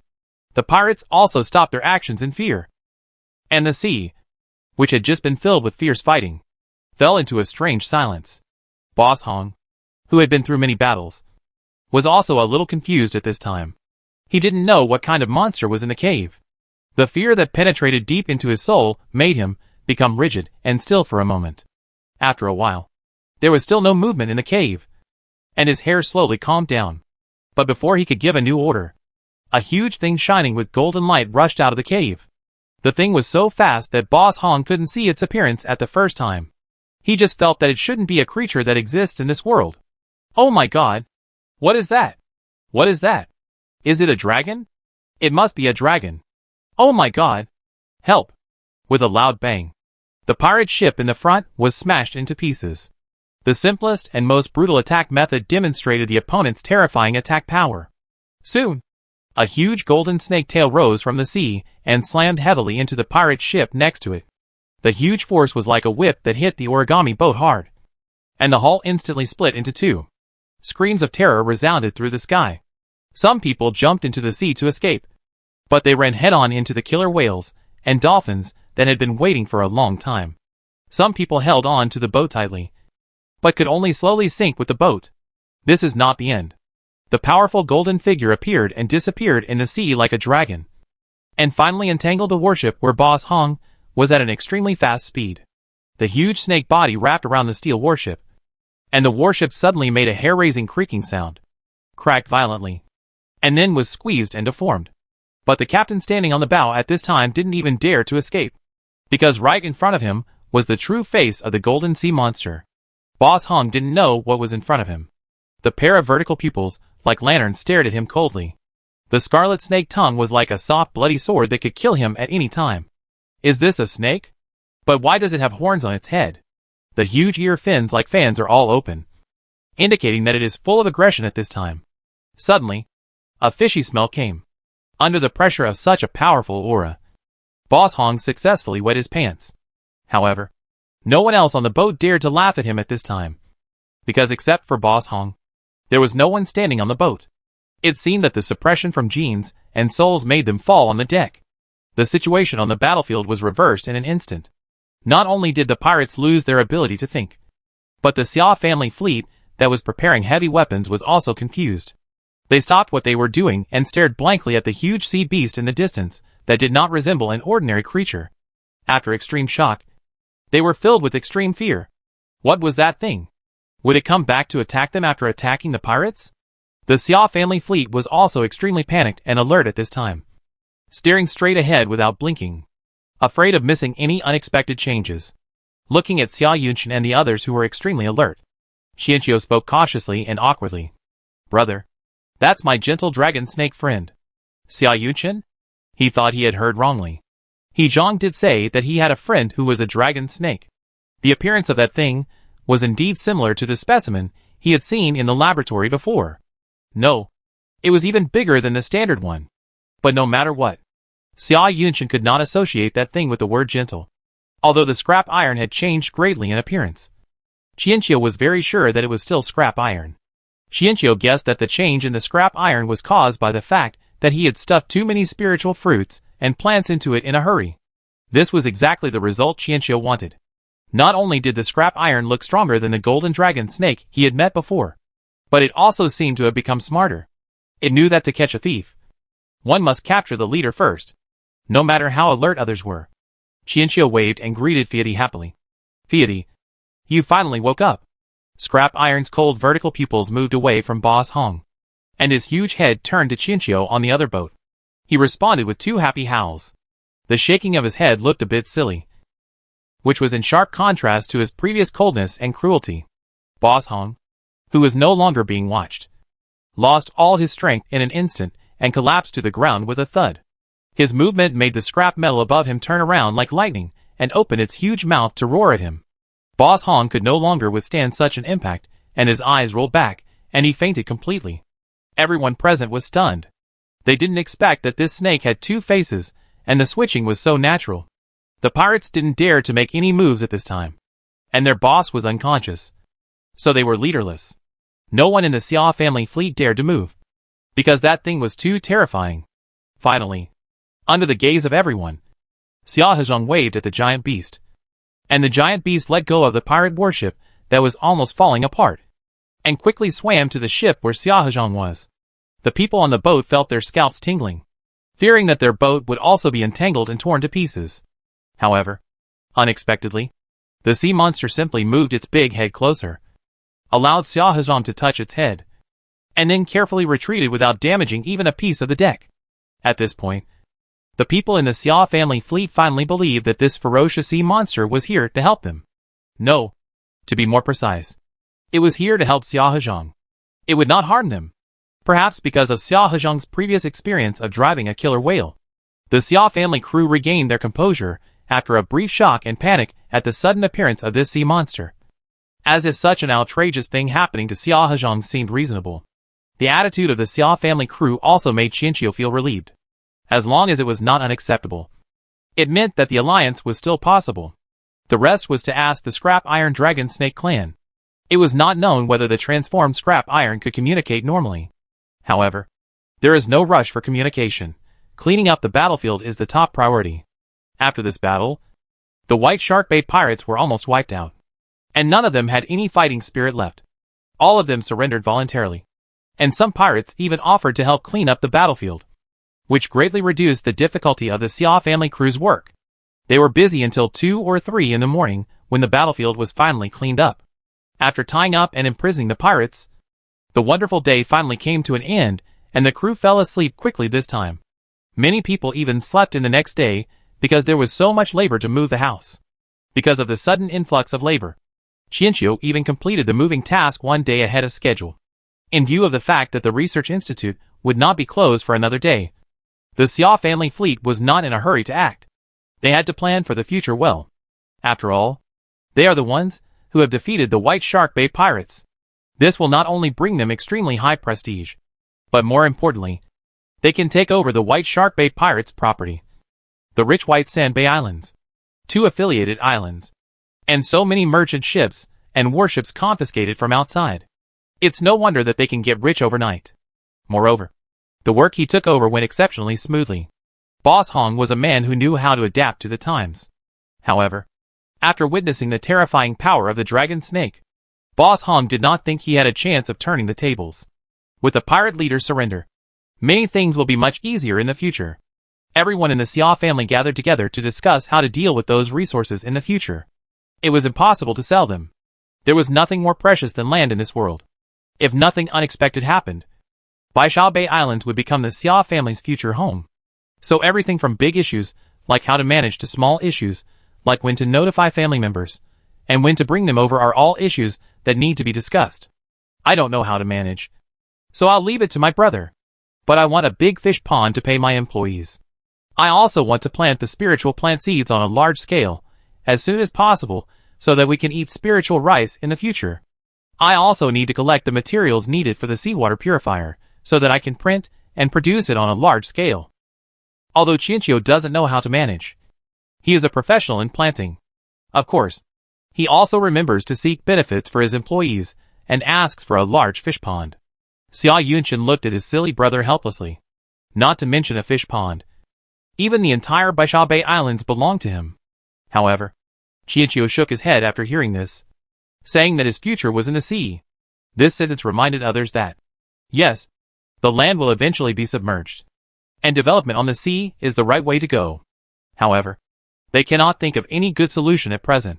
If the land really disappears one day, the trees for shipbuilding will sooner or later be exhausted. Ships are consumables, and cannot grow by themselves. When that time comes, where will mankind go? Brother, I said before that I would take you to visit the Lotus Leaf boat. Now I have nothing to do. Let's go for a walk. Qianqiu invited warmly, and her expected expression should not be too obvious. Xia Yunqian naturally agreed, and followed Qianqiu with the other 3 curious confidants to board the Lotus Leaf boat. Only by standing on it could they feel that the Lotus Leaf boat was not just for show. Its strong stability, high comfort, and hardness comparable to that of steel all showed that it was a unique good boat. Except for the scary dragon snake coiled on it. Everything about it is perfect. Brother, do you like it? Isn't my boat the most beautiful one? Qianqiu faced the sea breeze and asked again. Xia Yunqian nodded firmly. Yes. This is the most beautiful and best ship in the world. As long as you like it. Qianqiu wanted to hear this. Then he pulled Xia Yunqian to the stern, where 2 lotus leaves half a person's height were growing vigorously. Brother, if you like it, I'll give you one. Xia Yunqian and the others were stunned. They certainly didn't think that it was an ordinary lotus. But Xia Hezhong actually gave it to them as a gift for such a miracle. Qianqiu did not give Xia Yunqian a chance to refuse and continued. Give the other one to Dad. And we can each take one to pick up Mom. That will be such a cool scene. Mom will definitely be very proud. Imagining the scene described by Xia Hezhong in his mind, Xia Yunqian couldn't help but laugh. Okay. Let's go pick up Mom together. At this time, Xia Yunqian had not yet realized that Qianqiu gave him not only a lotus leaf boat, but also the future new world. When the giant lotus matures and produces lotus seeds, the lotus seeds can become new lotus leaves. When the lotus leaves are connected into pieces, there will naturally be a new place for humans to live. Chapter 38: The Real Invader. The 2 lotus leaf boats still need to grow. So Chiino cut a small section from the yuan vine and the red thorn vine and connected them to the lotus leaf boats that have not yet grown up. When the lotus leaf boats grow up in the future, the power source and defense capability will be solved at the same time. The newly grafted vines need Chiino to cultivate carefully with spiritual dew. So the 2 lotus leaf boats are temporarily placed on Chiino's boat. After dealing with the lotus leaf boat, Chiino and his companions finally came to the scrap iron. The scrap iron was lying on the lotus leaf obediently and motionless, as if the previous brutality was just an illusion. Chiino asked scrap iron if he could transform into a half-human, half-snake form, and scrap iron nodded, then transformed in front of everyone. Except for Chiino. The others couldn't help but take a few steps back. The size of the half-human, half-snake Jiao snake was obviously much smaller than that of the full Jiao snake. But the strange feeling of oppression did not decrease at all. Chiino did not retreat but advanced, walked to Fieri, and then raised his hand to touch the other's abdominal muscles. Although Kei wanted to touch the chest muscles, he was not tall enough. Wow! Fieri, you have 8-pack abdominal muscles. The short black-haired man's lips curled up, unable to suppress his smile. Yeah. Chiino, do you like it? The fat guy with only hair and no abdominal muscles nodded repeatedly. I like it. I like it. The scrap iron after transformation is not only pure golden in color, but also much more majestic and domineering than the 2 light golden snakes. Unexpectedly, the half-human form is also a handsome man. Of course, the face-obsessed Kei likes it, seeing his younger brother touching the alien snake. Xia Yunshin felt somewhat embarrassed. He coughed lightly to stop Chiino's hooligan behavior. At the same time, he asked with some doubt, Chiino? Chiino, I forgot there is a vest called Xia Chiino. Tally also suddenly realized something, and his eyes flickered around Chiino. Chiino? Xia Chiino. Xia Chiino, who invented the turtle-breathing fruit. No wonder I felt that Xia Hezhang looked familiar when I first saw him. At that time, I just thought that he was related to the captain by blood. Now, his figure is really familiar. Oh my god! You are Xia Chiino. At that moment, Tally even forgot the fear that the scrap metal brought him. He rushed to Chiino, eager to get his affirmation. The vest would be removed sooner or later. Chiino naturally nodded and agreed. Yes, I was afraid of trouble using my real name, so I used the name Xia Chiino.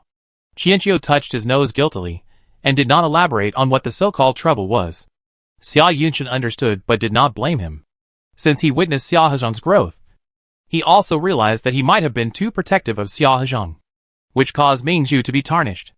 After getting Chiino's affirmation, Tally was extremely excited. The turtle-breathing fruit was a thing that created an era, and he did not expect that its inventor was now standing alive in front of him.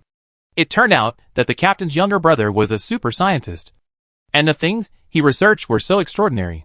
Perhaps because this guess had been made long ago. Xia Yunshin was not as excited as Tally. Li Yuanlu and Lu Ji were quite frightened. After Tally came back from Kushu Island, he had been describing to them in vivid detail the speech he gave about the turtle-breathing fruit for a long time. When the 2 heard it at first, they naturally thought it was absurd. But after planting the turtle-breathing fruit and personally experiencing its magical effects, they had to believe that this was indeed an epic-making invention. Therefore, the 2 had long been curious about the legendary Xia Chiino. But they never expected that Xia Chiino was actually Xia Hezhang. Li Yuanlu looked at Xia Hezhang with eyes full of disbelief. After entering the research institute, the things that happened one after another constantly refreshed his 3 views and his understanding of Xia Hezhang. He inexplicably felt that Xia Hezhang in front of him seemed like a different person. Especially when Xia Hezhang sent the lotus leaf boat just now. Li Yuanlu completely felt that he had been judging others by his own standards. But perhaps it was because Xia Hezhang had been shocking the world in the past 2 days. And after a brief shock, the 2 of them accepted this conclusion very quickly. Tally completely became Xia Hezhang's little fan. His eyes were shining when he looked at Xia Hezhang. Fieri stretched out his tail in dissatisfaction and pushed Tally aside. Fortunately, he didn't use much force. After Tally was pushed away, it took him a while to realize that he had come into direct contact with the alien snake. He froze there. Scrap? What do your people think about landing on this planet? After taking off his vest, Chiino naturally did not forget the main business. After Feidi's transformation, the two of them had not found time to communicate properly alone. Chiino only roughly felt that Feidi's wisdom and body had improved, but he did not know how big the changes were. The eyes of several others also focused on it. After all, this answer might foreshadow the future of mankind. Although Feidi lowered his body deliberately, his half-human form still made him look like a giant to Chiino. However, when he spoke, he did not sound overbearing at all. In fact, a large part of the Jiao clan disapproved of this invasion. And at one point, it even exceeded half. What? Unexpectedly, Feidi's words shocked several people. Chiino was also very surprised. After all, the pale golden dragon snake he met last time was really terrifying. If that's the case, then why did you invade our planet? Naturally, Lu Ji, who was straightforward, did not believe the scrap metal claim and questioned him directly. Feidi showed a trace of compassion. Where to go, and where to stay are actually not controlled by us. We just passively enter new planets again and again, and passively leave again and again. Hearing this, Lu Ji's face turned even worse. An invader said that he had no control over himself. Moreover, it sounded like this was not the first world they had invaded. It was hard to imagine how many worlds they had destroyed before this. How can you not be controlled? Is there someone forcing you to invade? Chiino vaguely sensed something. After all, he was a demon from the world of cultivation and had seen too many incredible creatures, both visible and invisible. Moreover, his old father had told him more than once that the 3,000 worlds are ever-changing, and your eyes are a tool for you to understand the world. But you must not let your eyes limit your understanding of the world. Soon, Feidi also verified Chiino's conjecture. Yes, according to your understanding, we can be said to be its puppets. Without us, it will still imprison new intelligent creatures to become its pathfinders. Feidi seemed to be thinking about how to help humans better understand the world outside the planet, so that the other party would not feel that he was deceiving them. However, after racking his brains, he still couldn't figure out how to express it. Chiino spoke up at this time. Are you talking about the comet? Or meteorite ice? Feidi's eyes lit up, as if saying that Chiino was smart. However, Xia Yunshin and the others were confused, and did not understand what Chiino meant. That's right. We Jiao people originally had our own planet. Our technology was not as advanced as here, and we pursued spiritual practice and satisfaction more. Until one day, a comet carrying a large number of alien creatures invaded our planet. Because we are marine creatures, the sudden change in the planet's environment did not cause a large number of casualties to us. This was also the capital for us to fight back against the invaders in the future. Later, the invaders were eliminated by us, and we naturally thought that everything was over. In fact, what Feidi said is exactly what the creatures on this planet are experiencing now. But the humans here are obviously unable to withstand the drastic changes in the environment, and were almost wiped out by the flood. But suddenly one day, the ocean of our planet began to cool down for no reason, and finally froze completely. We who lived in the ocean were naturally sealed as well. Although we were sealed in the ice, we remained awake. We saw that the ice seemed to have its own wisdom and picked and chose, eliminating the creatures without wisdom and leaving only us in the ice. After that, the ice continued to extract and condense, and when it reached a certain size, it took us out of the planet. Lu Ji almost couldn't hold back his expression after hearing such an outrageous thing. He almost grabbed the other person's neck and yelled, "If you're going to make up a lie, make it more reliable." However, seeing Xia Hezhang listening attentively, Lu Ji could only suppress his emotions temporarily. And after? Chiino asked curiously. Later, we followed the comet into new worlds one after another. During this process, we discovered that the comet also had a beneficial effect on our bodies. Our lifespans became longer and longer, and our bodies became stronger and stronger. The comet itself seemed to be evolving as well. It learned to land some meteorites in advance to explore the new worlds. And it also began to slowly select which planets would be more conducive to invasion. We were unable to escape the comet, and became an increasingly sharp knife in its hands. Were the dragon snakes we encountered that day members of the invasion faction? Considering the words and actions of that dragon snake, it is obviously not a friendly party. Maybe not, because once entering a new planet, even if you are not an invading faction, Your first reaction is to ensure the safety of the entire Jiao tribe. We have tried to get rid of the comet, but we have never succeeded. Once we get rid of the comet, the next symbiotic partner it chooses may be even more brutal. After all, for it, the knife must be sharper and sharper. Lu Ji curled his lips, somewhat unwilling to agree. Fieri continued to talk about the past of his own race. After knowing that we couldn't escape the comet, we also tried to coexist with the creatures of the invaded planet. After all, our race itself does not advocate killing. But no matter how we tried, we were only greeted with opposition, hatred, deception, and even massacre. The worst time, the size of our race was reduced by half. Over tens of thousands of years.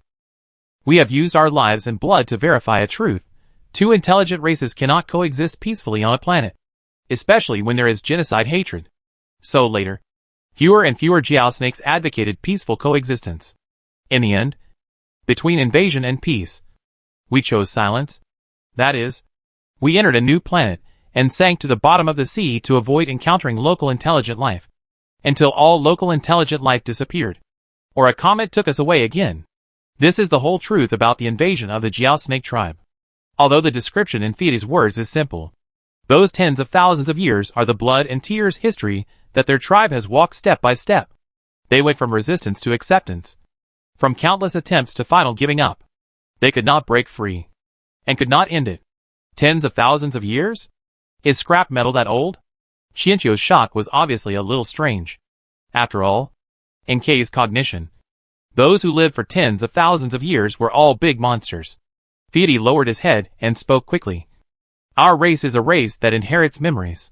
The average lifespan is about 5,000 years old. I am only 300 years old this year. 300 years old. Qianqiu counted on his fingers and calculated that he had lived for nearly 2,000 years, including the time he had almost traveled through time. He immediately straightened his chest and raised his head, regained his confidence, and patted his abdominal muscles. Follow me in the future.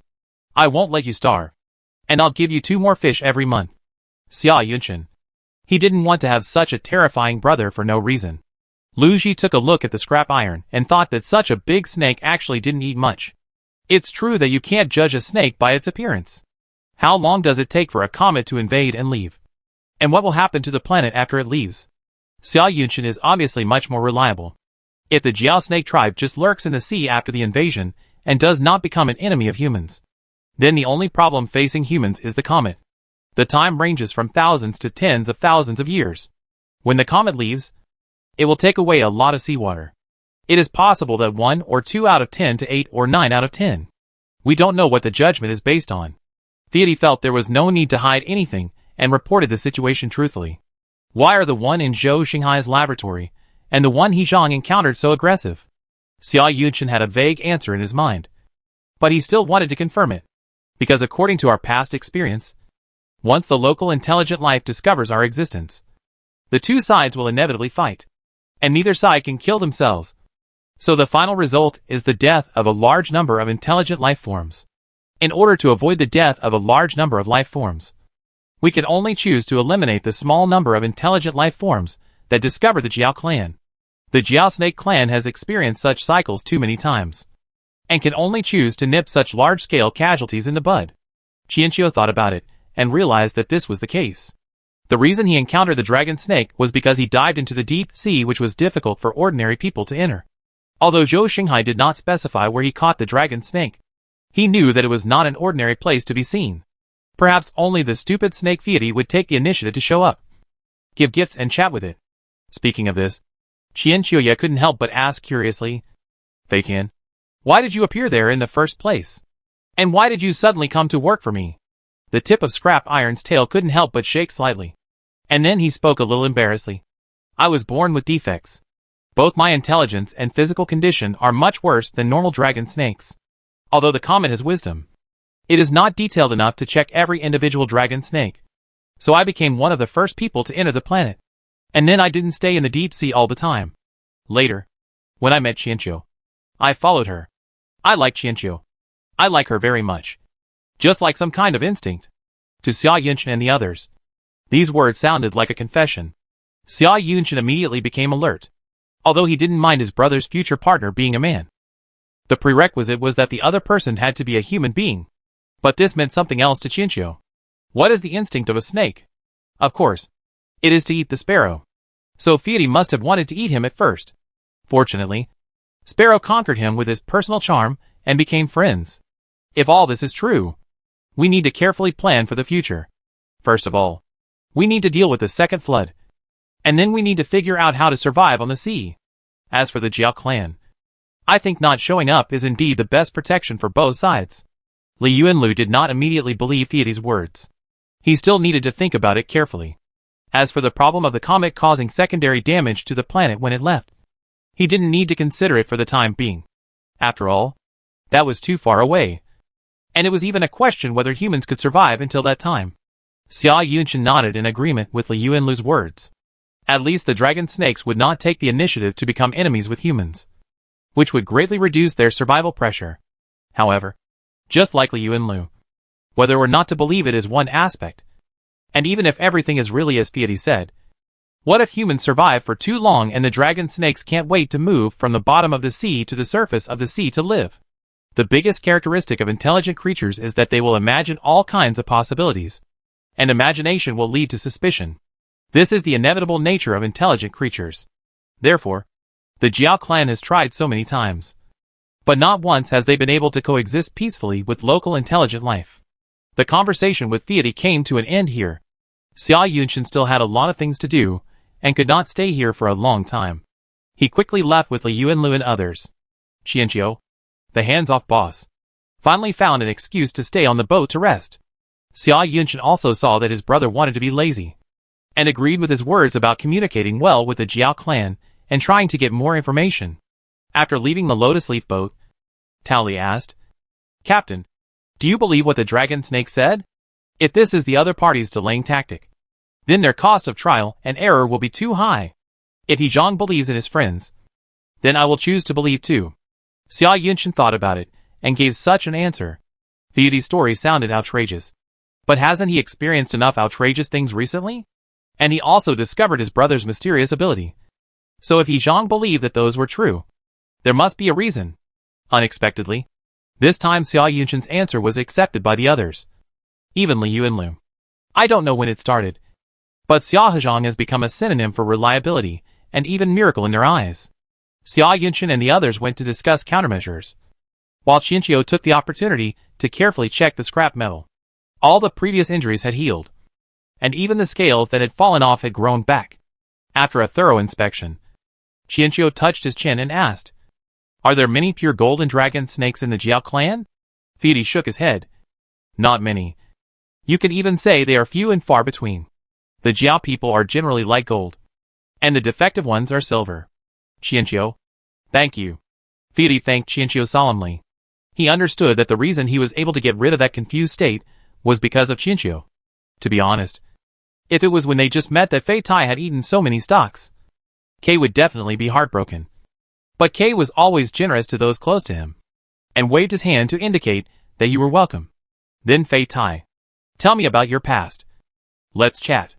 The reason why Chiino said this was not only to find out the specific situation, but also because he felt that the comet that had become a spirit was most likely some kind of element of heaven and earth.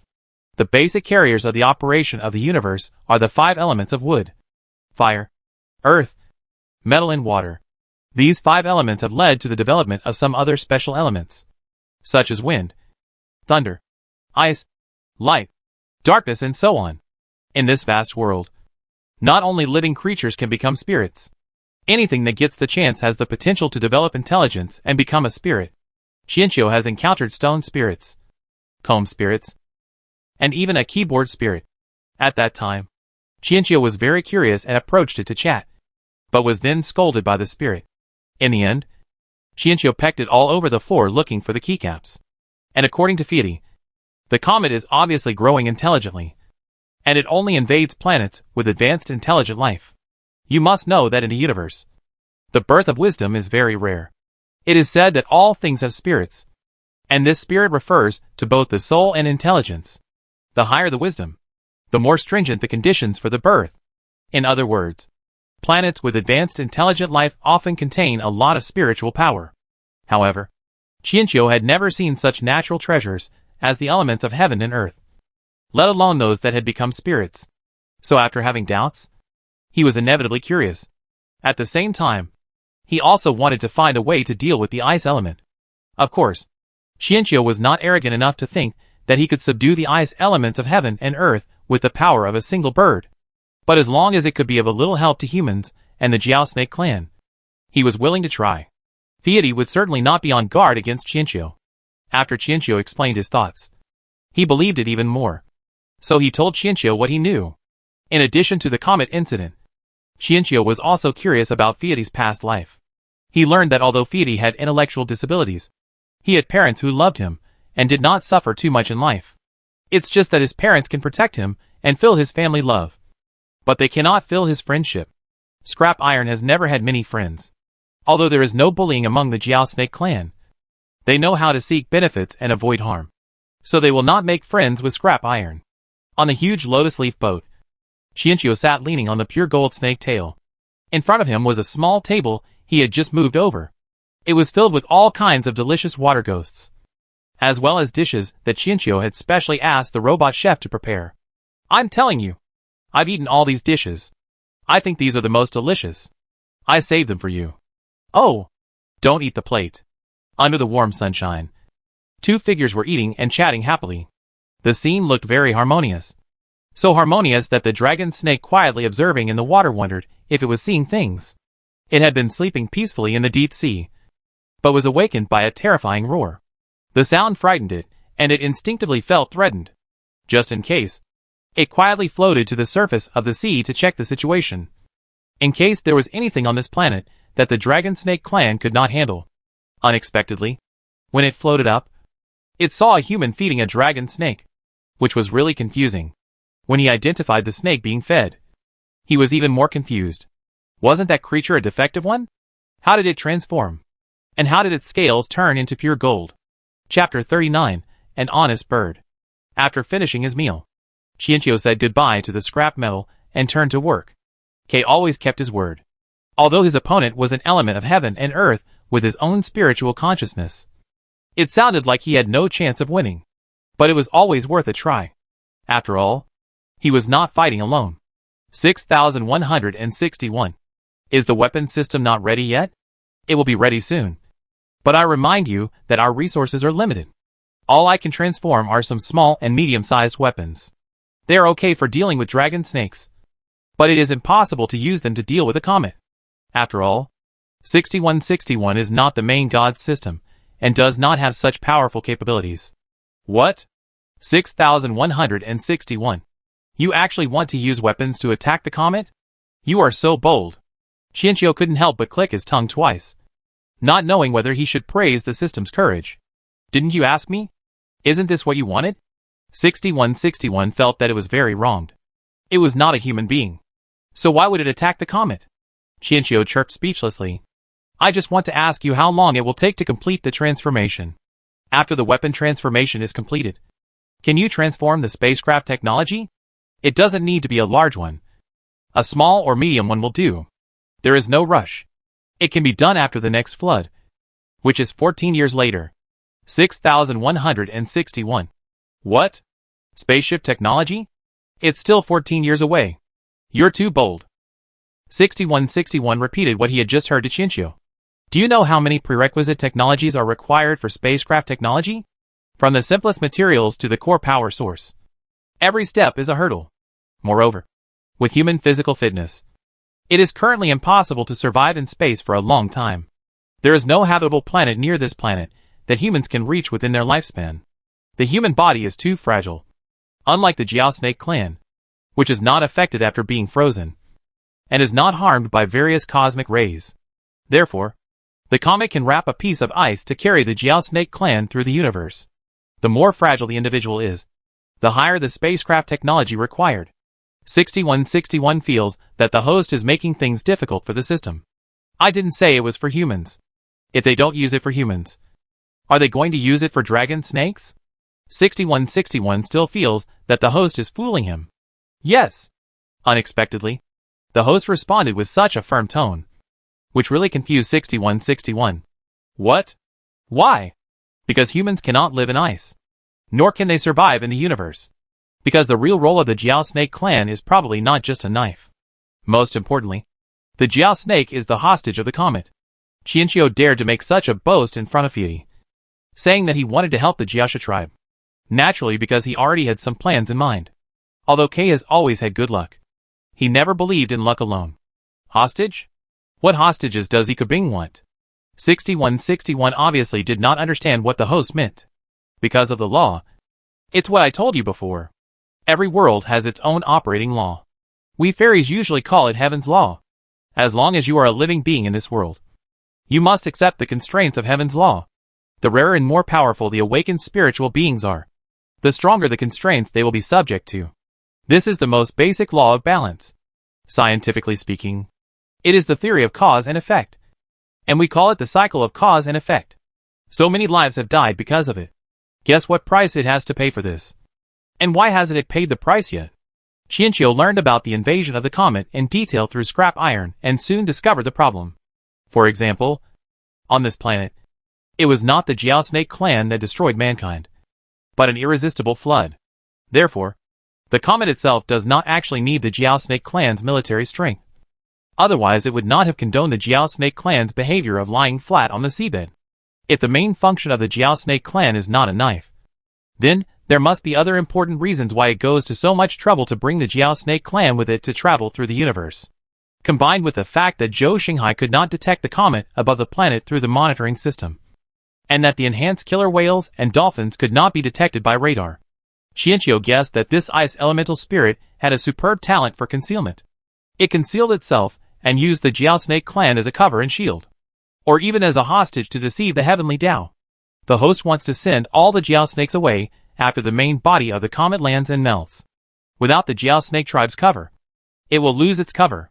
Humans can neither survive in ice nor in water, so they can't be its second shield? 6161 feels that the host's brain circuits are as different as ever. But if his guess is true, this is indeed the most feasible method at present.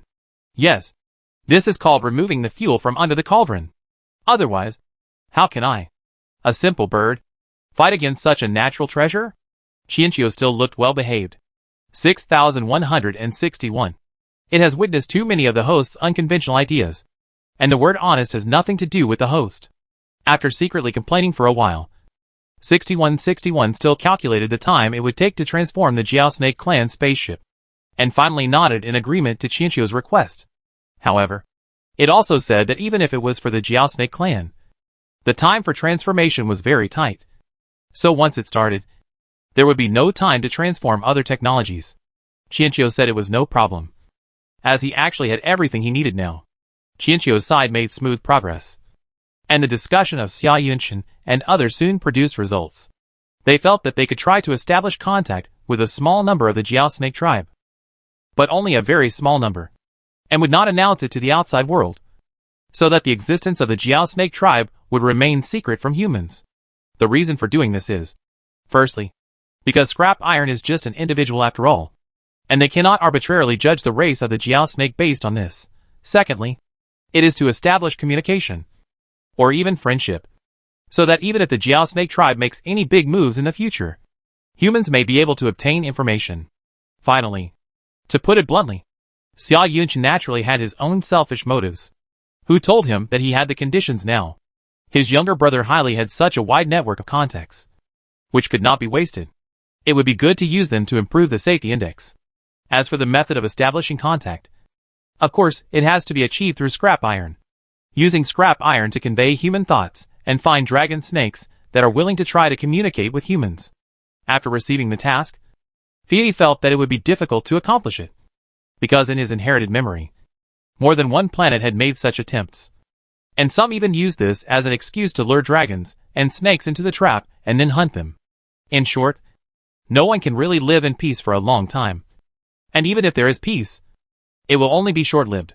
However, after learning that Chiino would accompany him on the mission, Fei felt that the word success rate was no longer important.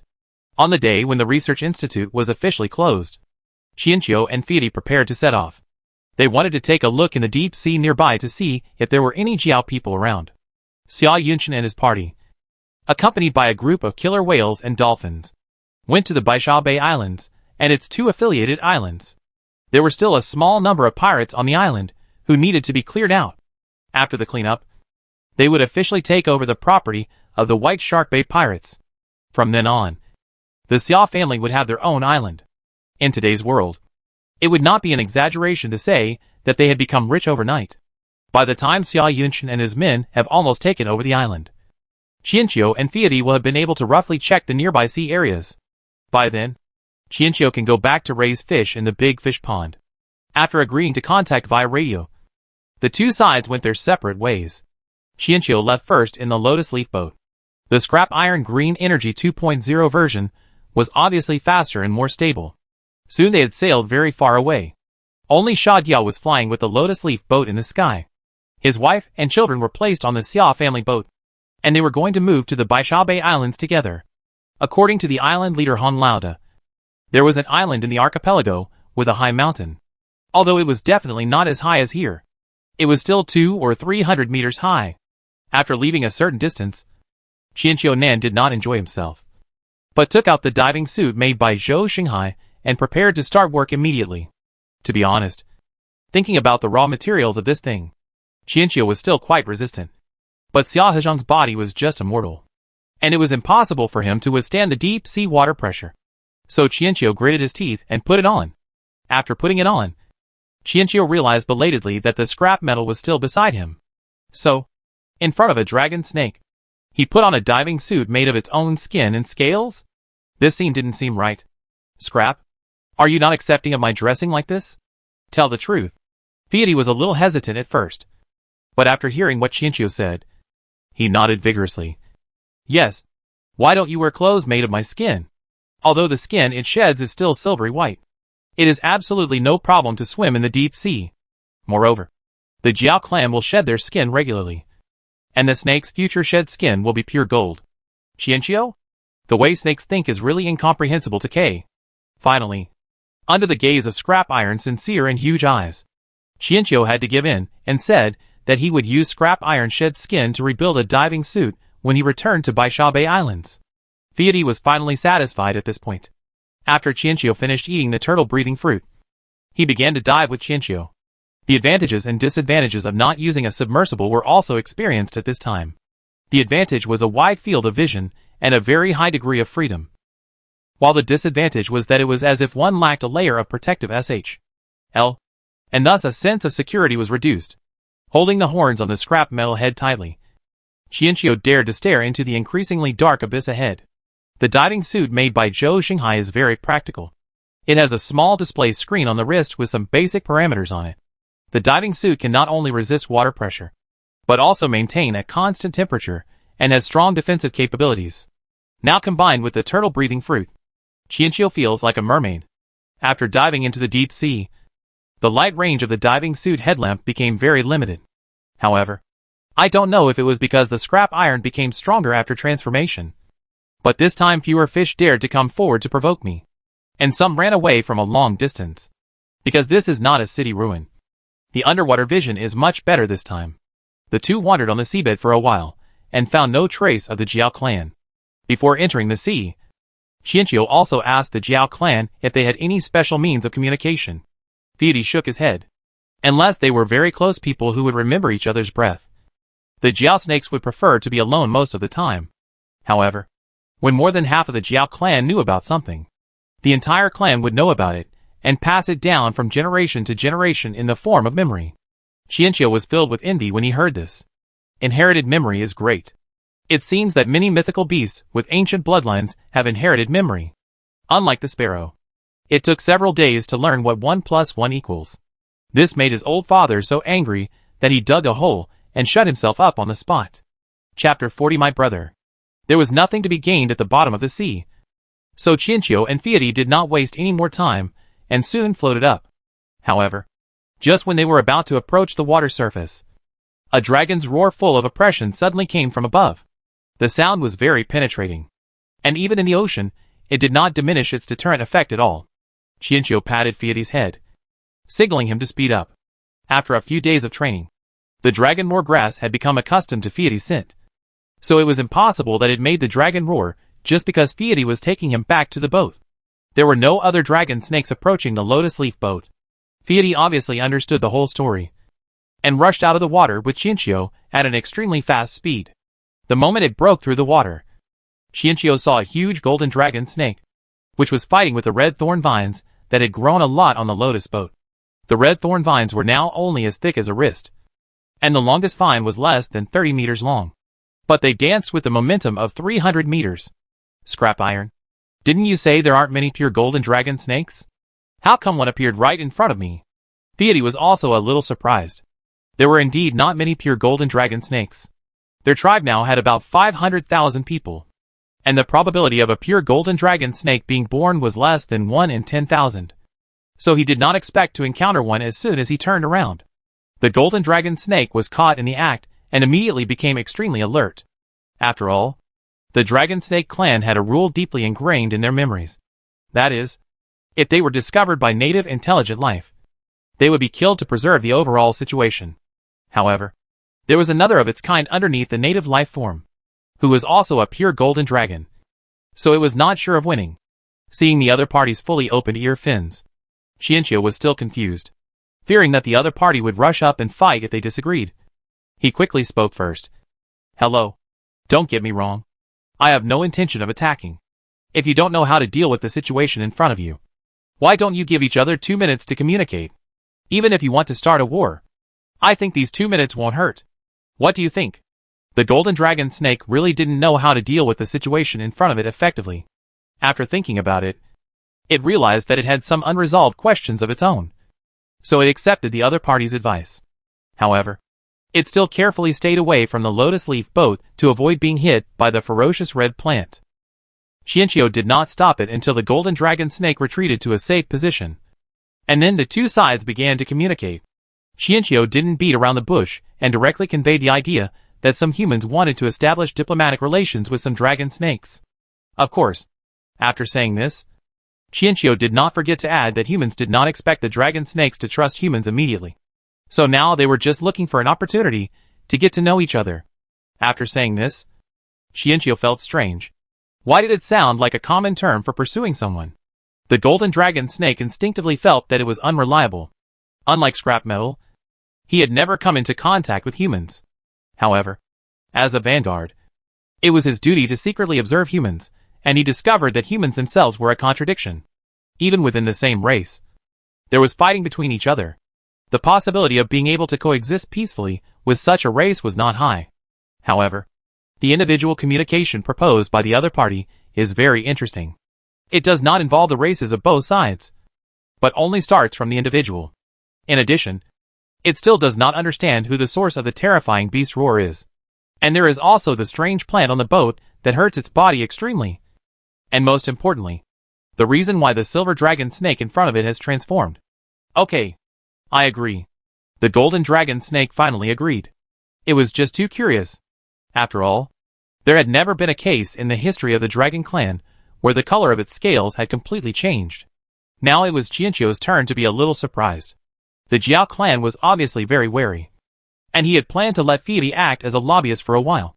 But he didn't expect the other party to agree so easily. Chiino obviously didn't know how attractive the strange things on his lotus leaf boat were to the Jiao snake clan. Well, are there any other Jiao snakes in the nearby sea? There is none left. The golden dragon snake answered affirmatively. Dragon snakes like to be alone, so they also have a certain sense of territory. Then let's go somewhere else. Do you want to come with us or stay here? We will come back to this area in a couple of days, and then take you to meet other humans. I just want to establish diplomatic relations with you.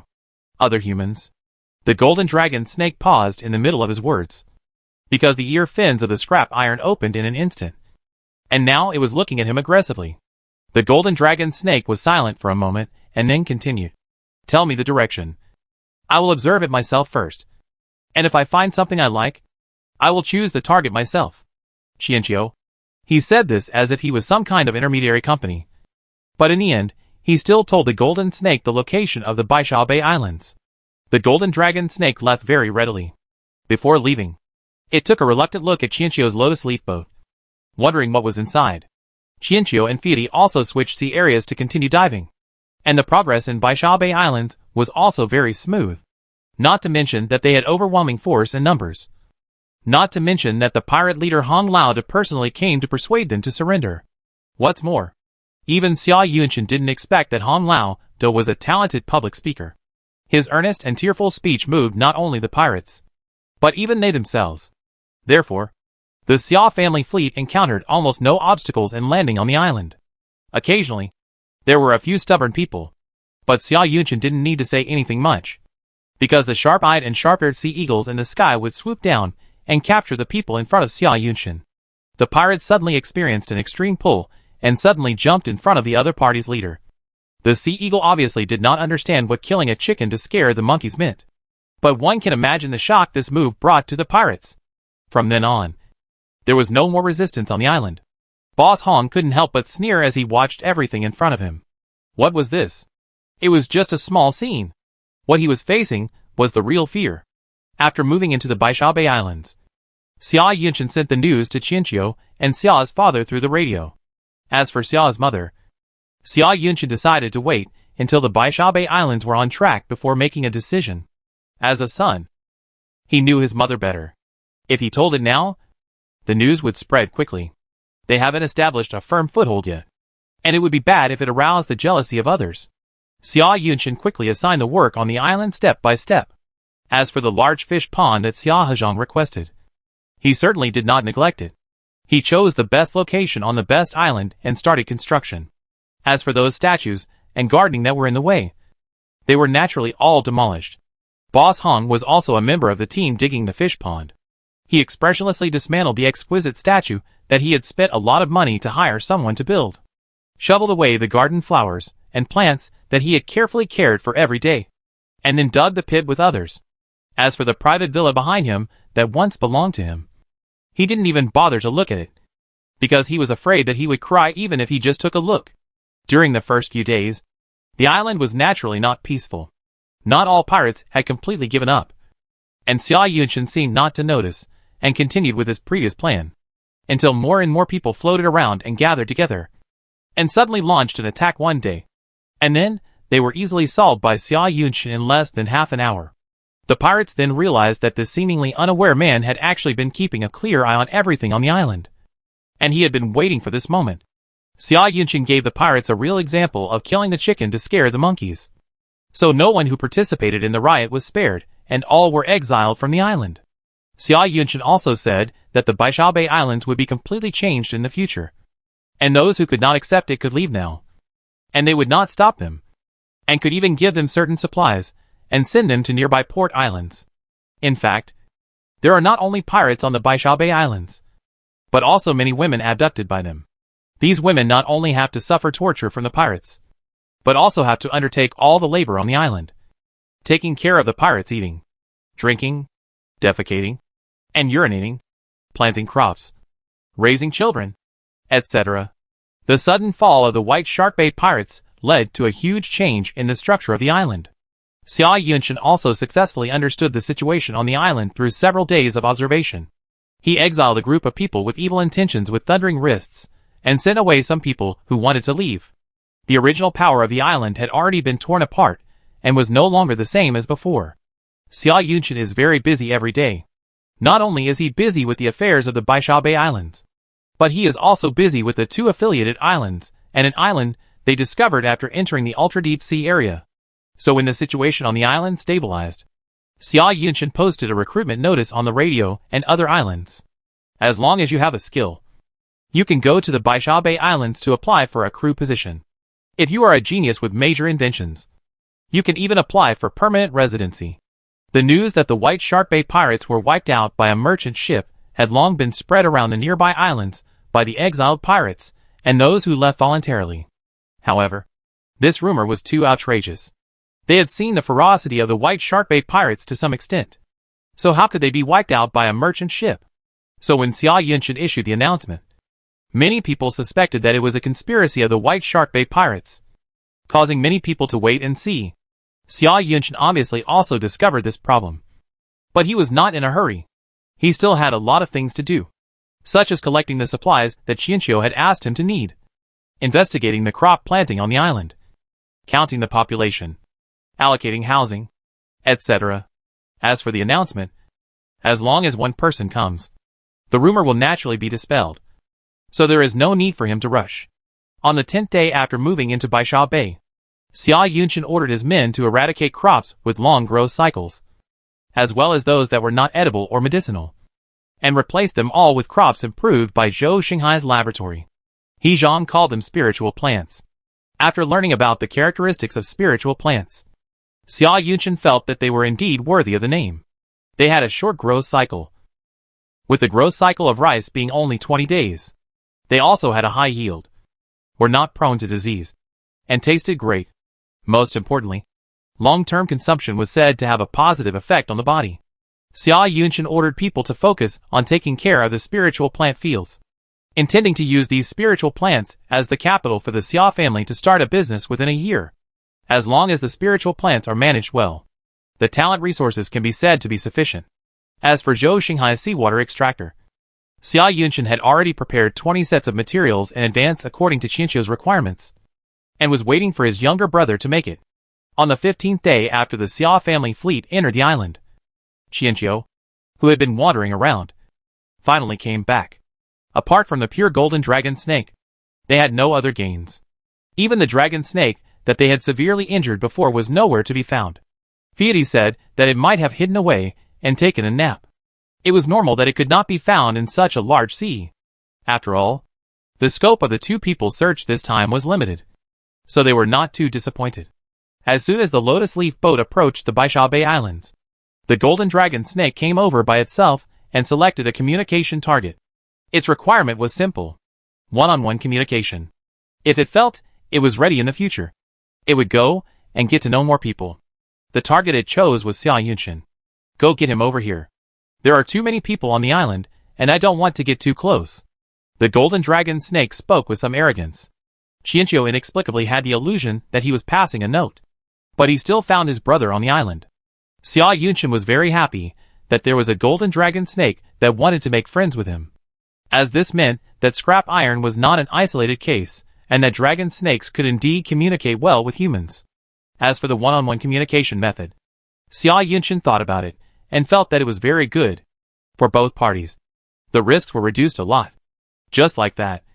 In addition to Fiat and Qianqiu, the friendship between the second Jiao snake and the second human was initially established on a warm evening. It was also at this time that Qianqiu discovered that the individuals of the Jiao snake clan had no names. They were named after their race, and did not distinguish between individual names. Qianqiu thinks this race is amazing. They like to be alone, value personal space and territory, but have no name of their own. They take the survival of the group as their survival goal, but can become enemies with their own people for their friends. Perhaps, not only humans themselves are contradictory individuals, but the Jiao snake tribe is the same. In the end, Xia Yunshin gave his dragon snake friend a new name, Wanjin. Qianqiu glanced at the scrap metal beside him, and for the first time felt that there might be something wrong with the name he had chosen. Scrap iron was unaware of anything, and was now fiddling with its own snake skin, trying to urge Qianqiu to quickly make a new diving suit. Afterwards, Qianqiu followed Xia Yunshin to visit the Baisha Bay Islands. Qianqiu also experienced the vacation life of sunbathing on the ocean beach. What's more wonderful is that the residence Xia Yunshin gave him was not far from the sea. Qianqiu could reach the beach after walking for a while. As long as he wanted, he could sunbathe on the beach every day. Of course, he could also go to the sea with a small shovel. The fish pond he had been dreaming of was already ready, covering an area of more than 300 square meters, which is considered quite luxurious in this era. Qianqiu followed the approach bridge to the fish pond. There was a small wooden boat next to the approach bridge, and on the boat there was a lonely little yellow duck. Chiaki. Speaking of which, I had dismantled the wooden boat before, and the row of little yellow ducks on the bow were glued back onto the lotus leaf boat. I didn't expect that my brother's hobby of picking up ducks still exists. Xia Yunshin was excitedly describing the process of digging the fish pond, because he didn't know what Qianqiu was going to do with the fish. He didn't catch any fish or transplant any plants. After visiting the Baisha Bay Islands, Xia Yunshin finally left after being urged by Li Yuanlu for the third time. Qianqiu was also ready to show his skills and transform the fish pond. Such a large fish pond could not be grown relying solely on the dew-gelling grass. Xianqiu found several seeds of duckweed in Lingfu and planted them that day. Then poured 2 bottles of dew as a buffer. For a long time afterwards, Xianqiu was busy. In addition to his own small fish pond, he also had to print instruments for Zhou Xinghai's laboratory. After the seawater extractor was printed, the spiritual plants had a stable source of irrigation. Under the urging of scrap iron, he made a new diving suit and checked the growth of the spiritual plants on the island. In addition to Zhou Xinghai's spiritual plants, Xianqiu turned over all the flower beds in his villa and planted them with turtle breath fruit, dew condensing grass, and transplanted 1 yuan vine. At the same time, the weapon system of 6161 was also transformed. Xianqiu found that this weapon system was divided into 3 full pages. The first page was various cold weapons and some crossbow blueprints. The second page was hot weapons, guns, ammunition, rocket launchers, etc.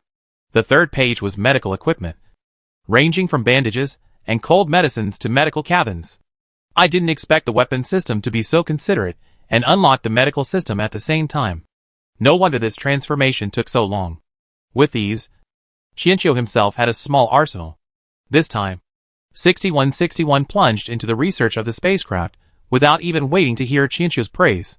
In fact, being a bit of a workaholic, he really wanted to give it a challenge. Space technology is a major technological breakthrough no matter which world it is. So the difficulty of transformation is simply Lish. The entire Baishaobei Islands are filled with such a thriving scene. A month after Xia Yunchen sent out the announcement, 2 people finally arrived in a small boat.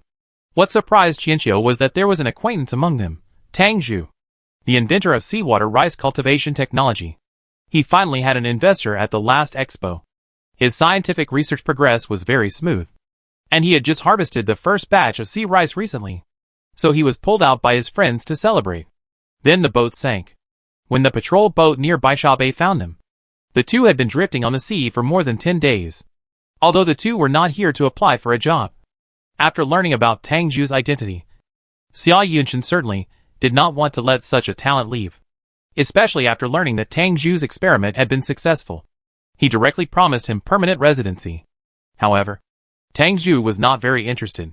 He wanted to return to a familiar place. And with this technology in hand, he could live well anywhere. Xia Yunchen showed an indomitable spirit and harassed Tang Zhu every day. After all, for Xia Yunchen, he had a seawater extractor. If it was not limited to land planting, then the so-called large-scale planting would have a completely different meaning. Seeing that Tang Zhu had almost recovered and was ready to leave, he still failed to convince the other party. When Xia Yunchen was hesitating whether to expose the spiritual plant cultivation field, Xianqiu, who had eaten too much at night and went out to walk the penguins, walked past the door. Tang Zhu suddenly sat up from the recliner. He rubbed his eyes and asked Xia Yunchen beside him hesitantly, "Who is that? Xia Qianqiu?" Xia Yunchen understood in an instant. In the scientific research circle, who could be more popular than his own brother? It seemed that he would not have to worry about finding a scientific research genius in the future. So he said with a calm expression, but a tone that could not hide his pride, "Yes, my brother."